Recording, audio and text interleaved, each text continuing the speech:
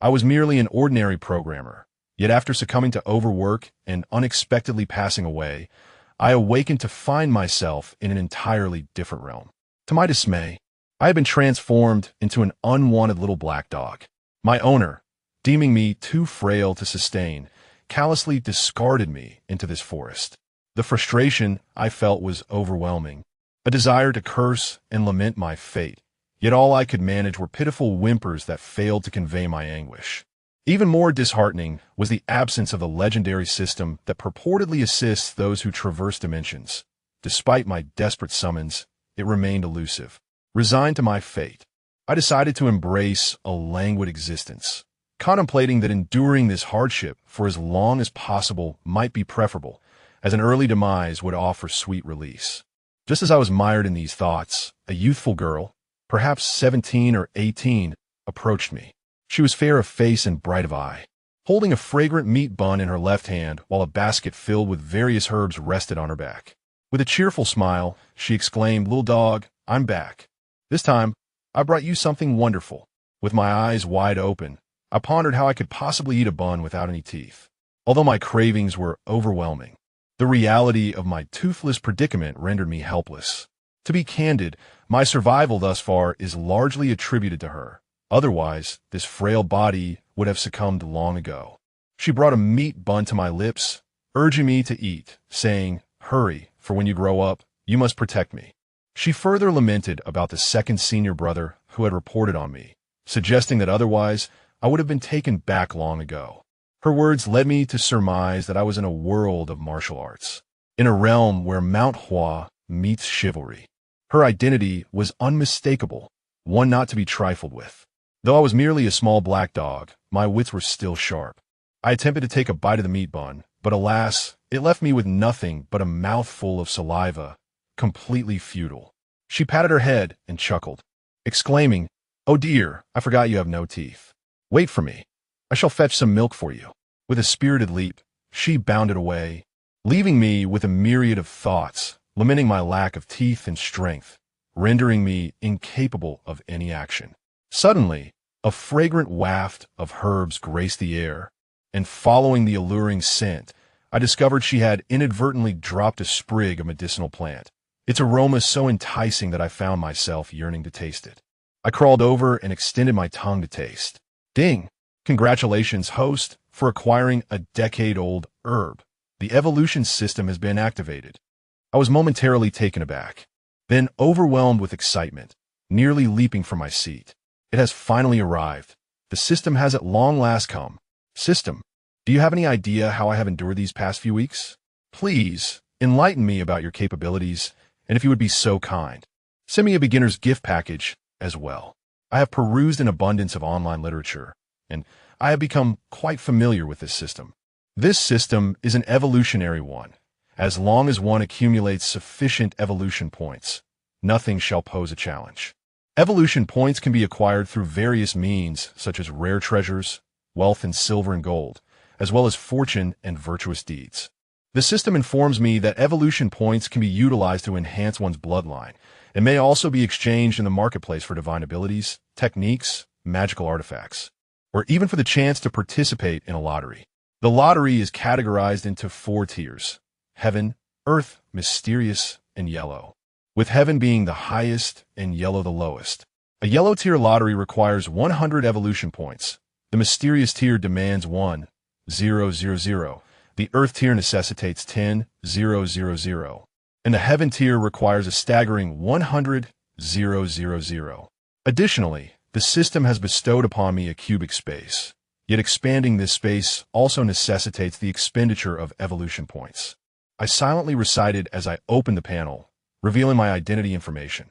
The host is I, named Mo Fong, with a hybrid bloodline rated at 100 points, devoid of any strength, lacking in techniques, divine abilities, and treasures, and possessing 0 evolution points.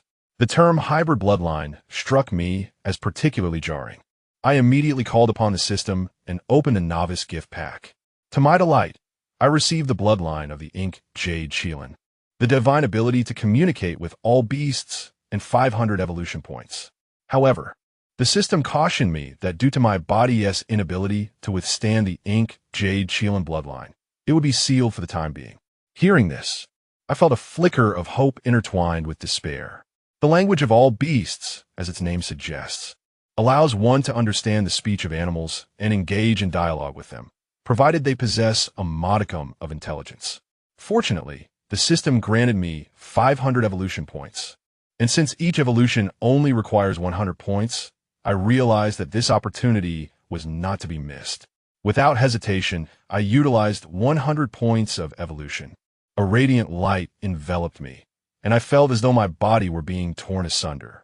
My fur transformed from a mottled hue to a deep, pure black, and even my tongue turned ebony. My length extended to 30 centimeters, and my weight reached 3 kilograms. Moreover, teeth sprouted within my mouth, enabling me to consume solid food at last. No longer would I have to rely on milk. As I silently opened the panel, I observed that my bloodline had transformed into the 5 black hounds, while the ink jade Qilin bloodline remained sealed. My strength had not altered, the techniques were still unassigned, and my divine ability was the language of all beasts. I had 400 evolution points remaining, which left me quite content. At the very least, my bloodline was no longer a hybrid. The 5 black hounds, with their fur, tongues, eyes, and the pads of their feet, all inky black, are said to be excellent for warding off evil and protecting the home. Contemplating this, I rose to my feet, deciding it best to depart. Otherwise, it would be troublesome if Lingyun returned to find me in this state. Indeed, I suspected that the girl was none other than Lingyun. I cannot allow others to discover my transformation, particularly as I lack the necessary strength. I must exercise caution, for this world is fraught with peril. In my current guise, I resemble a mere black dog. Who knows if someone might take notice and capture me to keep as a pet? Sigh, one must always remain vigilant against potential threats. After all, I have finally glimpsed a glimmer of hope. How could I allow myself to descend into the status of another's pet? I aspire to attain immortality and become a revered ancestor. I must not allow any tarnished history to linger. As I gazed upon the retreating figure of Lingyun, I silently vowed, Lingyun, I shall repay your kindness. I will not permit your destiny to remain shackled. With that resolve, I turned and chose a path, stepping into the forest with the intention of seeking ancient herbs on Mount Hua, striving to elevate my strength at the earliest opportunity. Chapter 2. The Lottery and Body Enhancement, surveying the lush woods surrounding him. Mo Feng decided that participating in a lottery would be prudent, considering his current physique. Entering the forest would likely result in his demise. Even a food delivery service would not treat its cargo so carelessly. Brother Tongzi, let me commence with a yellow-grade lottery. The panel within his mind began to flicker, and Mo Feng's expression brimmed with anticipation. Congratulations, host. You have received a premium pig bone, freshly acquired. Mo Feng's face darkened, though was naturally of a darker hue. He had not anticipated drawing such a trinket right from the outset. A pig bone? Regardless of its quality, would he even be able to gnaw on it? He promptly dismissed the thought. Such trivialities were inconsequential. What mattered was that he seemed to be experiencing a streak of misfortune. Nevertheless, the sole opportunity to enhance his strength lay within this method. Brother Tongzi, I beseech you, grant me something truly beneficial this time. Congratulations, host. You have received a comprehensive body enhancement. Mo Feng's small eyes instantly crinkled with joy. He had finally drawn something worthwhile. Suddenly, a warm current surged from the depths of his being, gradually flooding his limbs and brain. His body expanded rapidly, evolving into the size of an adult black dog, standing 40 centimeters at the shoulder and measuring 1 meter in length. His sense of smell sharpened, his teeth grew sharper, his limbs became robust, and his muscular definition reached perfection. His eyes sparkled with vitality, and his fur gleamed spectacularly, elevating his appearance to an impressive level. Overwhelmed with elation, Mo Feng finally possessed a measure of combat prowess. Feeling invigorated, he attempted a leap, propelling himself nearly 2.5 meters into the air with powerful thrust from his limbs. Curious about his newfound combat capabilities, he opened a system panel to assess his current strength. Host, Mo Feng, Bloodline. Black Dog 1000. Ink. Jade Chelan bloodline sealed. Strength. Adult dog combat power, still somewhat lacking. Cultivation method. And divine ability. Language of all beasts, treasure, and evolution points. 200 Mo Feng had grown accustomed to the system's evaluations. If he was deemed lacking, so be it. After all, he was merely a dog. While his combat power as an adult dog might be classified as inadequate in the martial world, survival was feasible as long as he remained cautious. With a sense of assurance, he ventured deeper into the Huashan Mountains in search of evolution points. Casting a final glance at his humble abode, Mo Feng transformed into a shadow and darted towards the heart of Huashan. Not long after his departure, Lingyun returned, having fetched milk, only to find Mo Feng missing. Alarmed, she began to search frantically. Ultimately, her efforts proved fruitless. She concluded that Mo Feng must have fallen prey to another animal and returned to the sect in sorrow to confide in her mother. The scenery of Huashan was exquisite, yet fraught with peril. Mo Feng had never ventured here during his previous life. He had not anticipated that his inaugural visit would be as a dog. In this animal realm of Huashan, as long as he remained prudent, he should encounter no significant troubles. After all, the Huashan school was stationed here, and they would not permit any ferocious beasts to linger near their vicinity. However, this situation presents a dilemma. The nearby medicinal herbs, aged and valuable, have all been harvested by the disciples of the Huashan sect. Currently, the most effective means for him to obtain evolution points is to seek out these aged herbs. Gold and silver are not viable options, at least not for Mo Feng in his present circumstances. Should he dare to pilfer such currency from the Huashan sect, it is likely that he would face dire consequences by nightfall, particularly with that so-called senior brother, Lingyun. Mo Feng harbors no feelings towards him, and the reasons for this sentiment are understood by those in the know. It appears that his only recourse is to venture deeper into the Huashan territory. Otherwise, it is uncertain when he might gather enough evolution points for his next bloodline evolution. As he delves deeper, the surroundings grow increasingly lively, filled with the sounds of various creatures. Mo Feng recalls his ability to communicate with beasts and seeks out a small bird perched on a branch to inquire about the location of precious herbs. "Dear bird, have you seen any rare medicinal plants nearby?" The little bird tilts its head in surprise at the sight of the black dog speaking its tongue. However, the bird lacks substantial intelligence and can only comprehend a fraction of Mo Feng's words. Mo Feng's lips twitch in mild frustration, prompting him to rephrase his question. "My feathered friend, do you know where I might find something fragrant?" Rare medicinal herbs often emit a medicinal aroma that is enticing even to animals. This time, the bird comprehends and takes flight. Shortly thereafter, it returns with a small insect, dropping it at Mo Feng's feet. Mo Feng thinks, well, to it, this insect must indeed be aromatic.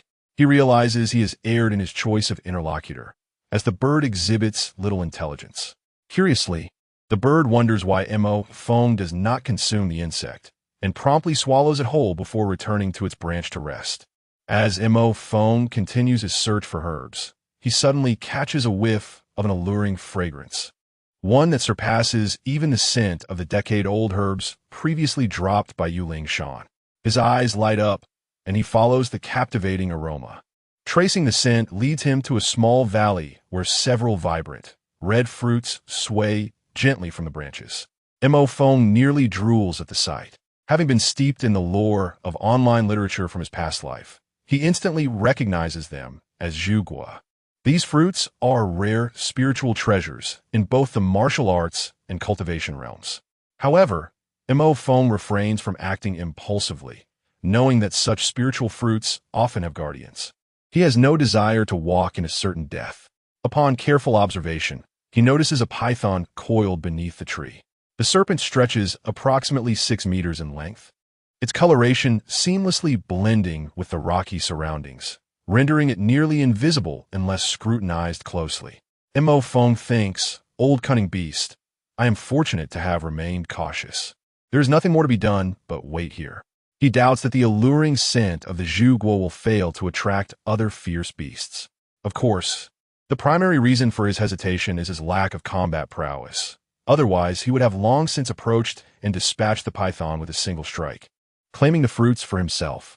Gazing at the 6-meter-long figure before him, and then at his own mere 1-meter frame, Mo Feng pondered that, being human in spirit, he ought to employ human wisdom to navigate this situation. Yet he found himself pondering the combat prowess of this python, how he wished he could ascertain its strength. Suddenly, a realization struck him. He was not devoid of resources, for he possessed a system marketplace. He decided to explore it for any relevant abilities. Upon examination, he indeed discovered an ability pertinent to his needs. Eye of Insight, capable of unveiling the fundamental information of living beings and objects, upgradable with evolution points. Priced at 200 evolution points. This ability conveniently aligned with his remaining evolution points. Chapter 3. The struggle between Eagle and Python, favoring Mo Feng without a moment's hesitation. Mo Feng made the purchase. With the Eye of Insight in his possession, he gazed once more, filled with both joy and trepidation. The 50-year-old Zhu Gua can significantly enhance a being's capabilities, nurturing the body and unlocking potential. The rock python, a third-rate expert, excels in its deadly constriction and possesses immense strength. This time, the system also provided information regarding the classifications and fundamental aspects of this world. It is a realm of martial arts, encompassing nations such as the Great Qin, Great Tang, Great Ming, Great Han, Great Song, Great Yuan, and Dali. Each nation is home to numerous sects, featuring martial heroes familiar from his past life, as well as those unknown to him. The realms are divided into 12 levels.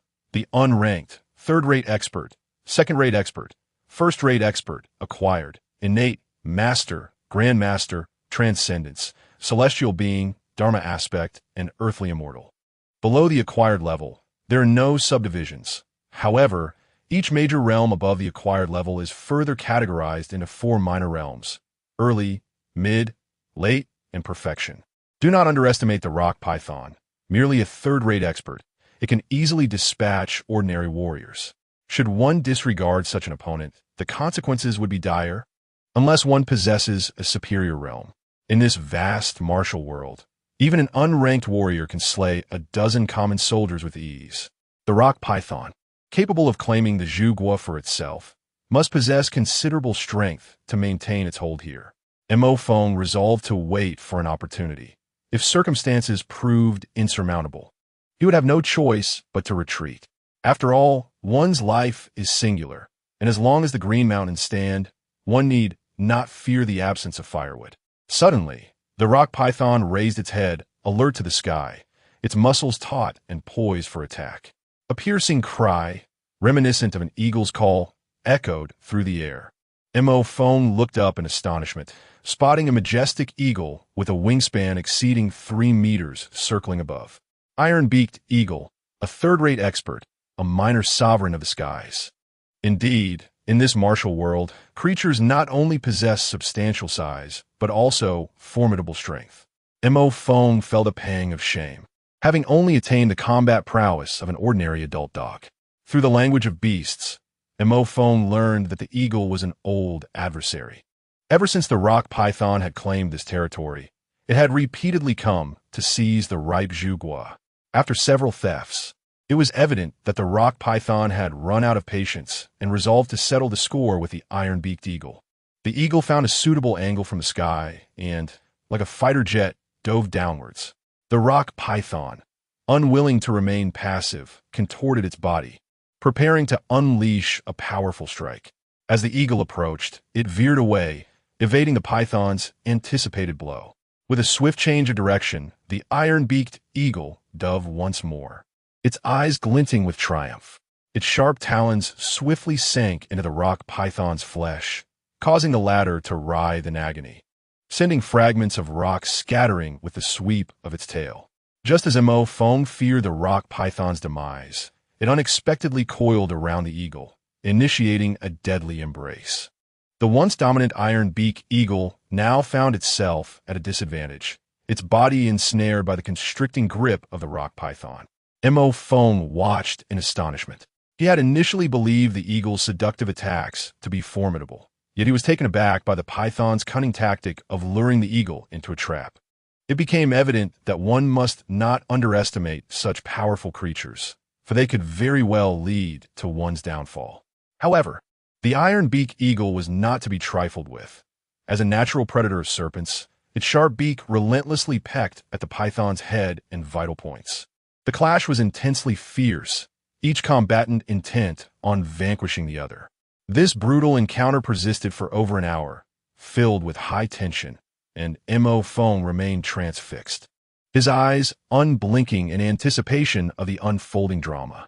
Ultimately, the eagle managed to crush the python's skull, leaving the creature's head lifelessly sprawled upon the rocks. Yet, the cost to the iron-beak eagle was equally severe. Its wings had been forcefully broken by the python, and its skeletal structure lay shattered, rendering it devoid of any chance of survival. Observing the stillness of both the eagle and the python, Mo Fong refrained from approaching immediately. Instead, he captured a small rabbit and tossed it towards them, testing if the eagle might feign death. After confirming the rabbit's well-being, he remained cautious, waiting approximately half an hour before approaching. Only after witnessing a final tremor from the eagle, confirming its demise, did he draw closer. Seeing the eagle's unblinking stare, Mo Fong mused, "Ah, you thought to deceive me." This encounter served as a stark reminder to Mo Fong. One must exercise utmost caution in all endeavors. Climbing the tree to reach the red fruits, he indulged in their sweetness. "Congratulations, host, you have gained 500 evolution points, 800. As he consumed the last 3 fruits, he decided to reserve them for later, intending to present them to Yu Lingshan as a token of gratitude for her care. Mo Fong believed in repaying even the smallest kindness with overwhelming generosity, while he would exact revenge for any grievances without delay. This venture proved immensely profitable. He had amassed a total of 5,000 evolution points. Even more thrilling was the transformation within him. The consumed fruits coursed through his body as a warm current, enhancing his strength. Host, Mo Fong. Bloodline, 5 black hounds, 1,000. Black jade Qilin bloodline sealed. Strength, unremarkable. Cultivation method, none divine ability. Language of all beasts. Eye of insight, treasure, none. Items, 3 red fruits, evolution points, 5,000. As for the allocation of these evolution points, Mo Fong planned to undergo another bloodline evolution before seeking a suitable cultivation method. However, this evolution required an hour of slumber, so he decided to explore available techniques. One glance at the system store revealed the black jade thunder scripture, yet the multitude of zeros in the price left him feeling dizzy. System, might we negotiate a segmented purchase? Considering the host's circumstances, the host can purchase the foundational aspects of the cultivation method. As Mo Fong rejoiced, he calculated that acquiring the cultivation technique for the next 2 days only required 3,000 evolution points. After purchasing the technique, true energy manifested within him, circulating through his meridians and completing a grand cycle. Although his realm did not elevate, Mo Fong sensed a subtle enhancement in his strength. As long as he diligently practiced the technique, a breakthrough to the 3rd-tier master realm was imminent. However, the most pressing concern now was to find a secure location to evolve his bloodline. Mo Fong discovered a cave, ensured it posed no danger, and blocked the entrance with a stone in his mouth before settling into a comfortable position to rest. System, commence evolution. Chapter 4, The Evolution of Bloodlines. The mountain guardian dog deep within Mo Fong. A renewed surge of warmth coursed through his limbs, this transformation surpassing even the initial evolution. His form expanded under the influence of an unseen force before contracting once more. The bones within him thickened and strengthened, while his internal organs underwent fortification, the heartbeat resonating within the cavern. An hour later, Mo Fong opened his eyes, his pupils deepening with an imposing aura emanating from him. Rising to his feet, he took stock of the changes in his physique. Firstly, his size had increased, standing at 1 meter tall and stretching 2 meters long. The contours of his muscles had become more refined. His fur now appeared more voluminous, and his teeth sharper, with a bite force rivaling that of a tiger. However, the most significant alteration was the emergence of white, mountain-shaped fur on his forehead, bestowing upon him an air of majesty, akin to that of a princely tiger. This latest evolution of his bloodline had also augmented his strength, elevating him from mediocrity to the realm of third-rate masters. Mo Feng regarded his current appearance with great satisfaction. Had this been in his past life, countless young women would have flocked to capture his image, a veritable influencer in the making. System. Open my panel to review my current data. Host. Mo Feng. Bloodline. Mountain Guardian Dog 3000. Bloodline of the Ink, Jade, Qilin Sealed. Strength, third-rate master. Skill, Ink, Jade, Thunder Scripture, Divine Ability. Language of all beasts. Eye of Insight, Treasure, none. Items, 3 vermilion fruits, evolution points, 1,000. Mo Feng grinned, finally possessing some measure of strength, yet he knew it was unwise to become complacent. In the martial world, many skilled individuals relish the notion of consuming dog meat, and encountering his exquisite form might tempt them to prepare a pot of boiling water. With 1,000 evolution points remaining, he resolved to use them immediately for a high-level lottery draw. Dear System, may fortune favor me with a splendid prize. Congratulations, host. You have drawn the iron skin copper bones. Henceforth, you shall be impervious to blades and arrows. Mo Feng's eyes sparkled.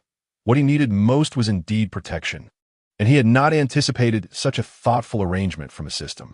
Now endowed with this strength, he no longer needed to feign humility. He was the king of this mountain. With the Eye of Insight, Mo Feng discovered numerous precious herbs deep within the terrain, and before long, he found himself at the edge of the area.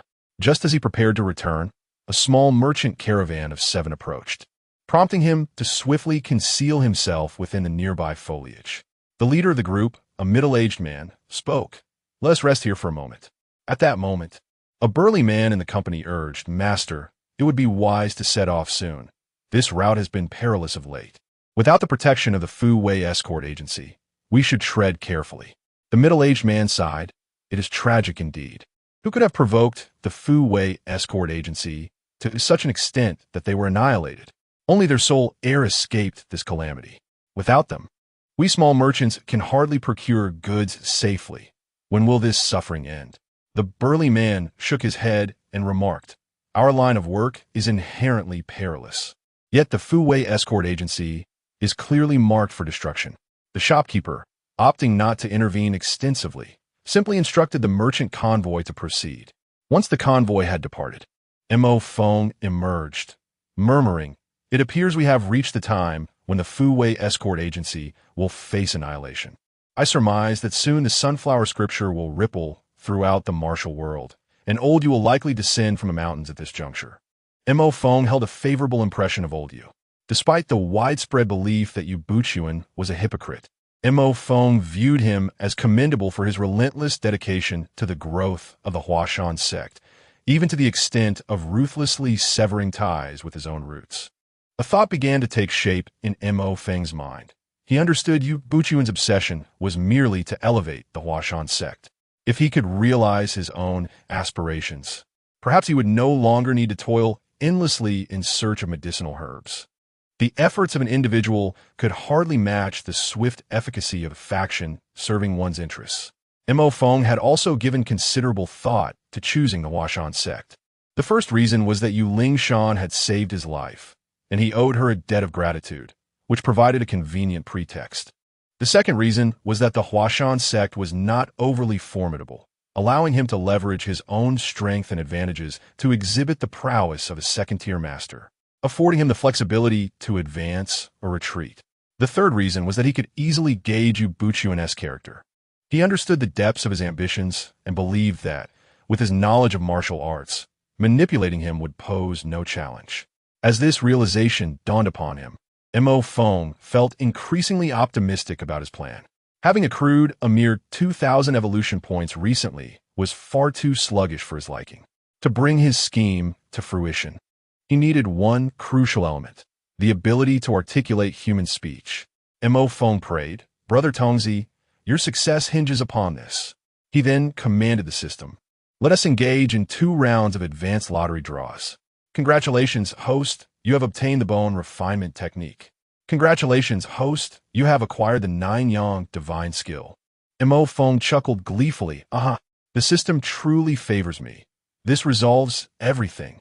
After claiming his rewards, he felt a tickling sensation in his throat. Moments later, as the sensation subsided, he attempted to utter a few words. I'm a magnificent one. Ha ha ha. I can finally speak human language. Mo Feng jubilantly bounced around, reveling in his excitement. His plan had materialized, and he was fully prepared to proceed to the Huashan sect for the next phase. His figure darted swiftly through the woods, akin to a bolt of black lightning. Not long after, propelled by his utmost effort, he arrived at the Huashan sect. Under the cover of night, he approached Yu Lingshan's quarters. Little girl, wake up quickly, and come find me at the back mountain once you do. Awakened from her slumber, Yu Lingshan instantly inquired, who is it? Upon opening the door and witnessing a shadow swiftly vanish, she initially presumed a thief had intruded, and her curiosity was piqued, prompting her to pursue. This was Huashan, after all. She felt no fear. Upon reaching the back mountain and discerning Mo Feng's presence, she exclaimed, "What a large black dog!" Mo Feng replied, "Little girl, do you still remember me?" Upon hearing Mo Feng speak, Yu Lingshan's eyes widened in disbelief, and she promptly fainted. Montauk Feng. No way, is she really that timid? He gently patted Yu Lingshan with his forelimb, and upon regaining consciousness, she gasped, her mouth agape in preparation to scream. Mo Feng hurriedly stuffed a fruit into her mouth, reassuring her, "Do not scream. I am that little black dog." Yu Lingshan's eyes reflected confusion.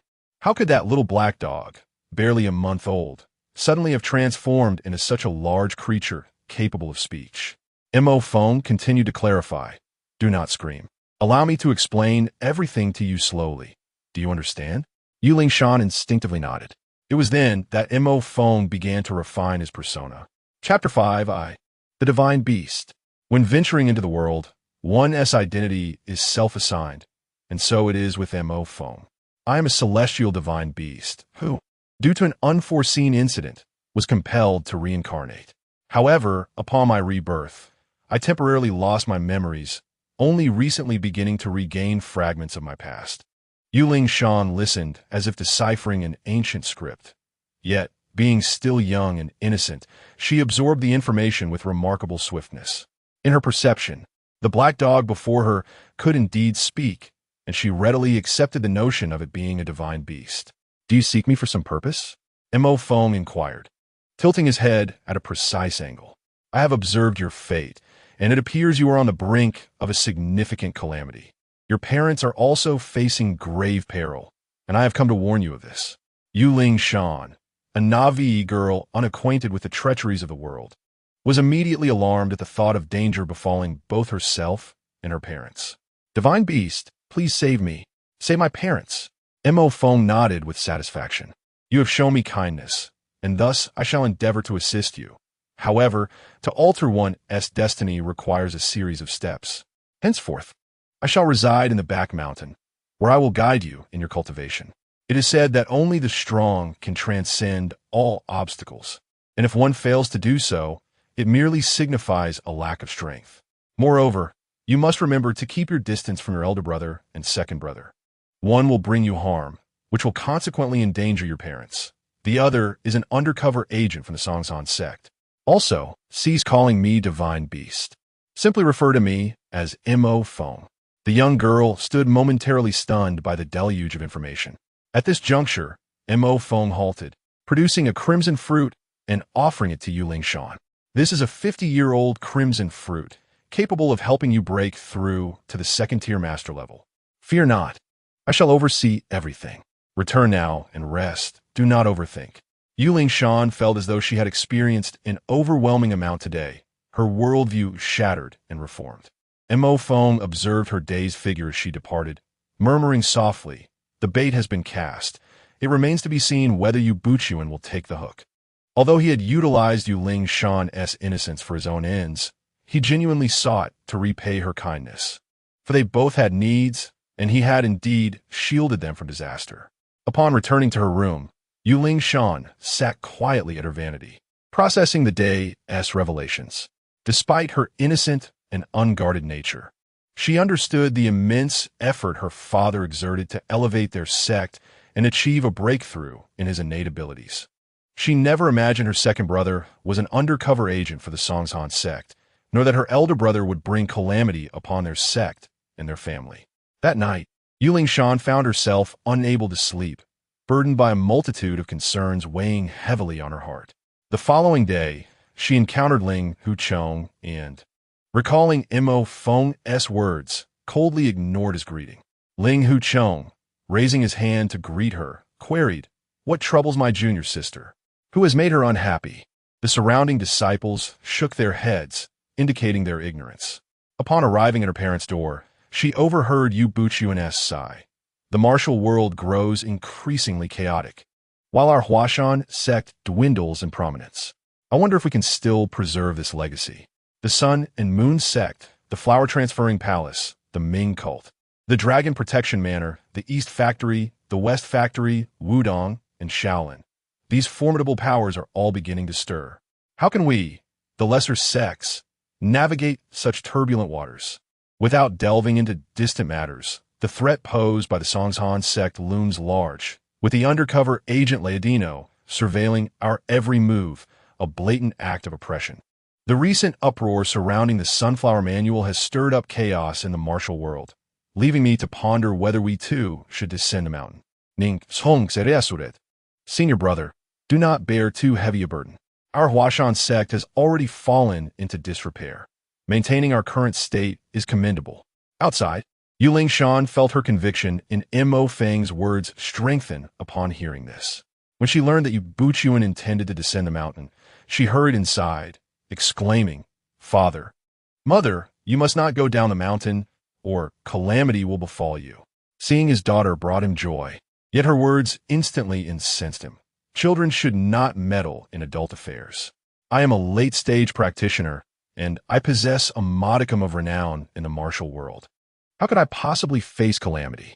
Lingyun, anxious that her father disregarded her warning, insisted, but Mo Feng said so. His words are true, and he even informed me that second senior brother is an undercover agent of the Songhan sect. Yu Buchuan's expression shifted dramatically, his brow furrowing as he demanded, "Who is Mo Feng?" His tone carried a hint of menace, suspecting someone was scheming against him through his daughter. With pride, Lingyun replied, "Mo Feng is a black dog, the reincarnation of a celestial beast, and he is even guiding me in my cultivation." At this, not only Yu Buchuan was taken aback, but Ning Zhongze too wore an expression of disbelief. Observing her parents' skepticism, Lingyun produced a red fruit, declaring, "Look, this is a gift from Mo Feng." Yu Buchuan took the fruit, astonished, a 50-year-old red fruit. Such a rare herb, especially one of this age. There is none like it in our Huashan sect. However, he remained unconvinced. A talking dog was too far-fetched to believe. Yet, he did not expose her deception. Instead, he decided to accompany his daughter to meet this so-called celestial beast. As night fell, Lingyun made her way to the back mountain as agreed. However, unease crept in. Having revealed Mo Feng's identity, she worried he might hold it against her. Behind her, Yu Buchuan and Ning Zhongze shook their heads, as if to say their daughter had been thoroughly deceived. From a distance, Mo Feng spotted Lingyun and, upon seeing Yu Buchuan and Ning Zhongze trailing behind her, smiled. His bait had finally lured Yu Buchuan, and a promising future was about to unfold. Upon reaching their destination, Lingyun called out for Mo Feng. Emerging from the shadows, Mo Feng exuded the formidable presence of a mountain guardian dog. Yu Buchuan, astonished, had not anticipated that Mo Feng was indeed a black dog of such impressive size, exuding an extraordinary aura. Lingyun, feeling embarrassed, apologized to Mo Feng, "I am sorry." And Mo Feng, in a serious tone, replied, "It is of no consequence. You are my benefactor, and this is but a trifling matter." With Mo Feng speaking, Yu Buchuan and Ning Zhongze were left utterly speechless. This black dog had truly begun to converse. Lingyun gazed at the astonished expressions of her parents and couldn't help but chuckle, still in disbelief herself, as if she were the one taken aback. After a considerable pause, Yu Buchuan finally came to terms with the transformation of his worldview. His eyes gleamed with fervor. Before him lay a divine beast, a remarkably robust leg presented for embrace. According to his knowledge, even the fiery Qilin of the Han dynasty could not articulate human speech. He had indeed struck gold. The Huashan sect was saved, and the revitalization of the Huashan sect was no longer a mere dream. With cupped hands, he proclaimed, "I am Yu Buchuan, the master of Huashan, and I pay my respects to the divine beast." Chapter 6. Yu Buchuan, as you say, so shall I do. Mo Feng nodded. Master Yu, there is no need for such formality. You need not address me as divine beast. Simply call me Mo Feng. Yu Buchuan's eyes glimmered with fervor as he responded. It is indeed an honor for our Huashan sect to be in the presence of a divine beast. I shall refer to you as Master Mo, given the desolation of these back mountains. Would you care to reside in our Huashan sect's palace? Although we may not be a grand sect, we can certainly spare a palace room. A flicker of discomfort crossed Mo Feng's lips at the title Master Mo, which seemed reminiscent of Demon Lord. He decided not to dwell on it. As for residing in the palace, he too yearned for a more civilized environment, for who would wish to linger in such wilderness? However, his current prowess was insufficient, being merely a third-rate expert. He lacked the adequate means for self-preservation and could only bide his time. Master Yu, you are too kind. I am not yet suited to be exposed to the public gaze, and I require a tranquil place to commune with my ancestor. Mo Feng fabricated an ancestor to dissuade any ill intentions from the old Yu. After all, the man was capable of drastic measures, and Mo Feng was not inclined to gamble with human nature. With the facade of an ancestor, he believed that Yu Buchuan would lack the audacity to harbor any nefarious thoughts. As expected, Yu Buchuan became even more respectful. The difference between having backing and being unaccompanied is vast, especially upon learning that Mo Feng had only recently regained his memories. Being a perceptive individual, Yu clasped his hands together and declared, "If there is anything that Master Mo requires from our Huashan sect, please do not hesitate to command us. Whatever is within our capability, we shall assist. For that which is beyond our reach, we shall endeavor to find a way." A smile graced Mo Feng's lips, indeed. Choosing the Huashan sect had been a wise decision, for Yu was astute. Clearing his throat, he stated, "I have only recently regained my memories and require certain items to expedite my recovery. Various aged medicinal herbs, treasures of heaven and earth, silver, gold, and rare minerals would suffice. Of course, I shall not take these from you without recompense. Here are 2 Zhu fruits and a martial art manual, and I will also share with you an opportunity." With a mere thought, 2 Zhu fruits and a martial arts manual appeared before him, further astonishing Yu Buchuan. His pupils widened in disbelief. These items had seemingly materialized from thin air. Upon focusing on the manual, his face flushed with excitement as he exclaimed, "Master Mo, could this be the 9-yang divine art practiced by the leader of the Ming sect, Zhang Wuji?" Mo Feng replied with nonchalance, "A divine art? I merely stumbled upon this manual and decided to keep it as it piqued my interest." Observing Mo Feng's calm demeanor, Yu Buchuan marveled internally. Indeed, he was a divine beast. It was astonishing that the renowned 9-yang divine art was merely a casual find, which aligned perfectly with the prestige of a divine beast. Mo Feng continued, "There exists a sealed cave near the Cliff of Regret, within which lie the sword techniques and martial arts of the 5-mountain sword sect, as well as those of the Sun and Moon holy cult. Retrieving them will enhance your sect's strength. Additionally, I shall give you another piece of information. Your master uncle, Feng Qingyang, is also hidden there, possessing mid-stage innate cultivation."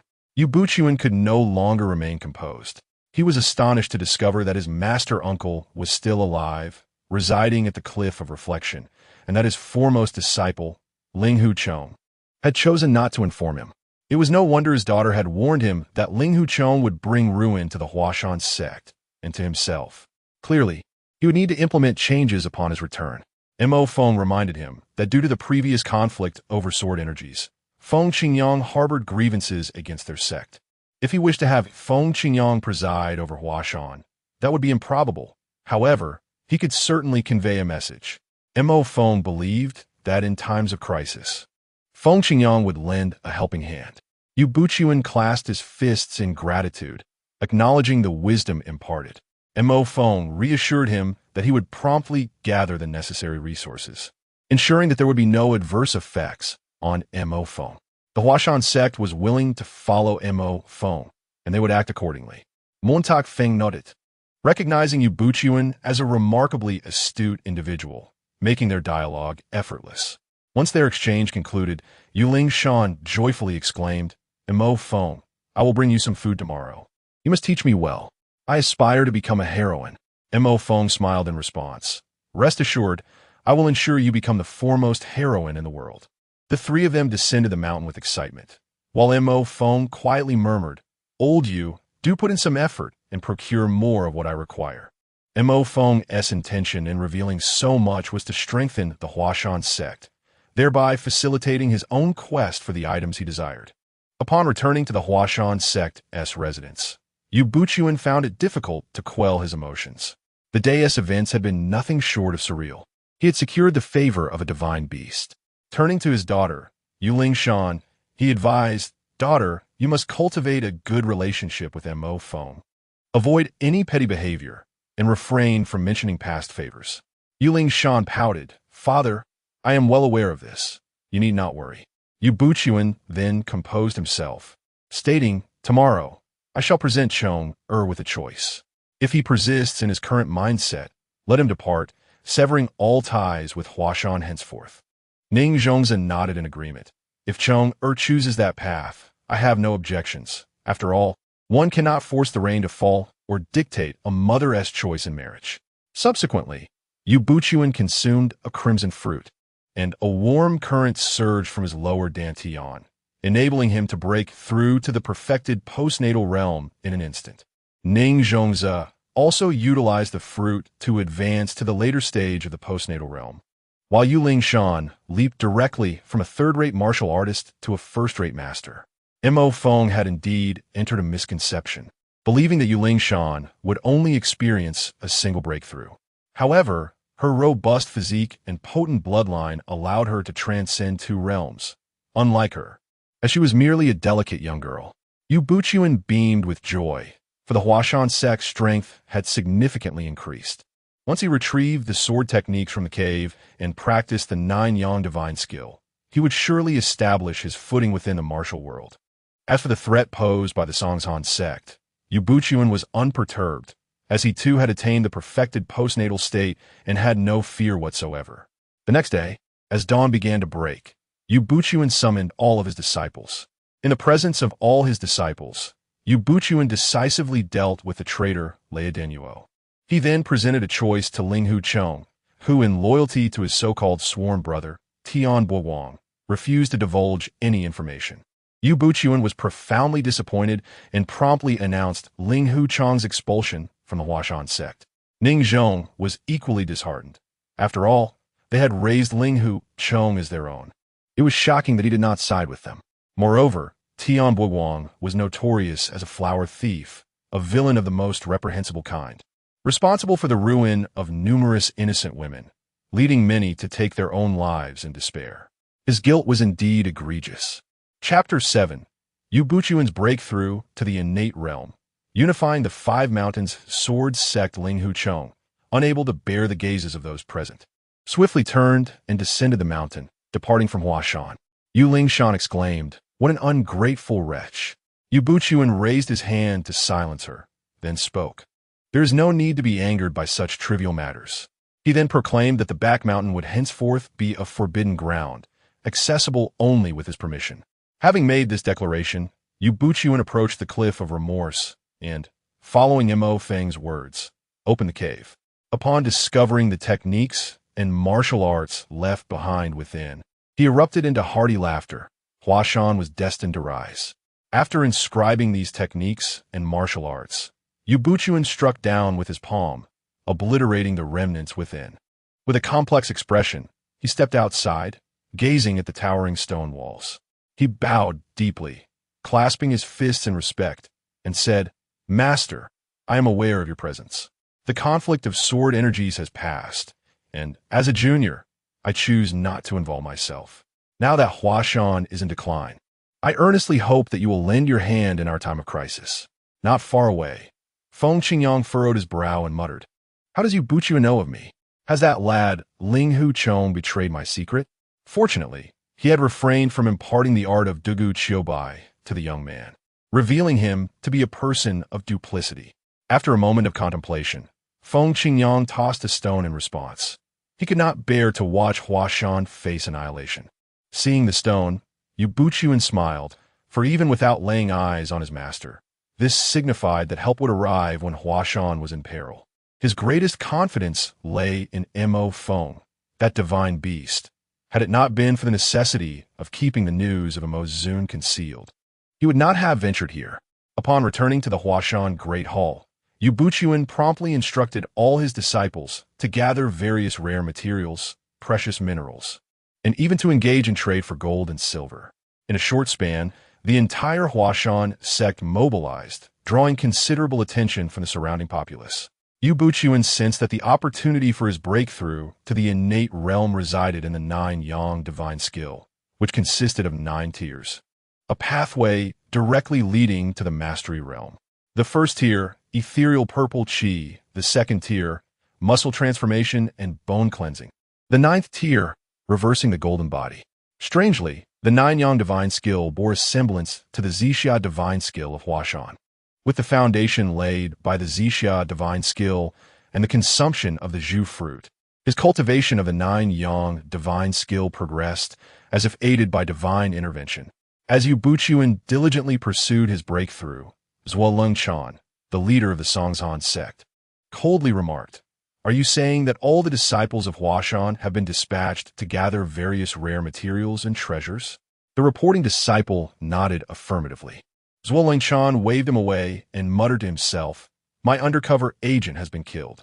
Now, with Yu Buchuan amassing such treasures, is he truly preparing for a desperate attempt to break through to the innate realm?" Realizing the implications, he grew anxious. He too was at the perfected postnatal realm, and should Yu Buchuan succeed in his breakthrough first, his ambitious dreams would shatter. Summon the others. From this moment forth, we of the Songzhan sect shall also send disciples to collect various rare materials and treasures. As the Songzhan and Huashan sects took to the field, the Hengshan, Taishan, and Hengshan sects of the 5 Mountain Sword Alliance could no longer remain passive. It is a rare occurrence for one to ascend to the position of sect leader without possessing remarkable acumen. Each leader discerned the mutual desire to transcend the innate realm, prompting them to dispatch their disciples. The mobilization of the 5 Mountains Sword Alliance inevitably stirred many surrounding forces into action. Although the leaders of the 5 Mountain Sword Alliance were all in the acquired realm, a status not particularly formidable in the martial world, their collective movement wielded significant deterrent power over nearby factions. Consequently, news of the 5 Mountain Sword Alliance was placed before the tables of various influential entities. At the Longhu Mountain Villa, the iron-bowled God Marquis perused the information gathered on the first-rank Haitang and remarked, "It appears the 5 Mountain Sword Alliance is intent on achieving a unified transcendence." He then lightly tapped his fingers on the table, adding, "For now, let us observe. Should anyone genuinely attain the unification of the 5 Mountain Sword Alliance, make contact and encourage them to join the Longhu Mountain Villa." The master of the Yihua Palace, Yao Yu, expressed her disdain, dismissing the news entirely. Her consummate mastery rendered such matters beneath her notice. Similarly, Dongfeng Bubi of the Sun and Moon Divine cult remained indifferent, as his late-stage mastery assured him of no fear from the 5 Mountain Sword Alliance. Numerous great powers paid little heed, considering the unification of the 5 Mountain Sword Alliance as merely a second-tier force, thus not warranting excessive concern. Within the Grand Hall of Huashan, Yu Buchuan let out a long roar, his immense true energy surging forth as purple aura enveloped him. "Ha!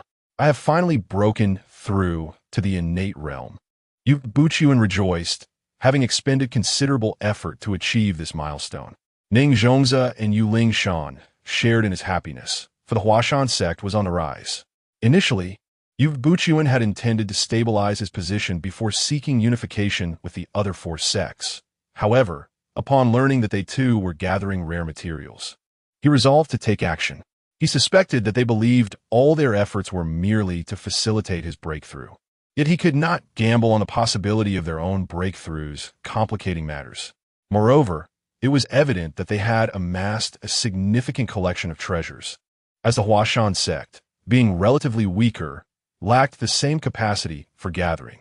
If he could seize these resources for Mo Zun, he would surely earn his esteem. What was innate mastery? As long as he could secure Mo Zun's favor, the legendary realm of earthly immortals might soon be within reach.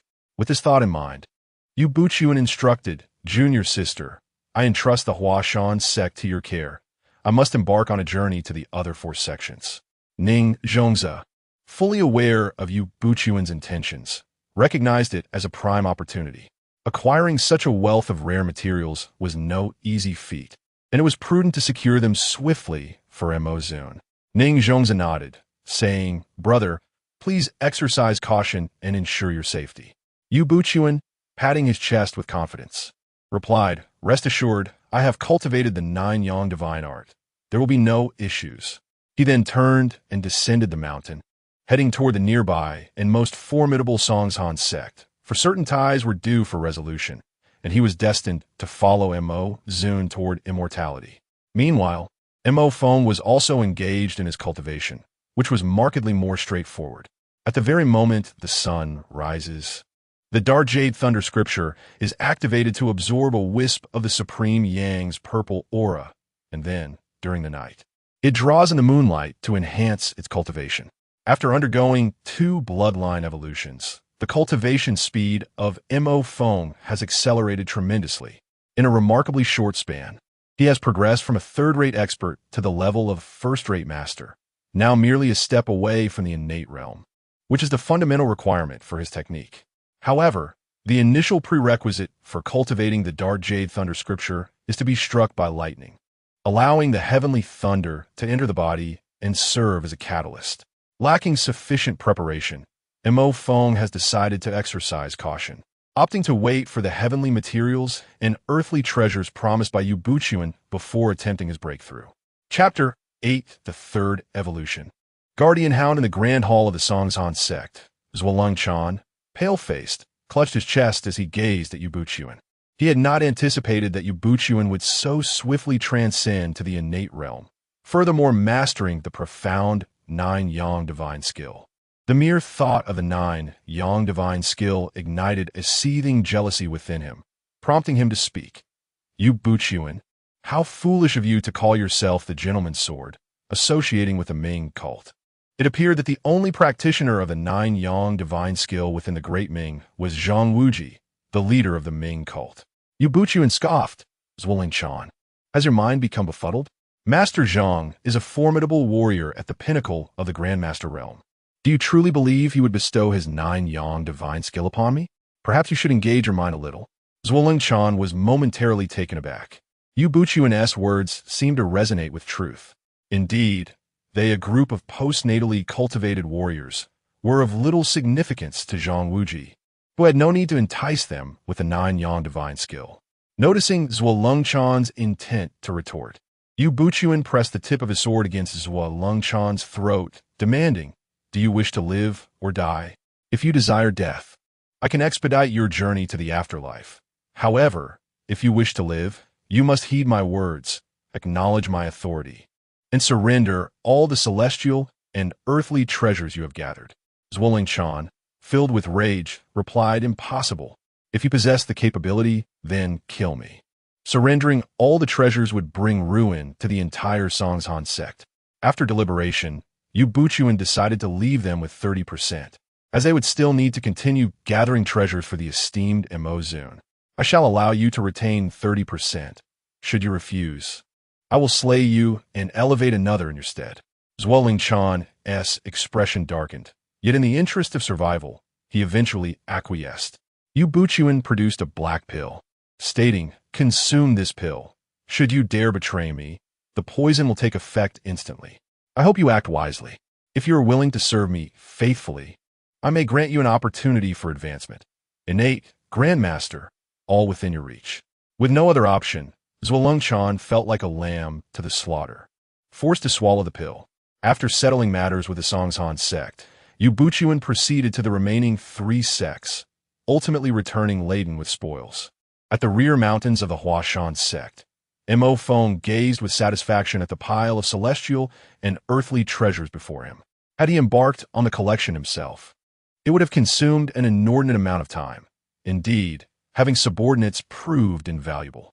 Upon returning to his newly established cave, Mo Feng sealed the entrance and prepared to first break through to the postnatal realm before embarking on bloodline evolution. Through diligent cultivation, his aura surged, successfully propelling him into the early stages of the postnatal realm. He then exchanged all the treasures before him for evolution points. Upon seeing 30,000 points on the panel, Mo Feng was exhilarated, exclaiming, "I have struck gold. System, commence evolution immediately." The ensuing commotion was considerable. The system's multicolored brilliance illuminated the entire cave, coalescing into a radiant sphere. Outside, Yu Buchuan, standing guard, was equally astonished by the colorful light emanating from the crevice, remarking, "Indeed, a divine beast. Such a spectacle is remarkable." As the glow subsided, a shadow, roughly the size of a Siberian tiger, emerged. Externally, Mo Feng appeared unchanged, save for a notable increase in stature. However, his eyes bore an unfathomable depth. To meet his gaze was to destabilize one's very soul. An aura of formidable intimidation enveloped him at all times. Any outsider who dared to glance too long would feel their spirit waver. This time, his evolved bloodline was known as the soul-suppressing hound, a mystical beast capable of subduing the presence of ghosts. Upon glancing at his remaining 27,000 points, he realized it was insufficient for the next evolution, which required a staggering 50,000 points, as if this moment stood on the precipice of a critical transition. Without hesitation, Mo Feng decided to spend 10,000 points on a terrestrial level lottery. System, initiate a terrestrial level lottery. Congratulations, host. You have acquired a growth-type magical artifact, Qilin Seal. A large seal of obsidian hue hovered before Mo Feng. Following the system's guidance, he squeezed a drop of blood onto the Qilin Seal, instantly forging a connection with it. After absorbing the information, a broad smile spread across his face, brimming with joy. The current ability of the Qilin Seal was to enlarge to the size of a house, capable of crushing adversaries. Additionally, the seal was indestructible, impervious to any weapon or individual within the realm of comprehensive martial arts. What delighted him further was the knowledge that the Qilin Seal would evolve alongside his growth, automatically acquiring new capabilities. Mo Feng commanded the Qilin Seal to shrink and withdrew it into his body for nurturing. Next, Mo Feng glanced at his status panel and resolved to utilize his remaining evolution points to enhance his supernatural abilities. Beast Tongue, King of Beasts, Eye of Insight, Heavenly, Eye Bronze Bone, Iron Skin, Indestructible Body. Upon witnessing the enhancements to his abilities, a grin spread across Mo Feng's face. The Beast Tongue had evolved into the King of Beasts. It is said that dragons reign over the scaled kin, phoenixes over the avian tribe, and Qilins over the terrestrial beasts. He too, as the King of Beasts, held his own merit. This supernatural ability encompassed the power to communicate with animals and command all creatures of the earth, barring a few exceptional beings, such as the fire Qilin of Lingyun Cave. The Eye of Insight had advanced to the Heavenly Eye, allowing him to perceive information in greater detail, including the ability to see through illusions, with its greatest utility being the ability to detect vulnerabilities. The Bronze Bone, Iron Skin had evolved into the Indestructible Body, significantly enhancing his defensive capabilities. Even those at the peak of innate perfection would find it impossible to breach his defenses. Furthermore, his cultivation had ascended to the level of postnatal perfection, merely awaiting the opportune moment to invite the thunder into his body to cultivate the obsidian thunder scriptures. Host, Mo Feng, Bloodline, Soul-Suppressing Hound 50,000, Obsidian Qilin Bloodline Sealed. Strength, Postnatal Perfection, Cultivation Technique, Obsidian Thunder Scriptures, Supernatural Abilities, king of beasts, heavenly eye, indestructible body, magical artifact, Qilin seal. Items, none. Evolution points. 200. Mo Feng was exceedingly pleased with his current panel data. He was no longer a mere weakling, possessing at least the power for self-preservation. Although he was merely at the level of postnatal perfection, his combat prowess rivaled that of early-stage masters, a testament to the capabilities granted by his bloodline. And this was before even cultivating the obsidian thunder scriptures. Once completed, his strength would undoubtedly soar even higher. As Mo Feng stepped out of the cave dwelling, a formidable aura emanated from him, spreading in all directions. Outside, Yu Buchuan, who was guarding Mo Feng, widened his eyes, momentarily forgetting to greet him. Astonishingly, the stature of the revered Mo Zun had grown even larger, and the sense of oppression he exuded was more terrifying than ever. Although Yu Buchuan had felt pressure before, it was nothing compared to today. A mere glance made him feel as though his very soul might depart from his body. Realizing the gravity of the situation, Yu Buchuan quickly cupped his hands in respect and exclaimed, "Congratulations, Mo Zun, on ascending to a higher level of strength." Mo Feng gestured for him to refrain from such formalities, for he regarded Yu Buchuan as one of his most trusted subordinates. Utilizing his celestial vision, he observed Yu Buchuan's physique and discerned several minor issues within. Chapter 9. Cultivating the Ink Jade Thunder Scripture, frightening Feng Qingyang with just a few words of encouragement. Yu Buchuan suddenly found his path in martial arts illuminated with newfound clarity. In response to Yu Buchuan's flattery, Mo Feng deemed him a competent subordinate, sketching grand visions for the future, knowing that there would be time to fulfill them later. He urged Yu Buchuan to intensify his efforts in gathering rare treasures of heaven and earth, as well as various items that could be exchanged for evolution points.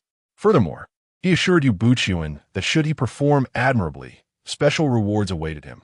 Transcending to a higher realm would not be an issue. After all, he had the system marketplace at his disposal, where he could conveniently sell some of the evolution points they provided. Since his bloodline had evolved into that of the soul-guarding hound, Mo Feng had grown increasingly sensitive to the energies of the world around him. Sensing the atmospheric conditions near Mount Hua, he declared that a torrential downpour was imminent by noon the following day. He instructed that no one should venture into the back mountain during this time, to avoid unwarranted calamities. Yu Buchuan took heed of the command, assuring that as long as he was present, no one would disturb Mo Feng's cultivation. Returning to his cave dwelling, Mo Feng began to nurture his body, accelerating the flow of his vital energy to maintain constant vitality. For a moment, the entire cave resonated with the sound reminiscent of surging rivers. The sun rose and set, and before long, it drew closer to the midnight hour. The sky above Mount Hua was shrouded in dense clouds, with fierce winds howling, bending trees almost to the ground. Mo Feng opened his eyes, his profound gaze emanating a glimmer that made others hesitant to meet his stare. He strode purposefully from his cave to the highest point of the back mountain, his hair billowing wildly in the gale. At this moment, he had pushed his vital energy to its limits, wisps of white vapor rising from his body. The sky, heavy with clouds, created an oppressive atmosphere. With a resounding crack, thunder erupted, followed by a flash of lightning illuminating Mount Hua. Mo Feng tilted his head skyward, waiting for the opportune moment when the thunder would be at its peak to draw the lightning into his body. On the mountainside, Yu Buchuan, Ning Zhongze, and Yu Lingshan stood, observing Mo Feng at the summit. Yu Lingshan, apprehensive of the celestial fury, asked, "Father, what is Mo Feng cultivating? Could it be dangerous?" Yu Buchuan rolled his eyes, pondering how he could possibly know the methods of a divine beast cultivation. As for the dangers, he was equally uncertain. He could not simply rush forward to find out. At that moment, the thunder in the heavens grew ever more intense, and torrential rain began to pour, with rolling thunder amplifying the terror of the storm. The three quickly enveloped themselves in their internal energy to shield against the deluge. It was then that they witnessed an unforgettable spectacle. Mo Feng let out a roar so deep and penetrating that it bore no resemblance to a canine's bark. Rather, It echoed like a ferocious tiger in the depths of the mountains, unfazed by the rain drenching his fur. The collision of his vital energy with the raindrops formed a mist that obscured his figure. As Mo Feng initiated the ink jade thunder scripture, it seemed as though the lightning in the sky had found its mark. As bolts of celestial thunder rained down, they transformed the sky into a dazzling spectacle of fiery blossoms. Yuling Shan's eyes widened in astonishment, her hand instinctively covering her mouth. Lao Yu appeared dazed, the echoes of Mo Feng's warning still resonating in his ears, advising against venturing into the back mountain to avoid unwarranted calamity. Yet, this was no mere misfortune. It was a matter of saving a life, a circumstance that would have led to immediate demise in the past. The sheer terror of the spectacle was overwhelming, its reverberations reaching every corner of the Huashan sect, drawing the attention of numerous villagers at the foot of the mountain, who braved the torrential rain to gaze upward. In the fleeting illumination of the thunder, one could even faintly discern Mo Feng's silhouette. Especially resonant was Mo Feng's earlier roar, which had echoed around him, leaving everyone in attendance shaken. Yu Buchuan could only manage a wry smile. Such a tumult would surely be difficult for Huashan to conceal for long. Although he had recently reached the early stage of innate mastery and had a senior uncle at the mid-stage of innate mastery on the thought-reflecting cliff, he still felt powerless against certain individuals of the martial world. To speak of the distant threats was unnecessary. Even the Ming government, closely intertwined with their affairs, posed an undeniable challenge. Unbeknownst to Yu Buchuan, his uncle, Feng Qingyang, was rendered speechless by fear. As a mid-stage innate master, he had sensed Mo Feng's overwhelming presence the moment he unleashed his oppressive aura. Initially, he had thought a formidable expert had arrived at Huashan, but only with the thunderous roar did he recognize Mo Feng's existence. He witnessed the lightning strike Mo Feng, and to his astonishment, the latter emerged unscathed, albeit charred and devoid of hair. In a fit of exasperation, he lamented, "This young rascal, Yu Buchuan, has brought such a terrifying entity here. He intends to bring about my demise." At that moment, Mo Feng was engulfed in excruciating agony. Inviting the celestial thunder into his body was no trifling matter. The lightning left him with wounds that felt akin to torture. Had it not been for the continuous refinement of the heavenly thunder scripture, he might have thought his end was nigh. As the dark clouds dispersed and the rain ceased, Mo Feng struggled to rise, his body now devoid of hair, replaced by delicate scales. He felt an itch atop his head, as if something was poised to emerge. Occasionally, flashes of lightning danced across his body, endowing him with an imposing presence. Overall, his form was evolving towards that of a Qilin. Although this phase of cultivation did not grant Mo Feng a breakthrough to the consummate postnatal realm, his combat prowess had indeed elevated once more, rendering him unafraid even in the face of a master at the pinnacle of their strength. Regrettably, he had completed the postnatal portion of the heavenly thunder scripture.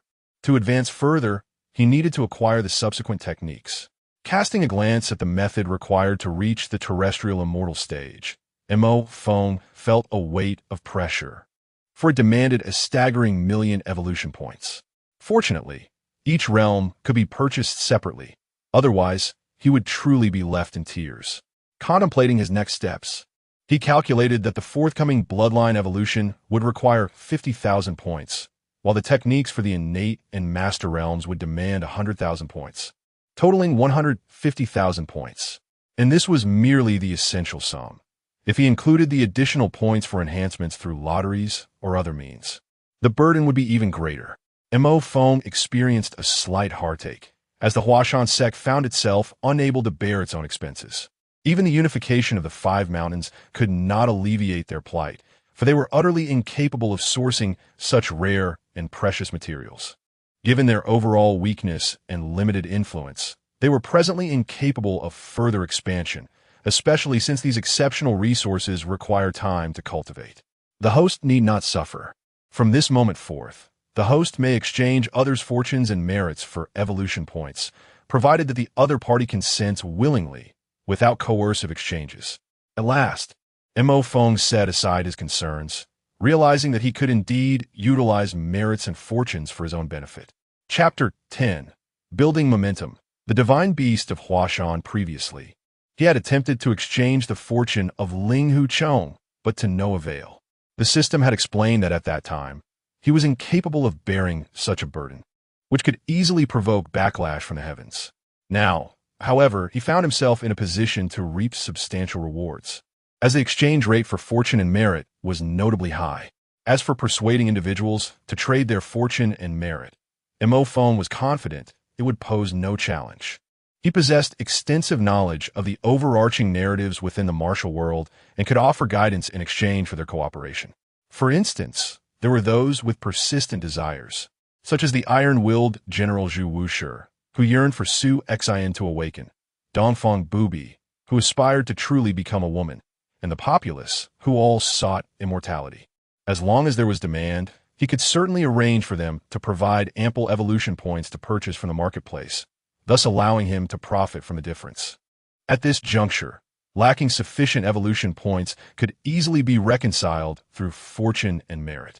Contemplating this, Mo Feng smiled, envisioning a promising future ahead. Yu Buchuan sought an audience with Mo Zun.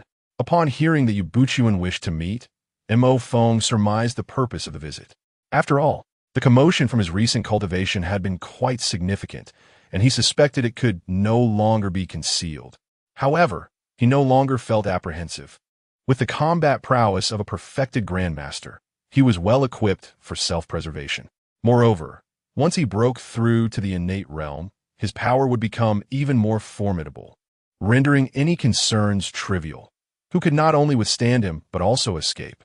He allowed Yu Buchuan to enter, and with a playful smile, he was surprised to see Feng Qingyang had also arrived. Feng Qingyang, mid-innate cultivation, disciple of the Huashan sword sect, Yu Buchuan's master uncle, with 20 strands of fortune. Yu Buchuan, early innate cultivation, leader of the Huashan sect, with 30 strands of fortune. Ning Zhongze, late acquired cultivation, Yu Buchuan's wife, with 16 strands of fortune. Yu Lingshan, first-rate expert, daughter of Yu Buchuan, with 12 strands of unstable fortune. At this moment, the information provided by the Heavenly Eye was exceedingly detailed. Merit was a rare commodity that need not be mentioned. Fortune, on the other hand, is innate to every individual from birth and is not fixed, fluctuating with environmental influences and personal actions. According to the system's classification, they all belong to the noble tier of fortune. Fortune classification: 1 to 10 strands for ordinary individuals, 10 to 50 strands for nobility, 50 to 100 strands for princes and ministers, 100 to 500 strands for emperors, 500 to 1,000 strands for the children of national fortune, and above 1,000 strands for those of heavenly destiny. In summary, fortune can change based on individual actions. Performing good deeds enhances one's fortune, while malevolent acts diminish it. When one's fortune reaches 0, their fate is sealed, often leading to their demise. In the original fate, Yu Buchuan was destined to surpass Feng Qingyang in later stages of cultivation. Hence his fortune was greater than Feng Qingyang's. As for Yu Lingshan's instability, it stemmed from Mo Feng's existence. She was his savior. Thus her fortune fluctuated accordingly. At this moment, the four were even more astonished by the changes within Mo Feng. He now towered larger than a fierce tiger, exuding an overwhelming aura of vitality, standing as imposing as Mount Hua. Yu Buchuan, gathering his thoughts, clasped his hands and said, Mo Zun, your news is likely no longer concealed. Mo Feng replied, It matters not. I am fully capable of managing it. What you must do now is to fervently proclaim my existence. You have done much for me, and I shall not neglect you. You may exchange various rare materials or fortunes here for whatever you desire. Remember, for everything, I shall extend preferential treatment to you. It is nearly impossible for others to receive such favors from me. Yu Buchuan trembled with excitement, his heart brimming with joy. He had finally caught the attention of Mo Zun, and all his efforts had not been in vain. Mo Feng, will our loss of fortune and merit have any repercussions? Yu Lingshan inquired hesitantly. Mo Feng nodded. There will certainly be some impact, but all can be remedied. For now, set aside thoughts of merit, for you possess none. As for fortune, a reduction may lead to misfortune and unpropitious endeavors. Yet fortune is not immutable. It can be replenished through good deeds. Committing wrongful acts will taint your fortune, so do not worry on that front. Furthermore, you Buchuan, you hold the authority to manipulate the sex fortune. Upon hearing that none of the four possessed merit, Yu Lingshan pouted and murmured, "That shouldn't be. I have done many good deeds." Mo Feng chuckled and shook his head. Merit is not easily attained. A kind heart is merely the foundation. To truly acquire merit is a daunting task. For instance, as a healer, if you dedicate your life to saving countless lives, you will accumulate merit. Your significant contributions to human civilization or to the cosmos will also yield merit.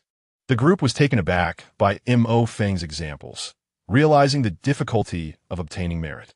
Yu Buchuan made a firm decision. Since Mo Zun intended to broadcast his reputation, he must possess adequate strength to fulfill this task. Mo Zun, I wish to exchange for items that will enhance my strength. Can you assess what my fortune can procure? Wen Xingyang, an experienced figure, discerned Yu Buchuan's intentions and interjected. Mo Zun, I too wish to exchange for items that can augment my strength, utilizing my fortune as well. Mo Feng nodded in approval. They were indeed astute individuals. He understood their motivations, especially since they aimed to assist him in his endeavor, which warranted preferential treatment. Upon extracting 5 strands of fortune from both Yu Buchuan and Wen Xingyang, he converted them into an astonishing 5,000 evolution points. This indicated that each strand of fortune equated to 1,000 evolution points. But what of merit? Was the exchange ratio even more favorable? Mo Feng perused the system's marketplace and selected a spiritual fruit worth 1,000 evolution points, the Tongyang fruit. For each of them, expending 2,000 evolution points while profiting 3,000. This was evidently the proper method for unlocking the system. Mo Feng eagerly anticipated the arrival of those who would come to exchange upon hearing his news. In the realm of martial arts, there exist numerous formidable masters and emperors, each possessing an abundance of fortune. Additionally, there are protagonists from the original narratives whose luck is enviable, to say the least. If one could entice them to partake in a singular transaction of exchange, the potential for personal growth would be immeasurable. Upon their return, Yu Buchuan and his companions ardently began to promote this notion, investing substantial resources into the cause. Soon, news of a divine beast residing in Mount Hua spread fervently throughout the surrounding region. After all, the local populace had witnessed the presence of Mo Feng firsthand, which lent credibility to the tale and facilitated its further dissemination. Before long, the entire realm of the Ming dynasty was aware of the divine beast at Mount Hua, with the news gradually reaching the kingdoms beyond its borders. Chapter 11. Unrest among various factions. The iron-willed god hero of Hulong Mountain Villa had just concluded his meditation when the covert operative known as Haitang entered, reporting, "Father, according to the messages relayed by our scouts, there's a divine beast on Mount Hua." Zhu Wusher raised an eyebrow, inquiring, "Is this information confirmed?" Haitang, equally furrowed in concern, replied, "This news has spread like wildfire, reaching even dynasties beyond the Ming. Given the strength of Yu Buchuan and his cohorts, they would not dare to fabricate such a tale. Therefore, to ascertain the truth of this information, I have resolved to journey to Mount Hua myself and witness the situation firsthand." Zhu Wusher's gaze turned cold as he regarded the imperial palace, suggesting, "Let Tianya accompany you. It is likely that those two in the palace, along with the Jinyui, have also received word. Your abilities are still in the late stage of the acquired realm, and should you encounter their dispatched agents, it could lead to complications. Having Tianya with you will provide some measure of protection." Haitang nodded in agreement. Zhu Wusher sighed, knowing he had more say. The emperor must be unable to contain his curiosity, particularly as he was presently engrossed in his pursuit of immortality. Chao Huachan from the Eastern Depot and Yu Huatian from the Western Depot, the two most powerful eunuchs in the palace, conferred and subsequently dispatched their subordinates to Mount Hua. Notably, the Eastern Depot sent Lu Shi, a eunuch proficient in the art of star absorption. The command center of the Jinyui, led by Qing Long, acted swiftly, sending Zhu Ke and Xuan Wu to investigate, not only to verify the authenticity of news, but also to monitor the activities of the eastern and western depots, as well as Hulong Mountain Villa. Upon receiving the intelligence, Guan Yuqian, the leader of the Supreme Alliance of the Ming, summoned his eldest son, Ren Qinxing, instructing him, "You are aware of the rumors of a divine beast on Mount Hua. Go and investigate. Should it prove true, inform me at once." Ren Qinxing's eyes gleamed with ambition. Contemplating, "Old man, if the news is genuine, you can forget about notifying me." Wudong dispatched Song Yuanqiao, while the Amate Sect's matriarch Jijue took matters into her own hands. Dongfang Bubi of the Sun and Moon Holy Cult also mobilized, and Zhang Wuji of the Ming sect responded to the call. The Yihua Palace sent their disciple Hua Wuqing, and from the Valley of Evildoers, Little Fish joined in the fray. Shimin Chue Shui from Wanmei Villa and Yi Guqing from Baidi City, persuaded by Lu Xiaofeng and Hua Manlu, also hastened toward Mount Hua. As the intelligence agency of the Song dynasty, Luximin was among the first to receive the news. According to the report from Wu Qing, all factions within the Ming dynasty had begun to stir. As the head of Luximin, Zhuge Shanku decided to dispatch Lung Xue and Zhuiming to Mount Hua for confirmation. The elder leader, Hong Qigong, the new leader, Qiao Feng, along with his sworn brothers, Su Zhu and Duan Yu, set out together. The ambitious Murong Fu, eager to restore his nation, could no longer remain idle upon hearing of the divine beast on Mount Hua, and he departed with his 4 chief aides and cousin. Numerous warriors from the Song also made their way to the site, as the proximity between the Song and Ming made the journey feasible. In the Yuan dynasty, Zhao Min, accompanied by the heir Lu Zhanke and He Buong, set off, along with the Golden Wheel Dharma King and the Tibetan Master Jamozi. As for the more distant dynasties such as the Tang, Han, and Qin, no emissaries made the journey, as the distance was simply too great. They would not squander their energy over uncertain tidings, especially considering that on the side of the Han dynasty, the Lingyun cave is home to the Fire Qilin, a divine beast that is not overly concerning.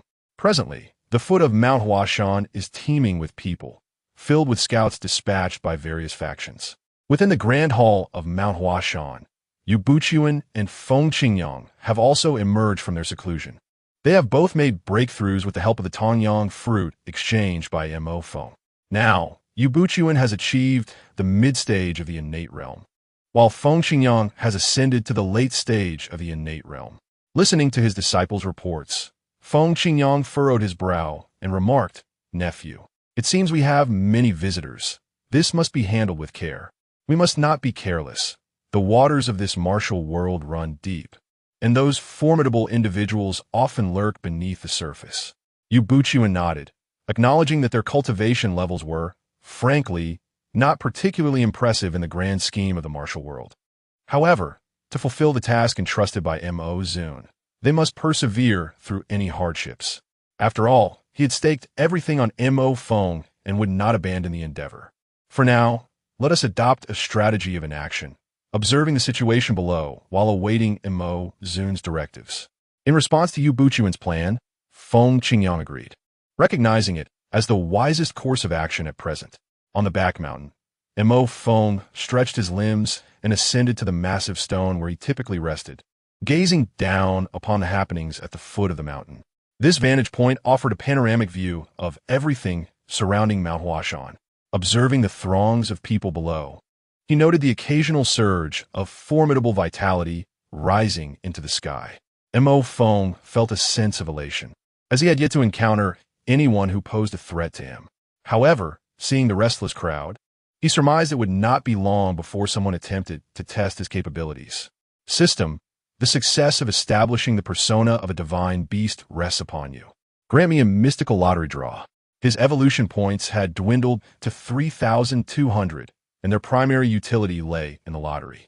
Congratulations, host, for obtaining the Divine Beast Dread. Divine Beast Dread, as the name implies, carries the pressure of a divine beast. Any adversary below your realm will lose their combat effectiveness merely from the pressure, while those not exceeding 2 realms above you will have their strength diminished by 30%. Mo Feng rejoiced, for his system indeed favored him, consistently providing aid at crucial moments, and it did not impose an abundance of peculiar tasks. His development was entirely at his discretion, a truly splendid system. To cultivate an aura of mystery, Mo Feng decided to remain within his cave dwelling, striving to conceal his identity. Primarily, his own appearance was not particularly appealing. Although he was gradually transforming into a Qilin, he was still a work in progress, appearing somewhat peculiar. Just as Mo Feng prepared to engage in some leisurely fishing, the foot of Mount Hua buzzed with excitement, as some individuals could no longer remain still and were preparing to stealthily investigate the back mountain. Lu Shi, a factory worker from the Eastern Depot, impatiently declared, "Trust me. If we go up directly, we will discern the truth. The sooner we complete our task, the sooner we can return." Lu Shi's impatience stemmed from the belief that divine beasts did not exist in this world. Even the Han Dynasty's fire Qilin was referred to as a monstrous beast. So how could there be such a thing as a divine beast? Most importantly, he must capture women born in the shadowy years and months to refine his skills. He is but a step away from transcending to the master realm, which accounts for his evident impatience in being dispatched. The head of the Western factory furrowed his brow and remarked, "Our actions will undoubtedly attract the attention of other factions. As the saying goes, the bird that stands out gets shot. We cannot afford such a risk." Lu Shi, with a crooked grin, retorted, "What your Western factory dares not undertake, we in the Eastern factory shall." Chapter 12. A swift kill. Setting an example, the head of the Shichong was utterly speechless. He had long since recognized Lu Shi's petty nature. When the chief of the Shichong had previously asserted his authority, he had made the Dongchong and the Jinyui his targets, resulting in a considerable amount of conflict between the factions. Observing Lu Shi's haughty demeanor, he felt no inclination to intervene. It is futile to counsel the irredeemably foolish. And this was no concern of his. Before long, Lu Shi demonstrated his lightness of foot, hastening towards the back mountain of Huashan. His cultivation had reached the pinnacle of innate perfection, yet both Feng Qingyang and Yu Buchuan managed to detect Lu Shi's presence. You have been on high alert lately, and coupled with Lu Shi's arrogance, believing himself unmatched in Huashan and thus reluctant to conceal his movements, the outcome was inevitable. As soon as Lu Shi took action, a throng of followers trailed behind him. Despite his ostentatious bravado, he was no fool. Only a wise individual could occupy the position of head of the Dongchong. The people who followed him bolstered his confidence. He was certain that as he ventured towards the back mountain of Huashan, they would undoubtedly accompany him. A smirk crept across his lips, for it seemed that the Shichong was experiencing a dearth of talent, allowing such mediocrity to ascend to its leadership. Yu Buchuan, as the lord of the region, contemplated obstructing Lu Shi, but Feng Qingyang restrained him, whispering, "Do not jeopardize the matter of Mo Zun. Consider this. If these people have arrived, Mo Zun must be aware. Their failure to notify us indicates a desire for us to remain uninvolved." Realizing his own impulsiveness, Yu Buchuan acquiesced. Within a mere cup of tea's time, Lu Shi reached the back mountain, encountering no resistance along the way. He was well aware that the Huashan sect lacked the audacity to impede him. Surveying his surroundings, he soon located the cave where Mo Feng resided. Exercising caution, Lu Shi scrutinized the area, finding no signs of danger. Thus, he extended his right hand, seizing a stone and hurling it inside. Mo Feng's expression turned icy. What audacity it was to disrespect him so brazenly, attacking him with a stone upon his first visit. His celestial, I discerned Lu Shi's information at a glance, and Mo Feng resolved to treat Lu Shi as an example. Firstly, Lu Shi's formidable strength, being of innate perfection, was commendable among his peers. Secondly, Mo Feng harbored an intense loathing for Lu Shi. Aside from the nefarious deeds he had committed, his affronts were unforgivable. With a surge of vital energy coursing through him, Mo Feng bellowed in fury. The terrifying sound waves shattered the stone that had been thrown, then continued to radiate outward. Lu Shi's countenance shifted, channeling his internal energy. He struck forth his hand, but was met with the overwhelming force of Mo Feng's roar, causing him to stagger backward. Having decided to set an example, Mo Feng unleashed his full might to instill fear in these martial artists. The pressure of the divine beast's intimidation enveloped the area, swiftly casting a terrifying aura over everyone present. This oppressive force bore down upon them like a mountain, rendering them immobile as if trapped in a quagmire, their internal energies stalling momentarily. As for Lu Shi, positioned at the epicenter of this overwhelming pressure, he was forced to his knees, his internal energy silenced, unable to utter a single word. As the ink wind activated the ink jade thunder scripture, a surge of electric power coalesced within him, manifesting at his lips. He directed this formidable lightning towards Lu Shi, who was kneeling on the ground. With a crack, a bolt of lightning struck, and Lu Shi, being merely immortal, was unable to withstand the might of the ink wind's thunder. Reduced to nothing more than a charred husk, he fell to the ground without uttering a word. The spies from various factions who had come along were utterly petrified. Even the likes of Dongfang Bubi and Zhang Wuji, who had personally intervened, stood frozen in shock. Particularly, Dongfang Bubi and Zhang Wuji, the most formidable presences in the vicinity, felt a profound sense of dread emanating from Ink Wind. They calculated inwardly, realizing that even a grandmaster would struggle to instill such terror, rendering everyone present motionless while their internal energies lay stagnant. Observing the paralyzing fear he had instilled in those around him, Ink Wind finally spoke. "I'm a divine beast from the celestial realm, merely reincarnated due to injury. However, this does not imply a lack of power to instill fear. It was the same old tactic. When one ventured into the world, one's identity was self-assigned, and boasting bore no tax. Thus he proclaimed his greatness unabashedly." Upon hearing Ink Wind's proclamation, all present clasped their fists and bowed, saying, "We acknowledge our error and shall descend the mountain, daring not to disturb the divine being." This response took Ink Wind by surprise. He realized he had exerted himself too much and frightened them away. His intention was to entice them to seek him out for trade. If they departed now, all his efforts would be in vain. He could not simply plead for them to stay, for that would undermine his position of power. Ink Wind was well aware of their cunning. Frantically signaling to Yu Buchuan, he indicated that it was time for him to take the stage. Instantly grasping Ink Wind's intention, Yu Buchuan addressed the assembly. "Since you have all arrived at Mount Hua, why not be my guests?" The attendees, without much hesitation, nodded in agreement. Observing Yu Buchuan's demeanor, they surmised a connection between him and the divine being, hopeful to glean further insights about Ink Wind from him. As Ink Wind watched the gathering depart for the Huashan sect's Grand Hall, he exhaled in relief. It seemed prudent to be more restrained next time, as he had nearly compromised his own plans. He need not worry about the ensuing events. Yu Buchuan's astuteness would likely allow for the subtle revelation of his needs.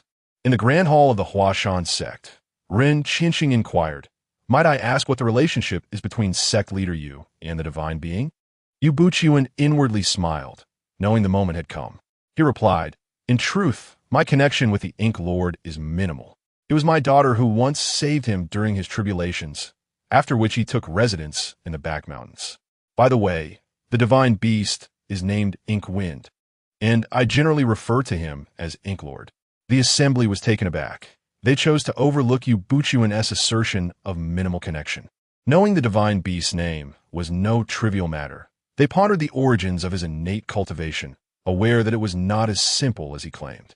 At this moment, Hiding ventured to inquire, "Master Yu, I wondered what extent the power of the Ink Sovereign has reached, for it is truly formidable."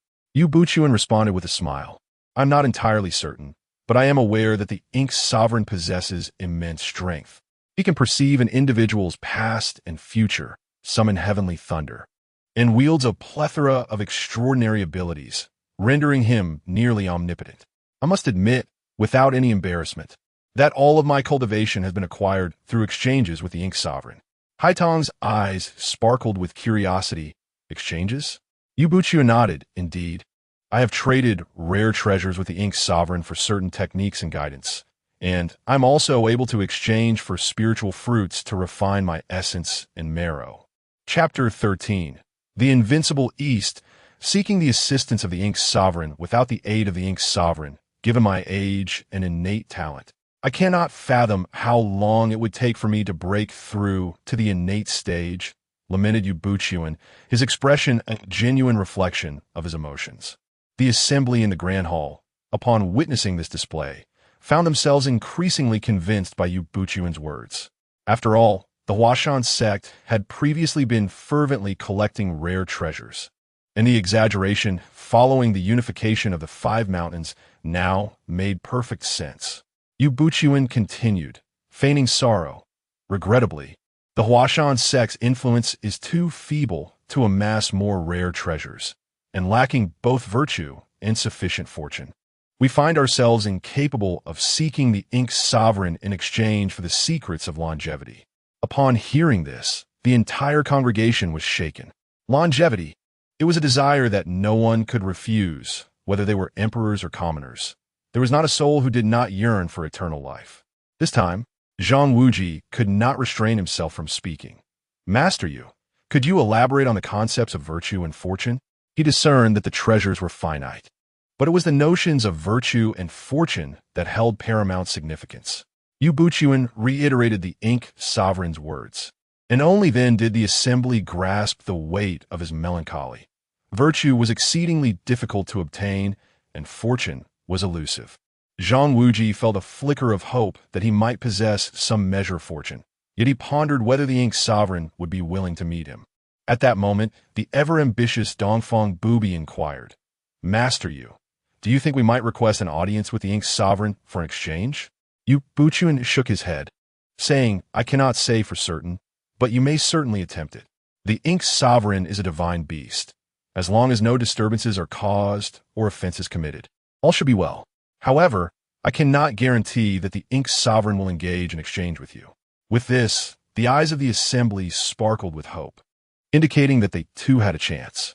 One by one, they rose to take their leave, eager to convey this news back to their respective factions. The notion of causing offense was entirely unfounded. They would not be foolish like Lu Shi, who had dared to hurl stones at a divine beast. Truly a sign of a life lacking in wisdom.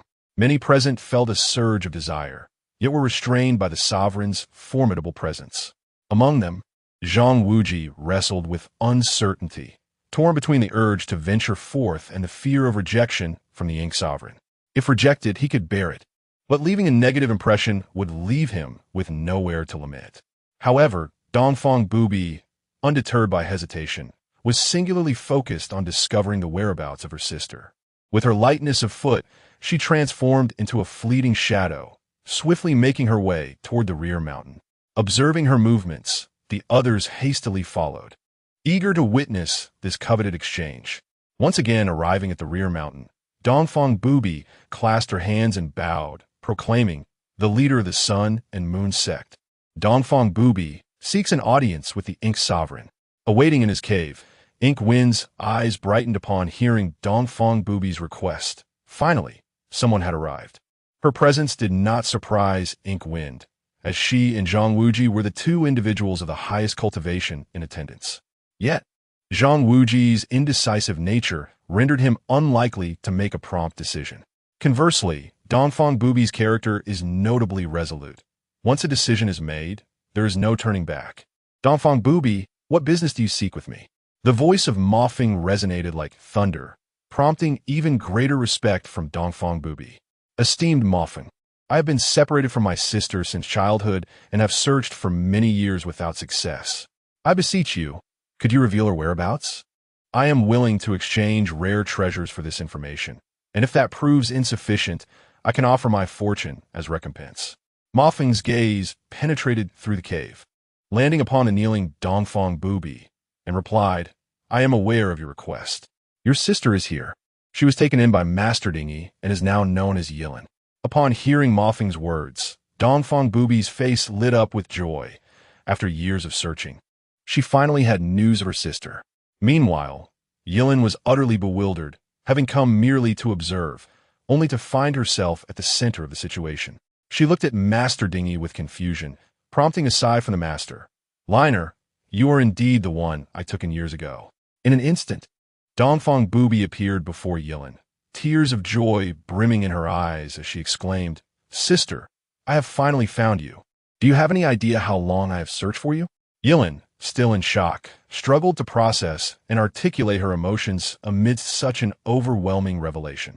Mafeng, sensing Yilin's turmoil, resolved to assist Dongfang Bubi and preempt any potential disputes that might arise in the future. There is little distinction between righteousness and malevolence. Good and evil are not solely determined by one's faction. A solitary yin cannot thrive, nor can a lone yang endure. The intertwining of virtue and vice is a reflection of the heart. Many listeners absorbed Mafeng's words, recognizing the wisdom inherent in such a statement, considering it as profound truth emanating from a divine beast. In essence, it conveys that righteousness is not synonymous with benevolence, nor is wickedness inherently malicious. All is determined by one's inner self. Had Mafeng been privy to their thoughts, he would have scoffed, for few articulate such profound truths. It is merely the weight of his status that lends credence to his words. Such is the reality of the world, as a strong individual with elevated status. Even nonsensical utterances are deemed wise, whereas a weaker voice, regardless of its truth, may be dismissed as folly. Observing Yilin's change in demeanor, Dongfang Bubi felt an overwhelming sense of gratitude towards Mafeng. She promptly instructed her subordinates to procure nearly 2/3 of the day and Moon Sect's collection of rare treasures to express her appreciation, even offering her fortune to facilitate this transaction. Mafeng nearly succumbed to the temptation of extracting her fortune. Dongfang Bubi, leader of the day and Moon Sect, master of the late stage, with 600 strands of fortune. Although Dongfang Bubi was not a child of fate, her fortune was commendable, and Mafeng could hardly contain his desire at the sight of it. 600 strands of fortune equate to 600,000 evolution points, a veritable fortune indeed. In pursuit of a sustainable approach, Mo Feng remarked, "The batch of rare treasures you are trading is sufficient. It is merely a piece of information that will not require excessive exertion on my part.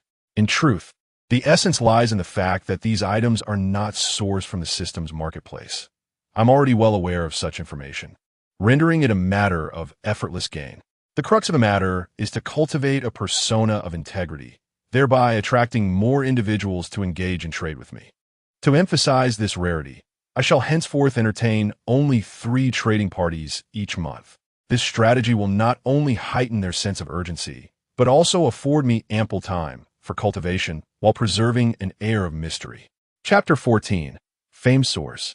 Reaps abundant rewards after the transaction was concluded, Zhang Wuji could no longer contain himself. A sense of regret weighed heavily upon his heart. His parents had perished before his very eyes. Swiftly, he darted to the forefront and knelt, beseeching, "Might I implore to reveal how much fortune is required to resurrect those who have departed?" Upon hearing Zhang Wuji's request, the assembly fell momentarily silent, only to be ignited by fervent anticipation. Each individual present had experienced the loss of friends and family due to unforeseen circumstances. The prospect of resurrecting the deceased would undoubtedly elicit an explosion of joy. Marveled at the audacity of the request, such a grand ambition to revive the departed.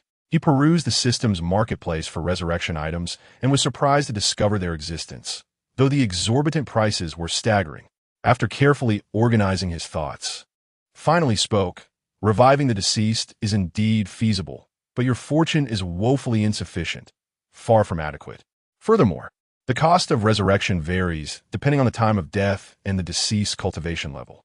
For instance, reviving an ordinary person who has just passed may be within your means, yet resurrecting a martial artist, particularly one of higher cultivation, will demand a greater sacrifice. I understand your desire to bring back your parents. However, they have been gone for over 20 years, and at the time of their passing, they were at the innate realm. The cost required for their revival is beyond your current capacity. Your fortune is far from enough." Despite acknowledgement that revival was possible, Zhang Wuji did not feel disheartened by the daunting cost. He had anticipated such an expense, yet now that it was confirmed, he had a clear objective: to continuously gather rare treasures, accumulate fortune, and amass merit, believing that hope would eventually materialize. The atmosphere among the onlookers grew increasingly fervent. with many struggling to contain their vital energy. The shock of this revelation eclipsed even that of attaining immortality. After all, living alongside one's family was infinitely preferable to solitary existence. Zhang Wuji then posed another inquiry. Might provide guidance on how to transcend to the Grandmaster level? To acquire more rare treasures, one must possess greater strength. Without power, all aspirations are but illusions. Currently, Zhang Wuji had attained the pinnacle of the Master Realm. Yet breaking through to Grandmaster was no simple feat. His primary cultivation, the Nine-Yang Divine Skill, reached its zenith at the Master level. And the deep-rooted foundation made the breakthrough all the more challenging. Smiled, remarking that these were merely minor hurdles.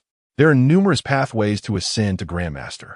One method is to engage in a life-and-death battle.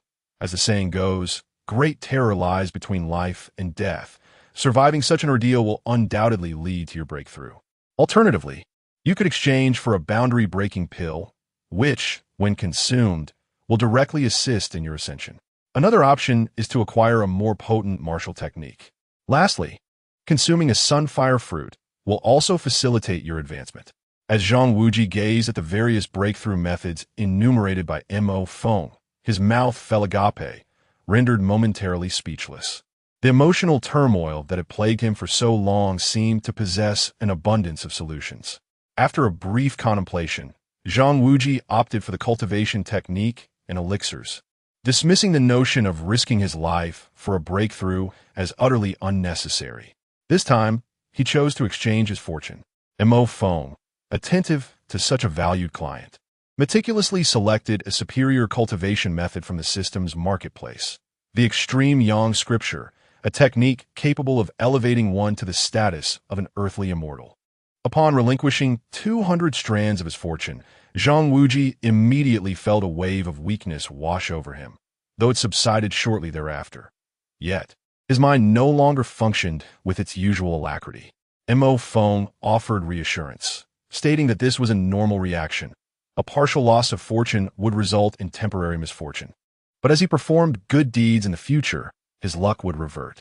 Zhang Wuji nodded, requesting the protection of the left and right guardians of the Ming sect for his journey home, for his current streak of bad luck made it perilous to travel alone. Mo Feng resolved to intensify his efforts. With only one quota remaining for the month, and the next transaction scheduled for a month later. The presence of spies from various factions in the vicinity grew anxious upon hearing Mo Feng's words. How could there be but one quota left? Seizing the opportunity, Murong Fu glided to the entrance, kneeling gracefully as he implored, "Esteemed Mo, I beseech your aid in restoring my nation." Many martial artists from the Great Ming were unfamiliar with Murong Fu and began inquiring amongst themselves about his identity. The expressions of chasing fate and iron blood from the six gates of the Great Song turned grim. To them, Murong Fu was a rebel, foolishly aspiring to restore his country within the borders of the Great Song, a blatant act of treason. However, given the presence of divine beasts, they found themselves lacking both the opportunity and the courage to strike. Hearing the term restoration, Mo Feng instantly recognized Murong Fu. "You wish to restore your nation?" he inquired. "Indeed, I implore you, Mo, to assist me. I am willing to trade my fortune." Mo Feng shook his head, responding, "Restoring a nation is quite simple. One could easily establish a state in some overseas territories. However, how will you govern and manage it? A nation accumulates vast fortune, and should it be reduced to a mere tool or target, the consequences would be significant. I sense you are not yet prepared. Instead, allow me to offer you a piece of information that I believe will pique your interest. Perhaps it will help you shed this obsession." Murong Fu, the naive fool, had clearly been brainwashed by his father. It seemed a touch of amusement was in order to see if his fortune might shift. Upon hearing Mo Feng's reluctance to assist in his restoration, Murong Fu's complexion turned pale. After all, this had become an obsession for him. Yet, he found himself reflecting inwardly. Was he truly capable of governing a nation? When he learned that Mo Feng was willing to trade a piece of information, he promptly agreed. Mo Feng then smiled with a hint of mischief, revealing, "Your father, Murong Bo, is still alive, hidden within the Sutra Pavilion of the Shaolin Temple. Seeing that your father is still alive, the responsibility of resurrection can be entrusted to him, and there is no need for you to cling to the idea of restoring the nation. Morong Fu was taken aback. He had not realized that his father was indeed alive. In that moment, he awakened to the understanding that he no longer needed to bear such a heavy burden, especially with a tall figure like his father around. Once the tasks were completed, Mo Feng instructed everyone to leave the back mountain and began to contemplate his gains. Meanwhile, spies from various factions coincidentally purchased a plot of land at the foot of Mount Hua to establish their base. This brought immense joy to Yu Buqian, as it represented yet another substantial income. Chapter 15. The Fourth Evolution, a profound transformation. Mo Feng contemplated his gains within the cave.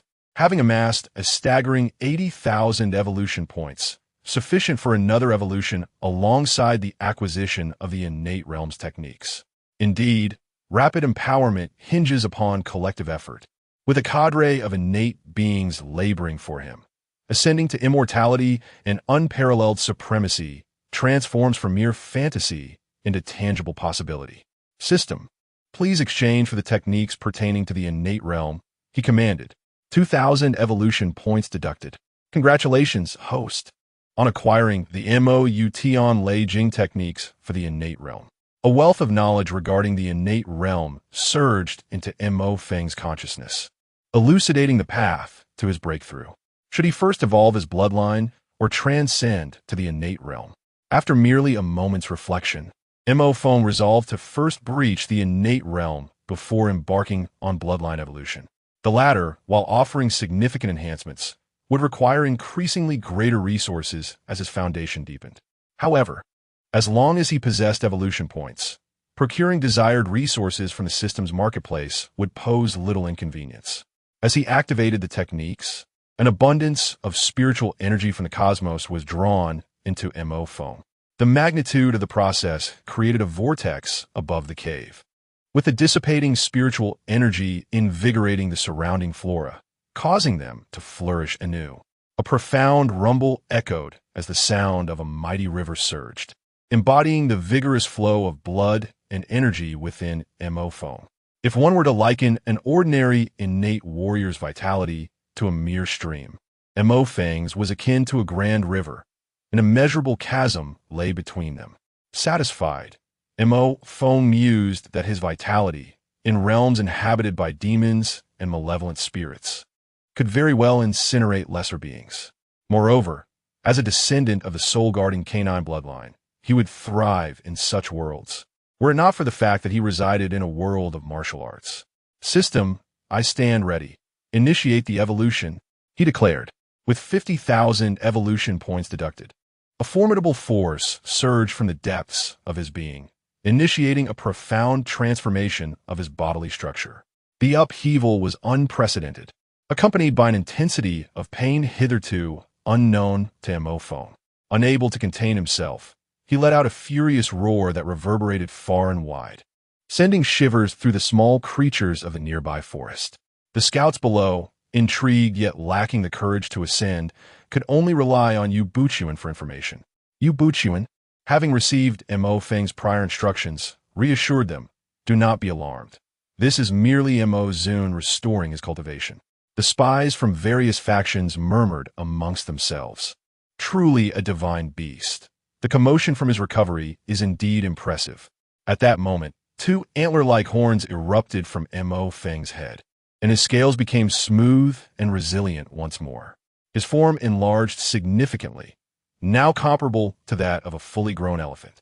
His appearance increasingly resembled that of Qilin. Upon closer inspection, one could hardly discern any difference between him and a true Qilin. He was enveloped in an inky hue, his eyes gleaming with vitality, and two whiskers adorned the upper part of his mouth, bestowing an air of authority upon Mo Feng. Following this bloodline evolution, his cultivation had once again surged to a new minor realm, reaching the mid-stage of innate power. His combat prowess had become even more formidable, standing his ground. He could not be breached by grandmasters, and he could even contend with warriors who had attained the pinnacle of grandmastery. With a mere thought, a panel unfurled before him. Host, Mo Feng, bloodline, Qilin dog, 150000. Inc. Jade Qilin Bloodline Unlock 20. Strength. Mid-stage innate. Cultivation technique. Inc. Jade Thunder Scripture. Divine abilities. King of Beasts Heavenly Eye. Indestructible. Divine Beast Dread. Size. Alteration. Treasure. Qilin Seal. Items. None. Evolution points. 10,200. His recent bloodline evolution had reached a critical juncture, notably bestowing upon him a divine ability called Size Alteration, which allowed him to diminish his form threefold or amplify it likewise. Presently, his physique was comparable to that of an elephant. If he were to enlarge himself 3 times, his height would exceed 12 meters, rendering him a true behemoth. This bloodline, known as the Qilin dog, inherently instilled a sense of awe in all living beings and possessed certain attributes akin to that of a Qilin. Furthermore, with his training in the Inc. Jade Thunder Scripture, every strike he unleashed bore the effect of lightning. Any foe daring to engage him in close combat would undoubtedly face a fate akin to that of Qin Shi Huang grasping a live wire, an assured defeat. If the soul-restraining dog had merely dipped a toe into the realm of spiritual beasts, then Mo Feng had already ascended to the pinnacle of spiritual beasts, with his bloodline merely a hair's breadth from that of the Fire Qilin. It is worth noting that the Fire Qilin attained that bloodline through the Yellow Emperor's dragon bones found in the Lingyun cave, and now he was on the cusp of catching up.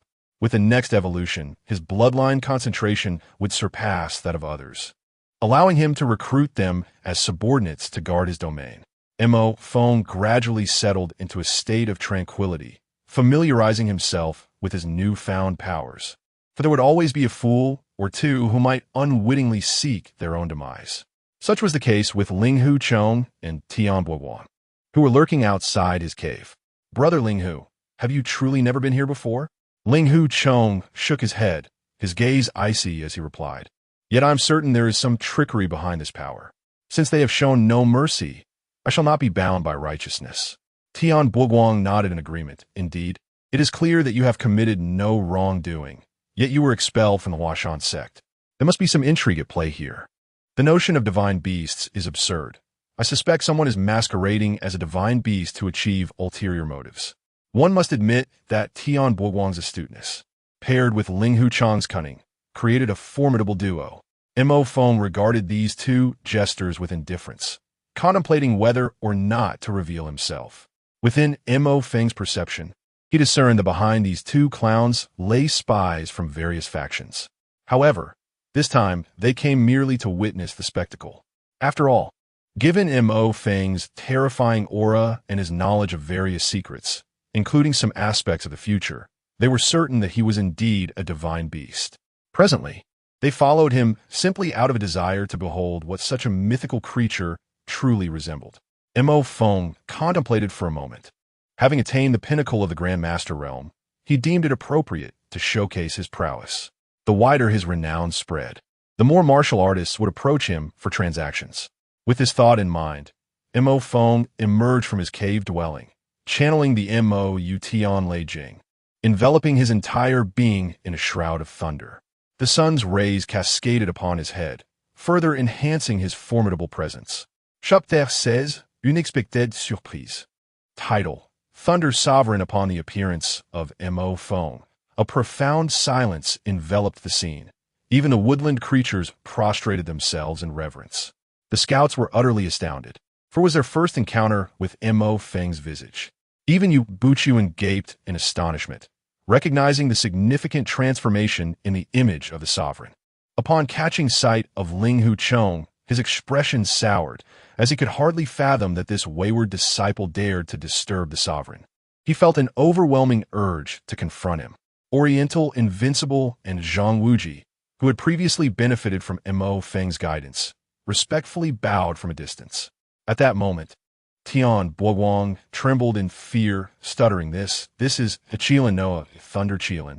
Meanwhile, Linghu Chong stood frozen in terror, unable to utter a word under Mo Feng's piercing gaze. Tian Boguang's heart brimmed with resentment towards Linghu Chong. How could he be lured to accompany such terrifying beings? What were these two plotting for their demise? Confronted by Mo Feng, Tian Boguang immediately bowed his head, pleading, "Sovereign, spare my life." I was deceived by that dog of a disciple. Linghu Chong. I truly know nothing. Linghu Chong, incredulous, turned to Tian Buoguang, recalling how they had shared drinks the previous night, calling each other their dearest brothers, only to find himself betrayed so swiftly. Enraged, he retorted, "Nonsense! It was your curiosity about the sovereign that led you to insist on coming here." Thus ensued a comical exchange, with both men bickering and revealing their foolishness. Mo Feng, uninterested in their petty squabble, emitted a cold snort, and lightning crackled around him. With their mere early-stage cultivation, Mo Feng paid them no heed. "Congratulations, host. You have acquired 100 strands of fortune." Mo Feng was taken aback. He had not anticipated such luck. Dispatching 2 useless individuals could yield fortune. However, considering Linghu Chong was a protagonist, he wondered why his fortune was so meager. The system promptly elucidated that Linghu Chong had been prematurely expelled from Mount Hua, thereby losing his status as a protagonist, which naturally diminished his fortune. Yet, Mo Feng soon contemplated other avenues for gain, only to be swiftly thwarted by the system. Unless the other party takes action against the host cannot acquire fortune points. Everything is bound by causality. Montauk Feng smirked. Though he was pleased with his unexpected windfall, 100 strands of fortune translated into a substantial 10,000 evolution points. While insufficient for the next evolution, it was ample for exchanging for techniques at the master level. System, exchange for the techniques pertaining to the master level, he commanded. In short order, 80,000 evolution points were deducted, and he obtained the master level techniques, paving the way for unobstructed cultivation to the realm of mastery. Now, he possessed 3,300 evolution points remaining, awaiting the next month for further exchanges, anticipating another wave of evolution. Mo Feng informed Yu Buqian to prepare some delectable food for him, for he had long been craving a feast. Upon returning to their base, the scouts wasted no time in dispatching individuals to sketch Mo Feng's likeness, hastening to relay it back to their supporting forces. Within the confines of the Hulong Mountain Manor, the iron-blooded Marquis stood in astonishment upon receiving the news from Haidang. His attention was not drawn to the revelation that Mofeng was a Qilin, but rather to the astonishing fact that Mofeng could articulate speech, thereby further affirming his identity as a divine beast. After all, he had previously encountered the fire Qilin of Lingyun Cave and other extraordinary creatures, yet none, regardless of their prowess, could utter a word. Thus, the realization that Mofeng could converse in human language left him profoundly astonished, signifying the confirmation of the creature's divine nature. The iron-blooded Marquis was consumed with excitement.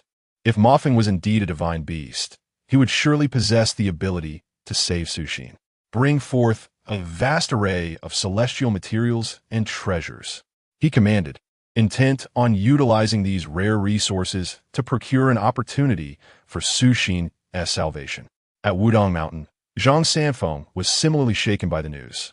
Rising to his feet, he gazed toward the distant sea of clouds and proclaimed, "It seems I, too, must embark on a journey." He instructed his disciples to gather celestial materials and treasures in preparation for a visit to Mofeng, seeking guidance on his own path. After all, he had been ensnared at the pinnacle of the Grandmaster realm for an extended period, with his lifespan dwindling. Within the ranks of the Supreme Alliance, the official Yutian felt a surge of excitement and ordered his subordinates to empty his treasury, transporting all valuables to Huashan in hopes of amplifying his own strength. Upon receiving the news, Sanfeng also made his way to Huashan, eager to inquire about the completion of the Tianyi Four Elements technique. At this moment, the spirited Li Xuanhuan was hastening to Huashan with his cousin, yearning to glimpse the nature of his future. Meanwhile, the empires of Song, Yuan, and Ming, having received the news, exhibited an unprecedented level of coordination in silencing the information. The knowledge of a divine beast residing in Huashan was deemed sufficient for these 3 empires, sparing other realms from awareness, particularly the Qin, Han, and Tang dynasties, known for their formidable martial artists. Although this concealment would not endure for long, it sufficed for the time being. Warriors from the Song and Yuan dynasties were also en route to Huashan, with the Jinyui, Dongchang, and Xichang, mobilizing nearly all available personnel.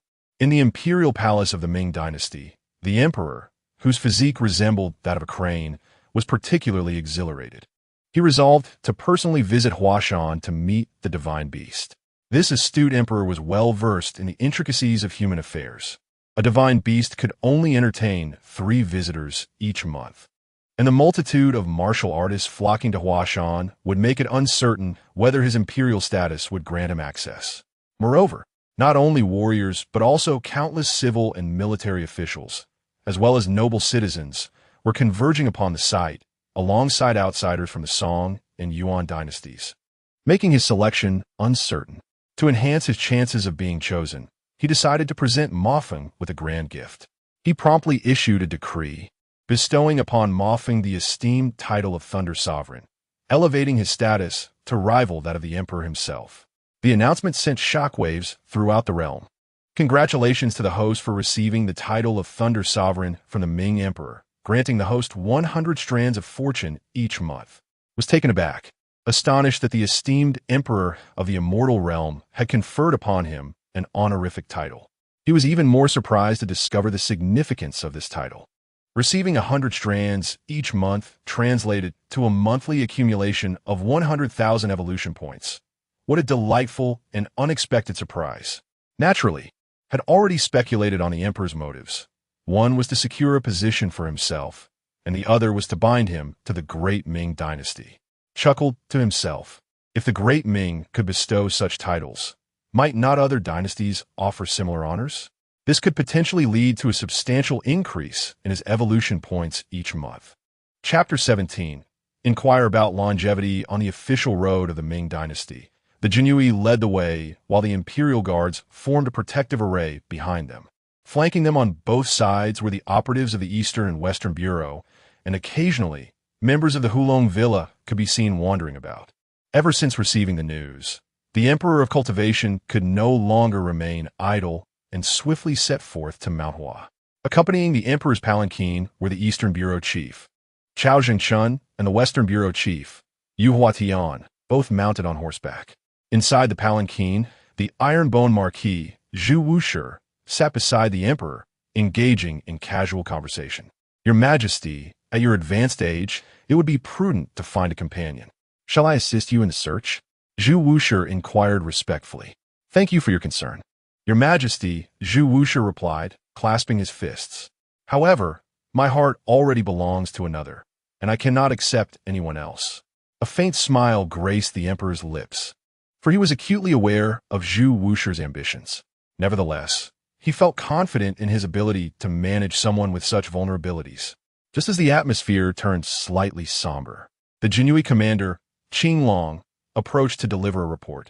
Your Majesty, he announced, according to our intelligence, the emperors of the Song and Yuan dynasties also wish to come here, but they have been thwarted by their civil and military officials. However, warriors from both nations have largely arrived at the foot of Mount Hua. Among them are renowned figures from the Song, including the 5 absolutes, while the Yuan is led by their princess, accompanied by the Tibetan national master and the king of the Golden Wheel. The Emperor of Cultivation beamed with satisfaction. I knew they would be unable to make it. This opportunity shall be mine to seize. No sooner had he spoken than Eastern Bureau Chief Chao Zhengchun approached again, reporting, Your Majesty, we have encountered the entourage of Zhang Jinren. The Emperor expressed his surprise and quickly commanded, please invite them in for a discussion.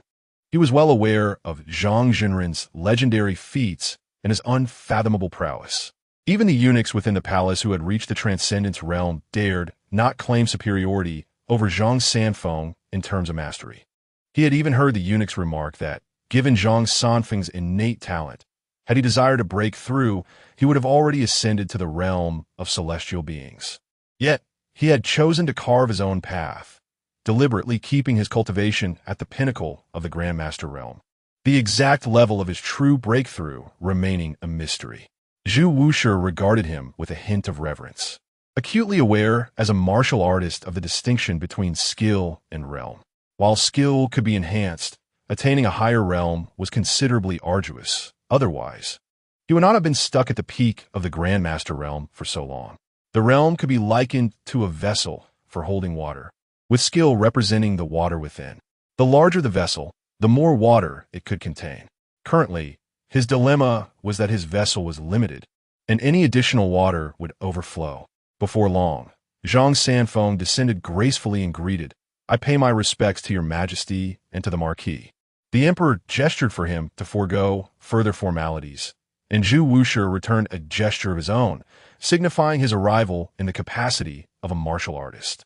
"Zhang Zhenren, let us travel together, for I have many inquiries I wish to present to you," the emperor proposed. Zhang Sanfeng smiled. "Certainly. It would be an opportune moment to organize my recent thoughts on the path." Before long, they arrived at the foot of Mount Hua. This place had already undergone a tremendous transformation. What was once merely a small town had evolved into a county seat due to the convergence of numerous forces, and its boundaries continued to expand outward. Upon hearing of the emperor's arrival, the county magistrate hurriedly gathered people to extend a warm welcome and arrange for the emperor to be accommodated in the finest quarters of the county office. At this juncture, Chao Jingchun and Yu Huatian began to feel anxious.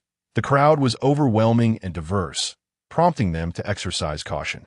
However, the immortal emperor gestured for them to remain at ease.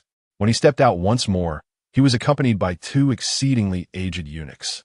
Seeing these venerable figures, Chao Jingchun and Yu Huatian breathed a sigh of relief, clearly aware of the significance of these two eunuchs. Their future paths were destined to mirror this, gradually becoming the foundation of the imperial palace.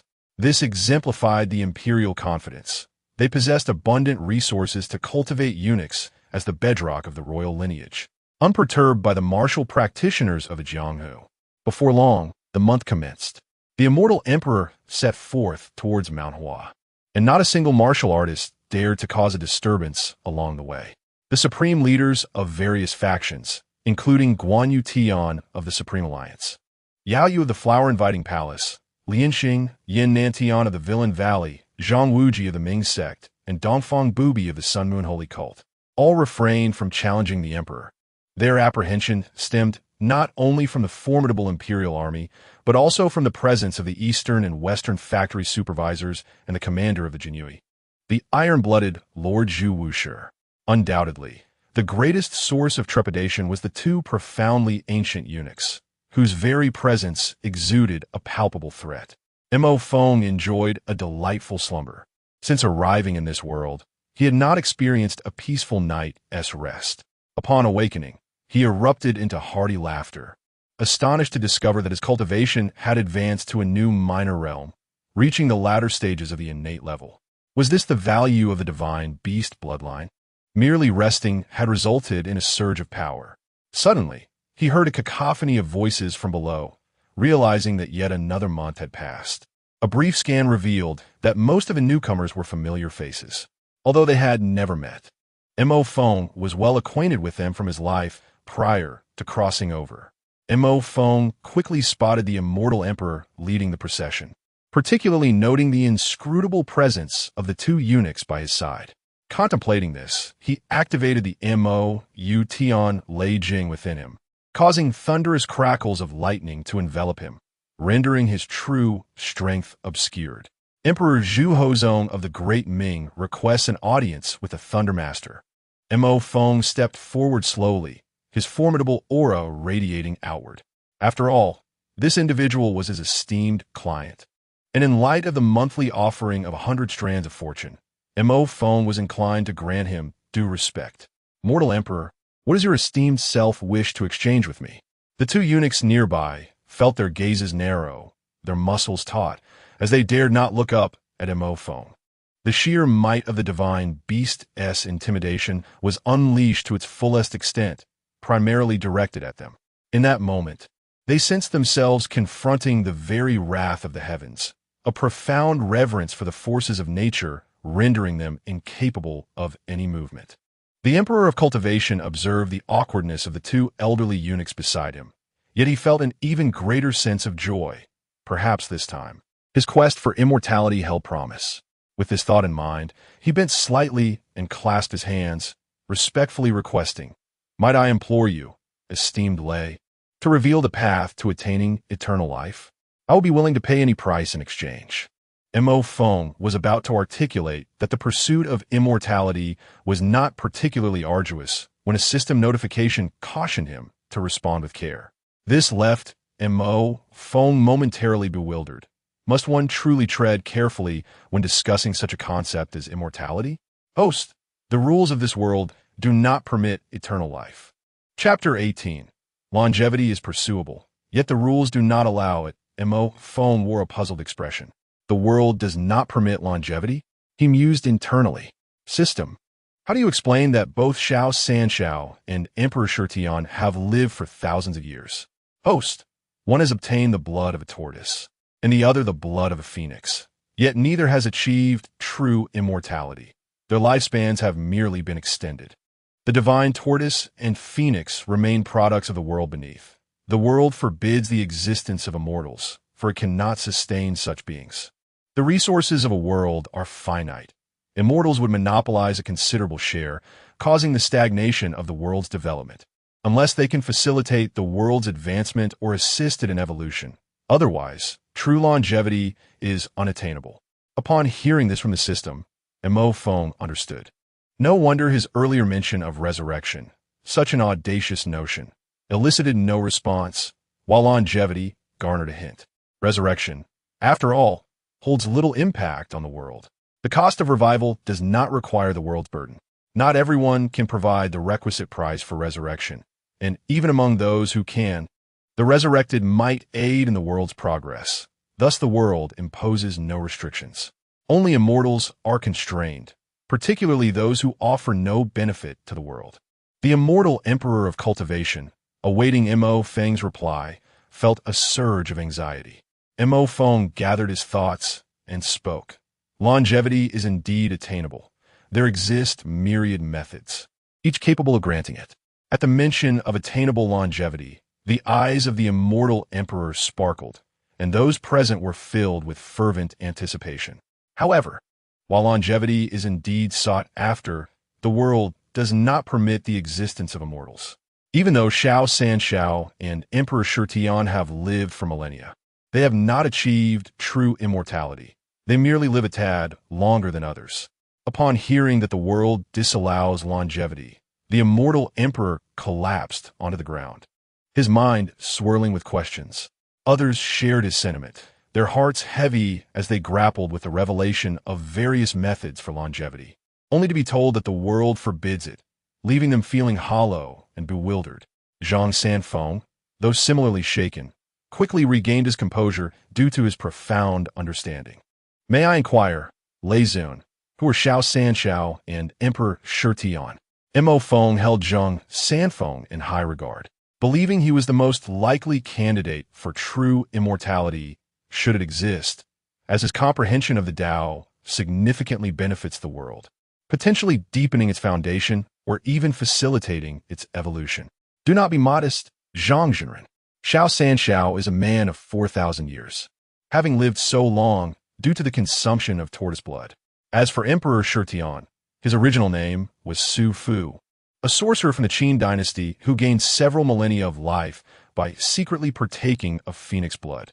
Later, to evade pursuit from the Qin, he adopted the name Emperor Shutian and migrated to the Han dynasty, where Xiao Sanxiao also resides. The immortal emperor, having regained his composure, pressed on with reluctance. Lingyun, why does the world not permit us to attain longevity? Mo Feng replied, this question should be most apparent to those of you who reign as emperors. Why do you not allow more high-ranking officials within your courts? Upon hearing these words, the emperor, a master of political maneuvering, swiftly comprehended the underlying principle. It was not that the world forbade the existence of immortals, but rather that only those who contributed or aided the world could attain such longevity. In the midst of joy and sorrow, the Emperor of Cultivation laughed heartily, proclaiming, I understand now. It is as you say. Pray tell, esteemed Lingyun, what path to immortality should I choose? Mo Feng sighed, acknowledging the Emperor's quick wit. If one seeks immortality, several avenues may be considered. One is the path of dynastic fortune. Under heaven, all lands belong to the sovereign. by forging artifacts of destiny to stabilize fortune, the stronger the national fortune, the greater one's cultivation, thus making the pursuit of immortality a smooth journey. Yet, the dynasty must be stable, and the populace content, genuinely recognizing the legitimacy of their ruler. Another option is to acquire a tome of geomantic arts, harmonizing the world's energies to facilitate its better functioning, thereby accruing boundless merit for longevity. Alternatively, one might obtain a powerful cultivation technique to seize the creations of heaven and earth for the purpose of attaining immortality. As it is said, "My fate is determined by me, not by heaven." However, after each breakthrough into a higher realm, one must face tribulations. Overcoming them leads to smooth sailing, while failure results in death, a gamble with the very fabric of existence. Furthermore, one could accumulate merit through virtuous deeds across the land, discerning good from evil, thus proving longevity through accumulated virtue. Another possibility is to forge a new path or create a novel system, allowing such individuals to achieve immortality.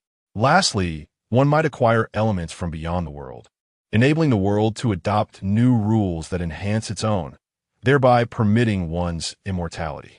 As a side note, it was mentioned that Zhang Zhenren was a pioneer of new paths and was most likely to attain immortality. Upon hearing this, all present gazed at Zhang Zhenren with profound respect, akin to a tranquil mountain lake. Among the methods of attaining longevity proposed by Lingyun, pioneering a new path was the most arduous. Thus, it was surprising that Zhang Zhenren had chosen this course. The Emperor of Cultivation contemplated these various paths. Though the path of dynastic fortune seemed most suitable, the current strength of the Ming dynasty rendered aspirations of supremacy unrealistic. As for the idea of obtaining a cultivation technique to assert control over one's fate, he was unwilling to take such risks. The notion of traversing the world to accumulate merit was equally impractical, as he could not abandon his duties as emperor to wander. The option of following Zhang Zhenren and forging a new path was out of the question. One must possess self-awareness, and the ambition to create a new path with his abilities was nothing short of delusional. Thus, the only remaining suitable path for his longevity was to acquire elements from beyond the world to offer to it, thereby securing immortality. Conveniently, as a divine beast of the celestial realm, Lingyun surely possessed artifacts from other worlds from which he could exchange. While the emperor deliberated on the path most fitting for himself, the other martial artists present were also making their choices. The majority opted to gamble on their fate, exchanging for a cultivation technique that allowed them to take control of their destiny. Other options are unsuitable for them, and they lack the patience to choose the path of longevity through virtue. The moneyed leader, Shangwan Feihong, appeared perplexed and questioned. Did not the Thunder Sovereign assert that the world forbids eternal life? How is it that everyone is opting for the path of immortality? Beside him, Rin Qianxing rolled his eyes and remarked, "No wonder you are merely the leader of a small faction. You are oblivious to the information contained within.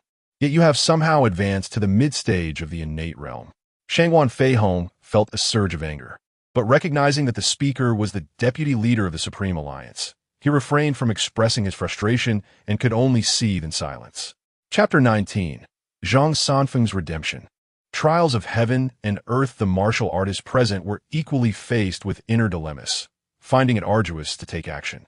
At least one cultivation technique appeared exorbitantly costly, and they did not deem themselves capable of redemption. This was merely the technique, and when coupled with various elixirs and spiritual fruits, they found themselves utterly overwhelmed. The same applied to the immortal emperor. He dared not tamper with the national fortune, for the backlash could lead to dire consequences.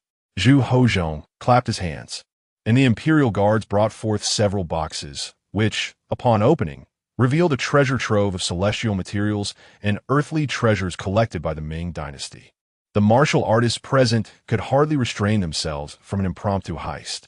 Indeed, in comparison to the emperor, despite their considerable reputations, they were truly impoverished in this regard.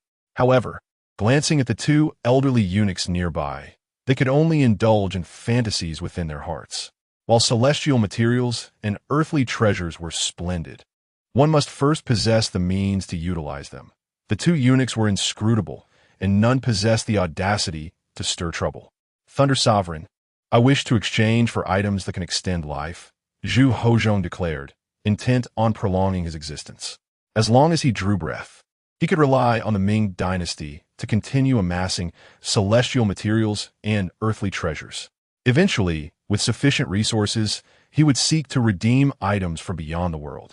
With a mere glance from Mo phone, the 7 or 8 boxes of celestial materials and earthly treasures were converted by the system into evolution points, an astounding total of 1 million evolution points. Gazing at that astronomical figure, Mo Feng's heart blossomed with joy.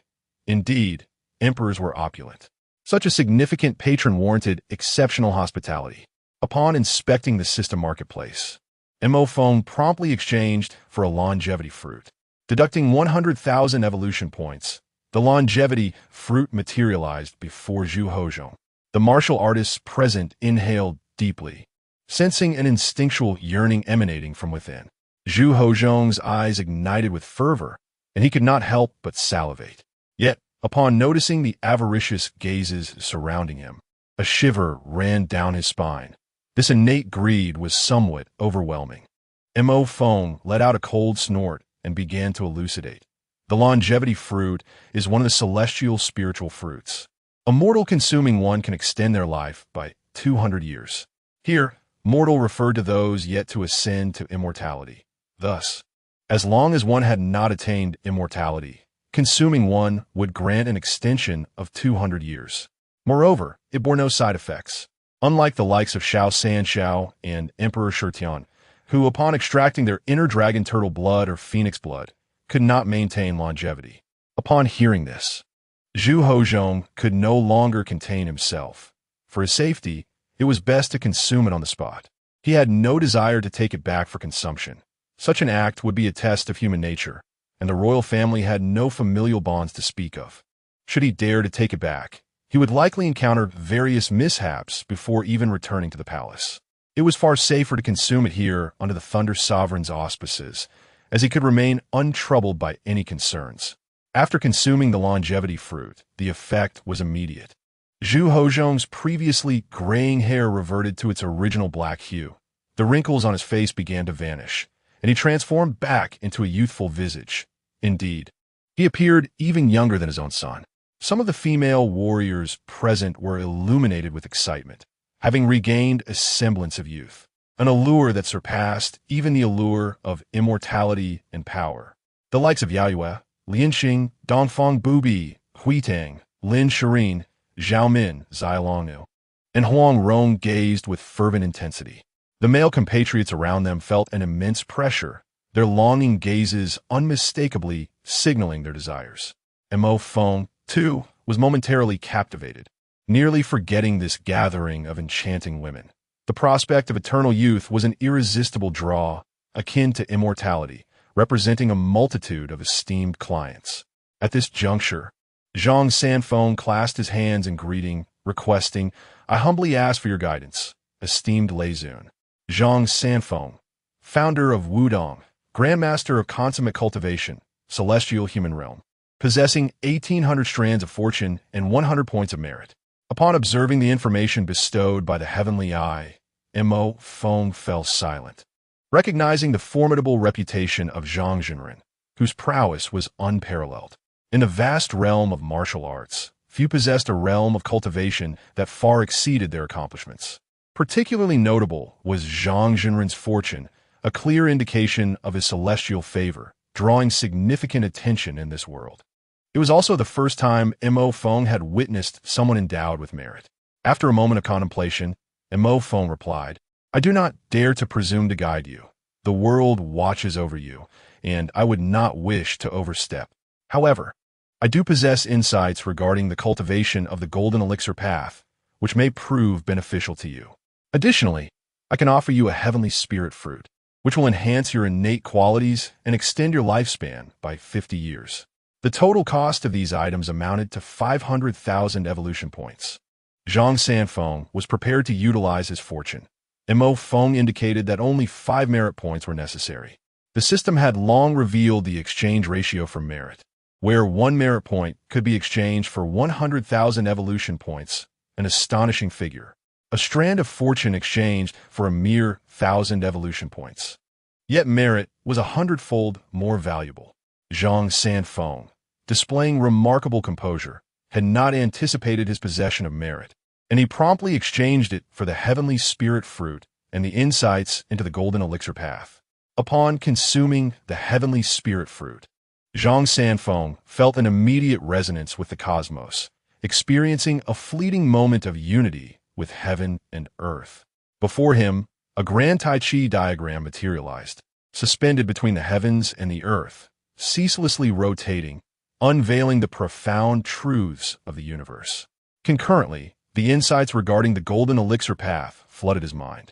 Suddenly, the sky darkened with ominous clouds and thunderbolts began to coalesce within the tempest, poised to strike at any moment. The surrounding warriors were thrown into disarray, terrified by the impending storm. Mo Feng interjected, "Step back, everyone. This is a trial set forth by heaven and earth for Zhang Zhenren." Upon hearing this, the martial artists present were astonished, realizing the gravity of the situation.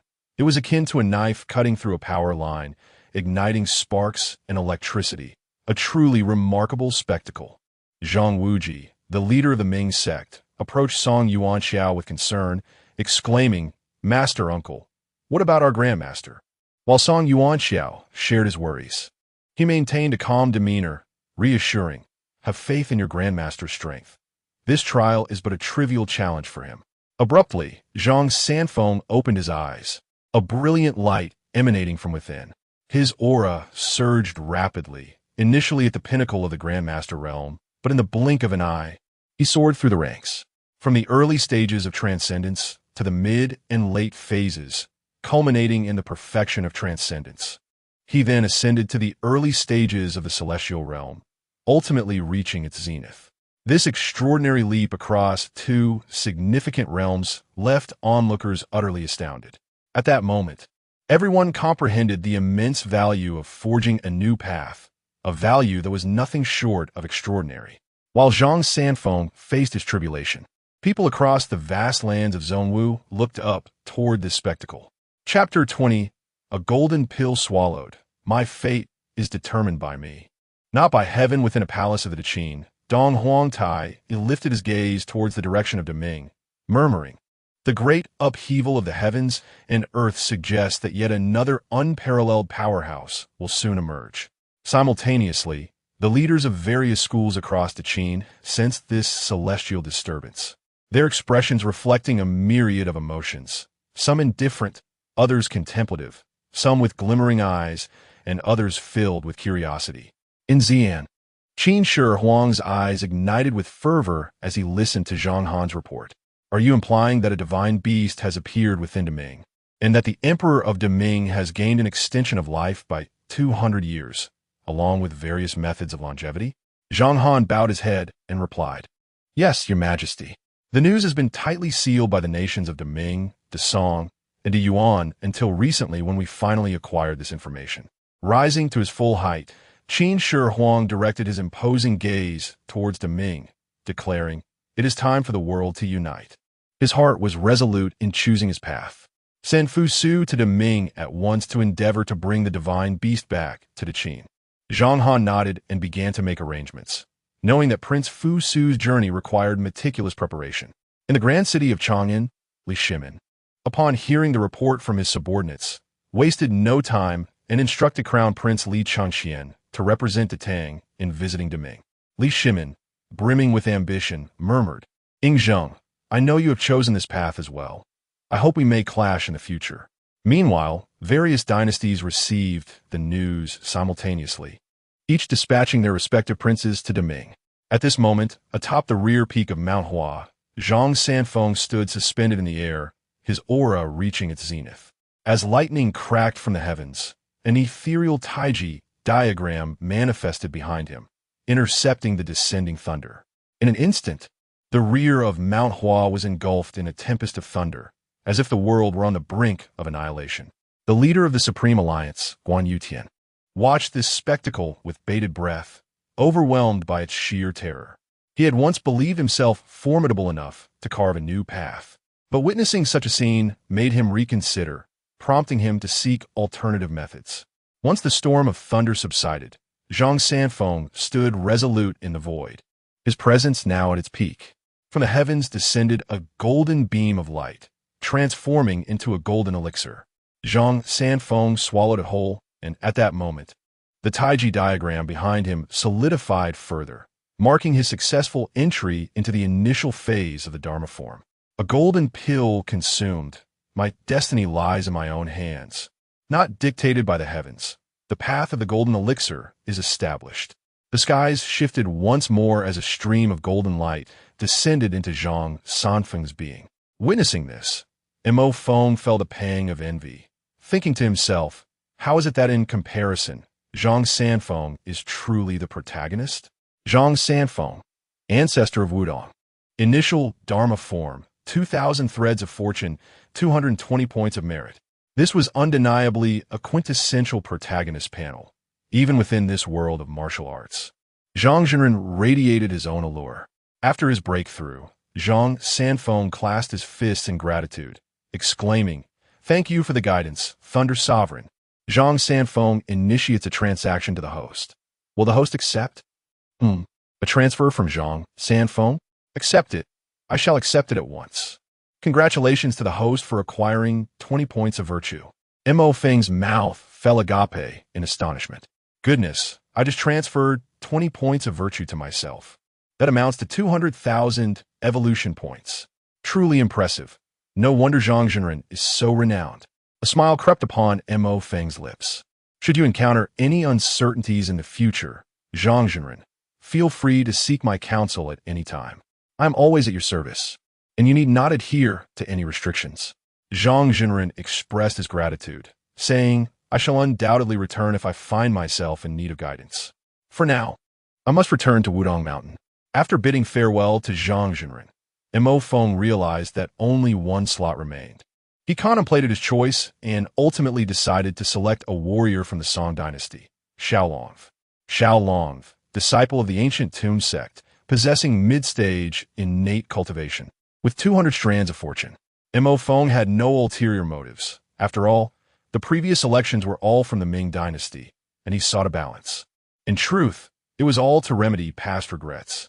Xiaolong, who had been merely an observer, was taken aback by her selection. Meanwhile, the iron-willed god, Zhu Wushi, looked on helplessly, surprised that he was not chosen and would have to wait until next month. Noticing Xiaolong's innocent demeanor, he cautiously inquired, My lady Xiaolong, would you consider transferring this opportunity? After all, Lei Zun did not specify that it could not be passed to another. Xiaolong shook her head, responding, I apologize, but I wish to seize this opportunity for myself. Although she was naive and unfamiliar with the intricacies of human relationships, she was not foolish. Such a rare chance was not to be relinquished. Zhu Wushi, feeling regretful, resigned himself to patiently await the following month. Xiaolong stepped forward, clasped her hands in a respectful gesture, and said, Lei Zun, I wish to inquire about my future. Mo Feng nodded and subsequently conjured an independent space using his own power. It was imperative to safeguard the privacy of others, especially in Xiaolong's case. As Mo Feng gradually revealed her future, Xiaolong's expression shifted between dazedness and indignation. At this juncture, she had yet to encounter Yanghua and was unprepared for the grim revelations. Her future grandmother would perish. She would be sullied by Zhen Jibing, and would even develop feelings for her own disciple. The entirety of these prospects was unbearable for her. Turning to Mo Feng, she implored, Lei Zun, can I alter my future?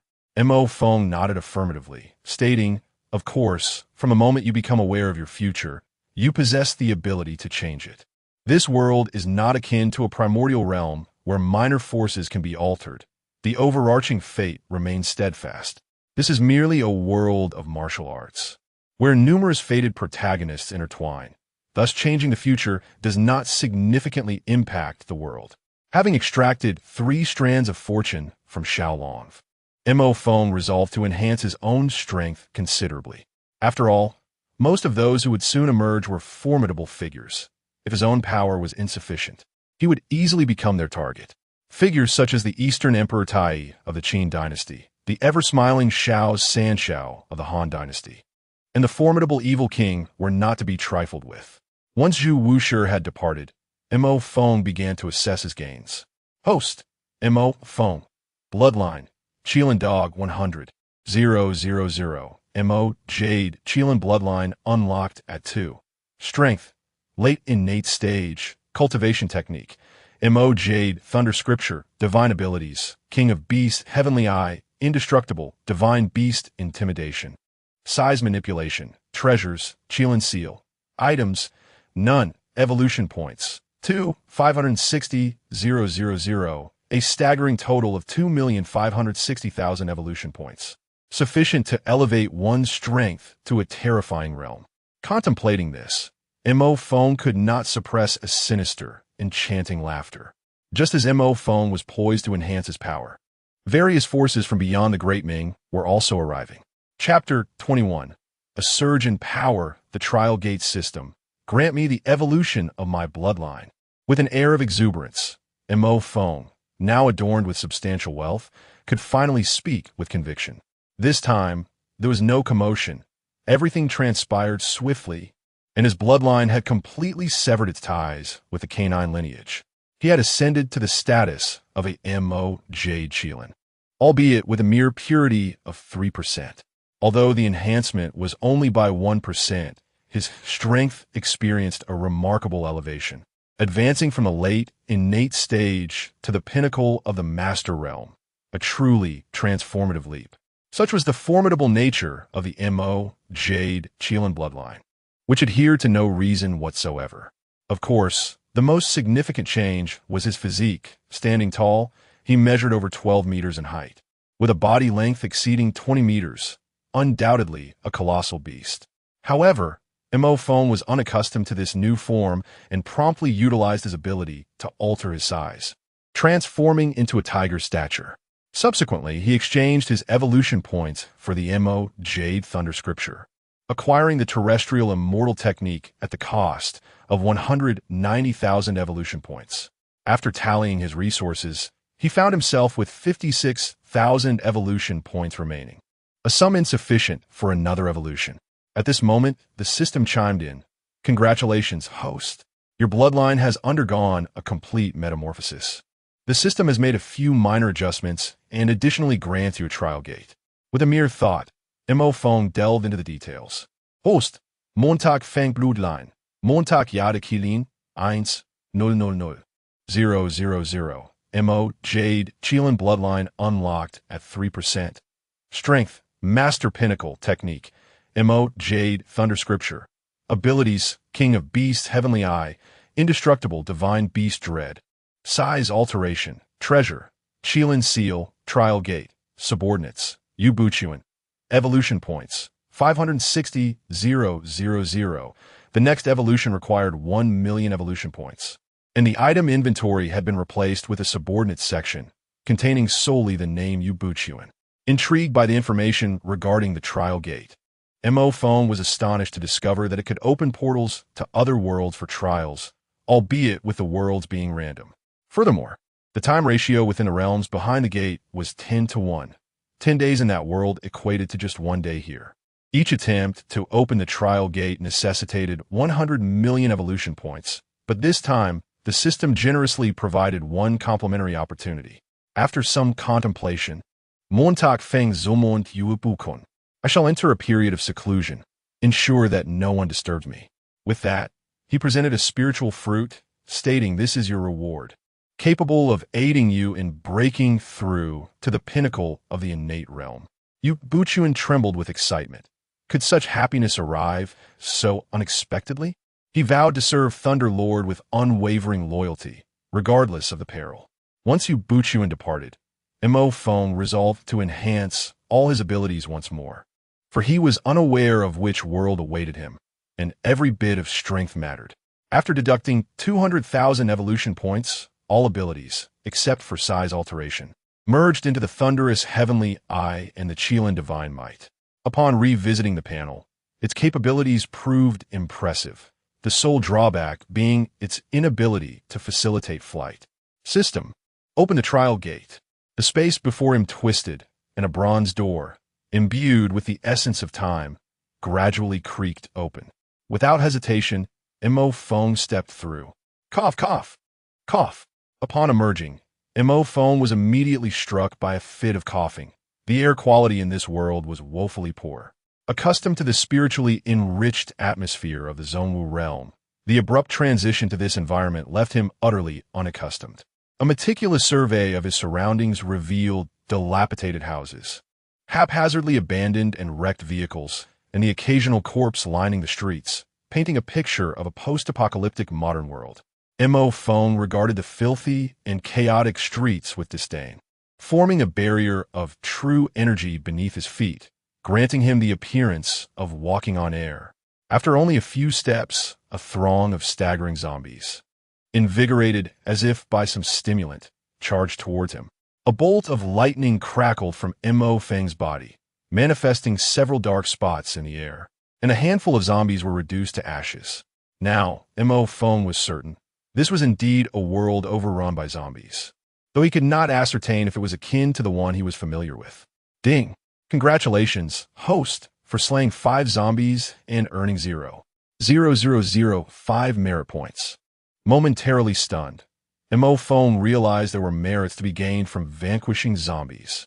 Merit points were precisely what he needed most, a valuable currency in his current pursuits.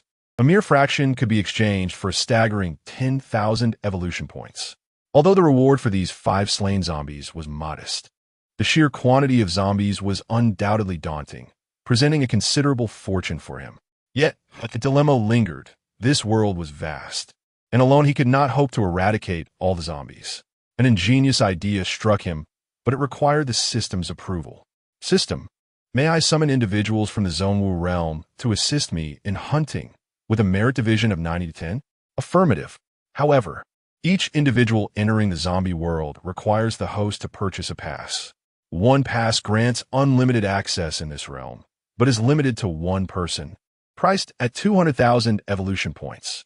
Mo Feng chuckled. His system was quite naive. What did it mean that he needed to purchase passes for them?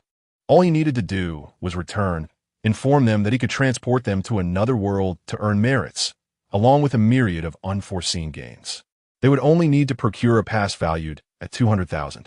Mo Feng was confident that no martial artist could refuse, especially upon learning of the merit's rarity.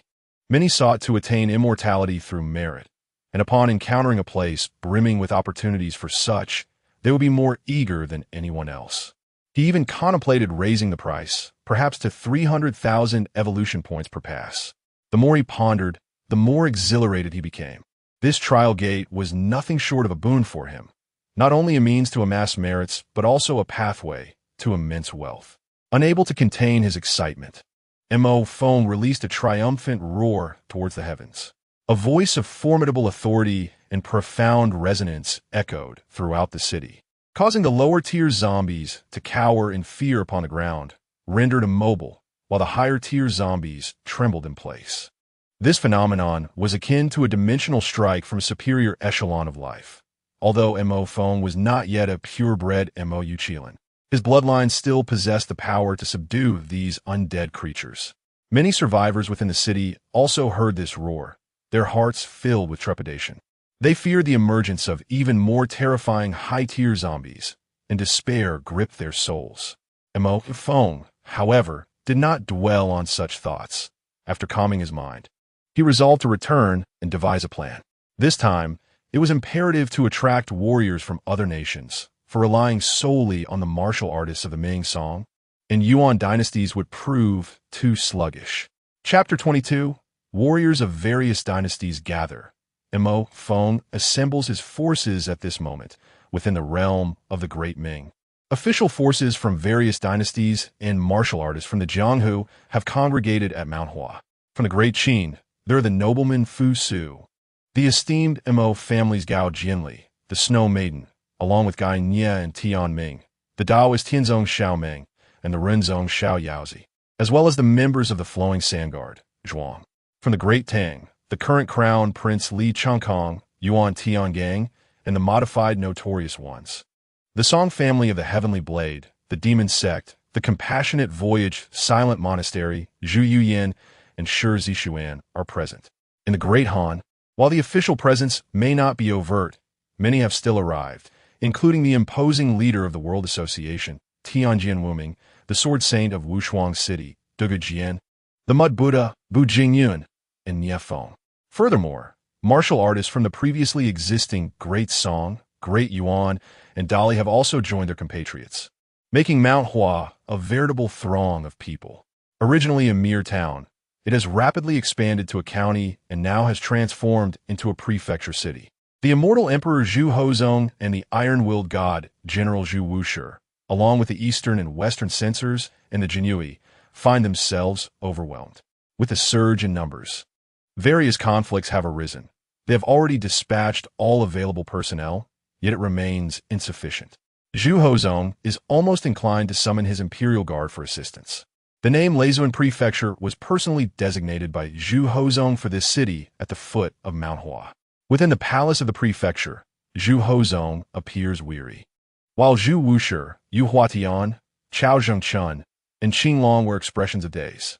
The multitude of events over the past few days has left them utterly exhausted, bordering on numbness. Zhu Wushi, in particular, is suffering greatly, as he had been anticipating a quota for next month, but given the current circumstances, that seems highly unlikely. Let us deliberate on how to address this chaotic situation, Zhu Hozong inquires.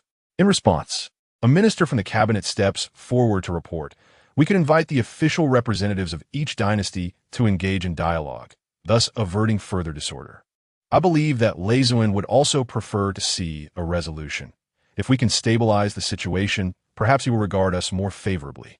A glimmer of fervor flashes in the minister's eyes as he speaks, yearning for power and longevity. Zhu Hozong nods in satisfaction, acknowledging the merit of this suggestion. Historically, the court's power has consistently suppressed the influence of the Jianghu, except in the case of the Great Han. However, the strength of the Great Han is indeed formidable, with their martial artists generally possessing a higher realm than those from the other dynasties. Particularly, the Great Qin and Great Tang stand equally against the Great Han, while the Great Ming, Great Song, Great Yuan, and Dali appear comparatively weaker. Recently, Zhu Hozong has taken to assigning several seasoned eunuchs to guard his chamber, fearing an assassination attempt from any audacious individuals. At this juncture, Chao Zhengchun proposes, Your Majesty, I believe we should invite Master Zhang to preside over the situation. After all, his presence may wield greater deterrent power over these martial artists. Despite his long-standing rivalry with Chao Zhengchun, Zhu Wushi nods in agreement.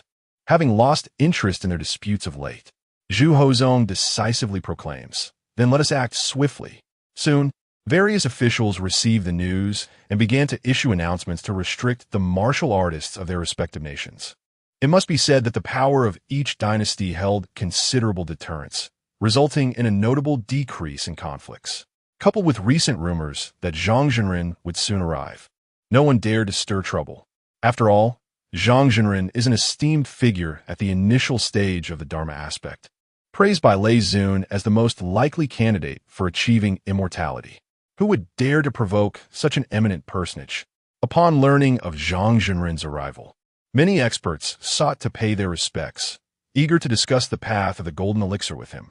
Among them were renowned sword cultivators such as Gai Nie, Gao Jianli, Dugu Jian, Wuming, Wei Shuang, Dugu Qiubai, Xie Jianfeng, Yan Antian, Yan Shisan, Shimen Chue Shui, and Yi Guqing, who gathered together to deliberate on the way of the sword. Other martial artists also found like-minded companions to engage in philosophical discourse, making this opportunity exceedingly rare. It could be said that this was an unparalleled era of prosperity in the martial world. Meanwhile, on the back mountain, Mo Feng had hurried back from another realm. Upon observing the situation below, he exclaimed in astonishment at the sheer number of attendees. However, upon reflection, he was filled with joy. A larger crowd meant a greater opportunity to accumulate merits swiftly. As he returned, Mo Feng had already decided that it was time to establish his own faction. With his own foundation, he could navigate the world beyond the trial gate and create opportunities for himself. After all, not every realm suited the current circumstances, and preparations for the future were essential. Before long, Yu Buchuan arrived with news. Lei Zun, is there anything you wish to command? Mo Feng, feeling jovial, replied, Old Yu, there is no need to be so solemn. Relax a bit. I'd like to inquire about the situation below. Yu Buchuan reported, currently. The official forces from various dynasties and the martial artists from the martial world have all gathered. Fortunately, no one dares to infiltrate Lei Zun's domain. Everyone seems quite disciplined. Mo Feng chuckled, noting that their adherence to rules stemmed from the fact that those who defied them had long since become fodder for the earth. Yu Buchuan's strength had significantly improved, having reached the pinnacle of the innate realm.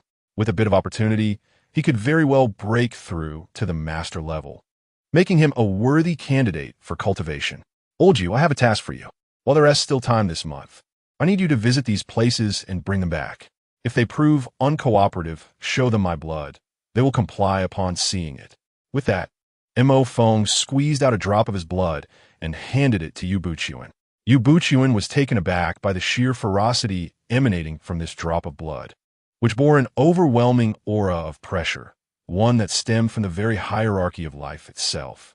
He then glanced at the names Mo Feng provided: Fire Qilin, Divine Dragon, Phoenix, Dragon Turtle, and White Ape. Goodness, none of these names were without significance. However, Yu Buchuan was puzzled. Weren't the Phoenix and Dragon Turtle already lost? He had learned this from Lei Zun, one having been claimed by Emperor Shutian and the other by Xiao Sanshao. However, Yu Buchuan is a man of great intellect. He refrained from questioning the reasons behind his circumstances, even if doubts lingered in his mind. He simply adhered to the arrangements made by Lei Zun. Mo Feng appreciated this quality in Yu Buchuan, his cleverness and self-awareness, coupled with an admirable restraint from asking why. Though his strength was not formidable, such abilities are often the easiest to cultivate. Wisdom and the discernment of when to advance or retreat are far more challenging to foster. You may proceed without hesitation. Those who can be likened to phoenixes and dragon turtles are not easily vanquished. Such notions are merely distractions concocted by the adversary. Enlightened, Yu Buchuan promptly clasped his hands in reverence and set off to gather them before Lei Zun. Chapter 23. The return of Old Yu and the 5 extraordinary beasts. Half a month had passed when Yu Buchuan appeared, his attire tattered and worn. In pursuit of the task assigned by the revered Lei Zun, he had traversed tirelessly across vast terrains. Even with his innate perfection in cultivation, he felt the weight of exhaustion, yearning for a place to succumb to slumber.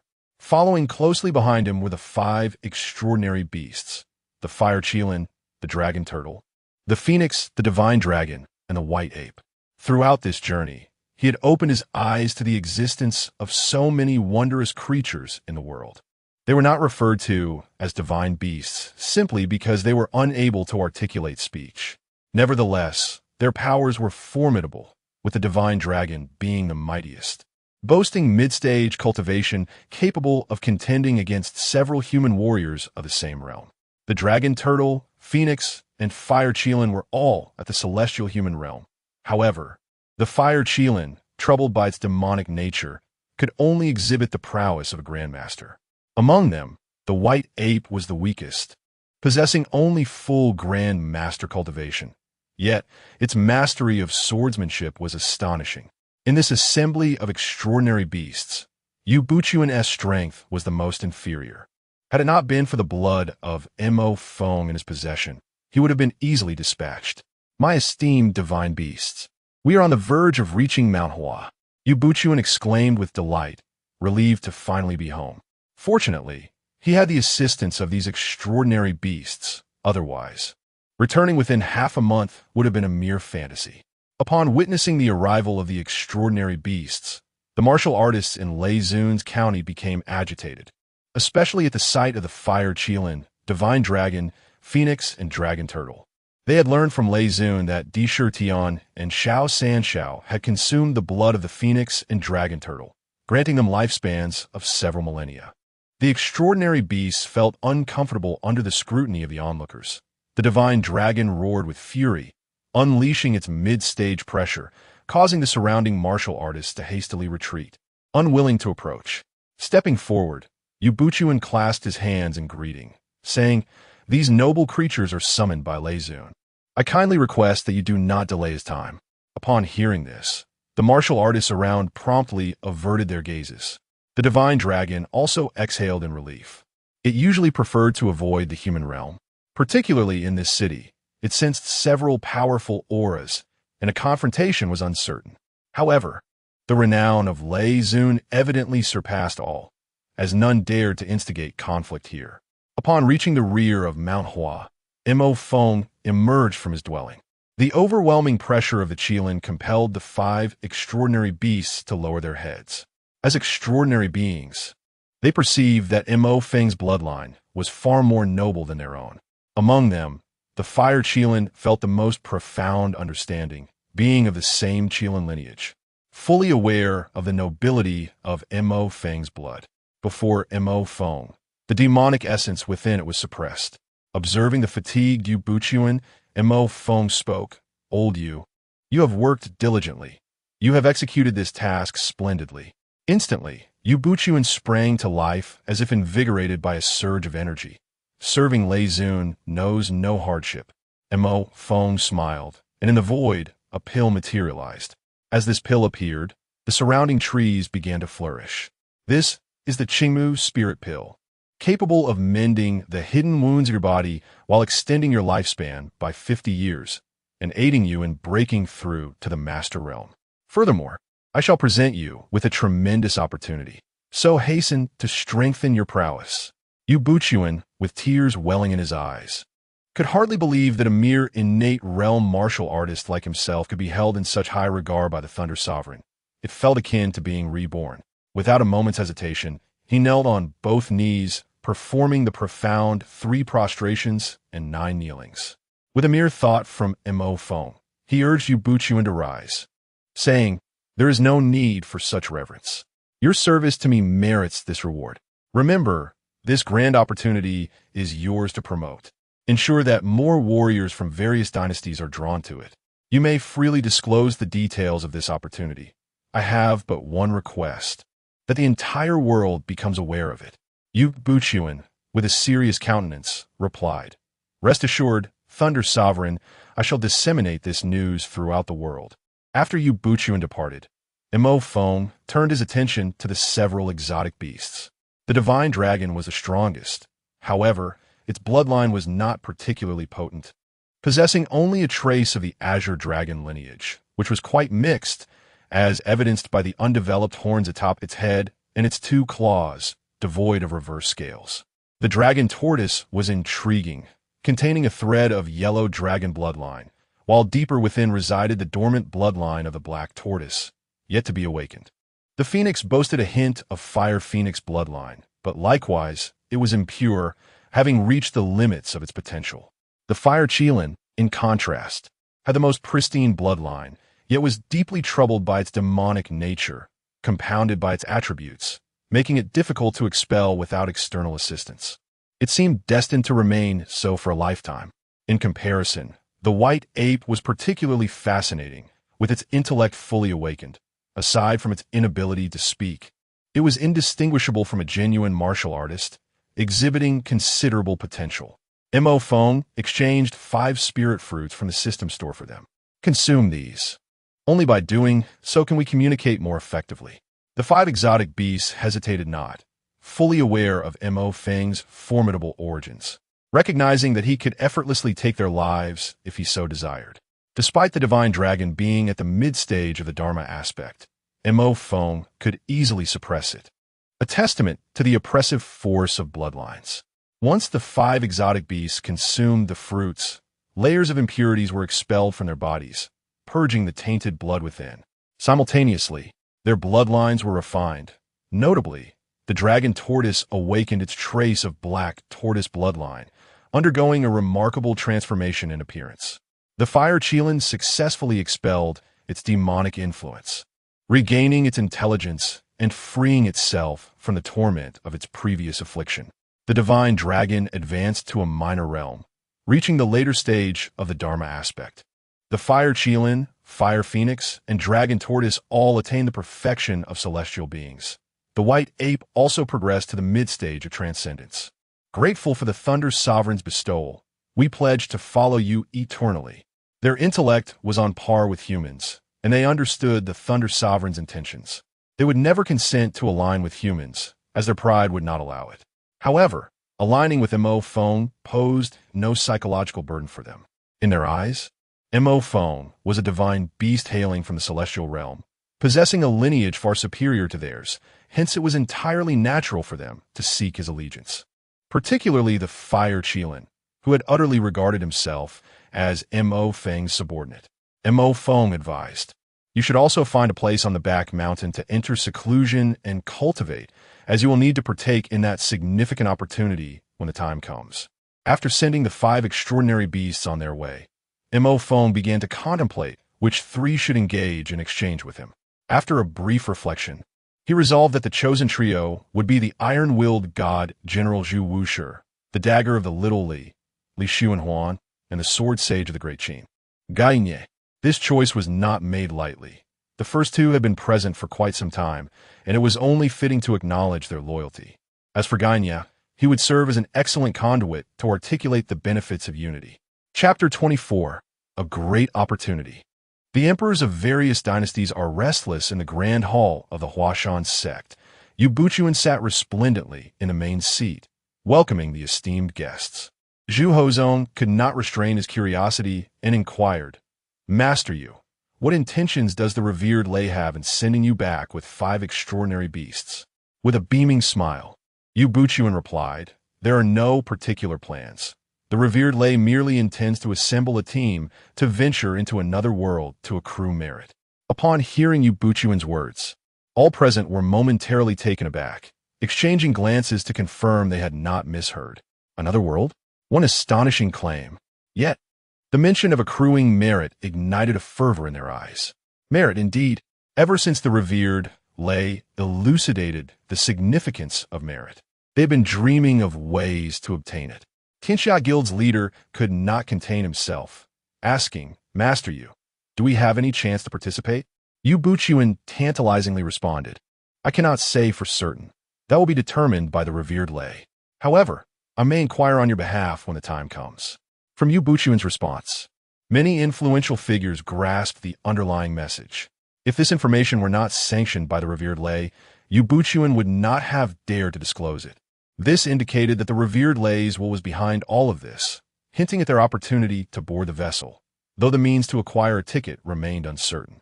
With this coveted information, warriors from various factions returned to their respective lodgings, disseminating the news throughout the realm. Simultaneously, they began to form teams, seeking suitable companions to enhance their efforts. In the Qin dynasty, Ing Zheng listened intently to the reports from his scouts, his eyes gleaming with determination. He commanded with an imposing presence, "Prepare to set forth. We shall journey to Huashan." In the Tang dynasty, upon receiving this news, Li Shimin remained undecided as his ministers and generals urged, "Your Majesty, we should also partake in this venture." According to reports from the scouts, the Qin's forces have already begun their advance. We cannot afford to lag behind. With grand enthusiasm, Li Shimin declared, "Very well, let all of you accompany me to Huashan." Once this news spread, no emperor from any dynasty could remain composed. Particularly, as Ing Zheng of the Qin dynasty set out, hesitation evaporated and all hastened towards Huashan. It can be said that Ing Zheng exerted the greatest pressure on the other dynasties. With the might and ambition of the Qin, none could claim to withstand them. As another month commenced, the rear mountains of Huashan once again buzzed with activity. The 5 extraordinary beasts appeared, their formidable presence instilling a sense of awe that rendered the crowd motionless. Mo Fong stepped forward, drawing the gaze of all upon him. The 3 chosen individuals eagerly approached. Mo Fong fixed his gaze upon the iron-bellied god of war and asked, "Do you wish to resurrect Su Xian?" Nodding with fervent excitement, the iron-bellied god of war replied, "Indeed, I wish to bring Su Xian back to life," as he presented a trove of rare treasures collected from the Longhu Mao Manor. Mo Fong finally spoke after a moment of contemplation. "Are you aware that by resurrecting her, she may not necessarily accept you? After all, her child still lives. Her heart may harbor feelings for you, yet you do not encompass her entirety. Without any hesitation, Ironbold God Marquis responded, regardless of her willingness to embrace me. As long as I reside within her heart, it suffices. Mo Feng's lips curled in a sardonic smile, surprised to find that Ironbold God Marquis was still a devoted admirer. Judging by character, Ironbold God Marquis may not be a virtuous man, yet in terms of unwavering love, he truly excels. The question of whether Gu Santong truly loves Su Xin remains debatable. For the sake of a promise, he has remained imprisoned, never once visiting Su Xin. In this regard, Gu Santong cannot measure up to Ironbold God Marquis. Mo Feng chose not to engage in these matters, as a pill flew forth and landed in Ironbold God Marquis' hand. Administer this pill to Su Xin, and allow me to share another piece of information. Su Xin's son is none other than the infamous Cheng Shifei. Upon hearing that Cheng Shifei was Su Xin's son, a myriad of complex emotions played across Ironbold God Marquis' face. The surrounding warriors were astounded, never having imagined that the illustrious Ironbold God Marquis would hold such concern for a woman. Zhu Hozhong chuckled lightly, having never regarded this royal uncle with much esteem, not out of disrespect, but because he could easily manipulate him. Chao Xingchun also felt a whirlwind of emotions, realizing that the formidable figure he had opposed for so long possessed such a significant vulnerability, one he had failed to notice until now. Mo Feng's gaze shifted to the side, landing on Li Xuanhuan. Without waiting for an inquiry, Mo Feng directly stated, "If you wish to avoid a lifetime of regret, do not allow your cousin to marry Long Xiaoyan. One must look beyond the surface. Otherwise, one risks being perpetually deceived, for some individuals possess faces known but hearts unknown." Li Xuanhuan comprehended Mo Feng's words, subsequently casting a glance of disbelief and fury towards his older brother, Long Xiaoyan. Long Xiaoyan, taken aback, retorted, "Nonsense. This is slander. He is defaming me." Li Xuanhuan chuckled, for Lei Zun was a divine beast. How could his words possibly be false? The surrounding warriors buzzed with chatter. Although most shared a similar disposition, being singled out by Lei Zun indicated the depths of Long Xiaoyan's shamelessness. Even he could not tolerate it. Long Xiaoyan, in a fit of rage, exclaimed, "Lei Zun, why must you defame me in such a manner?" Mo Feng offered a cold smile. "Oh, daring to shout at oneself. Are we?" Without requiring Mo Feng's intervention, the Fire Qilin, his loyal subordinate, unleashed a torrent of flames, incinerating Long Xiaoyan to ashes. Merely a consummate innate practitioner, he dared to raise his voice against his elder brother, oblivious to the peril of his actions. Finally, at the rear, Guy stepped forward, cupping his hands in respect, and inquired, "May I ask, Lei Zun, do you believe our resistance against the Qin is right or wrong?" Guy felt increasingly lost, uncertain if the path he had chosen was just. The scholars of the Qin dynasty grew tense, for they too could not ascertain their righteousness. Mo Feng lifted his head slowly and replied, "It depends on the perspective from which one views it.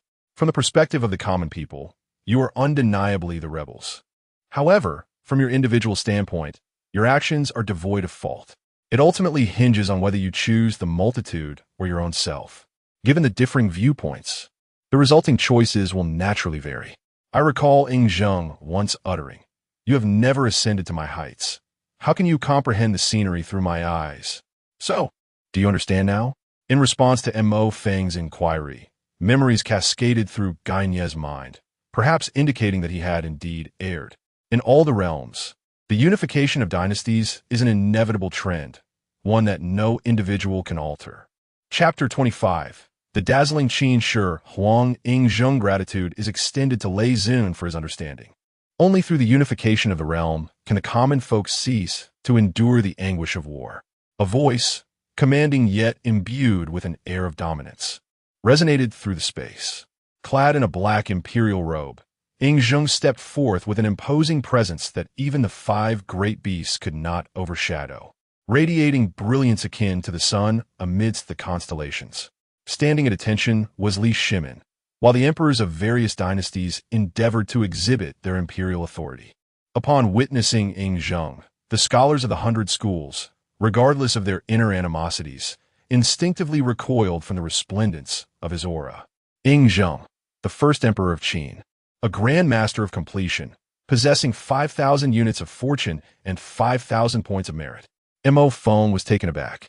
The accumulation of merit was staggering. Perhaps only Zhang Sanfeng could aspire to such heights. Yet, Zhang Sanfeng had yet to fully realize the golden elixir path. If he were to achieve that culmination, his merits would be considerable as well. After all, Zhang Sanfeng had forged a new path, offering the martial practitioners of the world an additional choice. Ying Zheng's merits stemmed from his contributions. He brought an end to the strife of war, unified the six kingdoms, alleviated the suffering of the populace, and instituted various systems.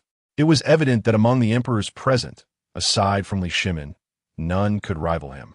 They operated on entirely different planes. To the surprise of many, Qin Shi Huang Yingzheng was indeed a formidable figure. His depths concealed so well that the world remained oblivious. Yin Dan, the leader of the Mo school, stepped forth to counter the first emperor. You govern the people with draconian laws, subjecting them to arduous labor. How can you forsake familial grievances and national animosities? Though Yin Dan dared not argue against Lei Zun, he felt compelled to challenge Yingzheng, lest the anti-Qin alliance diminish. Yingzheng surveyed the assembly, fixing his gaze upon Yin Dan. Are you truly advocating for the common folk, or is your intent self-serving? I trust you are well aware of your own heart. Once again, he proclaimed, You have never ascended to my heights. How can you fathom the vistas I behold? As Yin Dan sought to retort, Mo Feng interjected, There is no need for further dispute. Let the heavens pass judgment on whether the actions of Qin Shi Huang were right or wrong. With that, Mo Feng manifested the merits of the first emperor, a resplendent halo of virtue manifesting above Yingzheng's head. The entourage accompanying Dong Huang Tai Yi, the moon goddess, the star god, and the great and lesser deities were momentarily blinded. All martial practitioners present widened their eyes in astonishment, unable to fathom the magnitude of Yingzheng's merits. Li Shimin clenched his fists, then relaxed. In this regard, he conceded defeat. He could not compare in terms of merit. Yenden stoat incredulus, as did the other scholars who had opposed Qin. This was merit bestowed by the heavens, an acknowledgement of Qin Shi Huang's deeds. They cannot simply close their eyes to the truth and declare the heavens unjust. In that moment, many who opposed Qin experienced a shattering of their convictions, their faith crumbling before the undeniable reality. Although Qin Shi Huang was astonished by the magnitude of his own merits, he also felt the weight of immense pressure. He had been diligently enacting reforms, with no references to guide him, relying solely on his own intuition. Unsure of what was right or wrong, he could only persist through sheer force of will.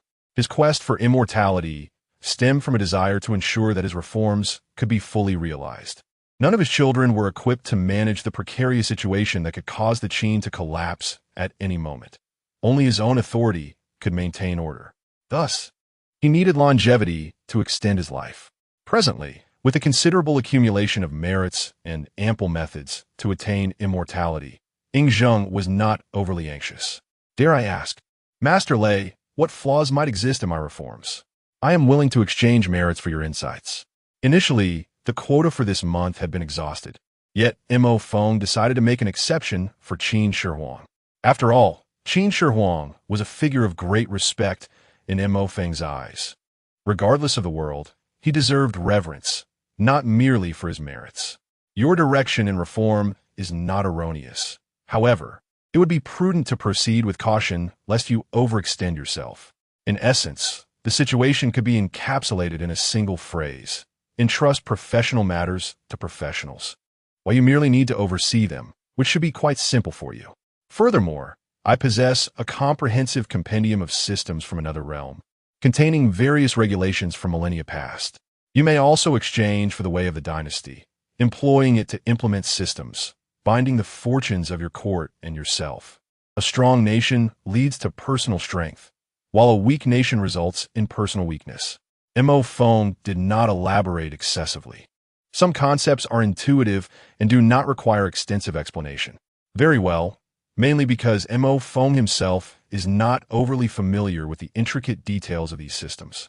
Speaking too much could lead to errors. It is better to allow them to interpret these systems on their own, as their understanding, whether correct or incorrect, does not concern me. Do you accept the transfer of 1,000 merits from Lingyun? Mo Feng's eyes brightened.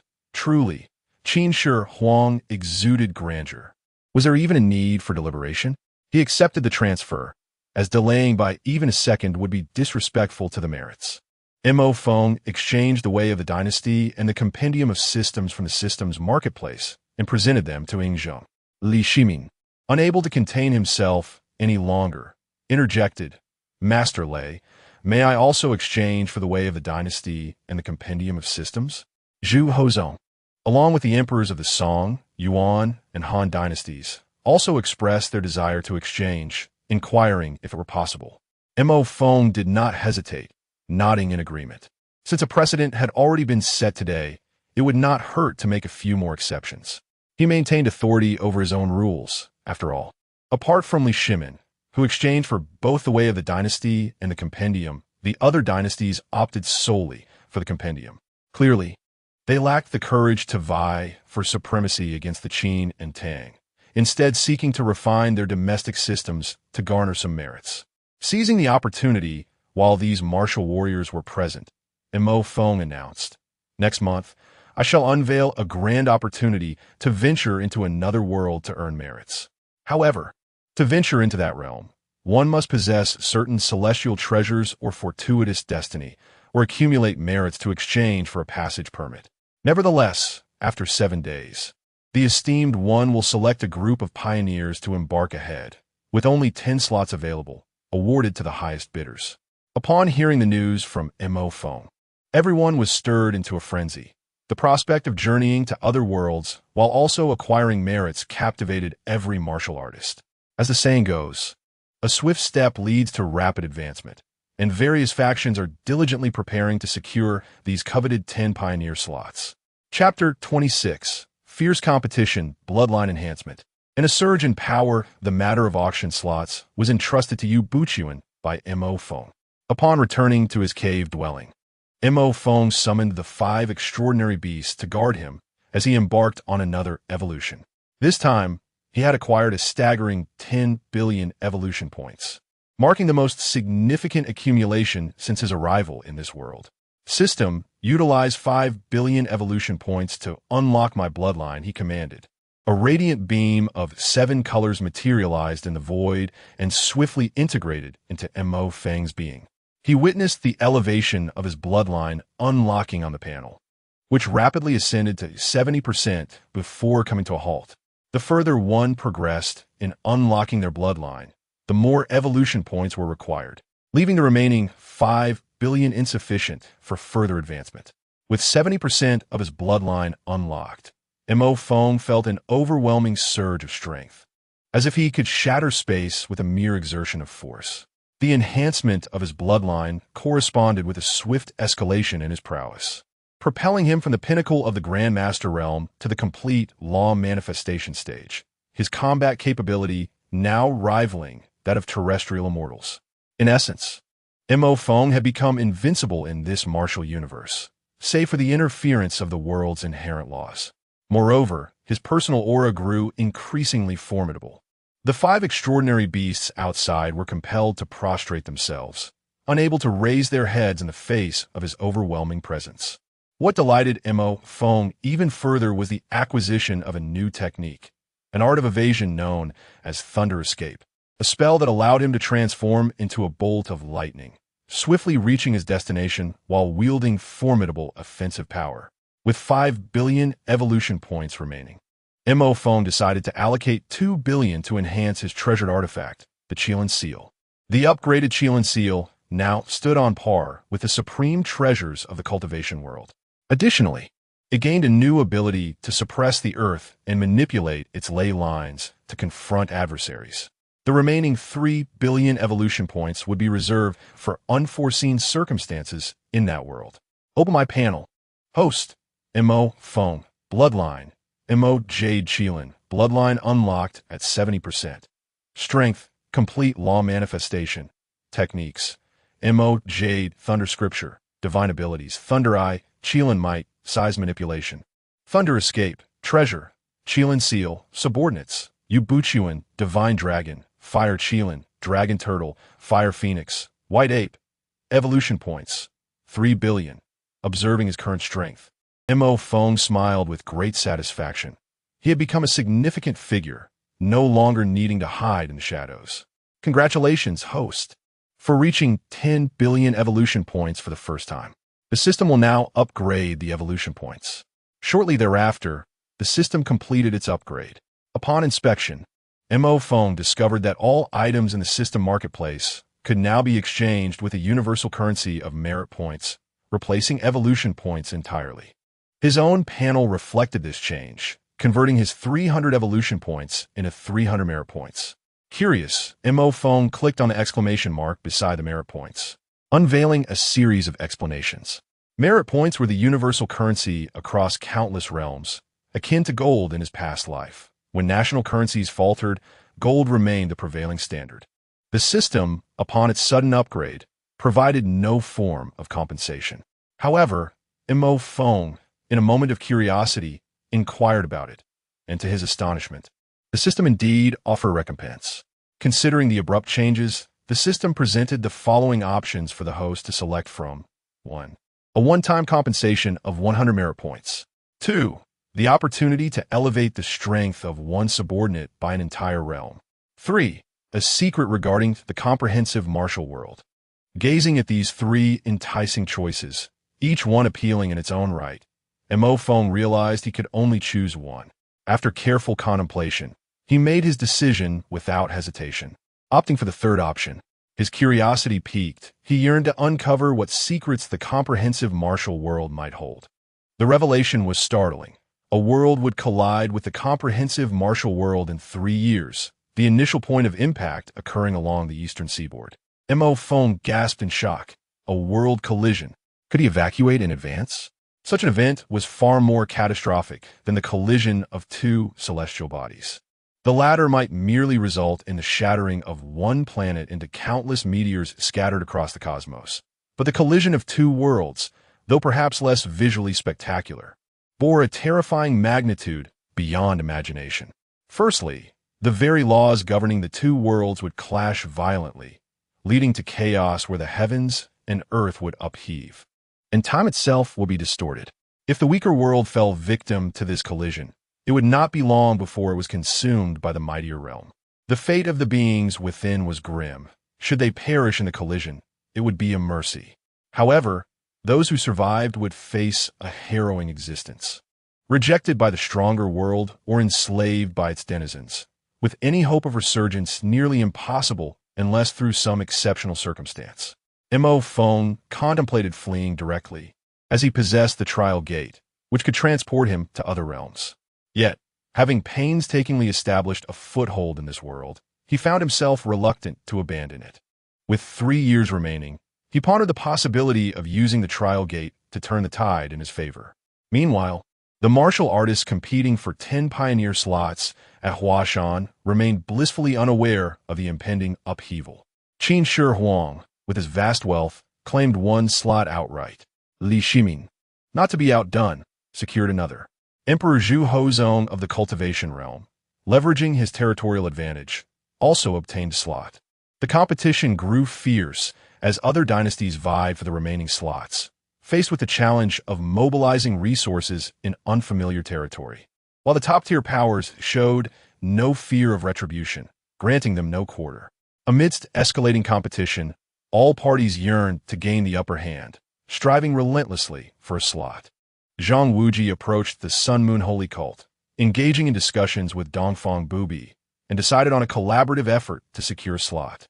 Regardless of who joined Lei Zun in that world to accrue merit, they would share the spoils equally. Observing this, other dynasties realized this strategy was viable. If one dynasty could not secure a slot, perhaps a coalition could. Ultimately, the Song and Yuan dynasties each claimed one slot, while the Han and Dali dynasties secured another. The final list was soon revealed. Qin Shi Huang Ing Zheng, Emperor Li Shimin of the Tang dynasty, the indomitable Zhu Wushi, the illustrious Zhuge Zhenghua of the Six Doors, Master Yidong, Zhang Sanfeng, the valiant Ganya, the esteemed Tongbo of the Tong family, Tianzong Xiaoming, and the peerless Sword Saint Wuming. This list comprises individuals of formidable strength, feared by all, alongside those of unparalleled wealth, whose influence is unassailable. Yu Buchuan gazed upon this immense fortune, his face lighting up with joy, astonished by the lucrative outcome of the auction. Conversely, Mo Feng was far from elated upon receiving this news, still grappling with the gravity of the message from the system. In that moment, he found himself at a loss for solutions, compelled to navigate the unfolding events step by step, awaiting the changes that lay ahead. Chapter 27. Journey to the Zombie World. 7 fleeting days had passed, and those fortunate enough to secure 10 spots had already gathered before the cave, awaiting the arrival of Mo Feng. Others, who had not received a spot, came merely out of curiosity to witness the spectacle, intrigued by how the revered Lei Zun would traverse to other realms.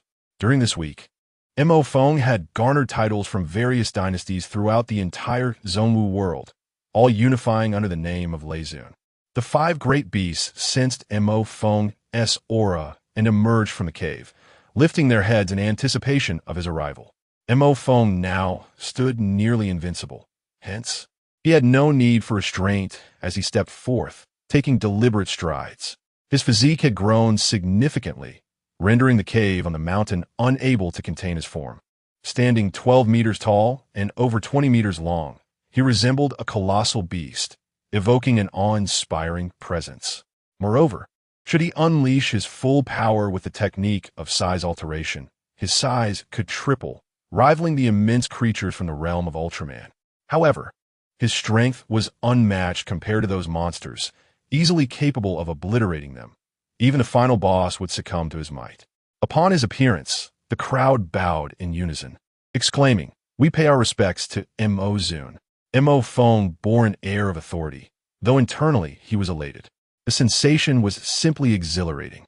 Casting a glance at Yu Buchuan, the 10 pioneers, and the 5 great beasts, Mo Feng began to speak.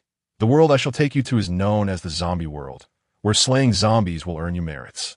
In this realm, humanity has been entirely infected by the zombie virus, transforming them into mindless creatures. Zombies lose their rationality, their gaze vacant, driven by an insatiable hunger for the flesh and blood of the living. Any person who is scratched or bitten will succumb to the infection. To vanquish a zombie, one must destroy its head. Otherwise, it remains mobile, unless utterly pulverized. Furthermore, zombies can evolve, and some may possess strength comparable to yours. Do not underestimate them."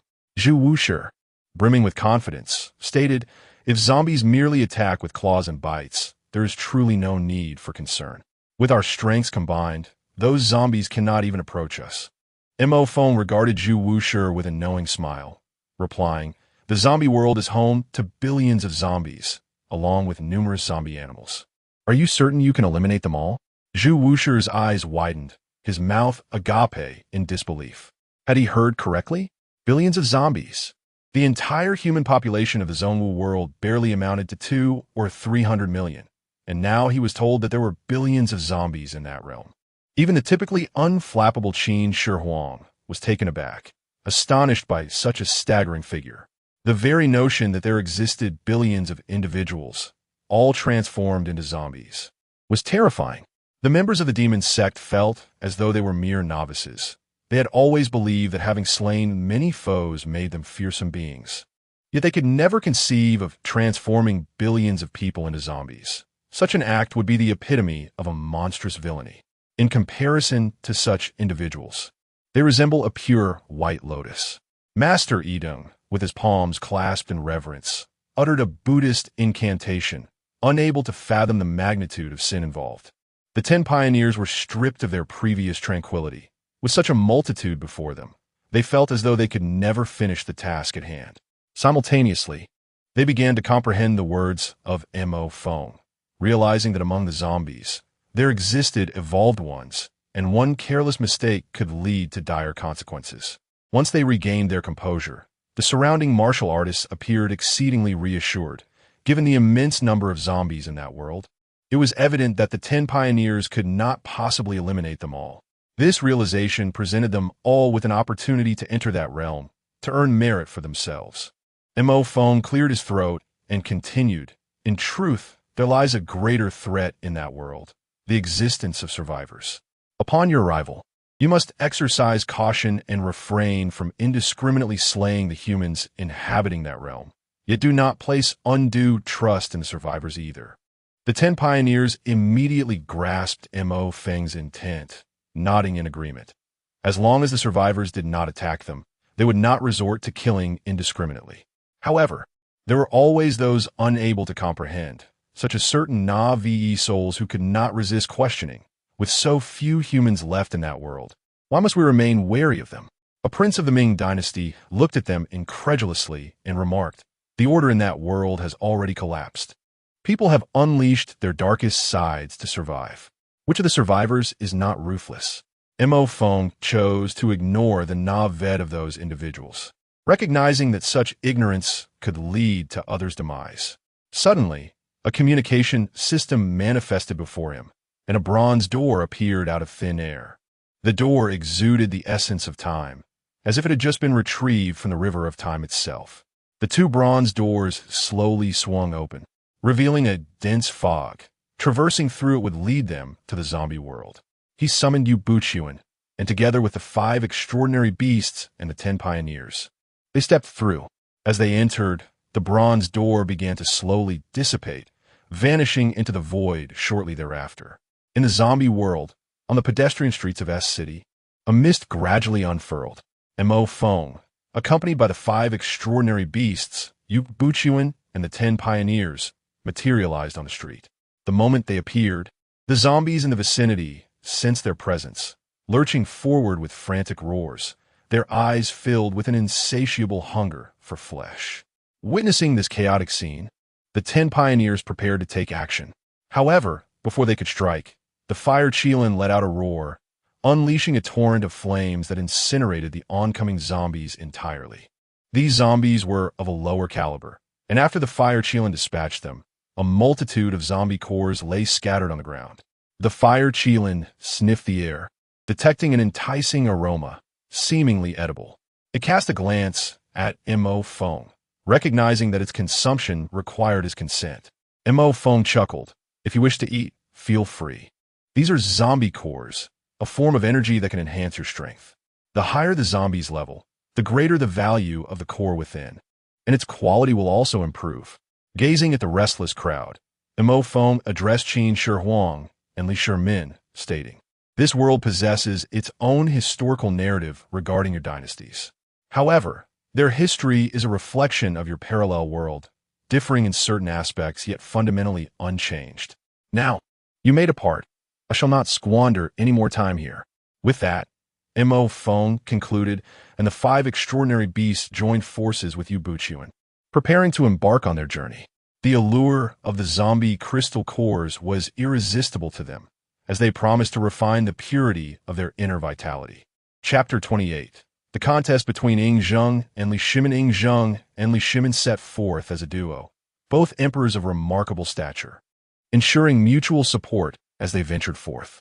Zhu Wushi accompanied Zhuge Zhenghua, while Gai Nye partnered with the renowned sword saint, Wu Ming. Zhang Sanfeng walked alongside Master Eating. Entong Bo traveled with Xiaoming. The group dispersed, each heading towards the city's periphery, slaying zombies while exploring this unfamiliar world. As Ing Zheng and Li Shimin ambled through the urban landscape, they surveyed the architecture and the vehicles lining the streets. For these 2 sovereigns, the enhancement of their own powers was not the primary concern. Rather, it was the urban planning, technological advancements, and agricultural resources that they deemed essential. After all, both had chosen the path of dynasty building, understanding that the strength of their empire would directly correlate to their own might. Ing Zheng's gaze fell upon a massive truck, and he remarked, "Such an extraordinary means of transportation is indeed remarkable. Perhaps upon our return, we could consult the Mozi to see if they can replicate it." Li Shimin nodded in agreement, stating, "This vehicle is a marvel of engineering. With the craftsmanship of the Tang, we could at best create a rough imitation." With a nimble leap, Ing Zheng ascended to the driver's cabin and examined the interior structure. Inadvertently, he pressed the horn, unleashing a thunderous blast that immediately attracted a horde of zombies. City, a bustling metropolis, quickly gathered a swarm of over 100,000 undead, drawn by the commotion. The cacophony caught the attention of numerous survivors, yet none dared to voice a warning, opting instead to conceal themselves, fearful of drawing attention. Within a supermarket, a scarred brute observed the scene with a cruel grin, exclaiming, "What fools! Clad in ancient garb, they dare to sound the horn of a truck, jeopardizing our escape. They deserve their fate." Meanwhile, in an office building, a thin, bespectacled man chuckled derisively. It seems another pair has succumbed to madness. If they seek death, might they not choose a different venue? Clearly, he mistook Zheng and Li Shimin for desperate survivors, their imperial robes too conspicuous to be overlooked. However, Zheng remained unfazed, steadily drawing his sword, when Tian, with a sweeping strike, a terrifying blade of energy expanded to several dozen meters, severing the nearest zombies in half. The dismembered undead writhed on the ground, yet Zheng was not finished. Grasping the hilt firmly, he plunged Wen Tian into the earth and recited an incantation. Waves of sword energy erupted from the blade, piercing through the thrashing zombies. Li Shimin aplauda, impressiva. Truly, you are the first emperor. This display of martial prowess astonished Li Shimin. He had not anticipated such mastery from Zheng. The latter, with a calm demeanor, replied, "Ganya was once my sword instructor." Li Shimin's understanding deepened. He was not well versed in the affairs of Qin. Given that the Qin employed the Luo net and the Black Ice platform, it was exceedingly difficult for spies from other nations to infiltrate. However, since Ganya was a disciple of the Ghost Valley sect, renowned as the sword saint of the Qin, it was only natural that Zheng possessed such formidable swordsmanship. Within Li Shimin, a competitive spirit began to stir. He produced a guqin and remarked, "Might I request the guidance of the first emperor on my rendition of the Qin Wang, Pezhen?" With that, he struck the strings, and the resonant notes of the martial melody filled the air. In an instant, the heads of the approaching zombies erupted, their bodies collapsing before they could draw near. With a shift of his hands, the music conjured an army of cavalry, charging forth into the horde of the undead, cutting through them without a single foe able to withstand their onslaught. Zheng's gaze ignited with martial fervor. In his eyes, the only dynasty worthy of rivalry was the Tang. Li Shimin's performance was indeed astonishing, and he recognized Li Shimin as an emperor of the battlefield, aware that his true prowess remained yet to be unveiled. "Your music has transcended into the realm of transformation. I possess no understanding of melody to offer guidance, yet it undeniably possesses a unique charm." Li Shimin ceased his playing, a satisfied smile gracing his lips. In the past, though both civil and military officials would shower him with flattery when he played Qin Wang Pezhen, the praise from a fellow sovereign brought him unparalleled joy. In just one exchange, they had vanquished half of the horde of over 100,000 zombies. Stepping forward, the first emperor exuded the full majesty of his imperial presence, a shadowy black dragon faintly manifesting behind him. "Withdraw," he commanded, not with a roar, but with calm authority. To everyone's astonishment, the zombies paused momentarily, then obediently retreated in accordance with his command. Li Shimin, astonished, rose to his feet and exclaimed, "Have you mastered the way of the dynasty?" As soon as the words escaped his lips, he regretted them. Such a confidential matter was hardly something his counterpart would divulge. Furthermore, both had chosen the same path, naturally positioning them as rivals. The first emperor replied, "Not yet. I merely experimented with the application of the way of the dynasty. I observed that these zombies were once denizens of the 9 provinces, likely descendants of the Qin from a parallel world as spoken of by the Thunder Sovereign. Hence my attempt."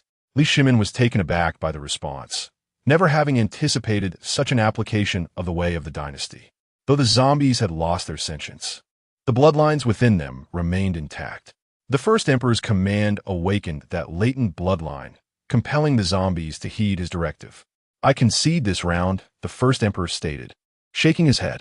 "Regardless of whether this world is our own, the blood of the 9 provinces flows within them, and aiding their liberation should be our endeavor."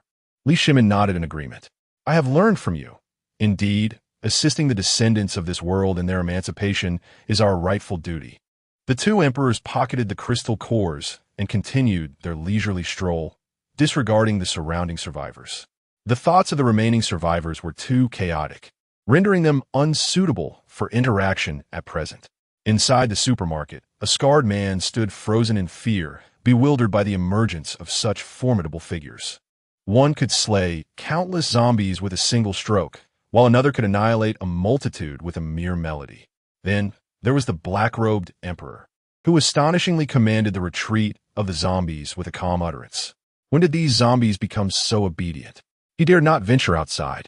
When the two emperors cast a glance in his direction, he nearly succumbed to the urge to kneel.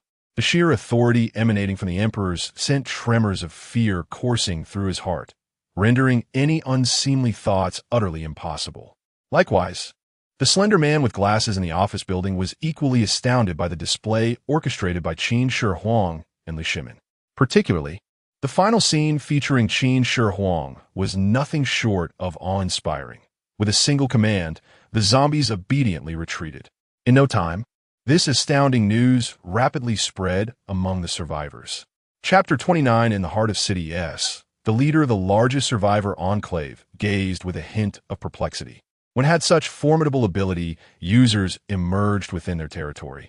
Indeed, most survivors speculated that Qin Shi, Huang Yingzheng, and Li Shimin were likely peculiar individuals with extraordinary powers.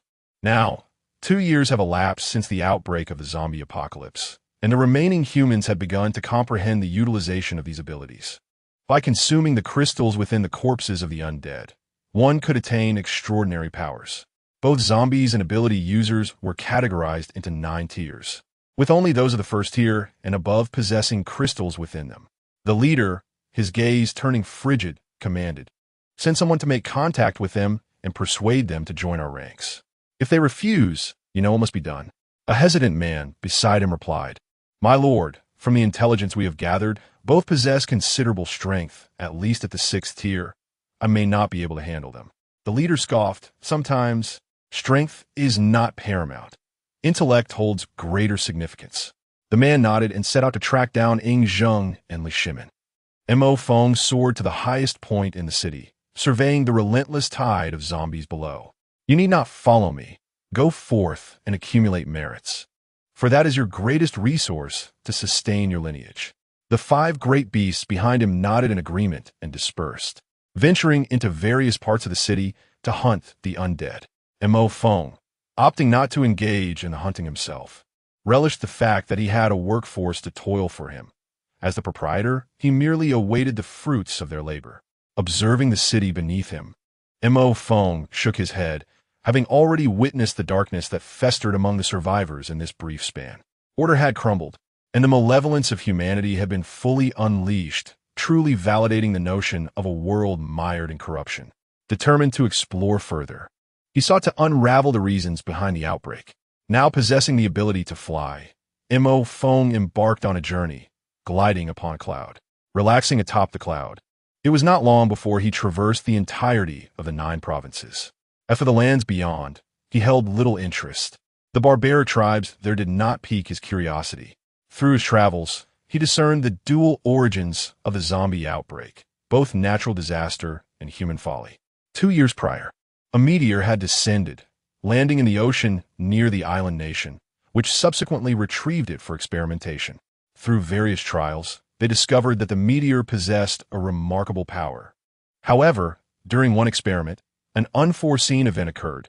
The meteor released a significant amount of radioactive material, and a pulse wave ignited the subterranean veins beneath the island. The earth shifted, a tsunami ensued, and the island ultimately succumbed to the depths.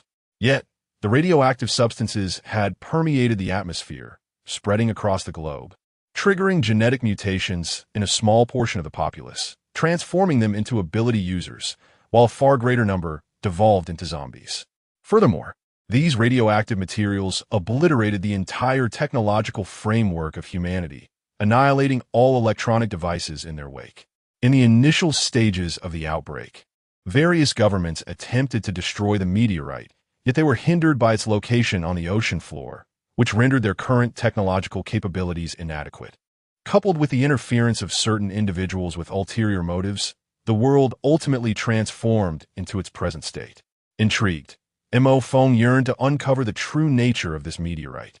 In his past life, there were numerous theories regarding the origins of these celestial bodies. Some claimed they were extraterrestrial technologies intended for monitoring or annihilating humanity, while others suggested they were merely ordinary meteorites, albeit laden with biological viruses. There were also assertions that these meteorites were a form of spiritual stone, with each theory holding its own merit.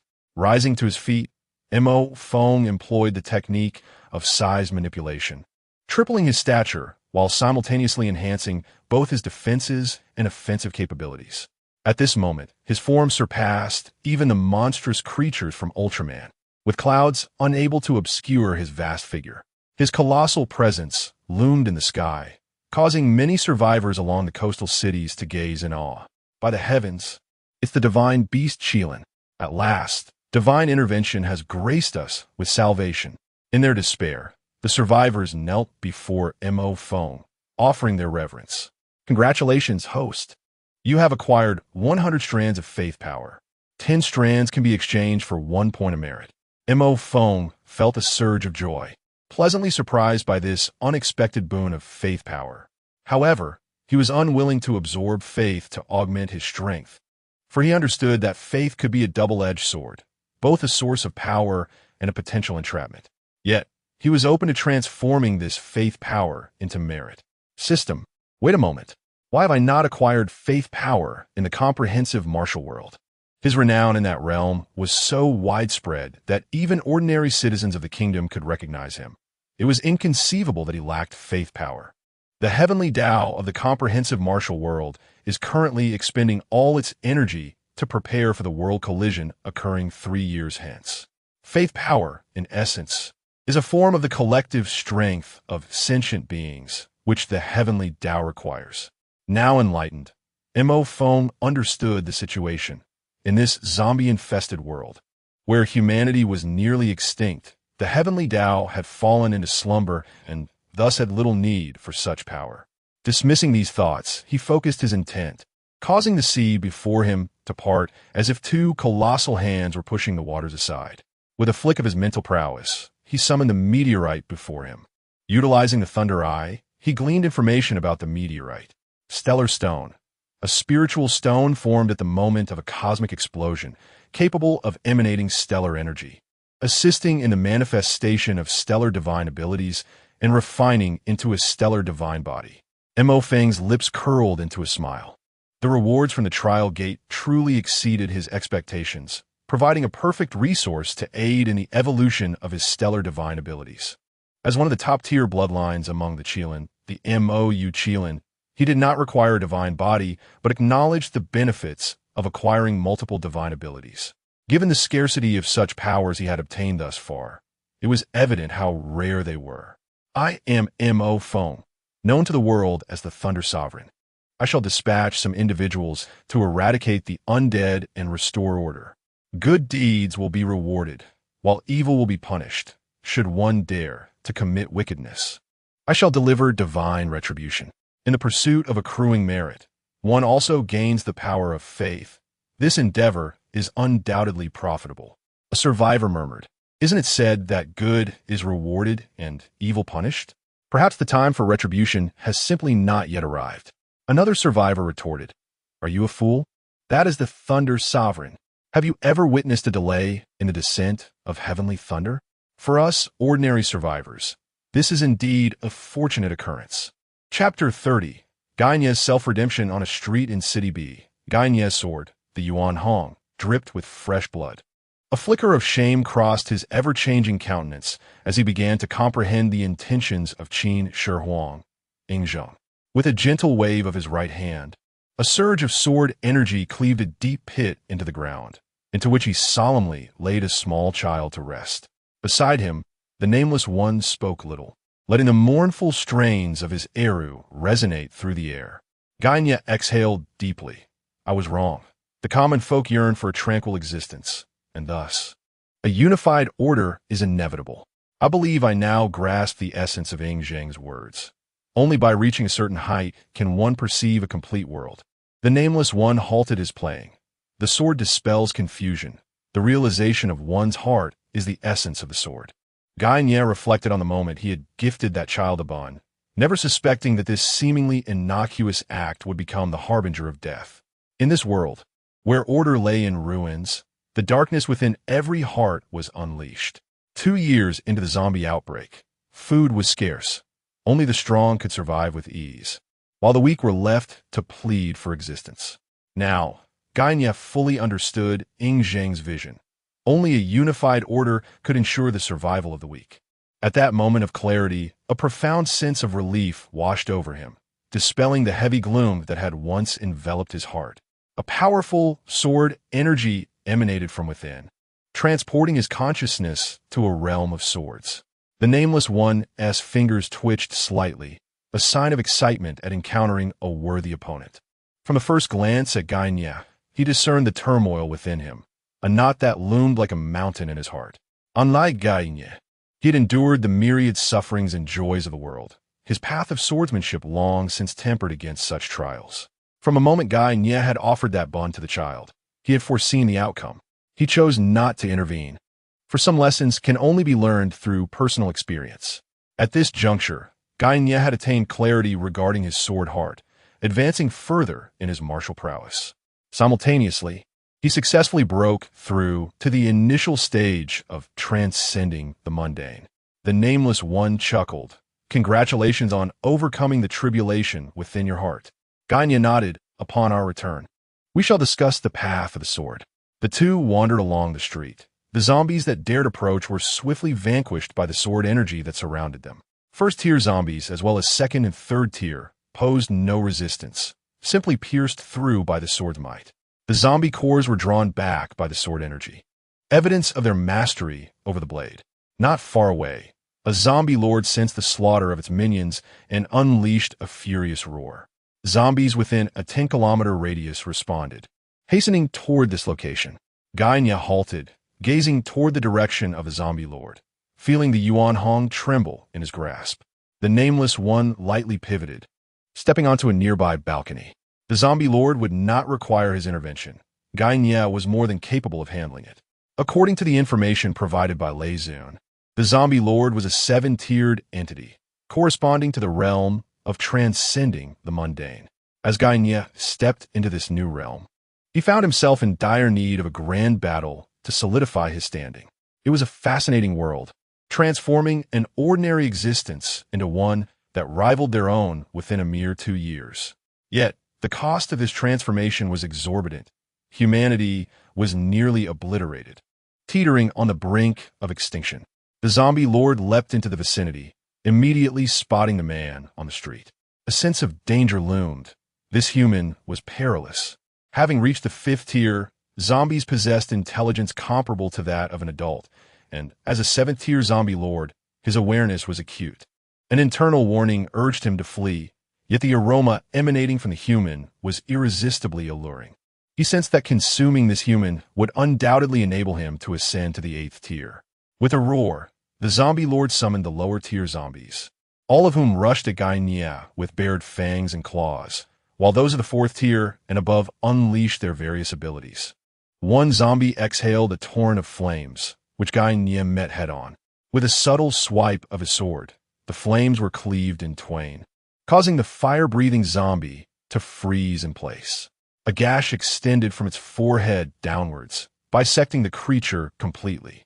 However, the tide of zombies remained relentless, forming a dark, surging wave.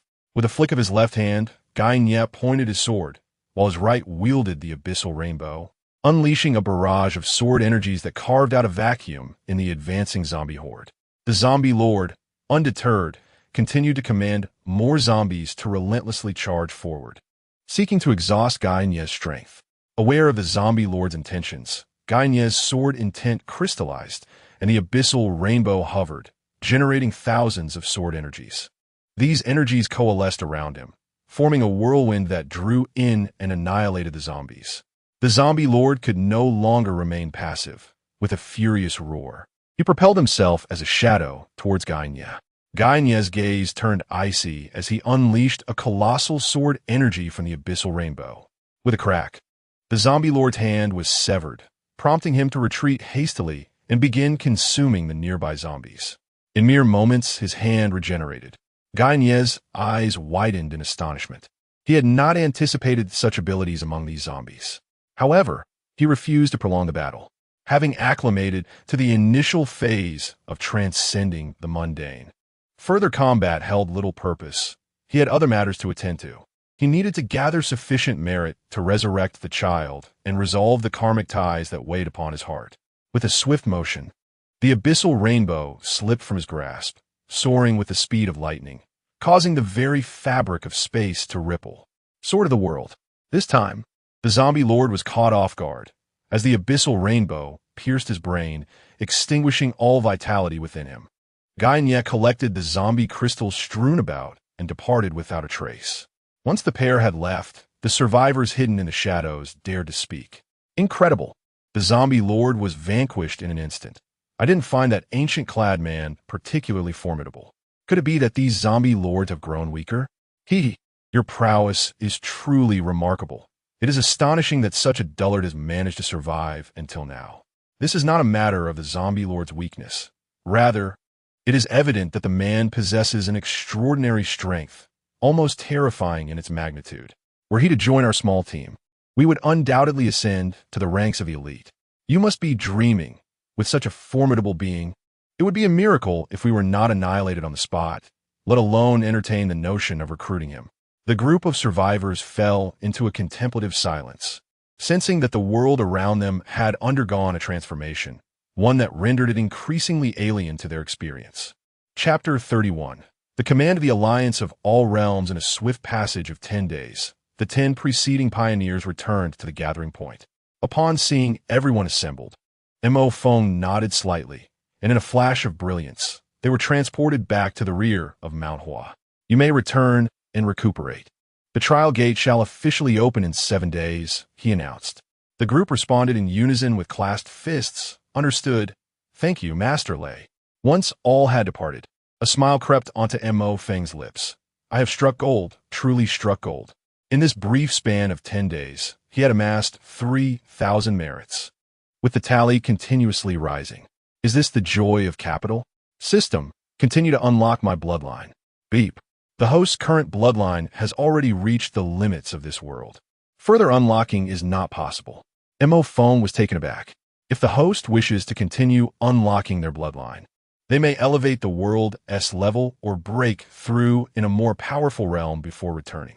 Speechless, Mo Feng resolved, if my bloodline cannot be further unlocked, then let us enhance my physical form. After all, personal strength is the ultimate path. A surge of power materialized within him, initiating the shattering of all bones and the destruction of every muscle and meridian. The pain was excruciating, rendering him nearly voiceless, a suffering 10,000 times greater than when he had been struck by heavenly thunder while cultivating the Mo Hua heavenly thunder scripture. His heart raced violently. Scales erupted from his exterior, blood gushed forth, and a transformation of blood commenced within. An inky light enveloped Mo Feng, forming a cocoon around him. 2 days elapsed, and the Chilan horn atop his head broke through the cocoon.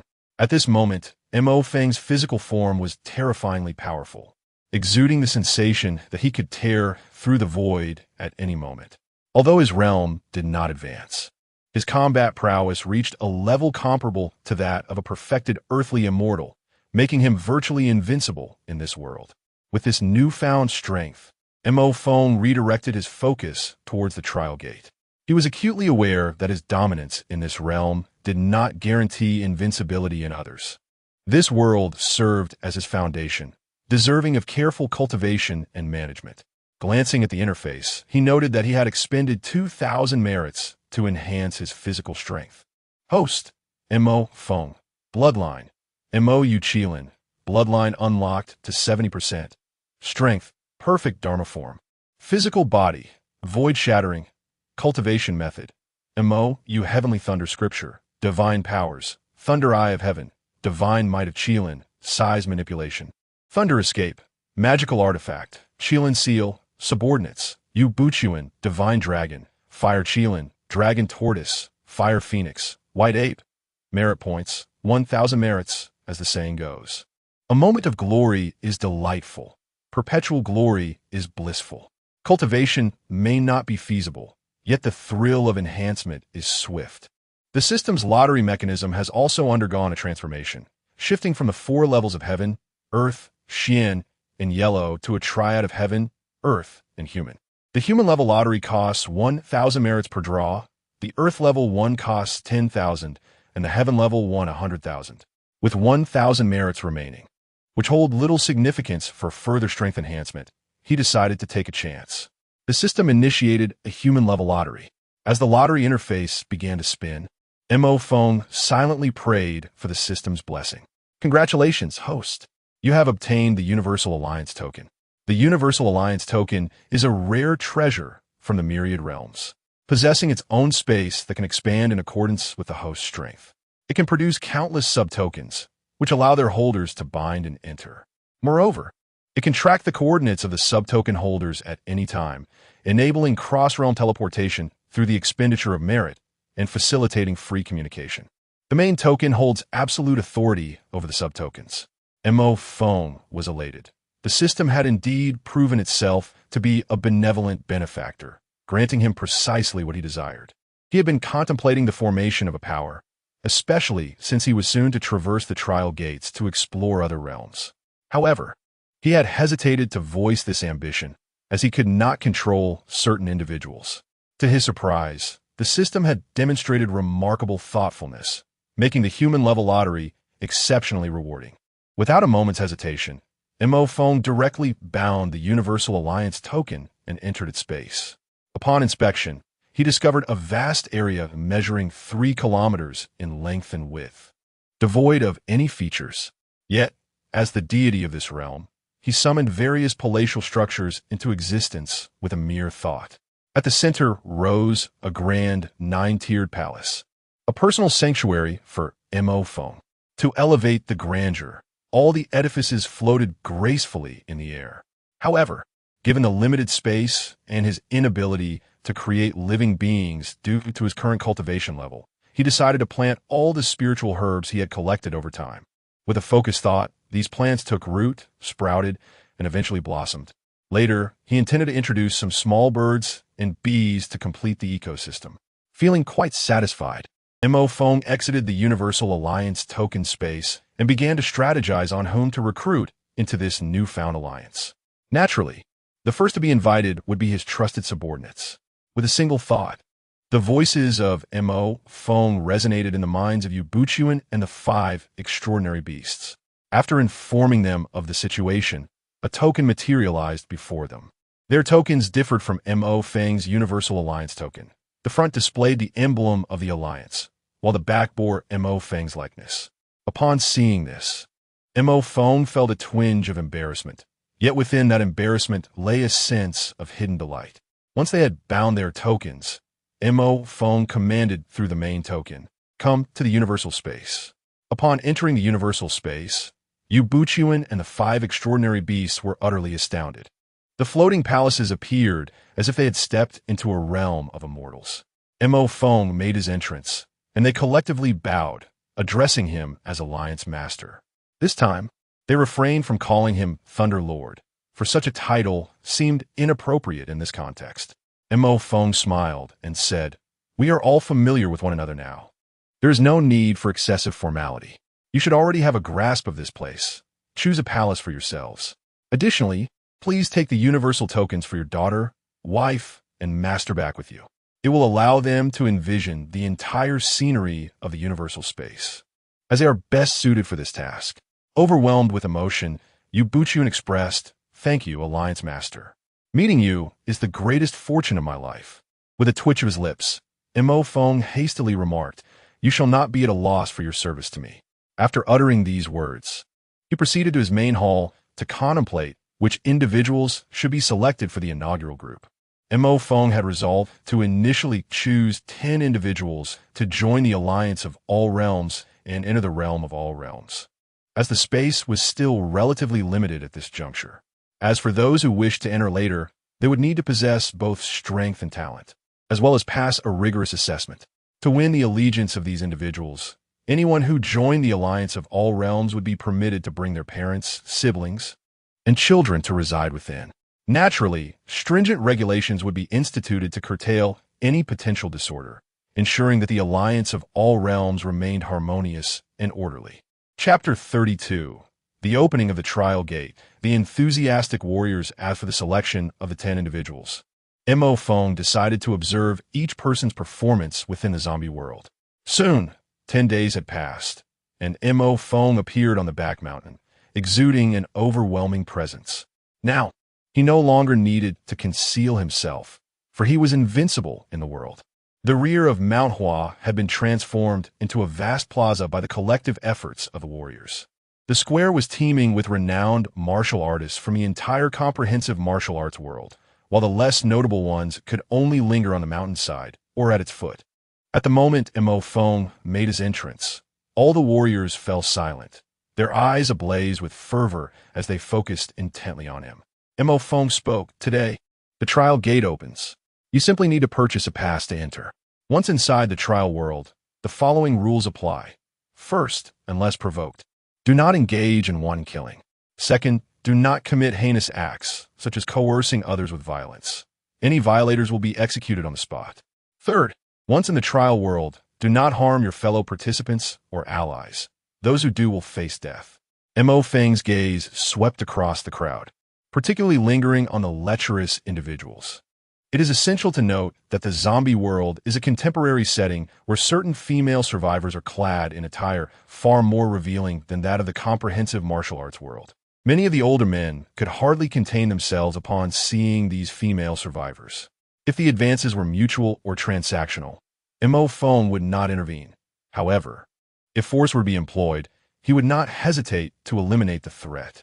Upon hearing Mo Feng's regulations, the assembled warriors breathed a sigh of relief, knowing they need not fear betrayal from their companions in the trial world. Truth be told, alliances were often seen as expendable, with betrayal always a possibility for the sake of personal gain.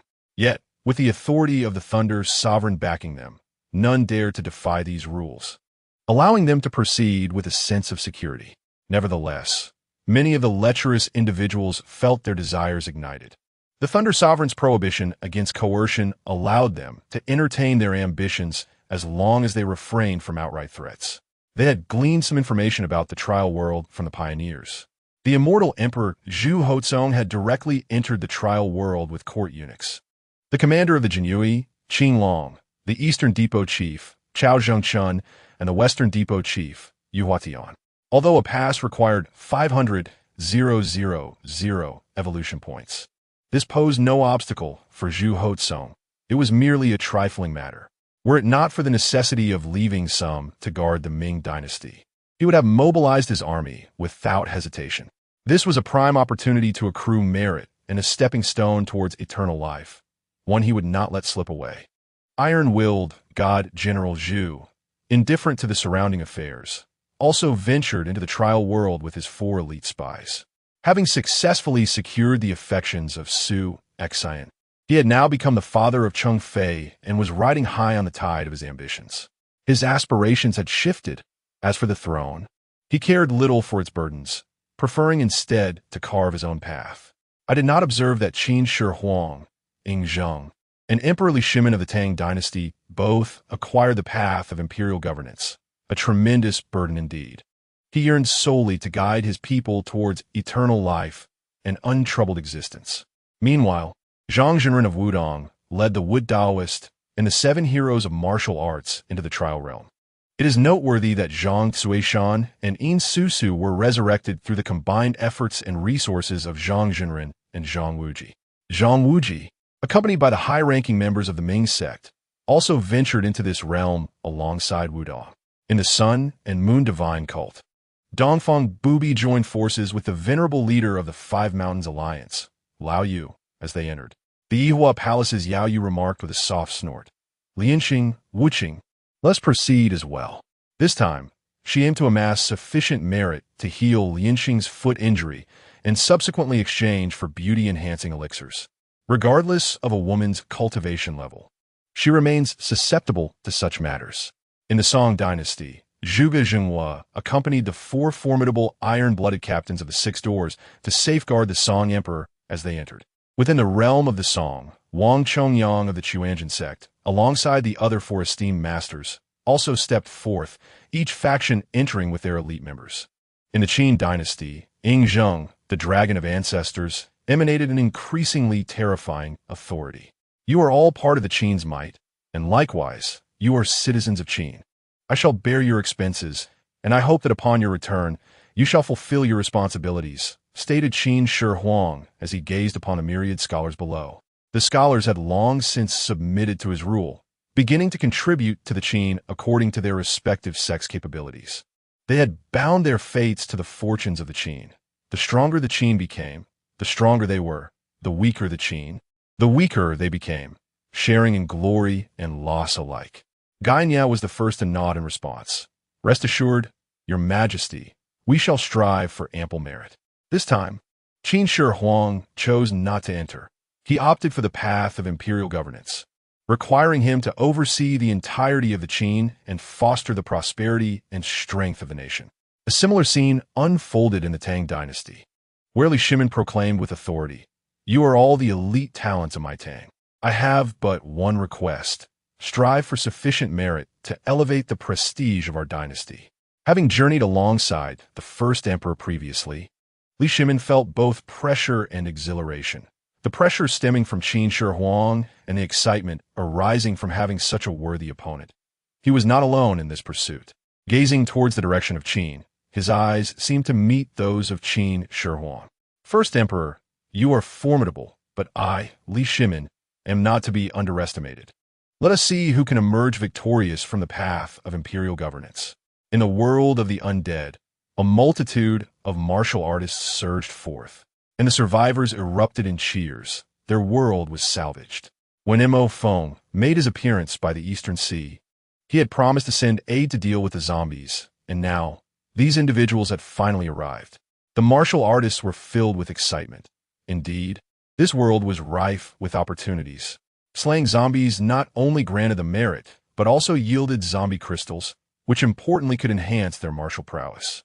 Or these zombies but treasures of heaven and earth? The martial artists shared a singular thought: to kill swiftly and recover their investments. Thereafter, it would be pure profit.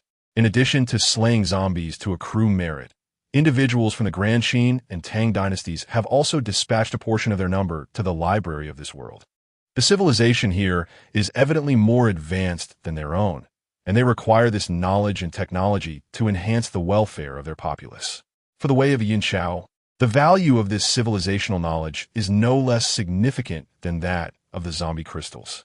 The 5 extraordinary beasts and Yu Buqian did not participate in this hunting expedition.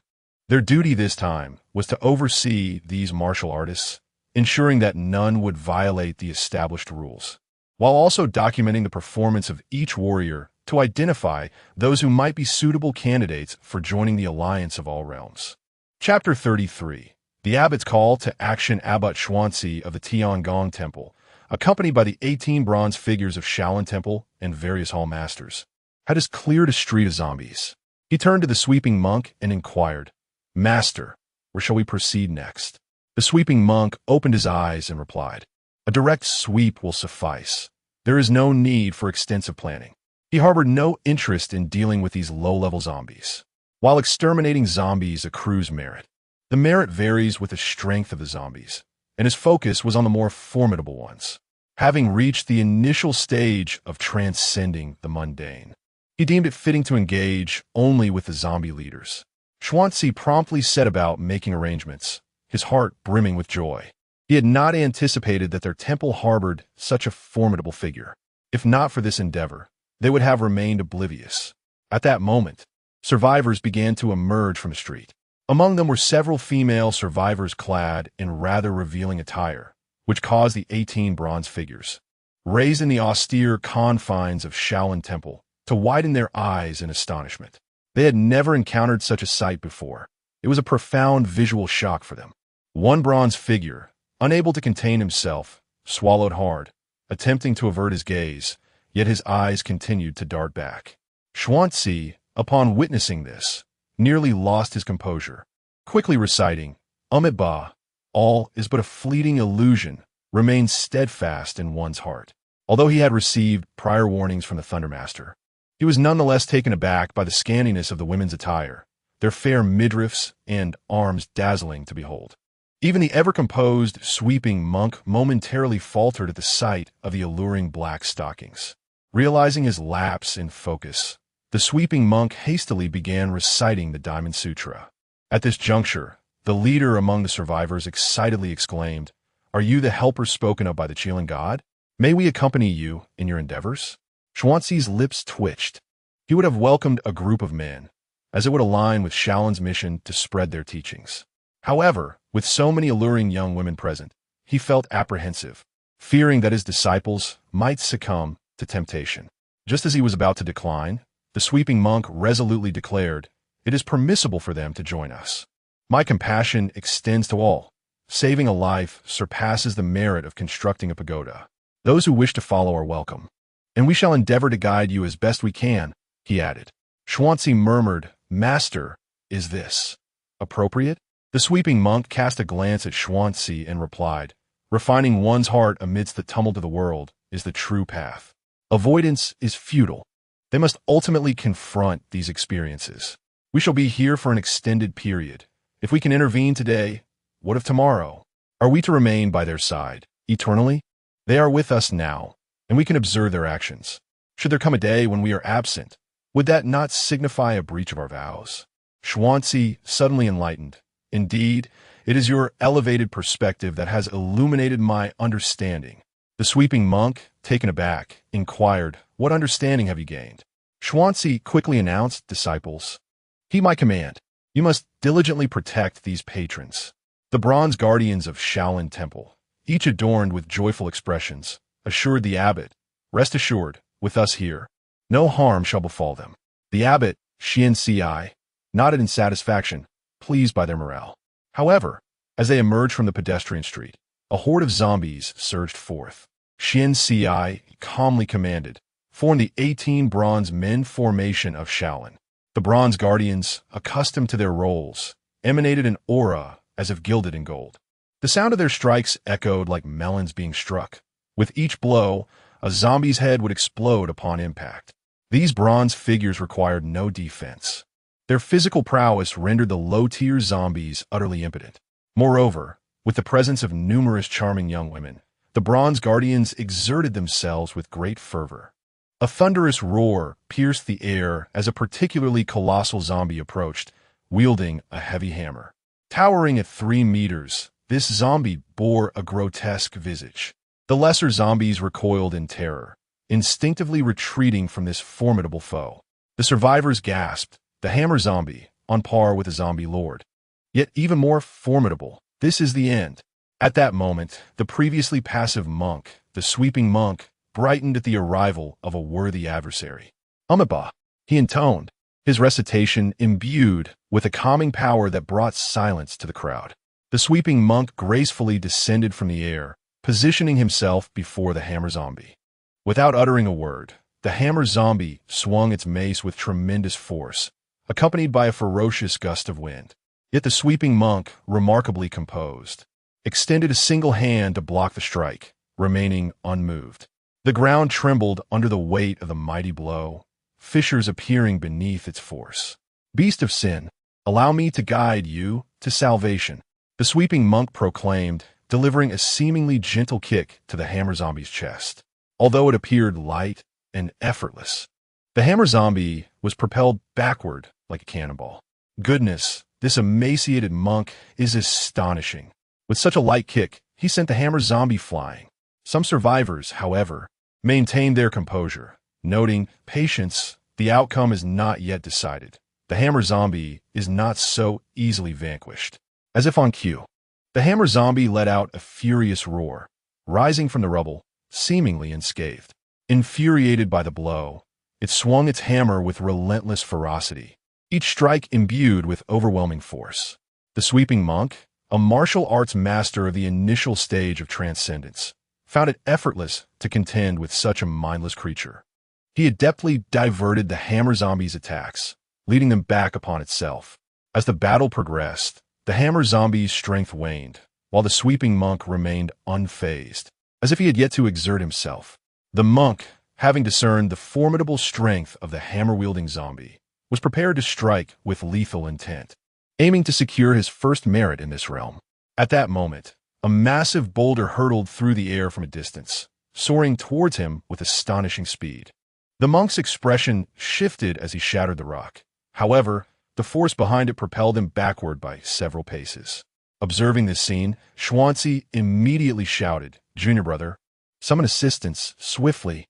He had caught sight of a figure in the distance, whose pallid visage bore no resemblance to that of a living being, and a trace of blood lingered at the corner of its mouth, rendering the sight profoundly unsettling. Chapter 34. The Emergence of the Zombie King. Tong Bo faces the challenge. The survivors recognize the formidable undead with a gasp. It's the Zombie King, a creature of unparalleled menace. The monk's countenance darkened, for this Zombie King was indeed a formidable adversary.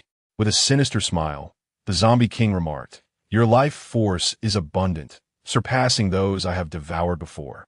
Consuming you will hasten my evolution." Xianci inhaled sharply, realizing the weight of this revelation. It indicated that this Zombie King had already feasted upon their fellow warriors, viewing them as mere prey. The warriors, brimming with vitality, possessed a life force far superior to that of ordinary humans in this realm. Even the abilities of the world's supernatural beings paled in comparison to those of warriors at the same level, rendering them a veritable elixir of power in the eyes of the undead. While the warriors hunted zombies to gain merit and crystallized essence, the zombies, in turn, preyed upon warriors to enhance their strength by consuming their flesh and blood. "Brother, how long until our reinforcements arrive?" the head of the Arhut Hall whispered. "According to Master Jia's messages, the earliest they can reach us is in an hour." Before arriving in this world, the various dynasties of the Shaolin Temple had forged an alliance to provide mutual support. Xianxi's expression was one of urgency. "We must hasten their arrival. This Zombie King is nearly on par with celestial beings. I dread to think how long Master can withstand this onslaught." The monk and the Zombie King had already engaged in combat, debris flying as buildings crumbled and fissures appeared in the ground. However, the monk found himself at a disadvantage, constantly pressed by the relentless assault of the Zombie King. Fortuitously, his mastery of the I Jing Jing provided him with a continuous reservoir of inner strength, and with the aid of the Arhut suppression technique, he managed to endure the Zombie King's fierce attacks. "Human, your prowess indeed exceeds that of the previous victims I have consumed, but if that is all you offer, then surrender to me willingly," declared the Zombie King, suddenly vanishing and reappearing behind the monk. With a warrior's instinct, the monk narrowly evaded the strike, but one of his arms was nevertheless wounded. Sensing the invasive force of the zombie virus entering his wound, he promptly focused his inner energy to cleanse it from his body. Seeing the monk falter, Xianci urgently called out, "Brothers, form the Arhut suppression formation with the 18 bronze men." Instantly, the 18 bronze warriors encircled the Zombie King, forming a protective array centered around the head of the Arhut Hall. The Arhut staff struck from all directions, leaving the Zombie King momentarily bewildered. However, in this world, the concept of martial arts was foreign, let alone the intricacies of such formations. Yet, the Zombie King possessed the strength of a celestial being, while most of the bronze warriors were of the postnatal realm, making it exceedingly difficult for the head of the Arhut Hall, who was of the innate realm, to contain the might of the Zombie King. The Zombie King moved with remarkable speed, evading their grasp effortlessly. In a short time, several bronze warriors were sent flying. Had they not collectively absorbed the impact, it would have spelled doom for them on the spot. Nevertheless, even in such circumstances, they had lost their fighting spirit and were no longer capable of continuing the battle. Meanwhile, the monk who had just expelled the zombie virus was contemplating a retreat. The Zombie King was exceedingly formidable, and his peculiar ability to traverse through space was nearly impossible to defend against. Had it not been for his sixth sense in martial arts, he would have likely met his demise here. Just as the Zombie King was preparing to devour the 18 bronze warriors, a resounding dragon's roar echoed through the air. A dragon-shaped aura surged from the distance, colliding forcefully with the Zombie King and sending him flying, before transforming into a human figure. Xian rushed forward, expressing his gratitude. "Thank you, noble benefactor, for your timely assistance. May I inquire about your esteemed name?" Tong Bo waved his hand dismissively. "I am Tong Bo of the Watermoon Cave. There is no need for thanks. I happened upon Master Liao Jie and his companions, who were momentarily ensnared by another group of zombies, and they requested my aid. Master Liao Jie mentioned that your Shaolin Temple possesses a handwritten version of the I Ching Jing by Bodhidharma. If I were to assist you, would you allow me to view it?" Xianxi's lips twitched. He had initially thought this young hero was simply kind-hearted and willing to lend a hand without ulterior motives, only to discover that he had been sold out so thoroughly by that scoundrel Liao Jie. Of course, upon returning, they would certainly present the handwritten version of the I Ching Jing by Bodhidharma, but it could only be viewed within the confines of their Shaolin Temple and not taken outside. Tong Bo nodded in understanding. After all, who would allow such a precious text to be taken away for study? Recently, he had reached a bottleneck in his cultivation of the Dragon God technique, and having heard of the profound mysteries of Bodhidharma's I Ching Jing, he sought to glean insights from its contents. Tong Bo's innate strength was originally that of a grandmaster, but prior to entering the zombie realm, he had returned to his ancestral land, where the collective strength of his clan had facilitated his emergence as a late-stage transcendent. This sudden elevation in rank had left his foundation somewhat unstable, and coupled with the lengthy wait at Lei Zun's place, he now found himself eyeing the Shaolin Temple's I Ching Jing. Numerous versions of the I Ching Jing existed, yet only the handwritten version by Bodhidharma was held by the Tianlong Temple. With the profound intricacies of the Dragon God technique and the Tong clan's mystical arts, his combat prowess was not inferior to that of the celestial beings, which was precisely why he dared to confront the Zombie King. Regaining his composure after being sent flying, the Zombie King gazed at Tong Bo with a cruel and twisted smile, exclaiming, "You smell delightful." Tong Bo responded with a cold smirk, swiftly summoning a bolt of heavenly thunder to strike down. The monk could only exclaim in astonishment. What lineage was this Tong clan that they possessed such abilities? Among the various dynasties, only the Qin, Han, and Tang had particularly unique martial arts that resembled spells, yet he had never heard of the Tong clan within these dynasties. Seeing the Zombie King evade the lightning strike, Tong Bo transformed into a dragon-shaped aura and lunged at the Zombie King, all the while summoning thunder, wind, and rain. The Zombie King attempted to launch a surprise attack using his spatial powers, unaware that Tong Bo possessed martial intuition. With a powerful punch aimed backward, he pierced through the Zombie King's skull. Tong Bo forcefully extracted the crystalline core from the Zombie King's head, gazing at the multicolored crystal with satisfaction as he tucked it away. The energy contained within this zombie crystal is vast and exceptionally pure, even serving as a reservoir of energy for the clan's spiritual realm. The sweeping monk gazed in astonishment, pondering why, despite sharing the same transcendent realm, the other was so remarkably outstanding. However, he could not help but feel envious of the other's ability to transform into a divine dragon, wondering if the individual might be willing to exchange their technique. Tong Bo had long noticed the intense gaze of the sweeping monk and promptly obstructed his path, stating, "This technique can only be cultivated by members of the Tong clan. It requires a specific bloodline." With that, the sweeping monk's hopes were finally extinguished, compelling him to turn away and continue slaying zombies before seeking out Lei Zun for an exchange. Chapter 35. The Duel Among Swordsmen. Meanwhile, on the other side of the city, Lu Xiaofeng cast a curious glance at Dugu Jian and Dugu Qiubai, inquiring, "Are you two from the same family?" Dugu Jian shook his head, replying no. Dugu Qiubai laughed heartily, saying, "I was not originally named this. I adopted this name after defeating all challengers. I merely sought a single defeat." Dugu Jian, Lu Xiaofeng. Wow, Yi Guqing, Shimen Shui Shui. Did you see that? Now, this is true sophistication. Hua Manlu shook his head, covering his forehead, bemused by his brother's social boldness. Yan Shi-san remarked with a chuckle, "Unrivaled in the world? I would like to test your swordsmanship. I have just mastered the death-seizing 14 swords." Beside them, Xie Xiaofeng, shook his head, recognizing that Yan Shisan had not changed his character. Holding a two-stringed instrument, Wu Ming turned to gaze at Wei Zhuang, who stood beside Gunya, and slowly said, "You must be the formidable Wei Zhuang, known for his prowess in the sword arts." Wei Zhuang nodded coolly, responding, "You must be the legendary figure from the Han rivers and lakes, Wu Ming." Wu Ming smiled, "What legend? I am merely an old man. There are many stronger than I. A mere old man like me is of little consequence." Wei Zhuang twitched his lips.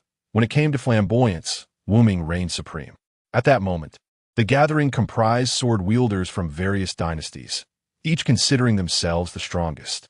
Tensions escalated as sword energy surged, and intentions clashed fiercely. Not far away, in another city, the moon goddess, veiled, asked, "Should we go take a look?" Dong Huang Tai, he shook his head, responding, "There is no need. Rather than waste time, we might as well eliminate more zombies. With sufficient merit in zombie crystals, enhancing our power will be a smooth endeavor." Upon hearing this, Xing Shan abandoned the thought of going, realizing that the elevation of strength was paramount. At this juncture, Wu Ming stepped forward with a suggestion. "The purpose of our arrival in this world is to gather merit in zombie crystals. Instead of this, why not compete to see who can amass more merit in crystals? This way, we can ascertain our standings while fulfilling the task from the era of Lingyun. It would be quite splendid." The others, upon hearing Wu Ming's words, calmed down. Indeed, completing Lingyun's tasks was of utmost importance. They could not afford to squander time here, lest others claim all the merit, leaving them with no recourse. As the swordsmen dispersed to confront the zombies, the remaining survivors began to follow, drawn to the spectacle. Wei Zhuang trailed behind Gunya, saying, "Brother, your mastery of the sword seems to have advanced yet again." Gunya summoned his sword Yuan Hong, and, after dispatching a lunging zombie, replied, "When the knots in your heart are untangled, what binds your heart?" Wei Zhuang's white hair was tousled by the wind, his gaze fixed intently on Gunya. After a moment of silence, he murmured, "You should know the knot within my heart." Gunya turned back to glance at Wei Zhuang, stating, "No one remains invincible forever. Today you may be stronger. Tomorrow, perhaps I shall falter. True strength lies in the heart, in the fortitude of one's will." After speaking, Gunya advanced into the depths of the zombie horde, intent on fulfilling the promise he had made long ago. Wei Zhuang sighed, and the shark-toothed sword in his hand emanated a chilling sword intent, flowing like quicksand towards the heart of the undead. "Audacious! You humans have gone too far. This is my domain. I have granted you face. Yet you still dare to challenge me. Deny me respect, and I shall command you to leave." A figure emerged in midair, the overwhelming aura of the undead affecting the very heavens. The once sunlit sky was gradually shrouded by dark clouds, and the powerful presence of the corpse emperor surged forth. Zombies across the city, and even those at a distance, fell to their knees in reverence. This corpse emperor had long endured, sensing several presences in this world that rivaled his own, and even a couple that surpassed him. For his own safety, he wished to avoid conflict. However, these enemies had dared to invade his territory and slaughter his subordinates within it, pushing him to his limits. The swordsmen engaged in battle with the zombies paused, their gazes fixed on the corpse emperor, filled with fervor for combat. True swordsmen possess an unyielding spirit, willing to march forward even unto death without regret. Among them, Yan Shisan could no longer contain himself. His sword pointed directly at the corpse emperor as he lunged forth in a flash of sword light. The 14 deadly swords. This strike was as blinding as the sun. It concealed boundless killing intent within. The corpse emperor raised a hand, fury etched upon his face. "Human, you seek death by provoking my authority. I shall make you wish you were never born, transforming you into a zombie to serve as my thrall." His palm descended like Mount Hua, shattering the sword light and sending Yan Shisan flying. With only the cultivation of a grandmaster, he was powerless against the corpse emperor, whose strength was akin to that of a law manifestation realm. As Yan Shisan faced imminent death, the other swordsmen sprang into action. Divine sword technique in Nantion/forth, merging himself and his sword into a singular beam of sword light. The earth quakes and the heavens burn. Xie Xiaofeng did not lag behind, launching his own attack. Sword 23. Heavenly Sword. The 9 swords of Dugu's breaking sword technique. Golden Serpent's sword art. Celestial fairy from beyond. Snowfide sword technique. 100-step flying sword. Traversing the 8 directions. The winds howl and the waters chill. 10,000 swords return to origin. A love that captivates the city. Countless swordsmen unleash their techniques, drawing their blades even in the face of the corpse emperor. Above the city, a world of swords emerged, with sword energy soaring and intent piercing the heavens. The once gloomy clouds were rent open by the sword energy, allowing sunlight to stream through the breach. The corpse emperor found himself in a precarious position. While few of the sword energies posed a direct threat, their convergence wrought a transformation, creating a realm of swords. The internal healing of his wounds could not keep pace with the damage inflicted by the sword energy, which ravaged him from within. The corpse emperor faltered, sensing a lethal crisis. With a thunderous roar, he began to summon the other corpse emperors for assistance. As various supernatural abilities unfolded, a luminous circle materialized before him, shielding him from the onslaught of sword energies. Simultaneously, flames erupted, a fierce inferno surging forth towards the swordsman. Gao gently grasped his Aizhui Han and called out, "Snow Maiden, assist me."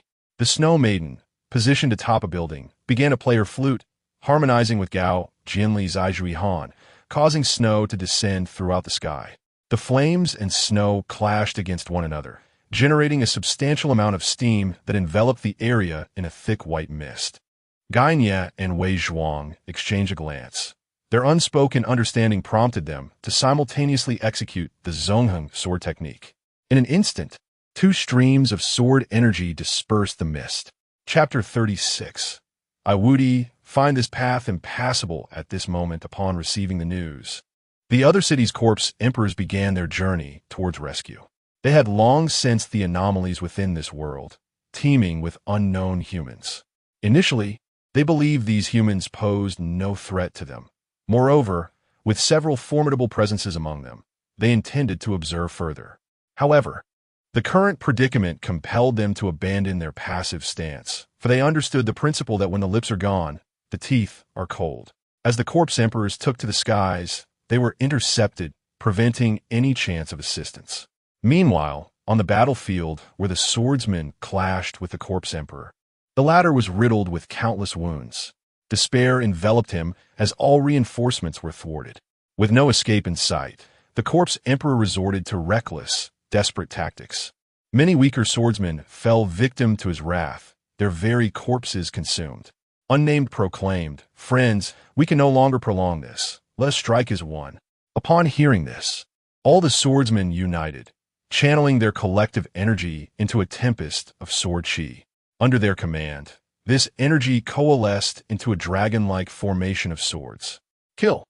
They shouted in unison, and the sword dragon roared forward towards the corpse emperor. The emperor attempted to use his abilities to counter, but in an instant, the sword chi dragon pierced through him. Even as he sought refuge, the dragon locked onto him, rendering escape futile. With a grim determination, the corpse emperor dashed towards the sea, intent on unleashing disaster upon others. The true horror lay not on land, but beneath the waves. Yet, before he could step into the ocean, the sword chi dragon caught up with him, engulfing him in a whirlwind of blades. He plummeted, unwilling to accept defeat, cursing, "My life is of no consequence. What matters is that the entity within the sea has awakened." The swordsmen exchanged troubled glances, realizing from the corpse emperor's words that an even greater terror lurked beneath the waves. Exhausted, they could do naught but retreat and recuperate, unaware that the dreadful being mentioned had already been intercepted. Deep within the ocean, tumultuous waves roiled, heralding the emergence of a terrifying force. A gargantuan creature, akin to a 100-meter-long fish, breached the surface before crashing down. This was the fearsome entity foretold by the corpse emperor, a zombified blue whale, grotesquely mutated, sporting wings on its back that enabled it to glide short distances. Wudi stood in the void, his martial spirit soaring to the heavens. Despite the stark disparity in size, the aura he radiated matched the formidable presence of the mutated blue whale. The creature emerged from the depths and addressed him. "Human, why do you obstruct my path?" With an icy gaze, Wudi replied, "I seek only a battle." The mutated blue whale's eyes turned sharply, sensing that the human before it was immensely powerful, even surpassing the formidable sea beasts it had previously battled. It refrained from responding, instead submerging itself into the depths of the ocean. At the seabed, a glint of greed flickered in the whale's eyes. This human exuded an irresistible allure, far more enticing than any human it had devoured before, even more so than the corpse emperor. An instinct whispered to it that if it could consume this human, it would shatter the confines of this world and evolve into a celestial leviathan. Adjusting its position in the deep sea, the mutated blue whale opened its cavernous maw and charged toward Wu Wudi. Standing upon the ocean's surface, Wu Wudi opened his eyes, a hint of derision curling at the corners of his mouth. Beasts remain beasts, even if they could speak. With a swift motion, he unleashed the mountain and sea fist technique, an ancient art derived from the mystical Shanhai Jing, where mountains serve as the foundation and seas as the framework.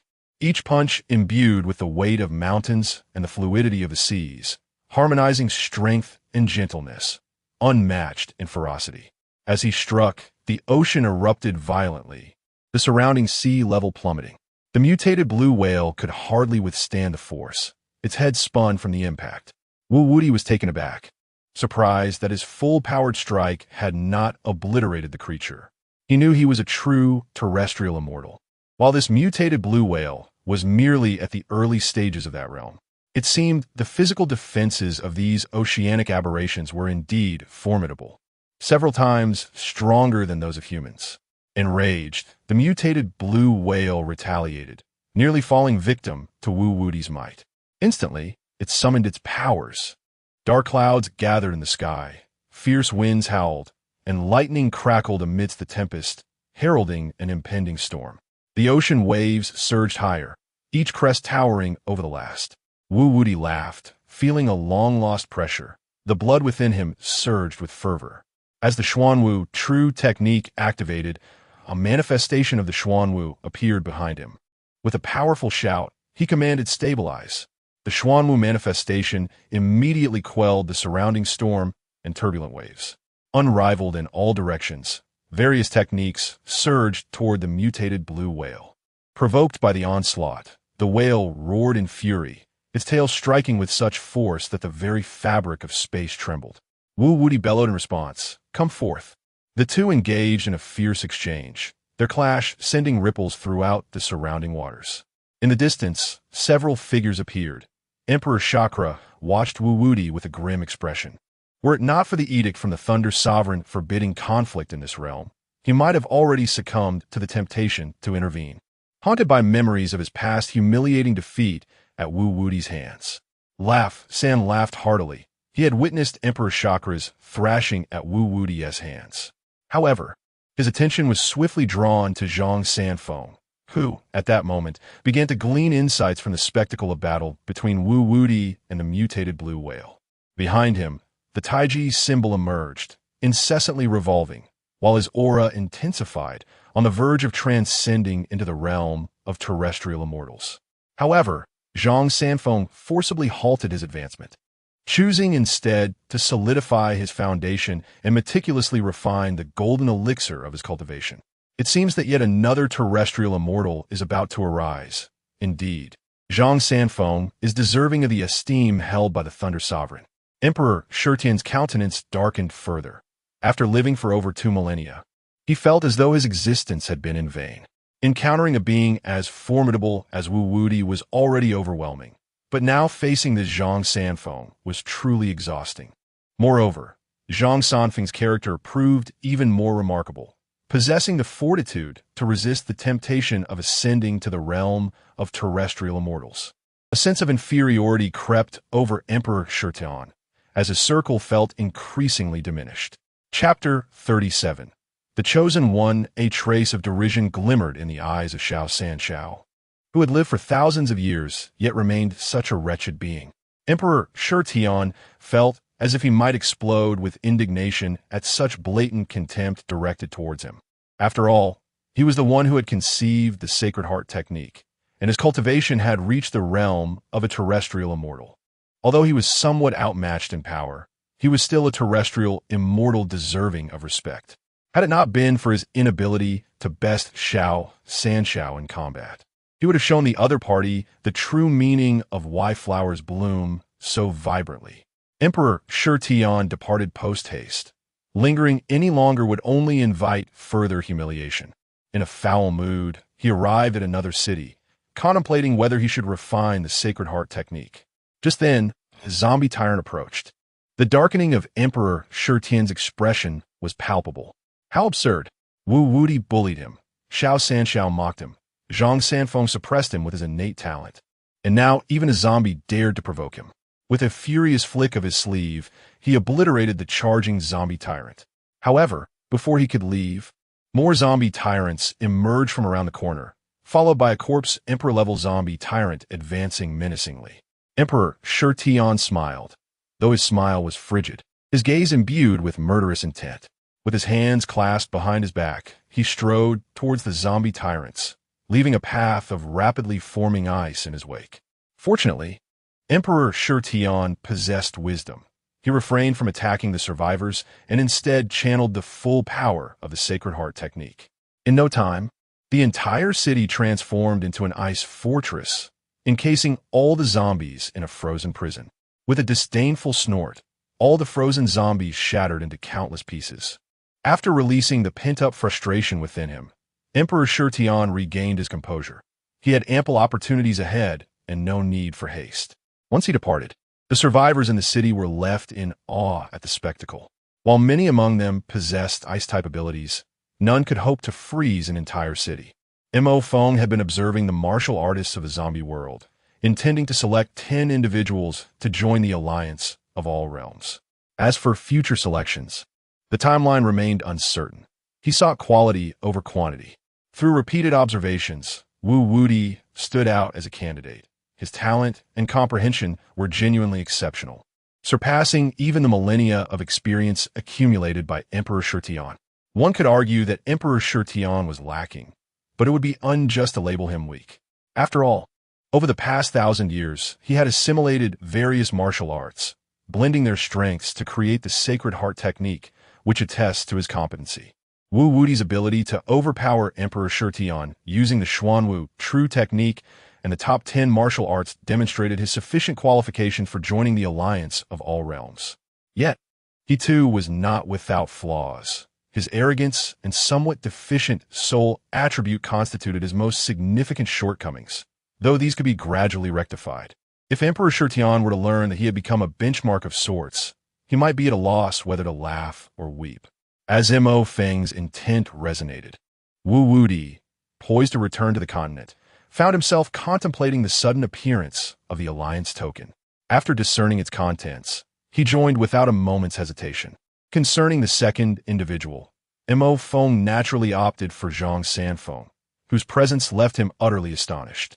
The ability to forge a new path within this realm, specializing in the golden elixir way, and to consume a golden elixir to assert his own fate is nothing short of remarkable. For the third and fourth choices, Mo Feng selected the Emperors Qin Shi Huang Yingzheng and Tang Huang Li Shimin, both masters of the way of governance. Qin Shi Huang exudes the aura of the ancestral dragon, commanding obedience with a mere decree. Li Shimin possesses the power of the celestial phoenix, embodying the qualities of rebirth through fire. In fifth place, Mo Feng chose the sword saint Dugu Jian, who, with a mortal form, could create a sword of the primordial spirit, embodying the essence of the extraordinary. The sixth choice was the Eastern Emperor Tai of the Yin-Yang school, whose strength resides at the level of terrestrial immortals, wielding methods that are both mysterious and exceptional. For the seventh position, Mo Feng selected the Nameless One, whose celestial sword is formidable, subtly brushing against the essence of the sword of the heavenly path. In the eighth and ninth positions, Mo Feng once again chose the renowned figures Gai Nie and Wei Zhuang, both messengers of the balance between realms. Finally, in the 10th position, he included Wang Chongyang of the Chuanjin sect. Mo Feng is aware that many powerful beings remain, Yet as the Wanjie alliance is in its infancy, progress must be made step by step. At least, for Mo Feng, the selected individuals all possess great fortune, capable of reaching the pinnacle of their respective paths. As for the remaining strong figures, they will have to await the next election, including the likes of Xiao Sanxiao, Emperor Sakya, Xuanzi, and Giguzi, among other hidden giants. After finalizing his choices, Mo Feng glanced at his merits, which were sufficient for another comprehensive evolution. Regrettably, the current world of comprehensive martial arts cannot accommodate his bloodline, necessitating further patience. With nothing pressing on his agenda, Mo Feng summoned Yu Buqian to cooperate with the Five Great in maintaining order, while he sought a place to enter a deep slumber. Having finally ascended to the status of a divine beast, he intended to relish this achievement, delegating the burdensome tasks to others. News of Mo Feng's selection of 10 formidable beings for the Wanjie alliance swiftly spread throughout the martial artists of the zombie world. After all, Mo Feng had not kept the matter of the Wanjie alliance shrouded in secrecy. The news had already circulated. Those who received the Wanjie alliance tokens were understandably elated, as this signified the acknowledgement of Lei Zun. Conversely, those who did not receive one were far from pleased. For instance, Emperor Sakya found himself once again feeling slighted, as he was among those who were overlooked. How infuriating! If Wu Wudi and Zhang Sanfeng can obtain tokens, I can accept that, and I can concede the tokens to Qin Shi Huang Ing Zheng and Tang Huang Li Shimin, as they are emperors. The mysterious origins of Dong Huang Tai, the mastermind of the Yin Yang school, I can also accept, but what are the likes of the Nameless One, Dugu Jian, Gai Nia, Wei Zhuang, and Wang Chongyang? What merit do they possess to receive the Wanjie alliance tokens? Emperor Sakya, consumed by rage, felt that today was indeed an unfortunate day, as his dignity had been trampled. At that moment, Xiao Sanxiao appeared to mock him, saying, with such a mindset, "It is only natural that you were not chosen." In response, Emperor Sakya, clearly incensed, retorted, "Who do you think you are? If you're so impressive, why didn't you receive a token? Spare us your pretentiousness." Indeed, one has lived longer than I and possesses a thicker skin, feigning sophistication day after day, yet in the end, they have not acquired a single token, just like myself. I must admit, the words of Emperor Shi Tian have truly struck a chord with Zaya Sangxio. Although he has consistently mocked Emperor Shi Tian, he is evidently quite concerned about his own lack of tokens. Now that Emperor Shi Tian has stripped away this Fa Ade, Zaya Sangxio no longer pretends, letting out a cold scoff. "You are absolutely right. I am indeed displeased, and thus I seek to vent my frustrations upon you." Emperor Shi Tian retaliates with a torrent of foul language, clearly demonstrating his utter disdain. Chapter 38. Can zombies refine elixirs? Yet, when faced with the ever-joyful Xiao Sanxiao, the formidable Emperor Shi Tian felt a twinge of trepidation. Although both had consumed the blood of divine beasts to attain their remarkable longevity, their inherent gifts were far from equal. It took him a painstaking 7 centuries to reach the realm of terrestrial immortals, and confronting Xiao Sanxiao, who had lived even longer, was indeed daunting. Furthermore, with the emergence of Lord Thunder, they learned that they were not the sole eternal beings. At least one more, the carefree Zizi from the Song dynasty, had survived for several centuries. Emperor Shirtan waved his hand dismissively, stating, "Never mind, I respect my elders and cherish the young, so I shall not quibble with you. Besides, we both owe our longevity to the blood of divine beasts. Now that the dragon tortoise and phoenix have become subordinates of Lord Thunder, you should consider how to navigate this situation." Xiao Sanxiao chuckled. "I must apologize, for I received the dragon tortoise blood willingly, whereas your case is quite different. You forcibly hunted the phoenix and seized its blood. Perhaps you should ponder your future fate." A chill ran down Emperor Shirkin's spine. The phoenix had grown even more powerful and was now a servant of Lord Thunder. How would he contend with such a force? Nevertheless, he retorted, "Lord Thunder possesses a grand vision and would not seek retribution against me. If he intended to do so, he would not have allowed me entry, nor would the phoenix have approached me with hostility. Furthermore, Lord Thunder has decreed that those who enter this realm cannot harm one another. So what do I have to fear? Xiao Sanxiao scoffed, turned, and departed to slay zombies, realizing that without acquiring the universal token, he must amass enough merit. Watching Xiao Sanxiao leave, Emperor Shirtian breathed a sigh of relief. It seemed prudent for him to swiftly gather merit as a precaution. In the realm of zombies, he was currently safe, but once he returned to the original world, that security could evaporate. Meanwhile, Zhang Jinren felt a shiver run down his spine at Zhu Hozong's proposition, and even the elderly eunuch beside him cast a bewildered glance at His Majesty. Chao Xinchun and Yu Huatian were left speechless, while Zhu Wuxi gasped in disbelief. Zhu Hozong boldly proclaimed, "There is no need for such astonishment, for I genuinely believe these zombies can be utilized for elixir refinement.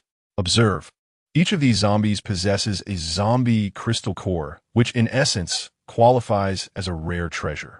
Since they are rare materials, they can indeed be refined into elixirs. Moreover, transforming zombies into medicinal concoctions could yield tremendous benefits and accumulate merit.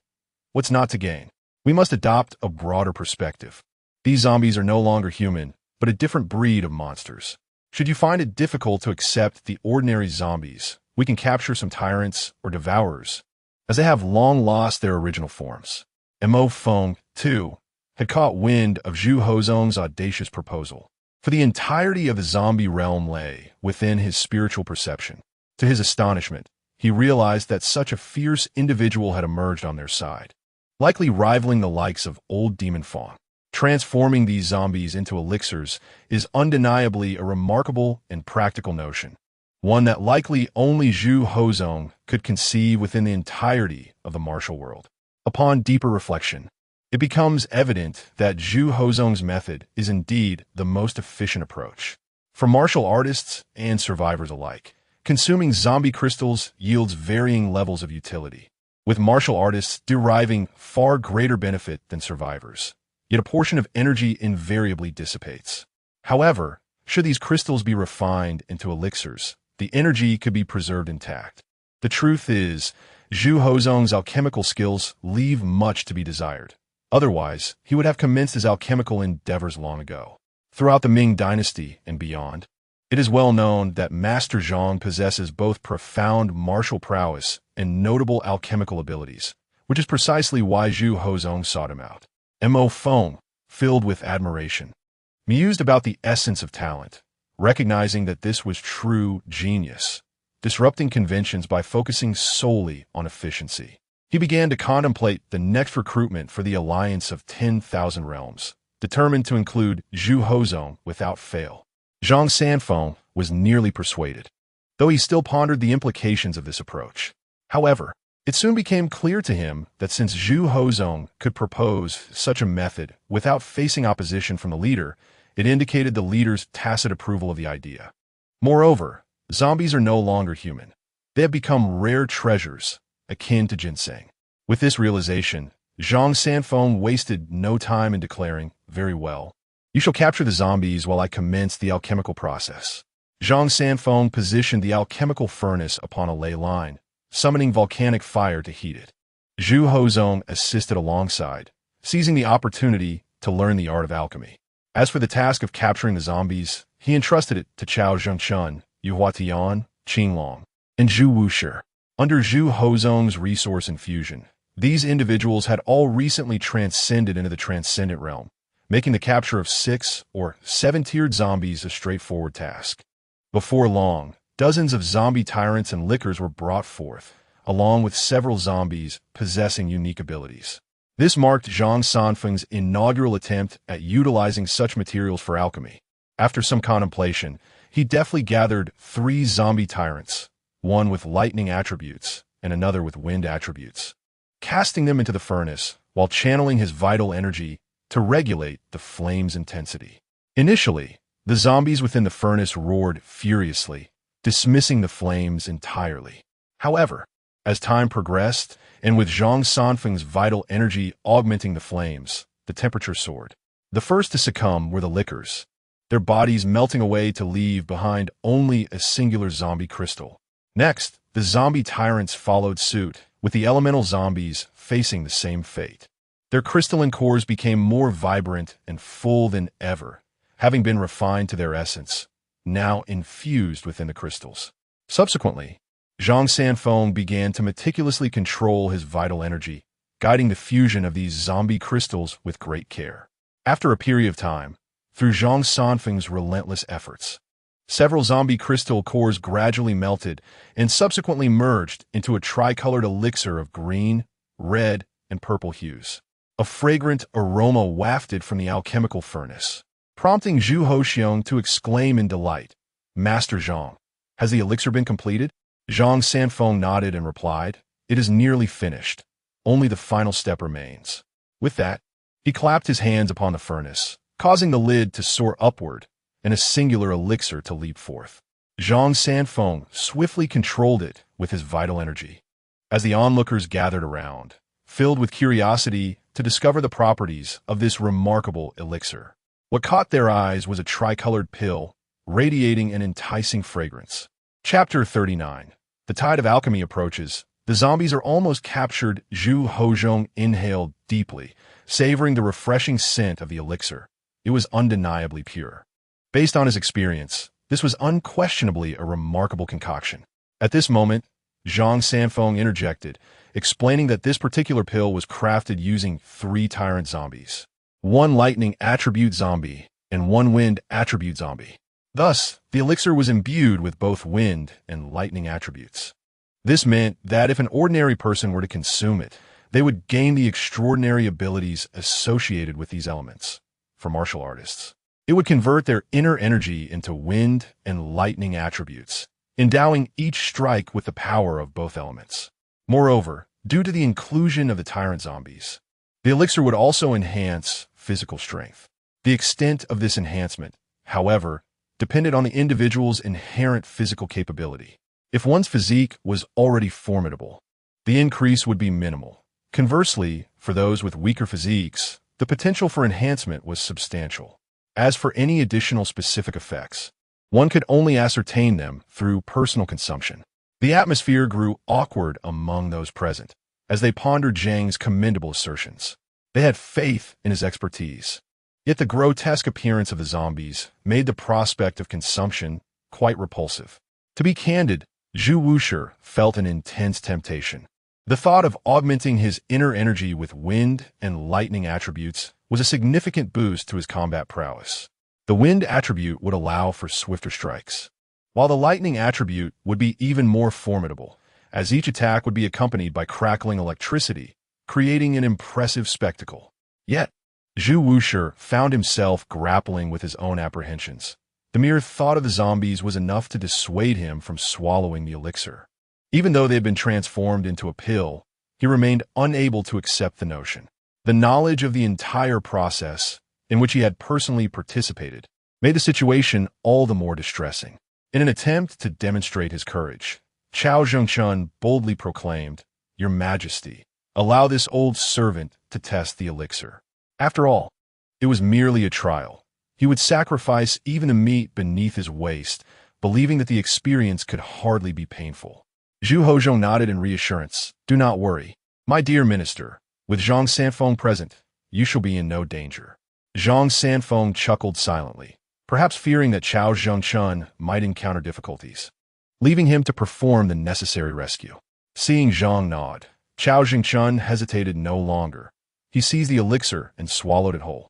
Barely a moment after consumption, a surge of power welled up from his dantian. Simultaneously, all of his inner energy began to circulate, transforming into strands of wind and lightning energy as it passed through his dantian. At that moment, the elixir unleashed its full power, and Chao Zhengchun instantly sensed that he was on the verge of a breakthrough. He crossed his legs and began the process of advancement. Before long, his aura began to stabilize, and his cultivation level escalated from the initial stage of transcending the mundane to the mid-stage. Elated, Chao Zhengchun demonstrated the Tiangang Tongzi Gong on the spot. As he executed the technique, the air around him crackled with the sounds of wind and thunder, and his inner energy, imbued with electricity, emanated an imposing presence. Zhu felt a pang of envy. his eyes turning a shade of green as he contemplated whether a more decisive action on his part might have led to similar outcomes. Yet, he took solace in the fact that he could still continue to refine elixirs, for in this world, zombies were abundantly available. Zhu Hozhong clapped his hands joyfully, exclaiming, "Excellent! This way, we can nurture formidable masters, and we have an abundance of free materials at our disposal." Zhang Sanfeng also became intrigued. The combination of 3 tyrannical zombies along with 1 wind and 1 lightning attribute zombie would yield a remarkable effect. What if other attribute zombies were added into the mix? The commander of the Jinyui, Qing Long, was equally captivated. If this method of alchemy prevailed, could one not simply capture zombies corresponding to the desired attributes of true energy? If one sought the 5 elements of true energy, all that was needed was to find the respective 5 types of zombies for concoction. It was not just Qing Long who had this realization. Others present couldn't help but chuckle at the prospect. Zhu Hozhong quickly composed himself and began to strategize. The news of Zhang Jinren's alchemy cannot remain concealed for long. Soon, I expect everyone will rush to capture zombies. From this moment on, you must commence the hunt for zombies, possibly collaborating with local survivors who are more familiar with the terrain.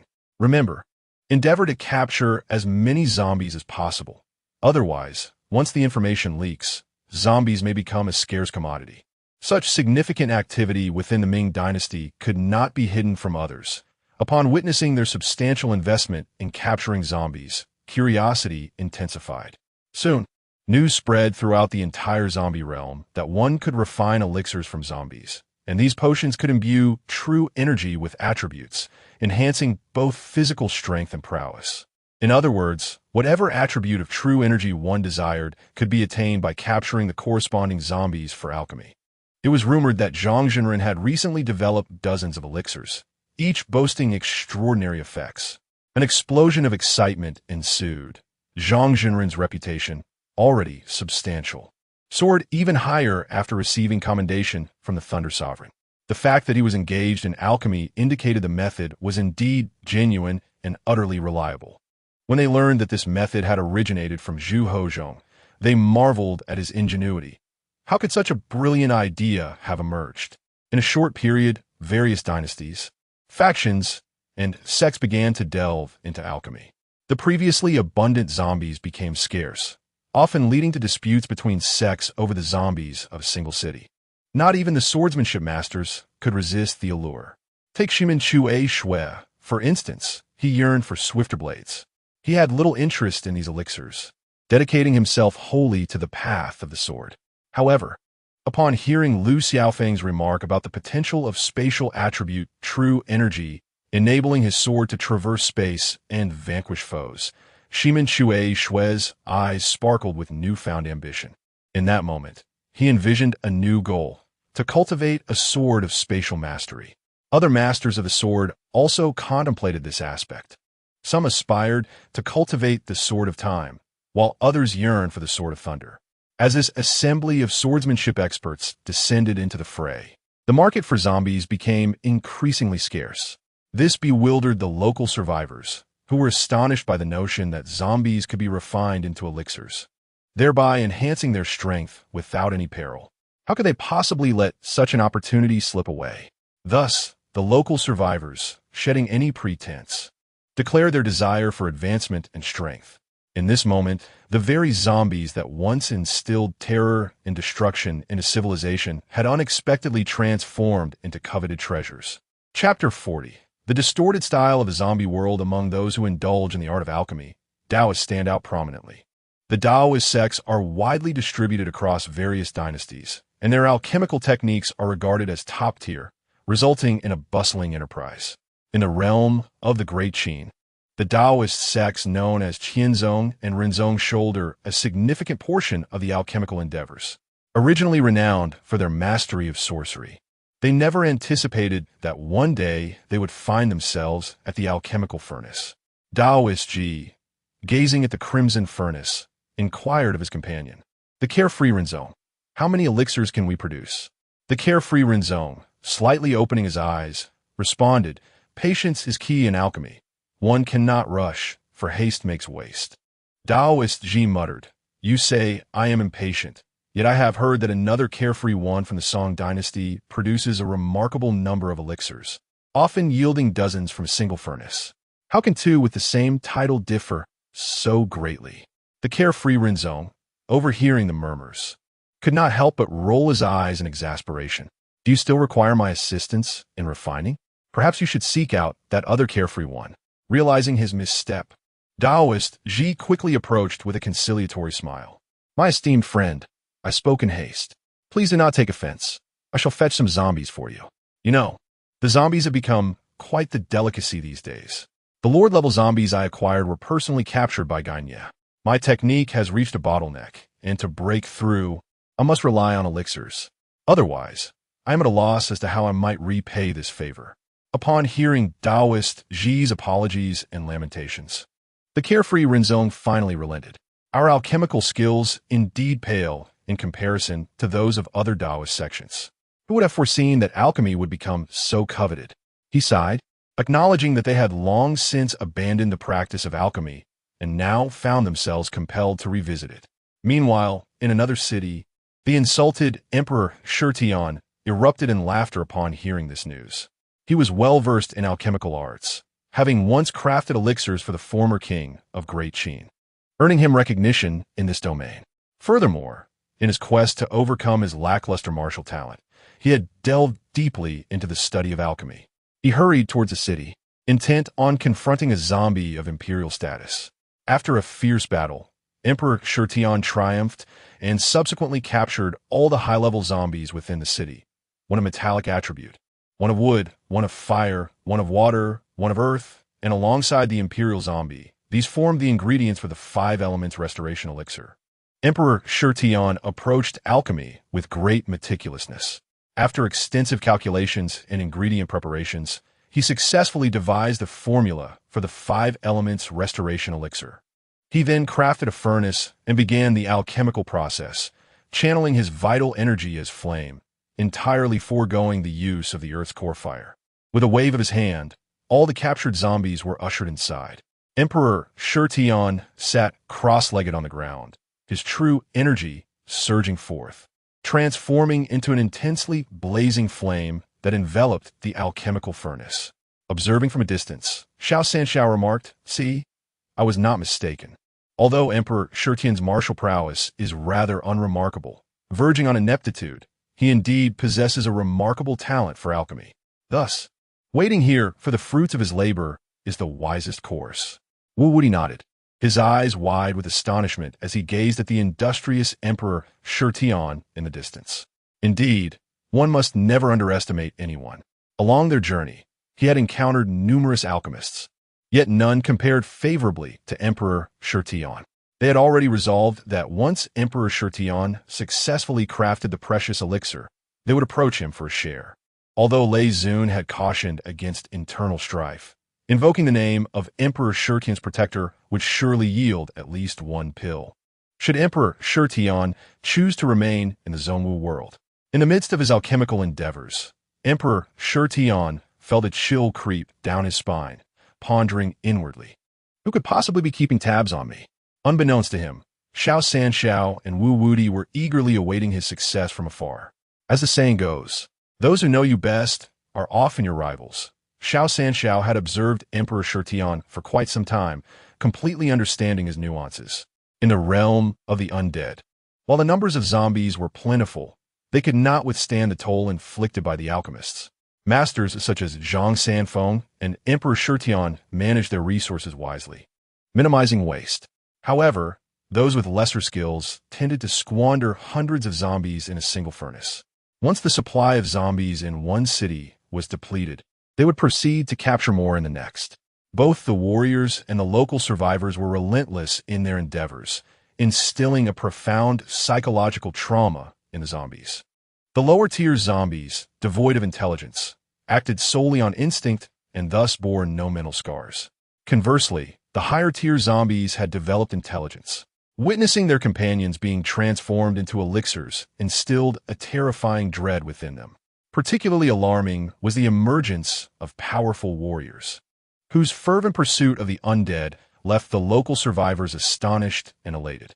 At times, they could scarcely discern who the true hunters were, as the situation had become thoroughly chaotic. In a bid for survival, the higher-tier zombies of Jiuzhou began to gradually withdraw from the region, seeking refuge in other nations and territories. Some even resorted to cunningly diverting attention, drawing the warriors' gaze towards distant lands, adhering to the adage, "Better a dead ally than a living foe." Even more absurdly, certain higher-tier zombies, in a desperate bid for life, became guides, leading the warriors to hunt down their own kind. In no time, news of the consumption of zombies in Jiuzhou spread throughout the entire continent, sending the higher-tier zombies into a state of panic as they hastily contemplated their escape to safer havens. Who could blame them for succumbing to their adversaries? Even the mightiest among their ranks, the Corpse Emperor, had been reduced to mere alchemical ingredients for the opposing side. With no reason to linger, he fled, pursued relentlessly by the high-tier undead, while the martial artists and local survivors chased after him. This surreal scene left Mo Feng utterly astonished. Indeed, when confronted with sufficient profit and value, these martial artists and survivors became frenzied.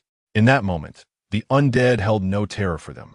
They regarded these creatures solely as precious materials for alchemy, rare treasures of unparalleled worth. It was nothing short of astonishing. Chapter 41. Fusu conquers Zhao Gao and the Luo network. Within a vast library in the realm of the undead, Prince Fusu meticulously perused the tomes of civilization. Through the annals of this world's history, he gleaned insights into the legacy of the Qin dynasty, recognizing his own shortcomings. Meng Tian, who had steadfastly accompanied and protected Fusu, was also struck by the disheartening fate of the Qin dynasty in this world, its demise occurring in a mere span of 14 years.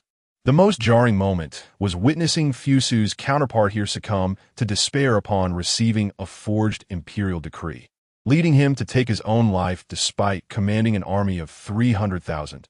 It was a tragic end that felt utterly unavoidable. Meng Tian found himself ensnared in a daze, for the trajectory of this world's Qin history, while distinct from multiple dynasties, bore a striking resemblance in its overall decline. Casting a glance at Fusu, who was lost in contemplation, Meng Tian felt compelled to inquire, "My lord, are you truly serious?" After finishing his reading, Fusu inhaled deeply, embarking on a journey of introspection.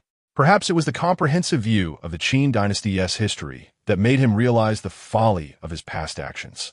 He lamented how his decisions had led to the fragmentation of a once mighty empire. Yet, he resolved not to waver, acknowledging that he differed from this world as Fusu, possessing a more decisive character. He soon discerned the true intention behind his father's deployment of the Luo network. The leader of this network, Zhao Gao, was a mentor to Hu Hai and inherently aligned against him. Logically, his father would never send such an individual to his side. However, the very act of sending Zhao Gao bore significant implications.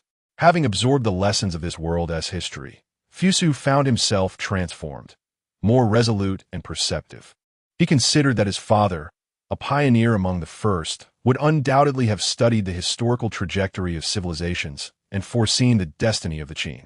Thus, the decision to refrain from entering the fray himself and instead empower Fusu to take charge, while dispatching Zhao Gao, was a strategic maneuver aimed at ensuring Fusu's control over the Luo network. Turning to Meng Tian, Fusu spoke earnestly, "General Meng, I owe you and the others an apology.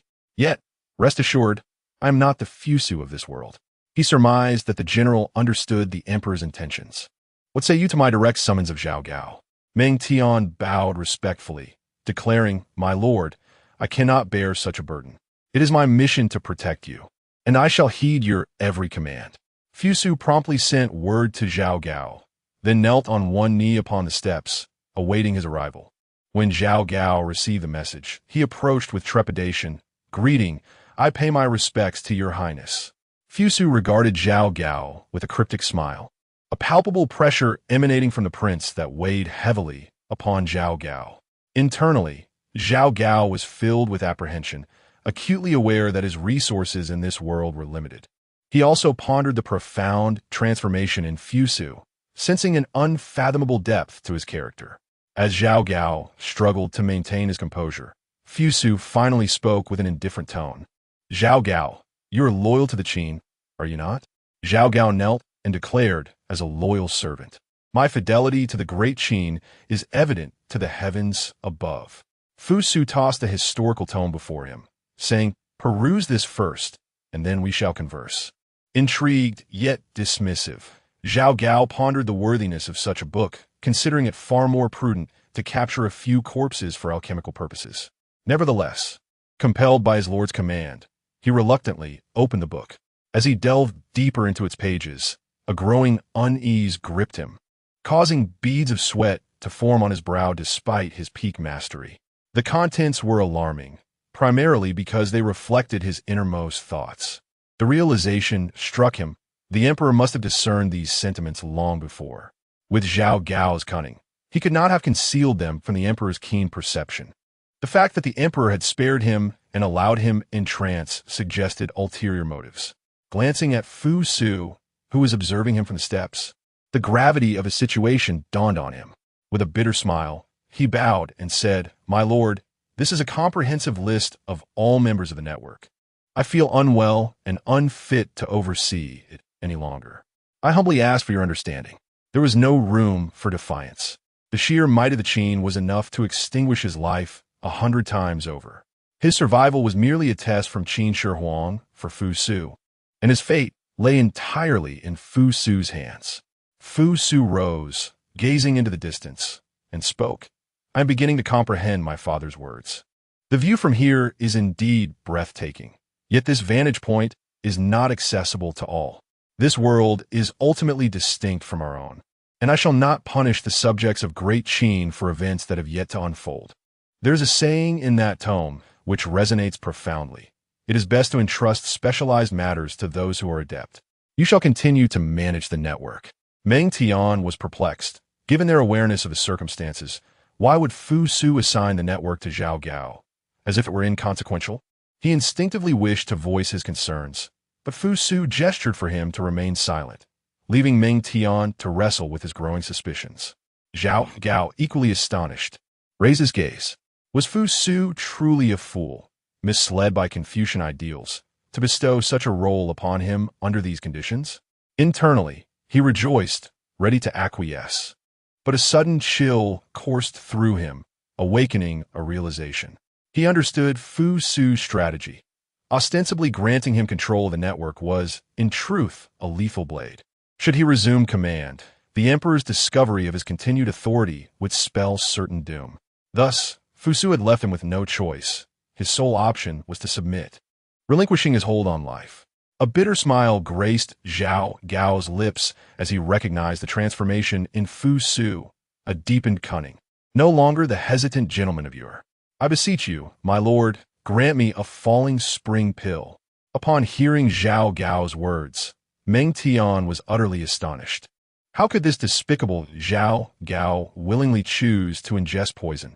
Fusu, with his hands clasped behind his back, gazed skyward and remarked, Since you insist upon such a request, I can only acquiesce to your wishes. Truthfully, there is no necessity for this. Meanwhile, Zhao Gao silently mused, If I do not comply, whether I can survive upon my return is a matter of grave concern. It appeared that he had truly fallen into a trap, as Fusu began to exhibit a cunning and calculating demeanor, leaving Hu Hai with no glimmer of hope. Perhaps it would be best for him to simply accept his fate as a member of the royal lineage. Chapter 42. The End of the Zombie World and the Method of the Inner Universe. The number of zombies in the world of the undead is rapidly diminishing. Under compelling incentives, these zombies cannot withstand the relentless assault from the martial artists and local survivors of the comprehensive martial world. The city has truly transformed into a vast alchemical furnace, with the essence of zombies being refined into pills. At times, Mo Fong feels a shiver run down his spine. Ever since he learned that zombies could be transformed into medicinal elixirs, the people of the comprehensive martial world seem to have unlocked a new realm of possibilities. In just a few months, over 20,000 unique formulas have been developed, detailing which types of zombies yield which attributes in their elixirs. Mo Fong glanced at his system panel and exclaimed in astonishment at the exaggerated accumulation of merit points displayed. Host, Mo Foam, bloodline. Mo Jade Qilin, 70 of Mo Jade Qilin bloodline unsealed. Strength, perfected Dharma realm. Physical body, void breaking, cultivation method. Mo Jade, thunder scripture. Divine powers, thunder eye, Qilin might, size manipulation, thunder escape, treasure, Qilin seal, universal leader token, subordinates, Yu Buchuan. Divine dragon, fire Qilin, dragon tortoise, fire phoenix, white ape. Merit points, 100,000, an astonishing total of 100,000 merit points. A common zombie only generates a mere 0.005 merit points, and even the strongest corpse emperor yields no more than 1,000, which must be shared with the martial artists working for him. It appears that the zombies in this world are on the verge of being completely eradicated. Wealth awaits. Wealth awaits. With little more to say, since his bloodline cannot be unsealed for the time being, he decided to directly enhance his cultivation and physical prowess. System. Let us commence your work. A surge of power erupted from the depths of his being, rapidly elevating his realm. From early stage, Earth immortal to mid-stage, then to late stage, and finally achieving perfection in the Earth immortal realm. Mo Feng's cultivation reached its zenith in the comprehensive martial world. His physical strength underwent rapid transformation as well. His body was already capable of breaking through the void, yet this time he chose not to pursue further advancement in that direction. Instead, he opened a miniature universe within each of his cells, creating a total of 129,600 small universes within his body. This inspiration stemmed from a novel he had encountered in his previous life, where nearly every protagonist would cultivate such an inner universe. Once fully realized, they could easily crush opponents of the same realm or even challenge those beyond their level. However, Mo Feng was merely at the initial stage of this endeavor, still exploring the possibilities, with only a single star residing in each of his small universes.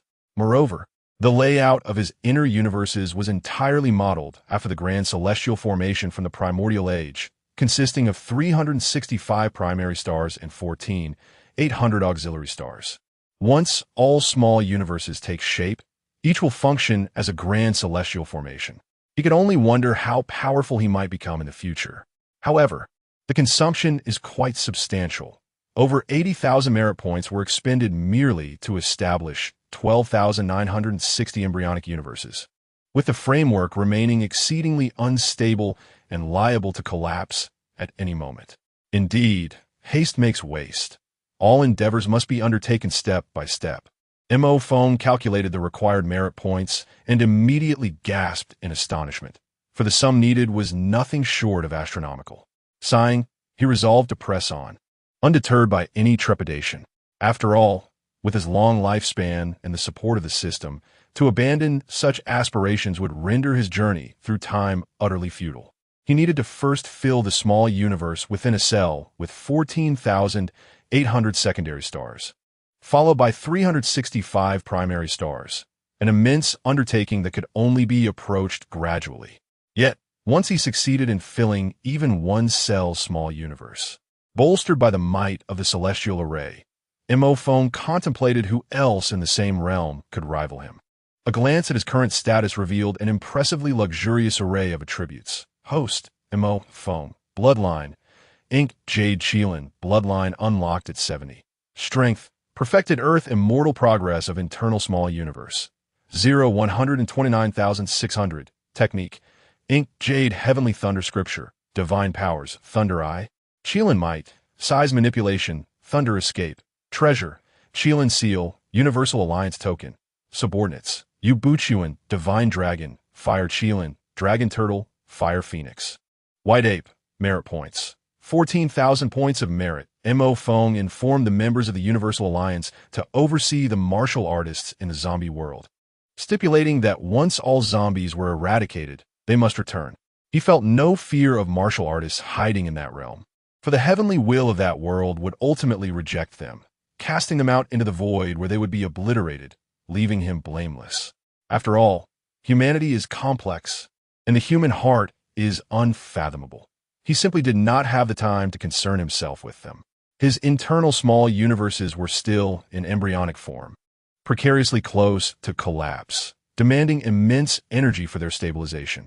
Once he completed his notifications, he retreated into seclusion within the space of the Universal Alliance. As the last zombie in the zombie world was vanquished, extraordinary phenomena began to manifest throughout the realm. First, a wave of purple chi surged from the east, accompanied by an enchanting melody of celestial music resonating through heaven and earth. A colossal and magnificent will awakened, swiftly sweeping across the world. Qin Shi Huang Yingzheng, having received news from Mo Feng, comforted everyone, urging them not to panic, for it was the awakening of the heavenly will of the world, which would bestow rewards according to their efforts.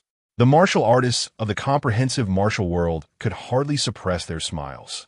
Within this realm, not only had they amassed sufficient merit, but they would also receive the heavenly rewards. Upon their return, they could exchange their merits with the Thunder Sovereign for techniques, divine powers, treasures, and even souls. This was nothing short of a resounding victory. Each one silently expressed gratitude to the Thunder Sovereign, for without him, none of this would have been possible. The heavenly will descended in beams of divine light, bestowing each individual with a radiant glow. Instantly, the martial artists comprehended the rewards they had received, erupting in a hearty laughter, each overwhelmed with joy. Some experienced a remarkable elevation in their innate talents and foundations, raising their original limits considerably.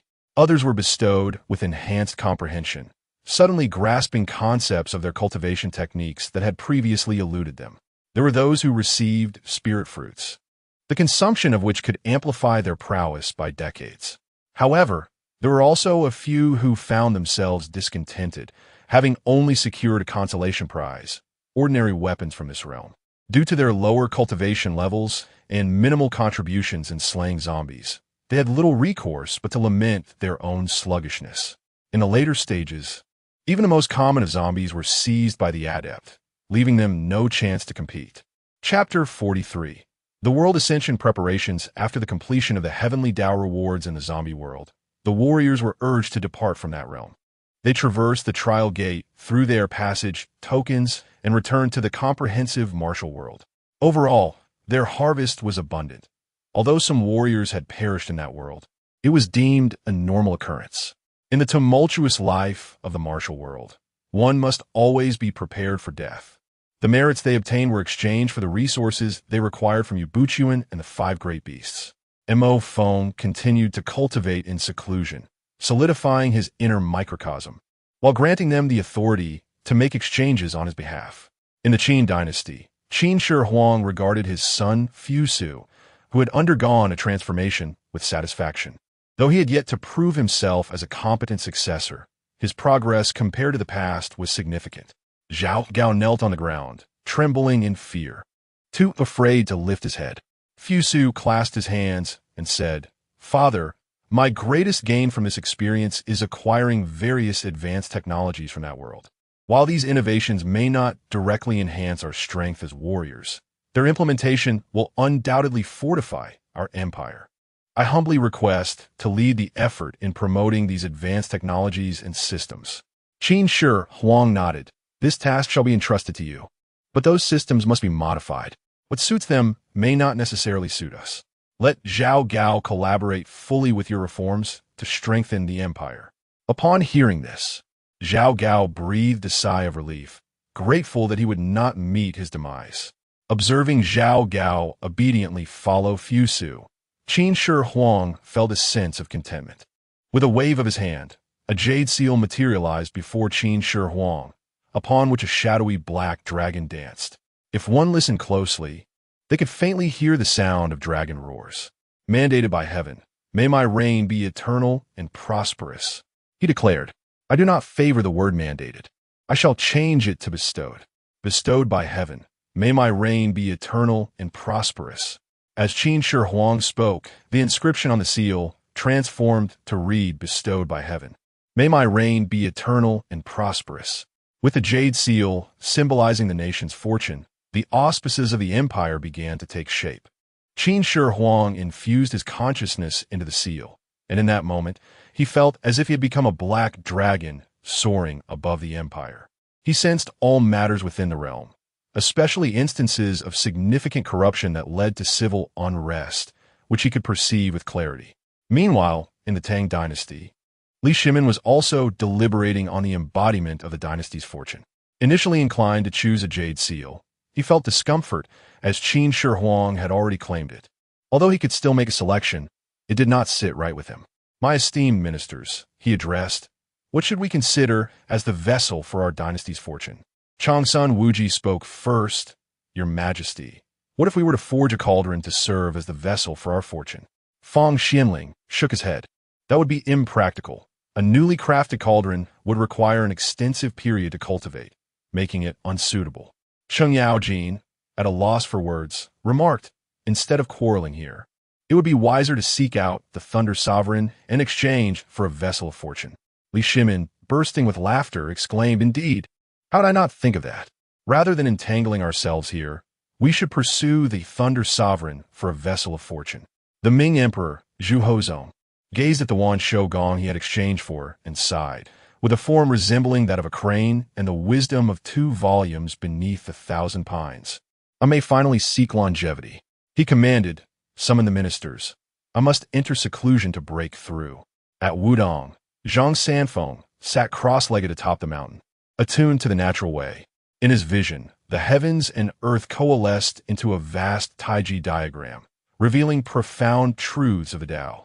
His realm transitioned seamlessly from the perfection of the Dharma form to the early stage of a terrestrial immortal, all occurring with an effortless tranquility, devoid of any extraordinary signs. Following this breakthrough, his progress did not cease, advancing to the perfected state of a terrestrial immortal. In that moment, Zhang Sanfeng comprehended the essence of returning to simplicity, embodying the demeanor of an ordinary elder while simultaneously exuding a vastness akin to the cosmos itself. Upon his breakthrough, Zhang Sanfeng sensed the heavenly Tao urging him to swiftly refine the golden elixir system. It appeared that the world was on the verge of ascension.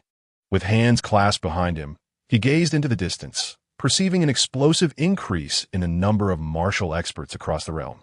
Beside him, Zhang Wuji was astounded, realizing that the world was indeed nearing ascension, with the heavenly Tao pressing for the Grand Master to perfect the golden elixir system, a mark of immense honor.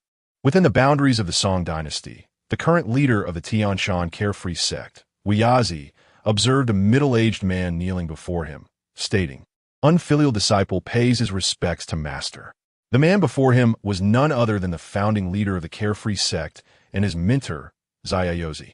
Shaking his head, Zaiyozi replied, "Will the entanglements of desire cease? Without the ability to master one's own passions, breaking through to the realm of terrestrial immortals is a formidable challenge.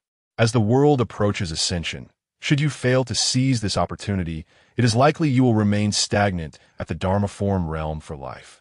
Weiyazi felt a deep sense of shame, and Zaiyozi appeared quite exasperated. Then, Weiyazi produced several elixirs, stating, "These are pills I crafted in the zombie world using the Corpse Emperor's methods. Let us strive to break through to the terrestrial immortal realm while we have this chance." Zaiyozi sometimes felt utterly exhausted. Were it not for the impending ascension of the world, they, as perfected terrestrial immortals, could continue their breakthroughs. Yet, he truly wished to avoid becoming embroiled in such trivial matters. For future breakthroughs would require a certain measure of fortune, which those with kingdoms or sects possessed abundantly. Thus, to acquire this fortune, Zaiyozi had no choice but to return once more to preside over the carefree sect. At the foot of Mount Hua, in Thunder Sovereign City, renowned sword cultivators such as Gai Nia, Wu Ming, Dugu Qiu Bai, Dugu Jian, Yanantian, Shimen Chui Shui, Xie Xiaofeng, and Wei Zhuang convened to discuss the Tao. After an intense competition in the zombie world, the group of swordsmen emerged still yearning for more, leading them to gather here for their discourse. Typically, sword cultivators are scattered across various nations, making it quite challenging to meet even once. However, with the emergence of this platform and opportunity, it would be remiss to let pass by. Lu Xiaofeng and Hua Manlu, both of whom are keen to forge new friendships, have also joined the gathering. Although Lu Xiaofeng may not possess great prowess in swordsmanship, the chance to listen and absorb knowledge is a rare opportunity for personal growth. Esteemed seniors and brethren, have you heard? The world is on the brink of ascension. It is said that after this ascension, those who attain the perfected realm of terrestrial immortals will be able to continue their breakthroughs. However, such breakthroughs require a certain degree of fortune. What are your thoughts on this? For many, this news is a revelation, prompting an eager inquiry for further details. Chapter 44. The World Ascends. New Realms. The fruit position of human immortals Wei Zhuang took a sip from the exquisite wine offered by Qi Lian, and with a nonchalant demeanor, remarked, "I have been aware of this news for quite some time." Lu Xiaofeng, perplexed, inquired, "How did you learn of it so swiftly?" "It took me considerable effort to uncover it." Wei Zhuang merely smiled and remained silent, while Huaman Lu, exasperated, interjected, "Have you forgotten that Wei Zhuang has already joined the Alliance of All Realms? Sometimes it astounds me how astute this friend can be, yet at critical moments, he can also seem quite oblivious." Realization dawned on Lu Xiaofeng, who offered an awkward smile. Nevertheless, he turned to Wei Zhuang with curiosity. "My friend, do elaborate on the next realm to satiate my curiosity." Wei Zhuang waved his hand. "Let my senior brother explain. I wish to indulge in wine." Ganya spoke up. "The next realm is known as human immortal, also referred to as the fruit position of human immortals. Following this are the realms of earth immortals, divine immortals, and celestial immortals. As for the higher realms, we are presently unaware. Each fruit position is also divided into 4 stages: early, mid, late, and completion. There exists a unique fruit position called ghost immortal, which is attained after one's death, when the soul cultivates to fruition. However, the current world has yet to establish the underworld, rendering the ghost immortal fruit position temporarily unrealized. Everything must await its time. According to Lord Lei, aside from the celestial immortal fruit position, the other fruit positions still possess lifespan limitations. The notion of immortality is merely relative. For instance, a human immortal has a lifespan of 10,000 years. Should one fail to break through further, they must inevitably transition into a ghost immortal, which also carries lifespan restrictions. Unless one can cultivate to perfection within the ghost immortal fruit position and ascend from the realm of Yin to the Yang, achieving the celestial immortal fruit position, one must relinquish everything and enter the cycle of reincarnation. Lu Xiaofeng recited, "Human immortal, earth immortal, divine immortal, celestial immortal, and the special position of ghost immortal. Is this the path of immortality?" Ganya, I wonder what the requirements are to attain the fruit position of human immortal, and how the world can specifically ascend.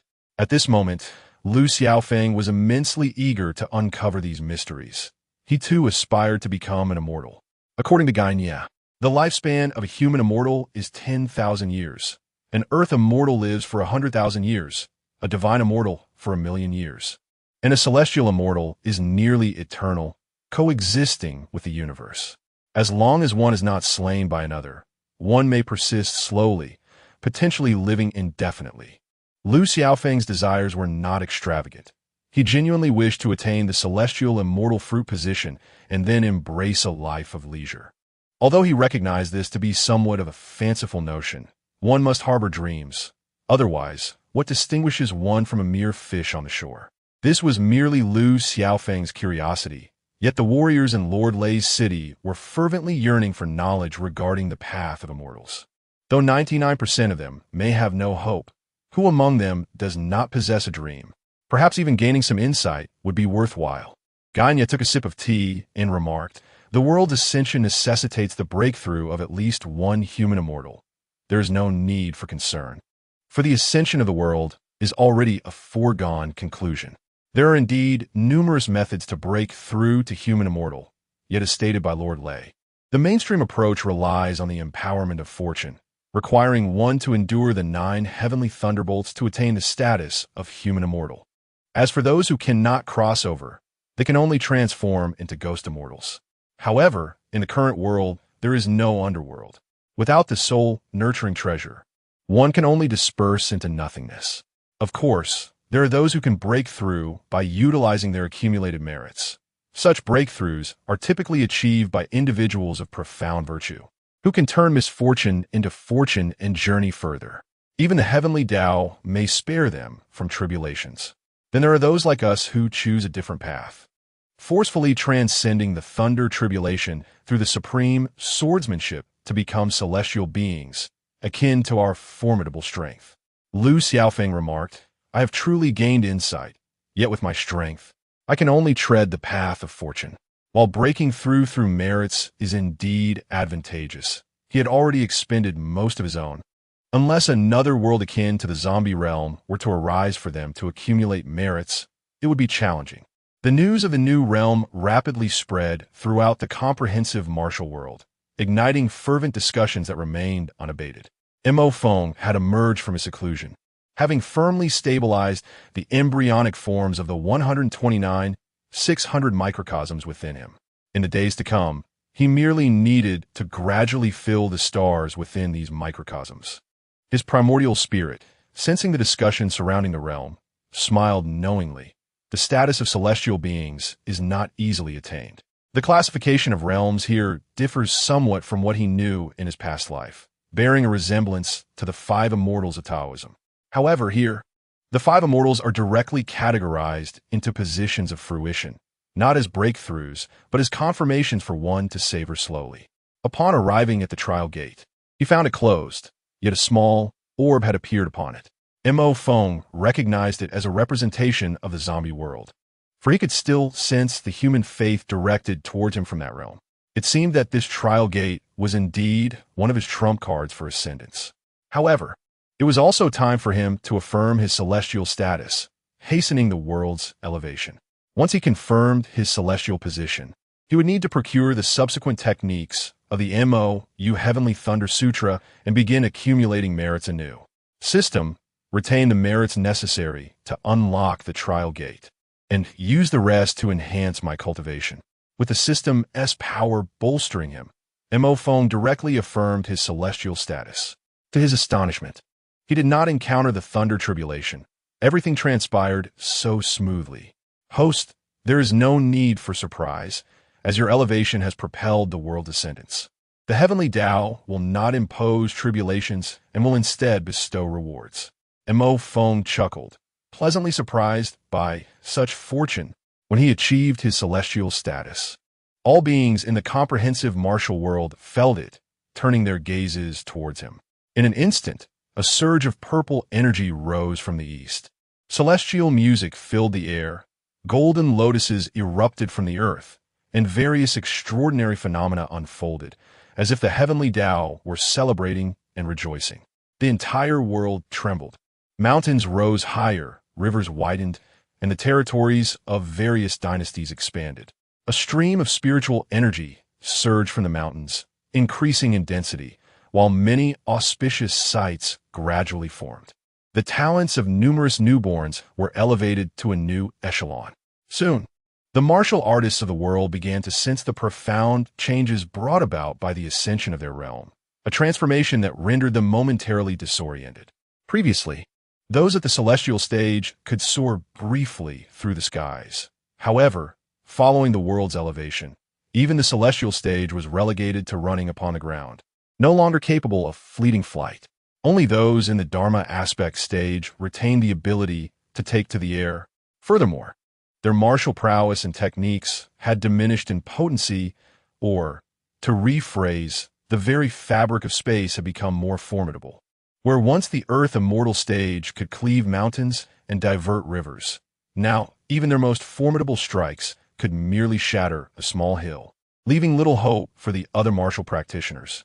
Chapter 45. The Visit of Wang Yangming within the realm of the Tang Dynasty.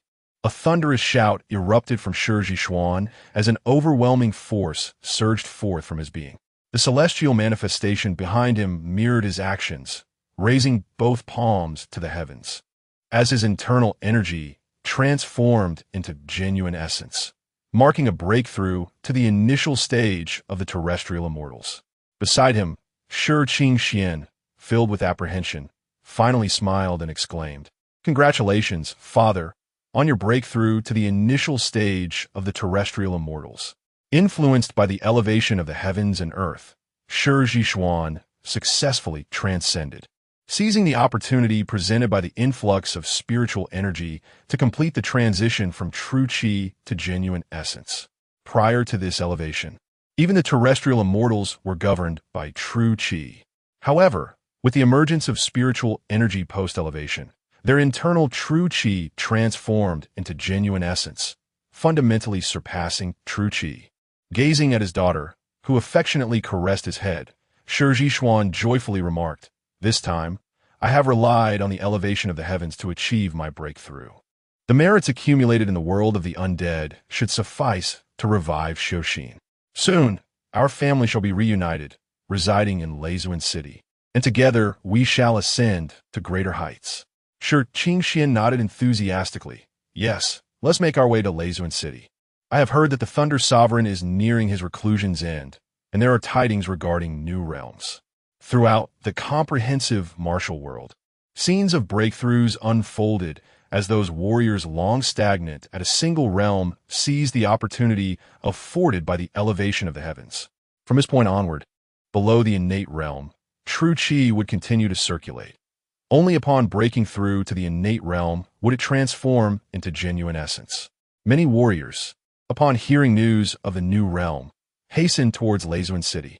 During the grand assembly of the Ming dynasty, Zhang Jujing reported, "Your Majesty, warriors from across the realm are converging upon Lingyun City, which is currently under immense strain and cannot accommodate them. Expansion is imperative. Additionally, we must decide who shall govern Lingyun City post-expansion." Upon hearing Zhang Jujing's report, the entire court was ablaze with fervor. They harbored no concerns regarding the expansion, for Lingyun City had become paramount in the Ming dynasty's hierarchy. Were it not for various constraints, Zhu Hozong would have contemplated relocating the imperial capital there.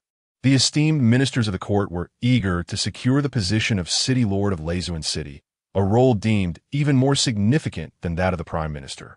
Lingyun City was constructed under the decree of the Thunder Sovereign, standing as the closest settlement to him. This alone sufficed, but the city also boasted a vibrant populace, bustling commerce, and astonishing tax revenues. Yet, Zhu Hozong would not grant them the opportunity. He appointed the iron-willed Marquis Zhu Wushi as the city lord of Lingyun City, with Wang Yangming as the deputy city lord, overseeing all municipal affairs. This decision left the court in stunned silence. Everyone was aware that Zhu Wushi had fully pledged his allegiance to the emperor, especially with Wang Yangming managing all matters. In essence, Zhu Wushi was merely a figurehead. The true authority lay with Wang Yangming, who after all was Wang Yangming. He was a sage recognized for his enlightenment at Longchong, a figure of immense stature, and also a terrestrial immortal in his own right. With such a formidable presence stationed in Lingyun City, who would dare contest this position? As the focus shifted from the court to Mount Hua, Yu Buchuan reported to Mo Feng, "Respectable Thunder, the esteemed Wang Yangming seeks an audience." Intrigued, Mo Feng recognized that this would mark his first formal meeting with Wang Yangming. Previously, Wang had visited, but due to Mo Feng's stipulation of only 3 appointments per month, they had consistently missed each other. When the world of the undead was unveiled, Wang was engrossed in his enlightenment at Longchong and thus did not attend, preventing Mo Feng from engaging in a substantial conversation with such an exceptional talent, one he deemed worthy of inclusion in the Multiverse Alliance. "Let him ascend. I too wish to converse with this distinguished individual," Mo Feng mused, harboring a keen interest in Wang Yangming. It could be said that Wang's talent and insight rivaled that of Zhang Sanfeng, both being favored by the heavens, extraordinary in their own right.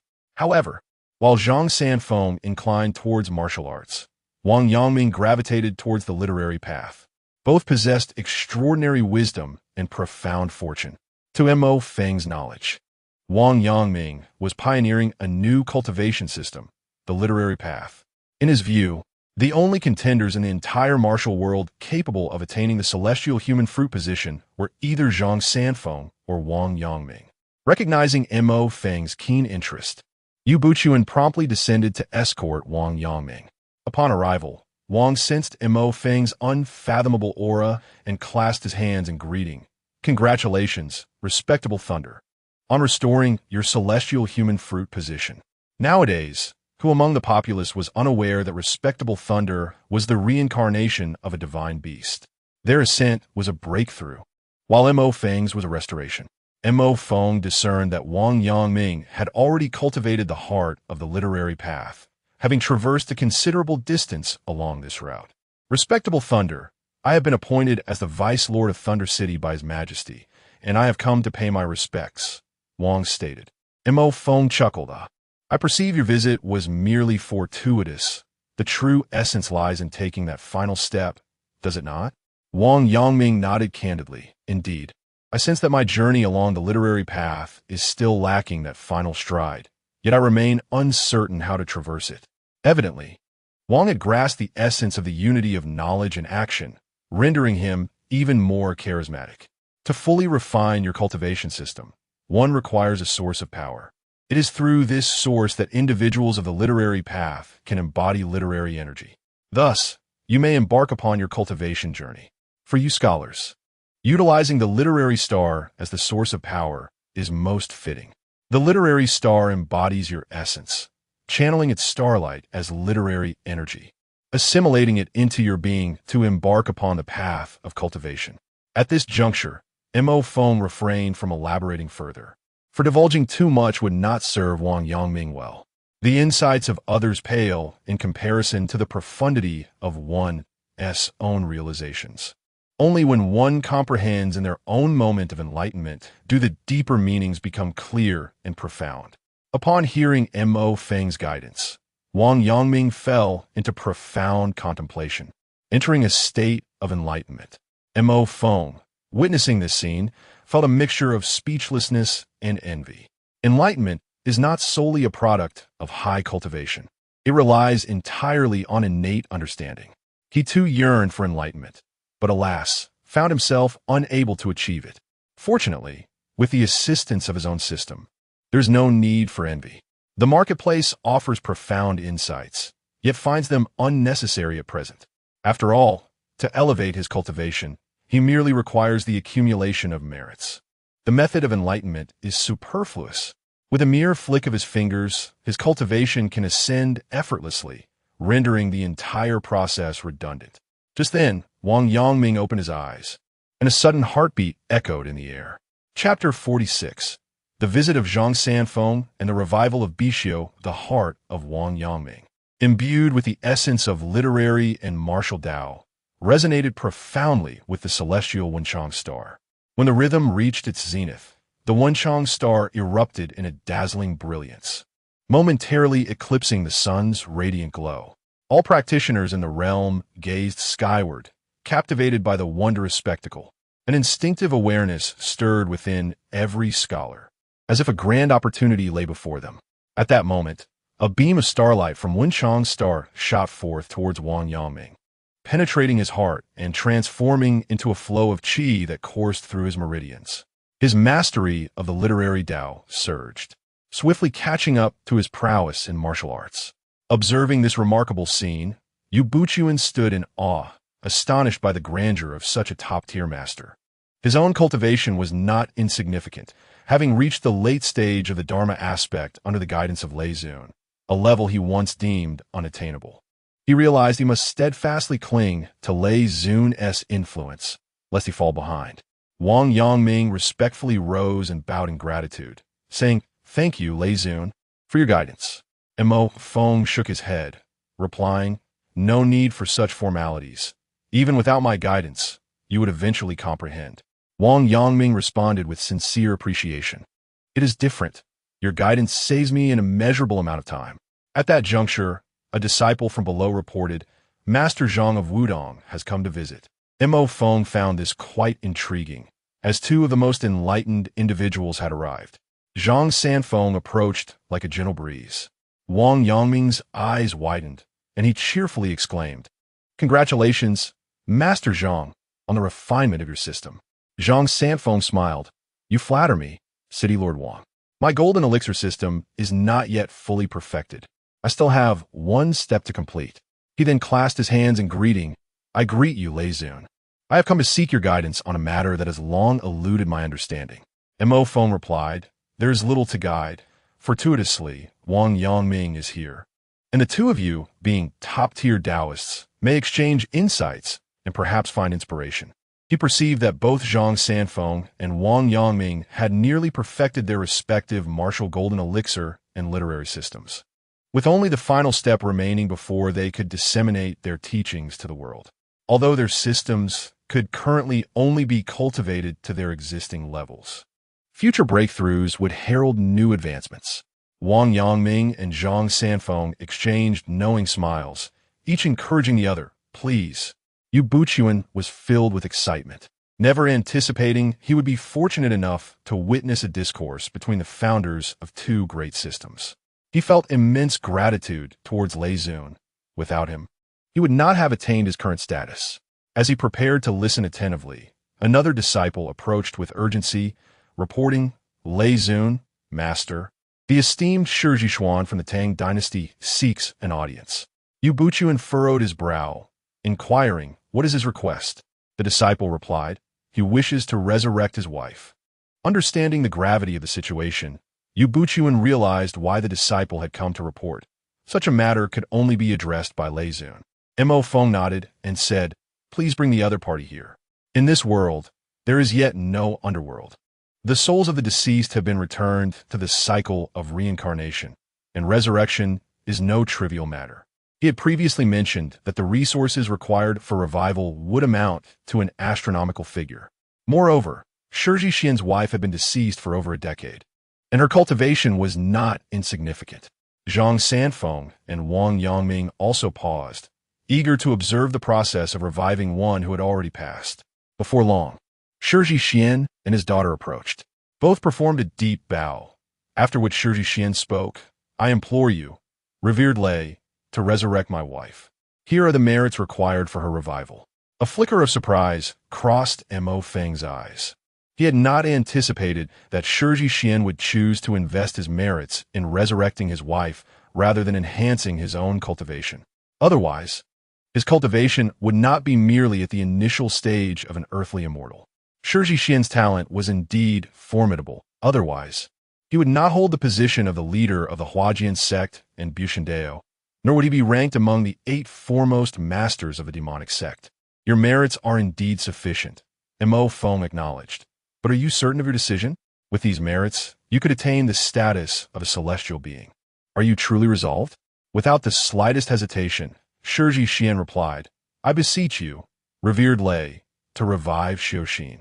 As for attaining the status of a celestial being, I am confident in my ability to achieve it through my own efforts. A glimmer of admiration flashed in Mo Feng's eyes. Very well. I shall assist you in reviving by Xiaoxin. After a thorough examination of the system's marketplace, he ultimately settled on a plan. The first step was to extract by Xiaoxin's soul from the cycle of reincarnation, a task far from simple, yet not insurmountable for Mo Feng. He stomped his forehoof, causing the void to manifest a series of rules.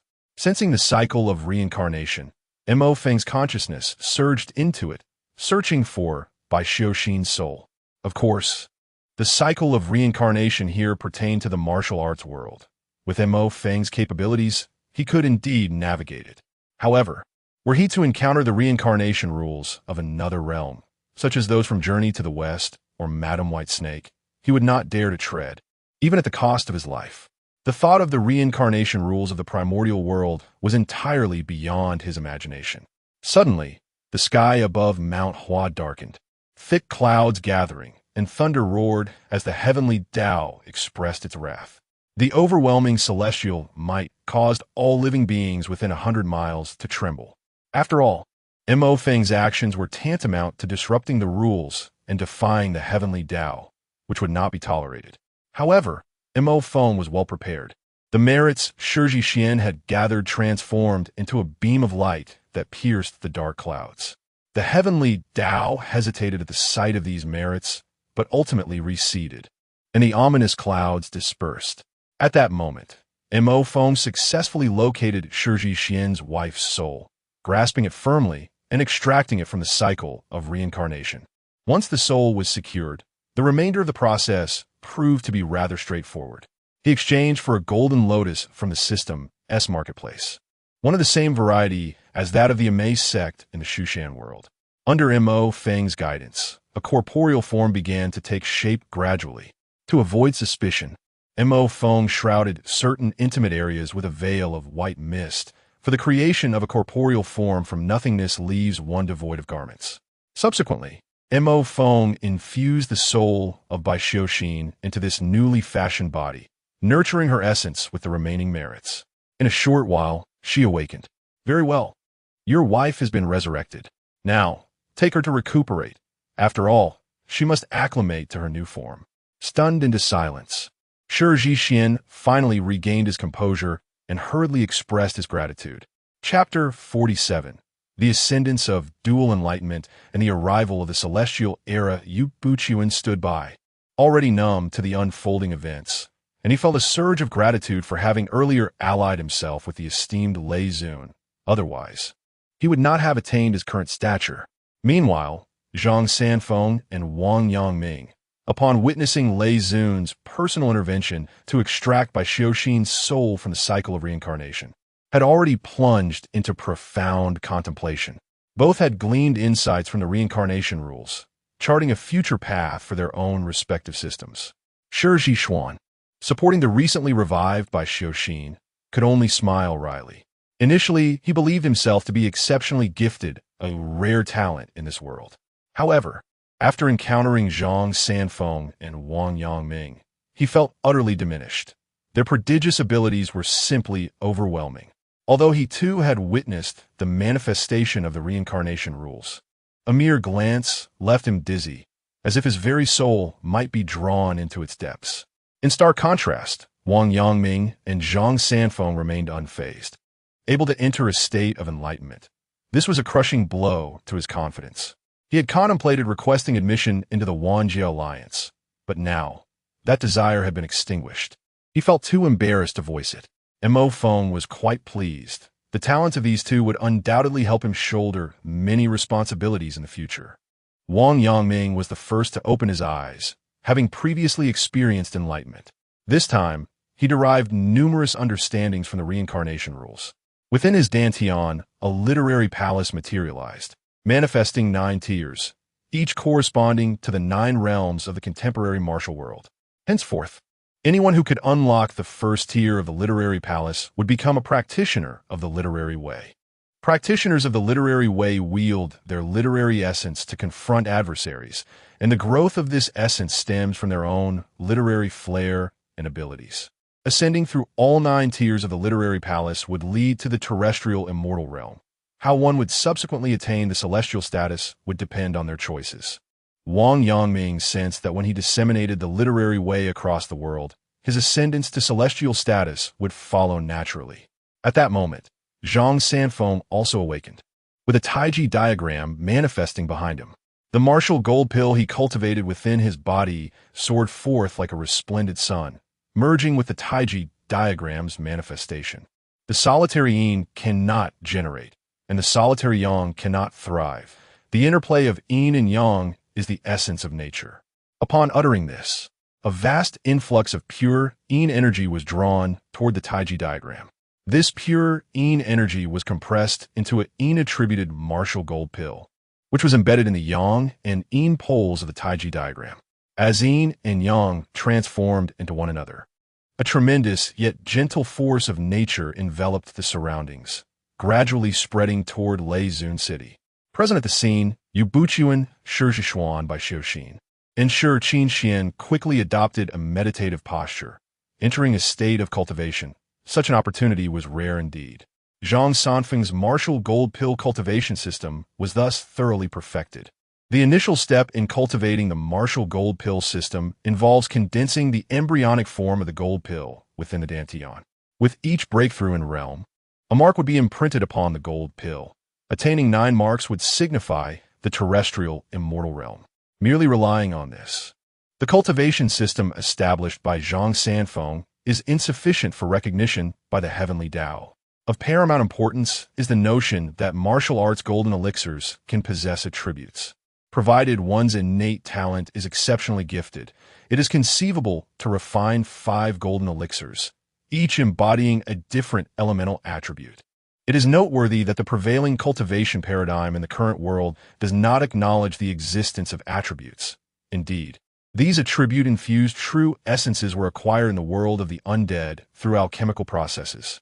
Even more astonishing is the fact that both the mainstream cultivation system of the present world and the martial arts golden elixirs, along with the literary path, can be cultivated concurrently without interference. Zhang Sanfeng, too, felt this truth.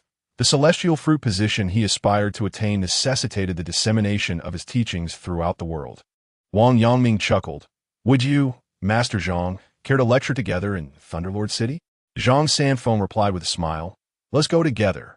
In unison, the two expressed their gratitude to Mo Feng, saying, "Thank you for your guidance, Thunderlord." Mo Feng gestured for them to dispense with formalities, while Wang Yangming also applied for membership in the Multiverse Alliance. After bidding farewell to the two, Mo Feng returned to his palace within the Multiverse Alliance's realm to further enhance its environment. The current state of the Multiverse Alliance's space remained rather desolate, especially after he attained the celestial fruit position. It had expanded significantly. Originally a mere 3 kilometers in length and width, it had transformed into a small cave abode world stretching 100 kilometers in both dimensions. Mo Feng commenced optimizing the entire Multiverse Alliance space based on the knowledge gleaned from web literature in his previous life. At its core, he established a grand city, aptly named Multiverse City. Henceforth, all members of the Multiverse Alliance would reside here, and they could also bring their families to live within its confines. After all, they were his subordinates, and addressing their concerns would ensure their loyalty in serving him wholeheartedly. While Mo Feng focused on refining Multiverse City, outside in Thunderlord City, Wang Yangming and Zhang Sanfeng had begun their lectures. Individuals from various dynasties and sects flocked to listen, for the introduction of 2 new cultivation systems held immense significance for them. It provided the people of the world with an additional choice, aligning with the vital essence of all things and resonating with the profound truths of the heavenly Tao. The moment the two completed their teachings, they sensed their merit was fulfilled, enabling them to attain the celestial fruit position. As they commenced their path to enlightenment, dark clouds gathered above Thunderlord City. Thunder rumbled, and the might of heaven descended in a majestic show of power. Exchanging a knowing smile, the two stepped forth into the wilderness, followed closely by the martial artists eager to witness the grandeur of attaining the celestial fruit position. Through literary expression, the path of literature emerged, revealing the literary palace. As Wang Yangming raised his voice, the literary palace within his dantian manifested above his head, conjuring streams of literary energy that formed a vast river of literary essence. The torrential divine thunder was effortlessly intercepted by this river, enabling him to smoothly attain the celestial fruit position. Meanwhile, Zhang Sanfeng began his tribulation. The Taiji diagram materialized, with the yin and yang martial arts golden elixirs merging into it, as the dual energies transformed into 2 divine dragons that soared forth to confront the descending divine thunder. In no time, the 2 dragons consumed the divine thunder, allowing Zhang Sanfeng to pass through the tribulation with an air of tranquility, achieving the celestial fruit position. Zhang Sanfeng and Wang Yangming simultaneously attained the transcendent status of immortals, heralding the advent of an era marked by celestial beings within the realm of martial arts. However, at this moment, Mo Feng shook his head in dismay. Observing the restless terrestrial immortals, he discerned that many would soon encounter calamity. Witnessing Zhang Sanfeng and Wang Yangming effortlessly surpassing the tribulations of thunder, they would mistakenly believe that the trials were not formidable, prompting them to approach these tribulations unprepared. The ease with which Wang Yangming and Zhang Sanfeng navigated their challenges stemmed from their immense fortune. They were favored by destiny itself, having established 2 distinct cultivation systems that fortified the world. Thus, they were treated with exceptional regard. Conversely, many other martial artists would not be afforded such privileges, and when they sought to break through, they would realize that not all paths were equal. Chapter 48. The clash of twin dragons in the system of the Yun Xiao, as anticipated, upon witnessing Wang Yangming and Zhang Sanfeng attain the celestial fruit of immortality. A number of terrestrial deities could no longer remain complacent and began their attempts to break through. In a mountain range within the realm of the Great Han's martial world, the audacious Zhuwushan boldly proclaimed his intention to achieve the celestial fruit of immortality that very day, extending invitations to martial artists across the land to witness this momentous event. The mountains were soon encircled by warriors from various dynasties, eager to observe others attain the celestial fruit of immortality, hoping to enhance their own chances of success. Wudi, Xiao Sanxiao, and Emperor Shitian watched from a nearby peak. Wudi, observing Zhuwushan's antics, scoffed disdainfully. He truly does not know the peril he faces. Believing himself to be akin to Zhang Sanfeng or Wang Yangming, Xiao Sanxiao waved his hand dismissively. Let us not be so harsh. Zhuwushan does provide a significant contribution. At the very least, he serves as a cautionary tale, tempering the aspirations of the martial artists. Emperor Shitian, perplexed, inquired, "Is there truly a flaw in this?" With a chuckle, Xiao Sanxiao replied, "If attaining the celestial fruit of immortality were so facile, Wudi and I would have achieved our own enlightenment long ago, rather than toiling here to accumulate our foundations. Just observe, none of those who have joined the alliance of all realms have attained the celestial fruit. They are all busy laying their groundwork." It dawned on Emperor Shitian that, having witnessed Zhang Sanfeng and Wang Yangming's successes, they had mistakenly believed they too could achieve such heights. Indeed, life is fraught with the three great illusions. If he can do it, so can I. It ought to be achievable. I certainly can succeed. At that moment, Zhuwushan, brimming with ambition, summoned his vital essence to its zenith and commenced his attempt at enlightenment. The skies darkened once more, thick clouds enveloping the mountain peak. Amidst the dense clouds, divine thunder crackled, and celestial might descended, causing the surrounding space to nearly solidify. Zhuwushan instantly sensed something amiss. The divine might was far more terrifying than he had anticipated. It was not supposed to be this fearsome. Neither Zhang Sanfeng nor Wang Yangming faced such terror during their ascensions. His countenance drained of color. He wished to halt his endeavor, but it was too late. The process of attaining the celestial fruit of immortality is not something one can simply pause at will. The onlooking martial artists discerned the peril and hastily retreated, fearing they might be caught in the ensuing chaos. As the first bolt of divine thunder struck, Zhuwushan could only muster a desperate effort. Indestructible golden body, his form transformed, resembling a small golden statue. With a resounding crash, the thunder descended, leaving behind a 10-meter-wide crater where Zhuwushan had stood. In that moment, he was a pitiful sight, his body charred and blackened, barely clinging to life on the brink of despair. Before he could even gather his vital essence for restoration, another bolt of divine thunder struck down. In despair, Zhuwushan cried out, "No!" A tremendous roar followed, and in an instant, his body was obliterated by the divine thunder, reduced to ashes. The surrounding martial artists swallowed hard, their hearts gripped by a chilling dread. Among them, Xiong Ba gasped for breath, drenched in sweat, terrified by the spectacle. He had intended to pursue enlightenment himself, but had not anticipated Zhuwushan's premature attempt. Now he is grateful that the formidable Zhuwushan did not precede him. Otherwise, he would have met his demise today. Indeed, attaining the celestial fruit of immortality is no trivial feat, without meticulous preparation and sufficient foundation. The path of enlightenment becomes a perilous endeavor. In hindsight, Zhang Sanfeng and Wang Yangming possess far greater worth. Their minds have also settled into a state of calm, for it is imperative to remain composed, especially with Zhuwushan's fate looming ominously before them. Following the events surrounding Zhuwushan, the entire realm of the comprehensive martial world has also quieted, with practitioners diligently honing their skills, no longer daring to act recklessly. On one seemingly tranquil day, two resounding dragon roars reverberated throughout the comprehensive martial world. Above the grand expanse of the Qin Empire, a majestic black dragon coiled ominously in the sky. Simultaneously, above the Tang Empire, A resplendent golden dragon also spiraled gracefully through the air. The two divine dragons gazed at one another, emitting earth-shattering roars, each striving to assert dominance over the other. Mo Feng was roused from his slumber and, upon opening his eyes, realized that both the Qin and Tang were beginning to successfully navigate the path of dynastic fortune. However, Mo Feng felt a sense of foreboding. As the saying goes, when two tigers contend, one must inevitably be harmed, unless they are of different genders. Both the Qin and Tang are pursuing the path of dynastic fortune, and a conflict between them is all but inevitable.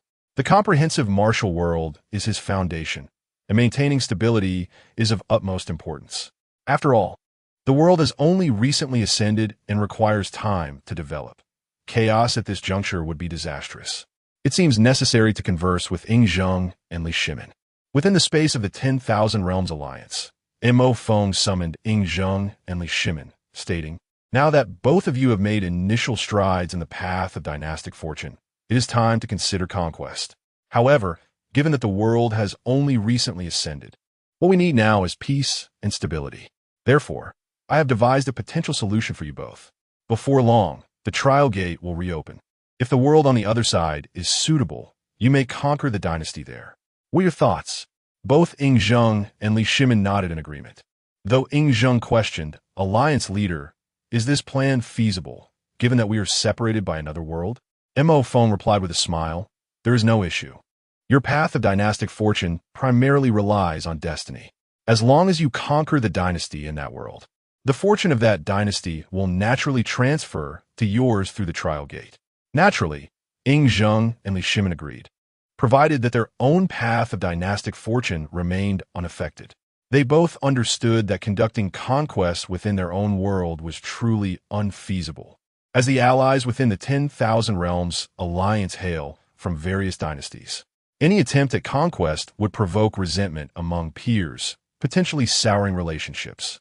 The opportunity to engage in conquest in other worlds alleviated their concerns. Upon returning to their respective dynasties, they began preparations for the forthcoming battles in other realms. Observing the commotion from the Qin and Tang, the other dynasties within the comprehensive martial world could no longer remain passive, for they were unaware of the specifics and were naturally filled with trepidation. Presently, no dynasty possesses the strength to confront the Qin and Tang, prompting many to dispatch envoys for negotiations. However, upon learning that their targets were not themselves, but rather the dynasties of other worlds, each one was filled with regret. Emperors such as Song Huang and the immortal sovereign Zhu Hozong eagerly sought to consult Mo Feng, wondering if it was still possible for them to redirect their paths towards the way of fortune. Yet, Mo Feng would no longer acquiesce to their pleas. One world could suffice with a single dynasty of fortune, for any excess would surely invite turmoil. In such a case, the fortunes of the dynasties would consume one another, leading to chaos that would reverberate throughout the entire realm. Upon realizing the impossibility of their desires, the emperors of those dynasties were left in profound regret. Chapter 49.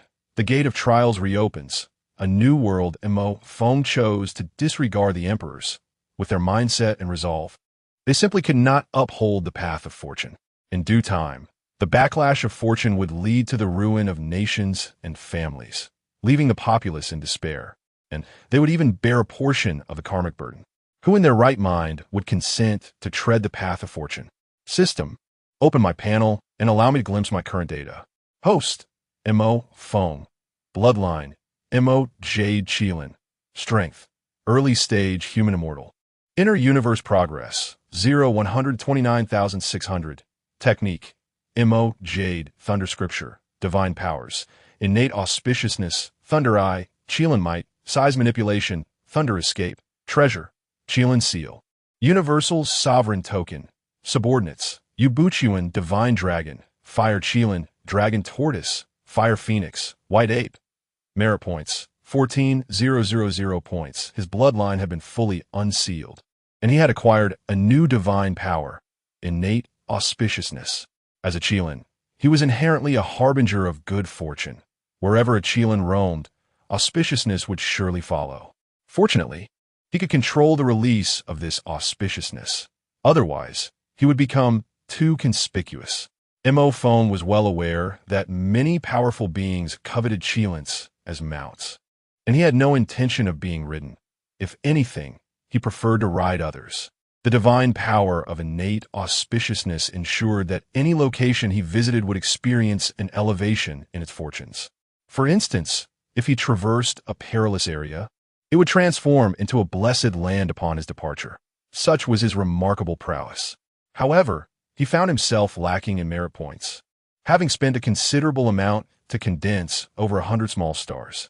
He pondered when he might fill the 12,600 small universes. System. How many merit points are required to open the gate of trials this time? Since the system update, the previously fixed points required to open the gate had shifted to a variable determined by the strength of the world. Should he find the current world unsatisfactory, he could refresh it, with each refresh demanding 1,000 merit points. However, this had a silver lining for Mo Phone, as he could gauge the strength of the opposing world based on the merit points required, thus avoiding the risk of being outmatched. Opening the gate of trials requires 100,000 merit points. Do you wish to proceed? Mo Feng's expression darkened. Despite his naturally dark complexion, this was an exceptionally unfortunate turn of events. While others enjoyed auspicious beginnings, he found himself facing misfortune. The last world he opened, Zombie Realm, only required a mere 100 points. Now, this one demanded a staggering 100,000 points. Who could possibly fathom the nature of this world? It was evidently formidable, and given his current cultivation, he would either be flayed or relegated to the status of a mount. Refresh immediately. Today seemed to be one of those days. The subsequent worlds either demanded 2,000 to 3,000 merit points or 4,000 to 5,000. None appeared within his reach. Opening the passage to this world requires 5,000 merit points. Do you wish to proceed? Mo Phone glanced at his panel, noting he had only 9,000 merit points remaining. With a resolute sigh, he made his decision. Having refreshed so many times already, he had no choice but to select this option lest he wait indefinitely for his merit to accumulate. The portal of trials gradually opened, and a wave of demonic energy surged forth. Mo Phone instinctively felt a sense of aversion. His innate auspicious divine ability unconsciously activated, purifying the surrounding malevolent aura. Although he typically harbored no disdain for such energies, the tumultuous and brutal emotions saturating this particular demonic essence were profoundly unsettling to him. He communicated with Yubuchuan, urging him to oversee recent matters while he ventured alone into this enigmatic realm to discern its true nature. Emerging from a dimly lit grove, Mo Phone stepped cautiously through the circular gateway. The realm, requiring an astounding 5,000 merits for entry, posed significant dangers. A moment's inattention could lead to calamity. However, upon entering this world, he was immediately enveloped by a stifling atmosphere. The pervasive demonic energy, laden with negativity, was akin to stepping into a fetid mire, the noxious stench suffocating and intolerable. Unable to endure the foulness, Mo Phone levitated, invoking his innate auspicious divine ability to cleanse the environment. Vibrant hues of purifying energy began to disperse the surrounding malevolent essence, rendering the adjacent forest devoid of its taint. Subsequently, he established a protective barrier to shield his presence from detection. Gazing at the thick black smoke in the sky, he recognized it as the manifestation of demonic energy. Yet its intensity was astonishing. Closing his eyes, he attempted to sense the celestial principles governing this world, only to be met with disconcerting results. He found himself unable to accurately perceive the existence of the heavenly way, sensing only intermittent fragments. This was utterly preposterous. As a Qilin, a being inherently aligned with auspiciousness and deeply attuned to the heavenly order, the inability to discern the celestial principles was alarming. What had transpired in this realm? Next, he sought to sense the presence of the underworld, and upon doing so, his eyes sprang open. He had begun to form an understanding of the nature of this world. The underworld indeed existed, yet it was merely a hollow shell, with only the cycle of reincarnation still operational. Deities of the underworld had vanished, their traces long since lost. Connecting these observations, Mo Feng deduced that there was only one corresponding realm, the world of a Chinese ghost story. He mused, I never expected to find myself in the realm of a Chinese ghost story.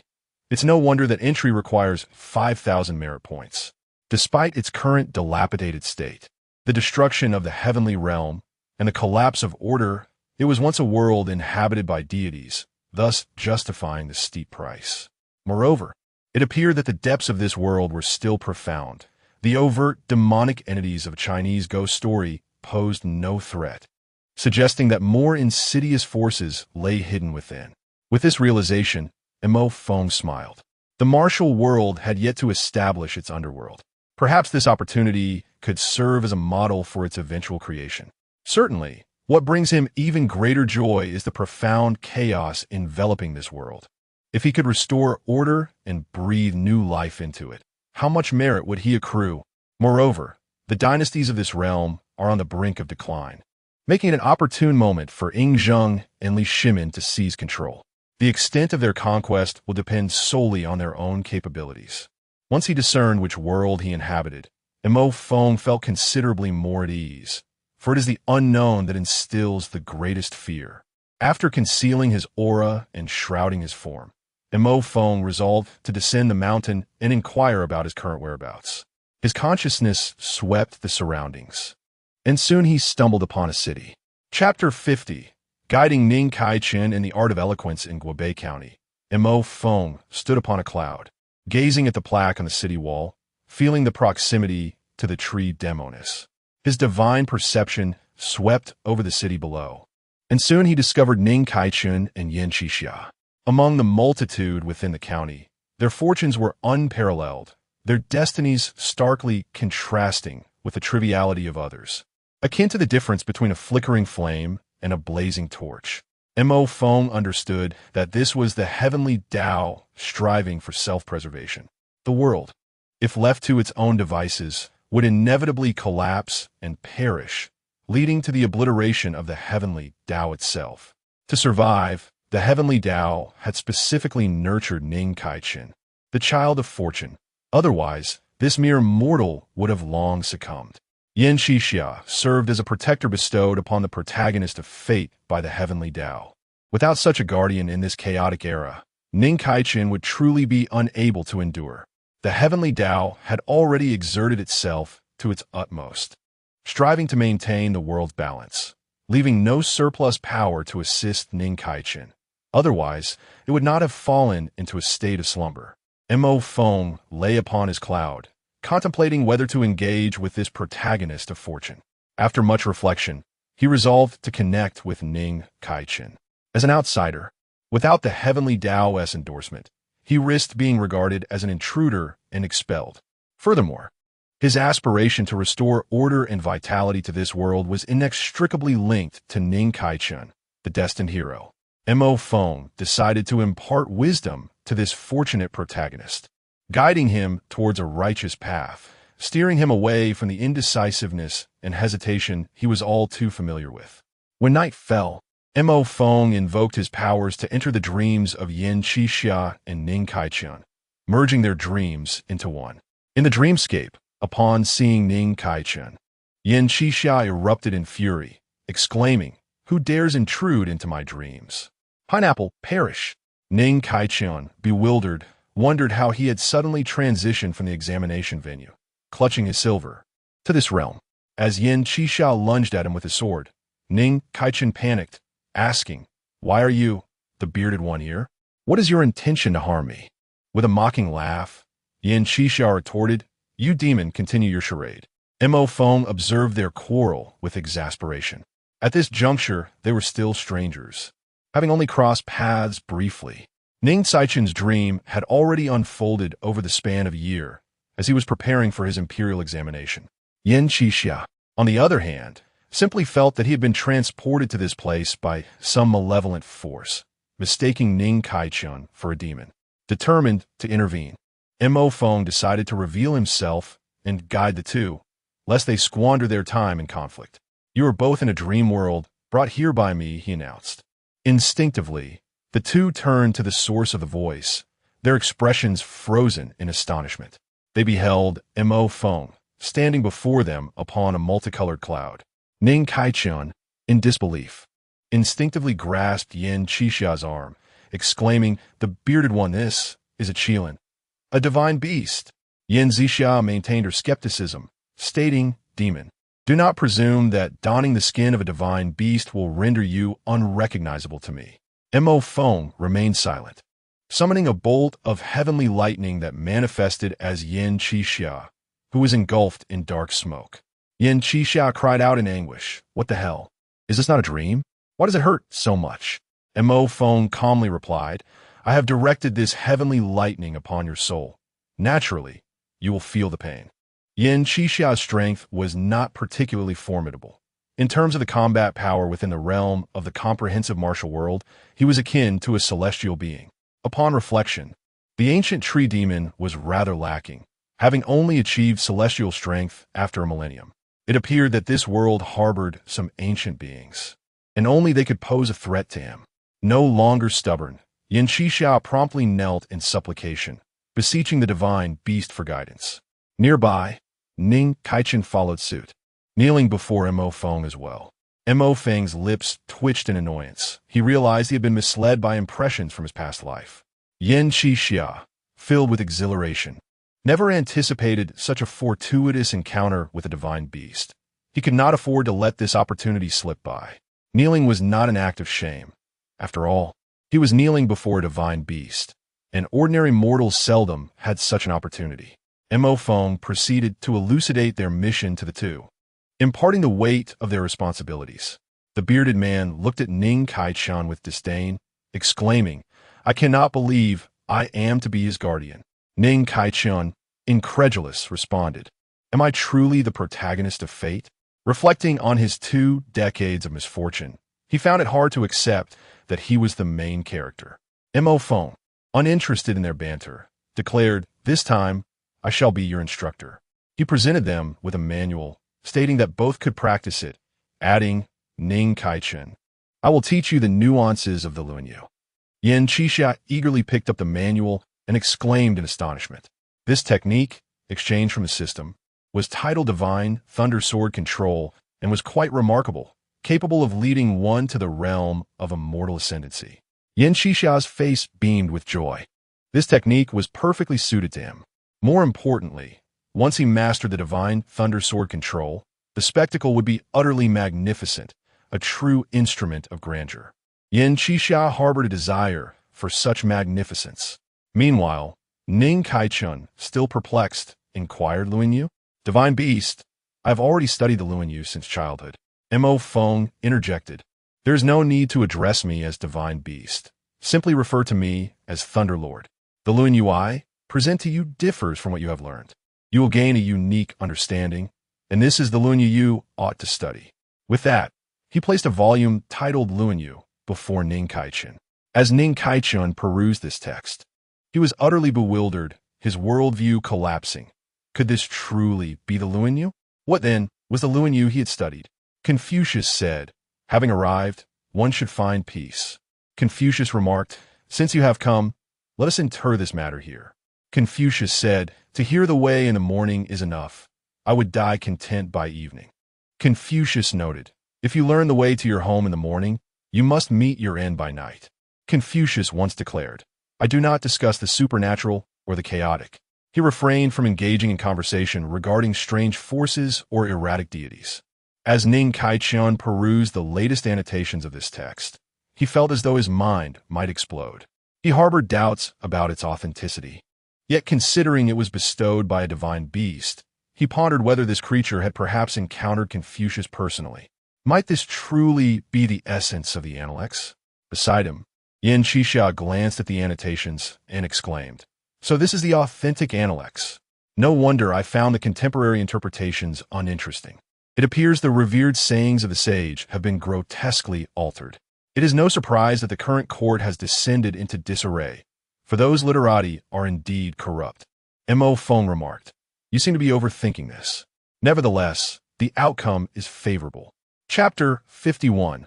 A dramatic transformation of Ning Kaichun yet. Mo Feng underestimated the profound impact that Lingyun had on Ning Kaichun, inadvertently steering him down a different path. As Ning Kaichun perused the depiction of Confucius in Lingyun, he beheld an imposing figure, a muscular man standing 8 feet tall, brandishing a colossal sword engraved with the character for virtue.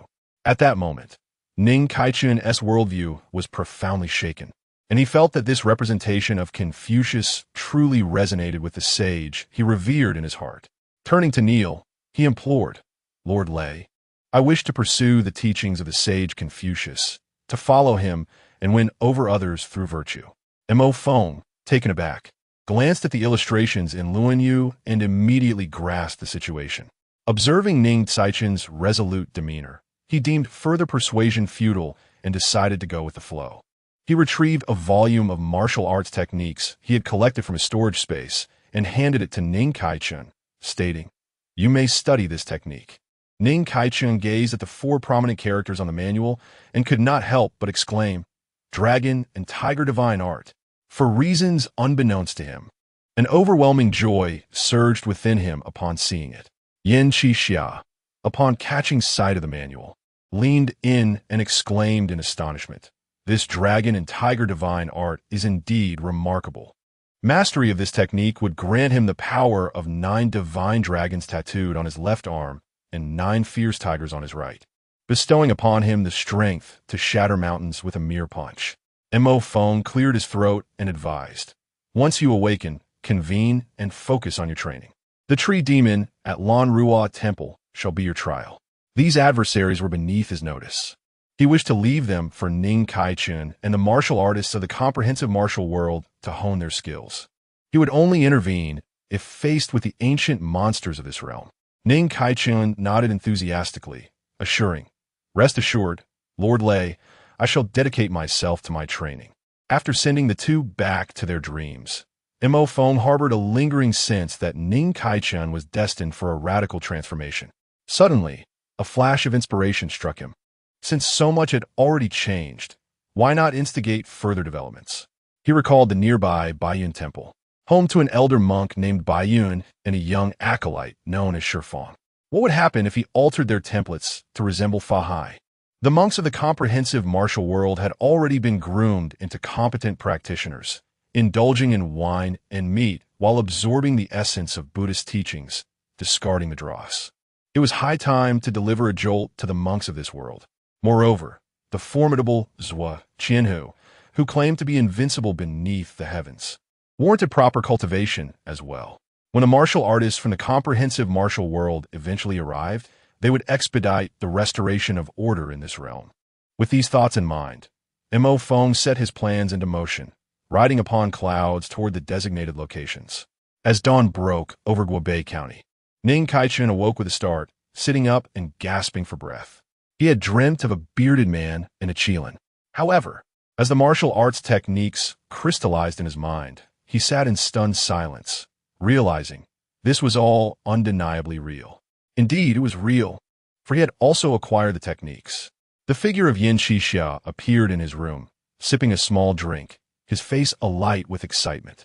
Subsequently, the astonished Ning Kaichun remarked, "Oh, the protagonist of destiny has yet to rise?" Accepting the circumstances, he continued, "My protector, please procure a sum of money for me immediately.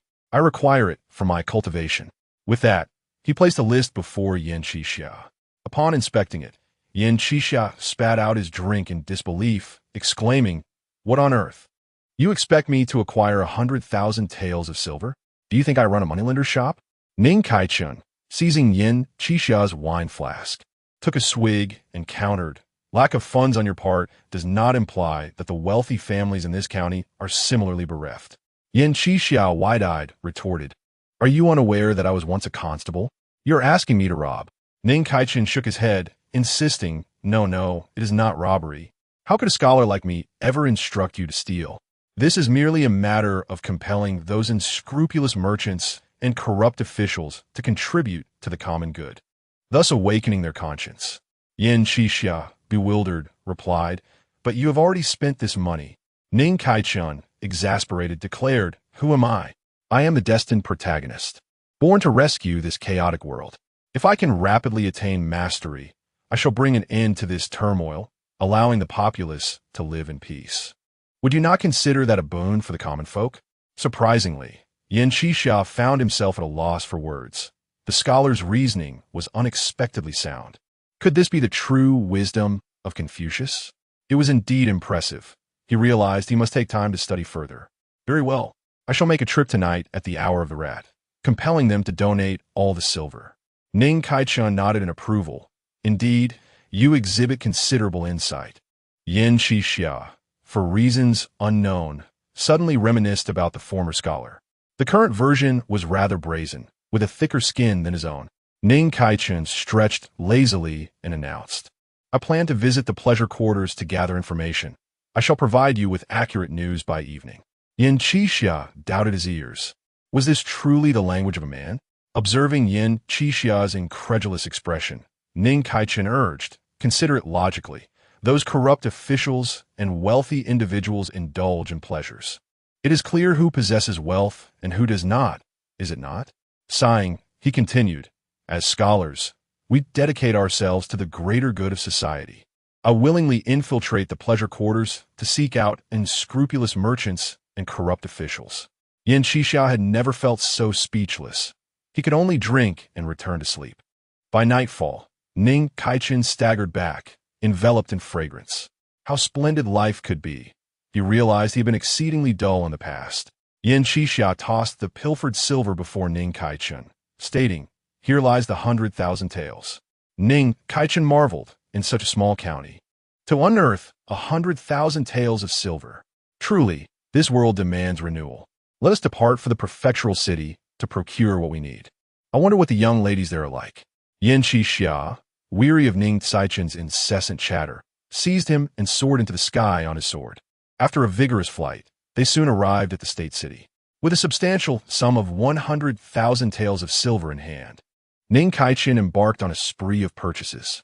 Bolstered by the resources acquired with such wealth, he found himself making significant progress in mastering the dragon and tiger divine art. A dragon's head manifested on his right arm, while a tiger's head emerged on his left. Though still incomplete, he had already attained remarkable strength. Chapter 52. The muscular scholar Ning Kaichun and the mad monk Shi Fang. At this moment, Ning Kaichun had undergone a remarkable transformation. He was no longer the frail scholar of yore. Instead, he had evolved into a formidable figure, a muscular giant whose bulging biceps and broad chest exuded an air of intimidation that deterred any would-be challengers. In confrontations, Ning would often resort to his fists, rendering opponents dazed, all the while euphemistically declaring it as subduing with strength. Yin Qixia, the most authoritative voice in this regard, recalled the erstwhile courteous and delicate scholar. Although he sometimes found the pedantry of Confucian scholars irksome, the current incarnation of Ning embodied a philosophy of mutual discontent. If I am unhappy, you shall not find joy. If I am joyous, your happiness is unwelcome. He pondered. Could this be the scholar that Lei Zun envisioned? When he beheld Ning's return, adorned with a colossal sword inscribed with the character for virtue, his lips twitched in disbelief. Ning now appeared more of the world than the world itself, possessing a silver tongue that had silenced countless learned scholars, rendering them speechless. Big Beard, I have resolved to establish a new sect to be called the School of Confucianism. I intend to reclaim those misguided disciples of Confucius, he declared. With a collective of like-minded individuals, we shall expedite the salvation of this chaotic realm. Yin Qixia sighed. As long as you find joy in this endeavor. Ning Kaichun had clearly formed his own convictions, and any attempts to dissuade him would be futile. It was better to let him be. Meanwhile, in a temple within another great state, a handsome young monk bid farewell to an elderly monk. Master, I must ascend the mountain to vanquish demons and restore order to this tumultuous world. Please take good care of your health. Master Baiyun, on the verge of tears, implored. Shi Fang, as you embark on this journey, tread cautiously. This world is fraught with chaos, and human hearts can be treacherous. At times, certain individuals may be more fearsome than the very demons themselves. Heed my warning. Shi Fang thumped his chest confidently, assuring, "Rest easy, master. Lingyun has entrusted me with a mission.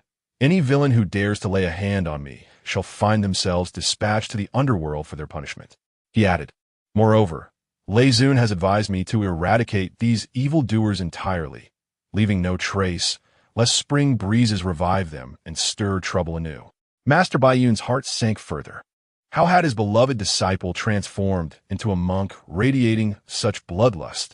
Yet, he dared not blame Lingyun, the divine beast Qilin, believing that the beast's actions were imbued with profound significance, perhaps beyond his own comprehension. If Mo Feng knew that Master Baiyun was attempting to justify his actions, he would have laughed heartily, for it was all part of his deliberate plan. He aimed to reform the teachings of Buddhism, making them more relatable and approachable. After all, humans are inherently driven by emotions and desires. To sever these ties would be to strip away their humanity.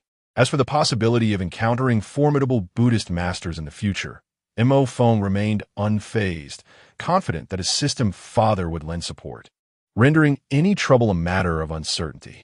Not long after Shifeng descended the mountain, he encountered a band of robbers. The monk spoke directly to you, demanding that you surrender your belongings, promising a chance at survival. The leader of the bandits, his blade still dripping with fresh blood, had evidently just slain a group of individuals. Shifeng gazed upon the distant corpses and intoned, "Amitba, revered Thunder Lord." No wonder the Thunder Lord chose to descend personally. The world is rife with demons and malevolence, the wicked and the fiendish hardly distinguishable. The bandit leader scoffed, "What a farce. You think I owe you respect?" He swung his massive blade towards Shifeng. In response, Shifeng unleashed a powerful punch. The ferocious wind generated sending sand and stones swirling.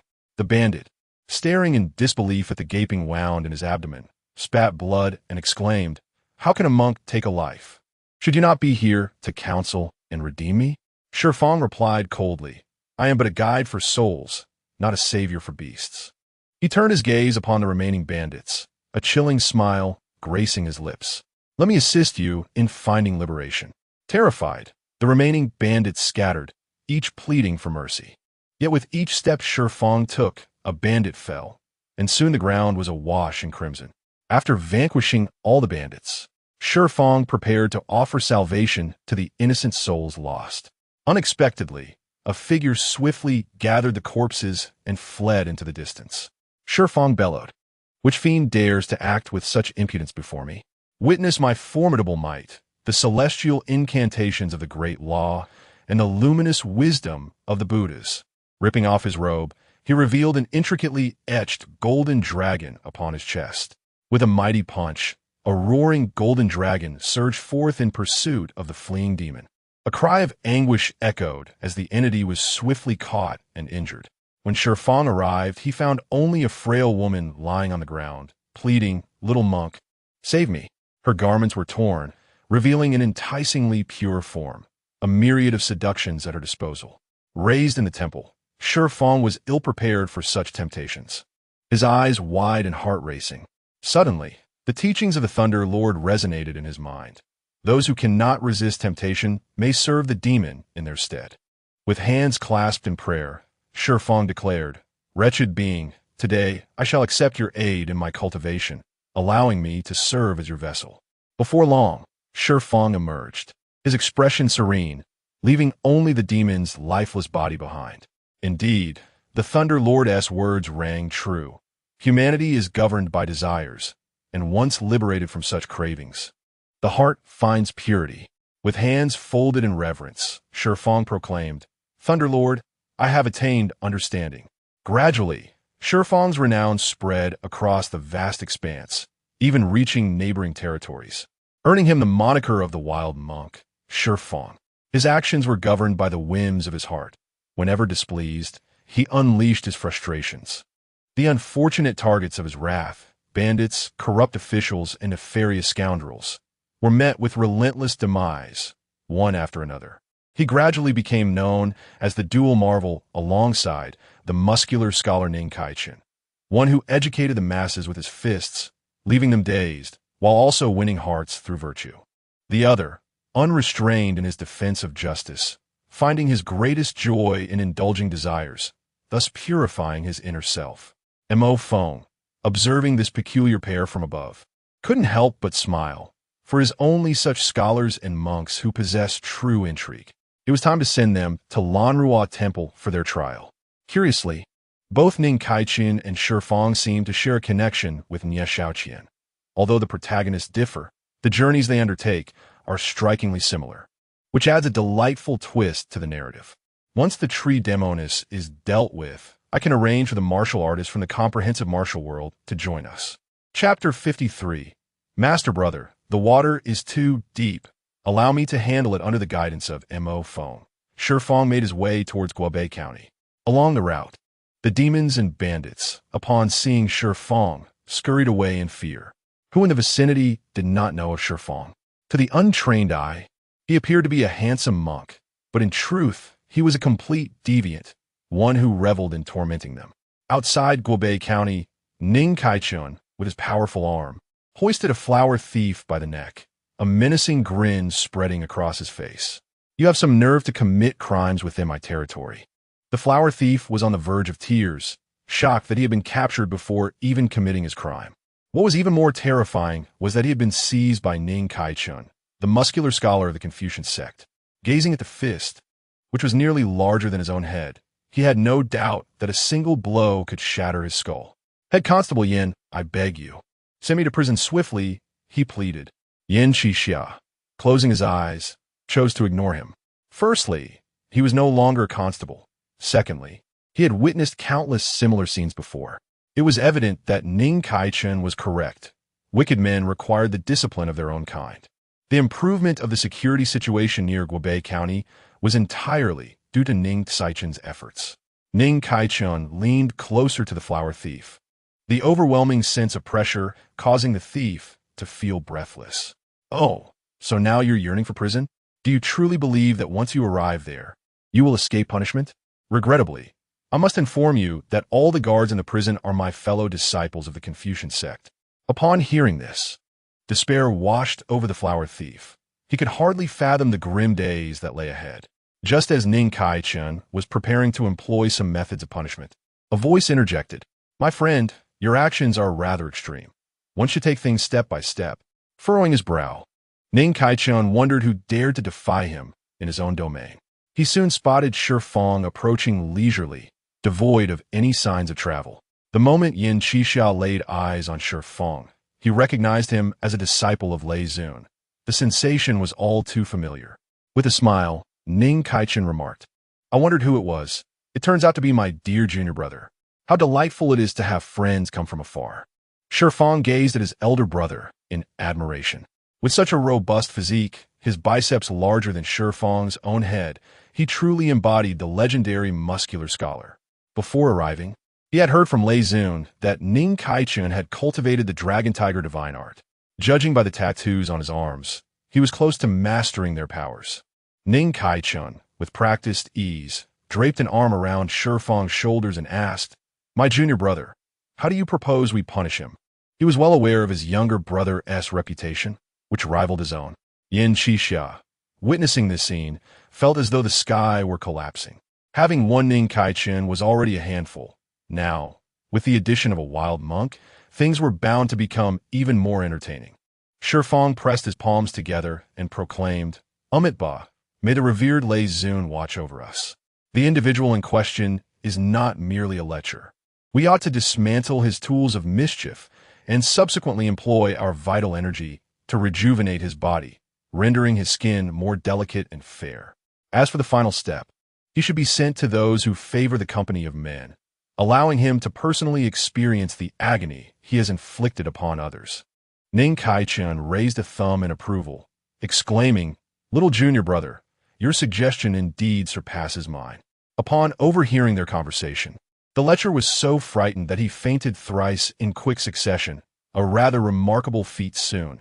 Anguished cries from the lecher echoed from outside the city, gradually diminishing into soft sobs. Within the inn, Ning Kaichen formally introduced himself, saying, I am Ning Kaichen, the leader of the Confucian sect.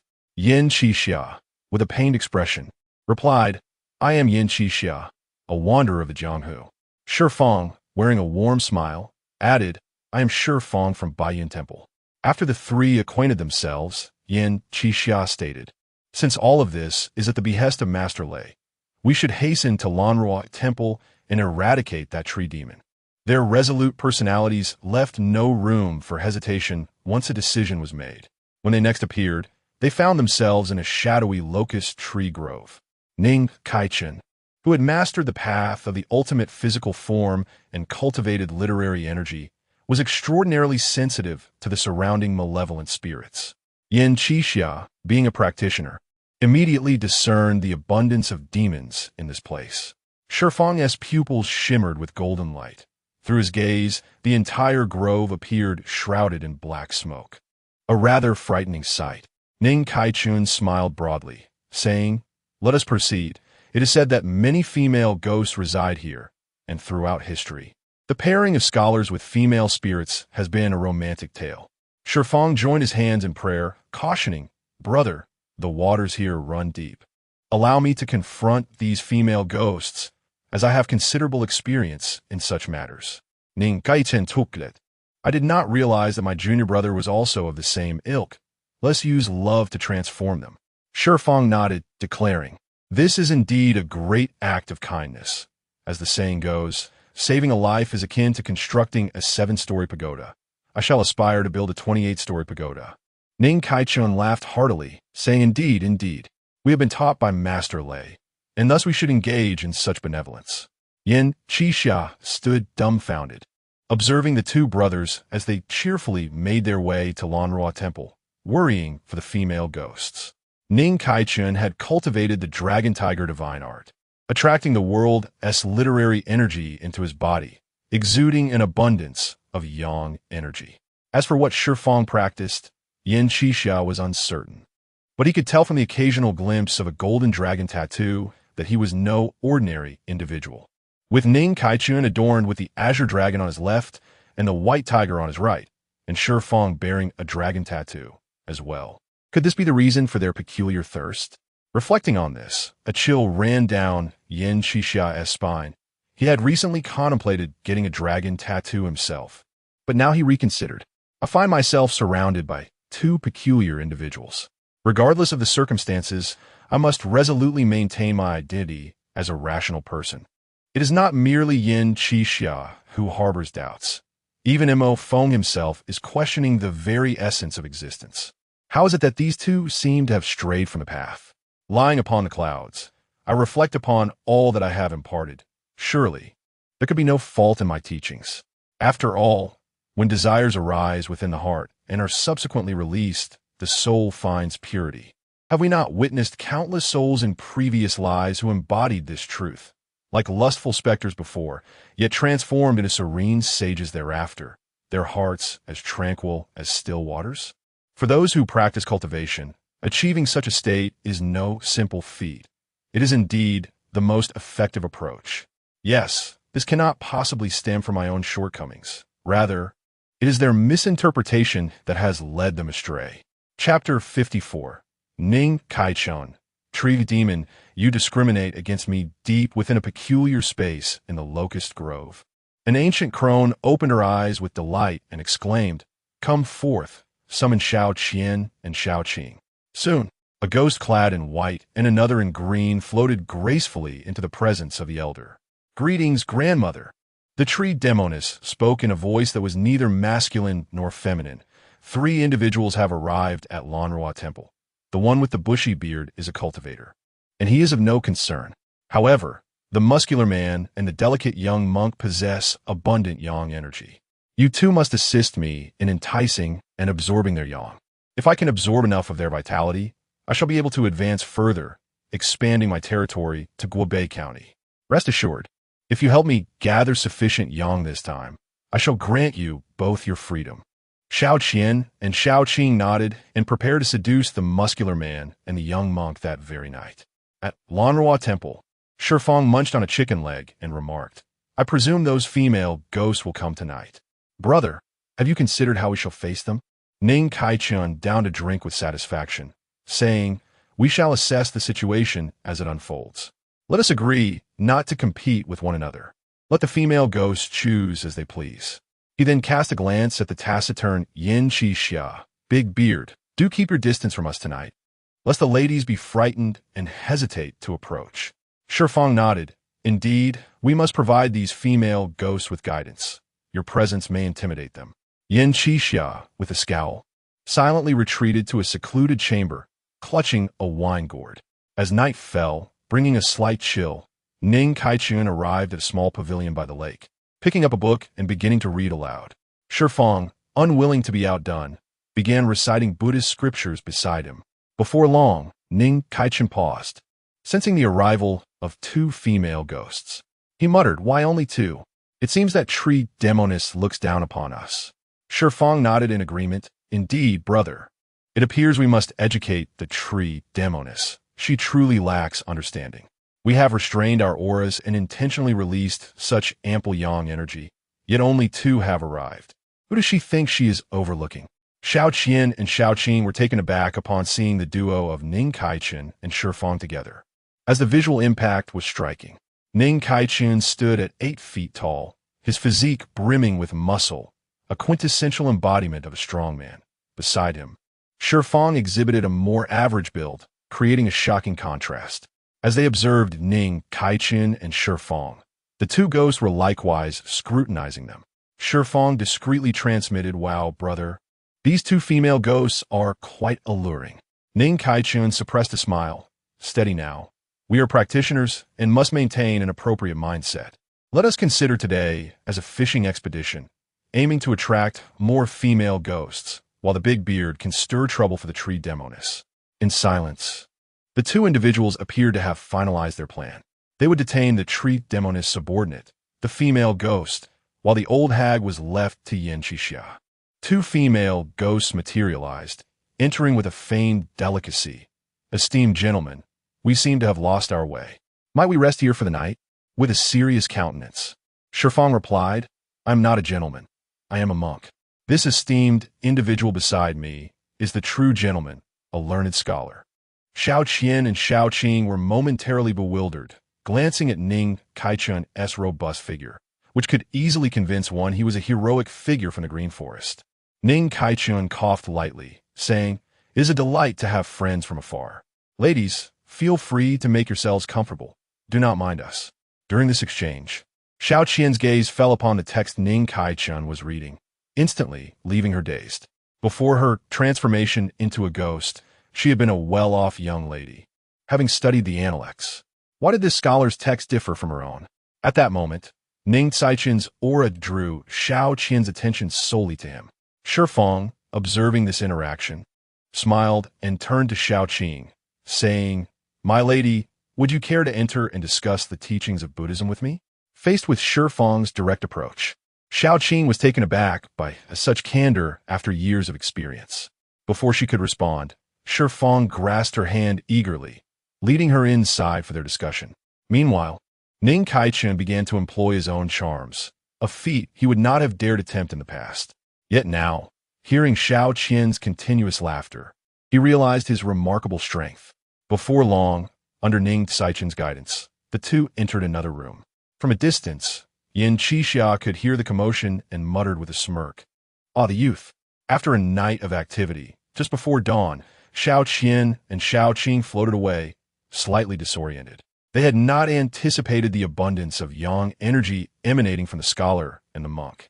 After absorbing yang energy throughout the night, they found their counterparts unaffected, even invigorated, which left them feeling quite tormented. A sense of fear arose within them.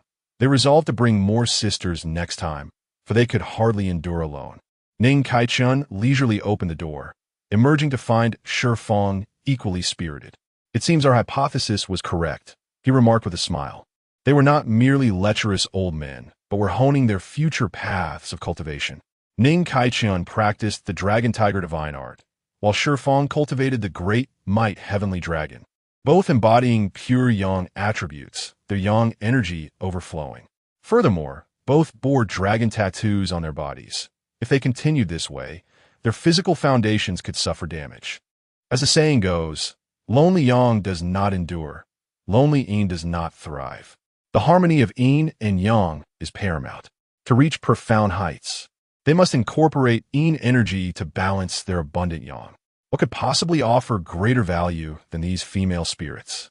The happy Taoist of the 10 directions remarked, I believe that more female spirits will arrive tomorrow night, at which point the bearded man can commence his actions. Lord Lei has stated that we must complete this task to earn the privilege of meeting him. I hope we can swiftly fulfill our mission, allowing me to once again encounter Lord Lei and absorb his teachings. Ning Kaichan nodded in agreement. Indeed, it is true. Lord Lei has bestowed upon us such divine power to enable us to cleanse this world of chaos and malevolence. Chapter 55. The frustrated tree demon matriarch deep within the grove. The tree demon matriarch wore a satisfied expression in her lair. The two sources of yang energy were exceedingly pure, each inhalation leaving her feeling euphoric. Shaoqing, noticing the matriarch's elation, seized the opportunity to speak. Grandmother, that scholar and monk are exceptionally formidable. Neither Shaoqian nor I can withstand their prowess. I kindly request that you send more of our kin. By the way, the scholar and monk are quite particular. Only those who are handsome and well-proportioned shall suffice. The tree demon matriarch, in high spirits, found this request utterly trivial. After all, with such abundant and refined yang energy available, what harm could there be in accommodating a small request? You two shall go and select the spirits. Bring back as many as meet the criteria, and ensure that I receive a generous supply of yang energy. Shaoqing and Shaoqian promptly set off to gather spirits, opting to burden their fellow sisters tonight to spare themselves from suffering. At Lanrua Temple, Yin Qixia had just exited a side room when he spotted Ning Kaichun and Shifeng lounging in rocking chairs, basking in the sunlight. What struck Yin Qixia as intolerable was not only their lascivious grins, but also the unmistakable air of indulgence upon their faces. He could only think to himself, how adept the youth are at revelry. Shifeng, sensing Yin Qixia's disdain, immediately retorted, as brothers, we have paid a great price in ridding you of demons. You might view us as mere seekers of beauty, yet we have utilized our own yang energy to pinpoint the tree demon matriarch's location and lured most of her minions out of their lair. Tonight, you can seize this opportunity to strike directly at her stronghold and vanquish this ancient hag. Observing the marked location, Yin Qixia felt a pang of guilt, realizing he had indeed misjudged them. However, just as he turned to prepare, he overheard the two lecherous fellows debating whose physique was superior. It appeared that his initial suspicions were misplaced. They were simply embodying the essence of manhood. Before the sun set, the nearby woods had already become shrouded in malevolent energy. The sun's radiance fading from view. Ning Saichin's ears perked up. Junior brother, they are approaching. Under their watchful gaze, the gates of Lanrua Temple creaked open, and a group of 7 or 8 female spirits glided in, whispering softly. Ning Kaichun was the first to rise, with a sweep of his arms. He embraced 4 or 5 female spirits. Casting a playful smile back at Shifeng, he retreated into his quarters without a backward glance. Shifeng clasped his hands together, proclaiming, Amitabha, may the thunderous sovereign bless us. As the saying goes, if I do not enter hell, who will? With a fearless demeanor, he welcomed the remaining female spirits into his chamber. Listening to the raucous commotion, Yin Qixia began to question whether the prowess of these two truly was as formidable as they claimed. Nonetheless, his own divine sword technique was no less impressive. He resolved to confront the demons himself. Transforming into a beam of sword light, he soared toward the tree demon matriarch's stronghold. In no time, Yin Qixia arrived at the location where the tree demon matriarch resided. Before the imposing locust tree, Yin Qixia recognized it as the entity's true form. With a deliberate motion, he slowly drew his sword, its tip aimed skyward, and intoned, majestic heavenly might, guide me with this blade. O divine thunder, assist me in vanquishing demons. At the moment he uttered the incantation, dark clouds gathered ominously above the locust tree, and thunder rumbled ominously. The tree demoness, who had been absorbing solar energy, was abruptly awakened. Upon witnessing Yin Qixia's audacious intrusion, she erupted in fury, exclaiming, Yin Qixia, Our paths have never crossed. Your interruption of my cultivation signals your demise. Yin Qixia, arching an eyebrow with a smirk, replied, Indeed, I am courting death. Come forth and strike me. The tree demoness' face contorted with rage, astonished that the esteemed Yin Qixia had sunk to such a base level. With a furious flourish, she surged from her lair, and at her command, countless roots burst forth from the earth, aiming to ensnare Yin Qixia.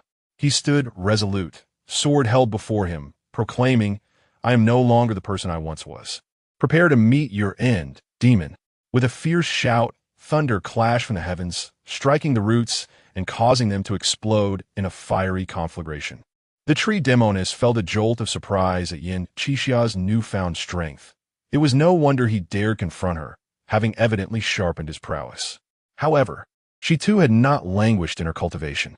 Under her command, the surrounding locust trees trembled, unleashing a torrent of vengeful spirits and tormented souls trapped within.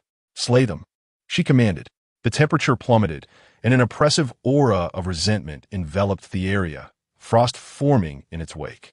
Yin Qixia chuckled lightly, thinking it absurd to employ specters against a true swordmaster. With a flourish, he unleashed a flurry of flying swords, each infused with the essence of thunder, piercing through the phantoms and scattering their souls. Realizing the urgency of her situation, the tree demoness resolved to reveal her hidden trump card. In an instant, she melded with her true form, the colossal locust tree reaching skyward, its malevolent energy saturating the surroundings. Leaves transformed into lethal blades, hurtling toward Yin Qixia with the intent to slay. Each leaf had been meticulously refined by the demoness herself, rivaling the finest weapons of the mortal realm. Yin Qixia raised his sword high, declaring, Let the storm descend. Instantly, the clouds erupted, thunder roaring as if the heavens themselves were wrathful. Lightning struck, reducing the leaves to mere fragments, leaving no trace behind. Just as the tree demoness prepared to unleash her demonic power in response, she felt a tumult within her, her energy spiraling chaotically like an out-of-control vehicle. In that fleeting moment, she realized something was amiss with her solar energy, which had inexplicably gone awry. Curse it! Why must this happen now of all times?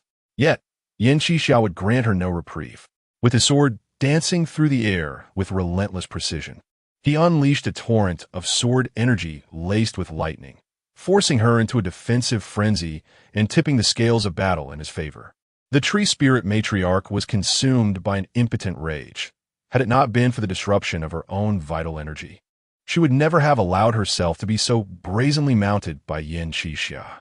Upon witnessing the unfolding situation, Yin Qixia immediately discerned that the scheme devised by those two young men was bearing fruit. Consequently, his offensive intensified, the brilliance of his swordplay becoming impenetrably fierce. Coupled with the intermittent thunderbolts from the heavens, the tree spirit matriarch realized she could no longer withstand the onslaught.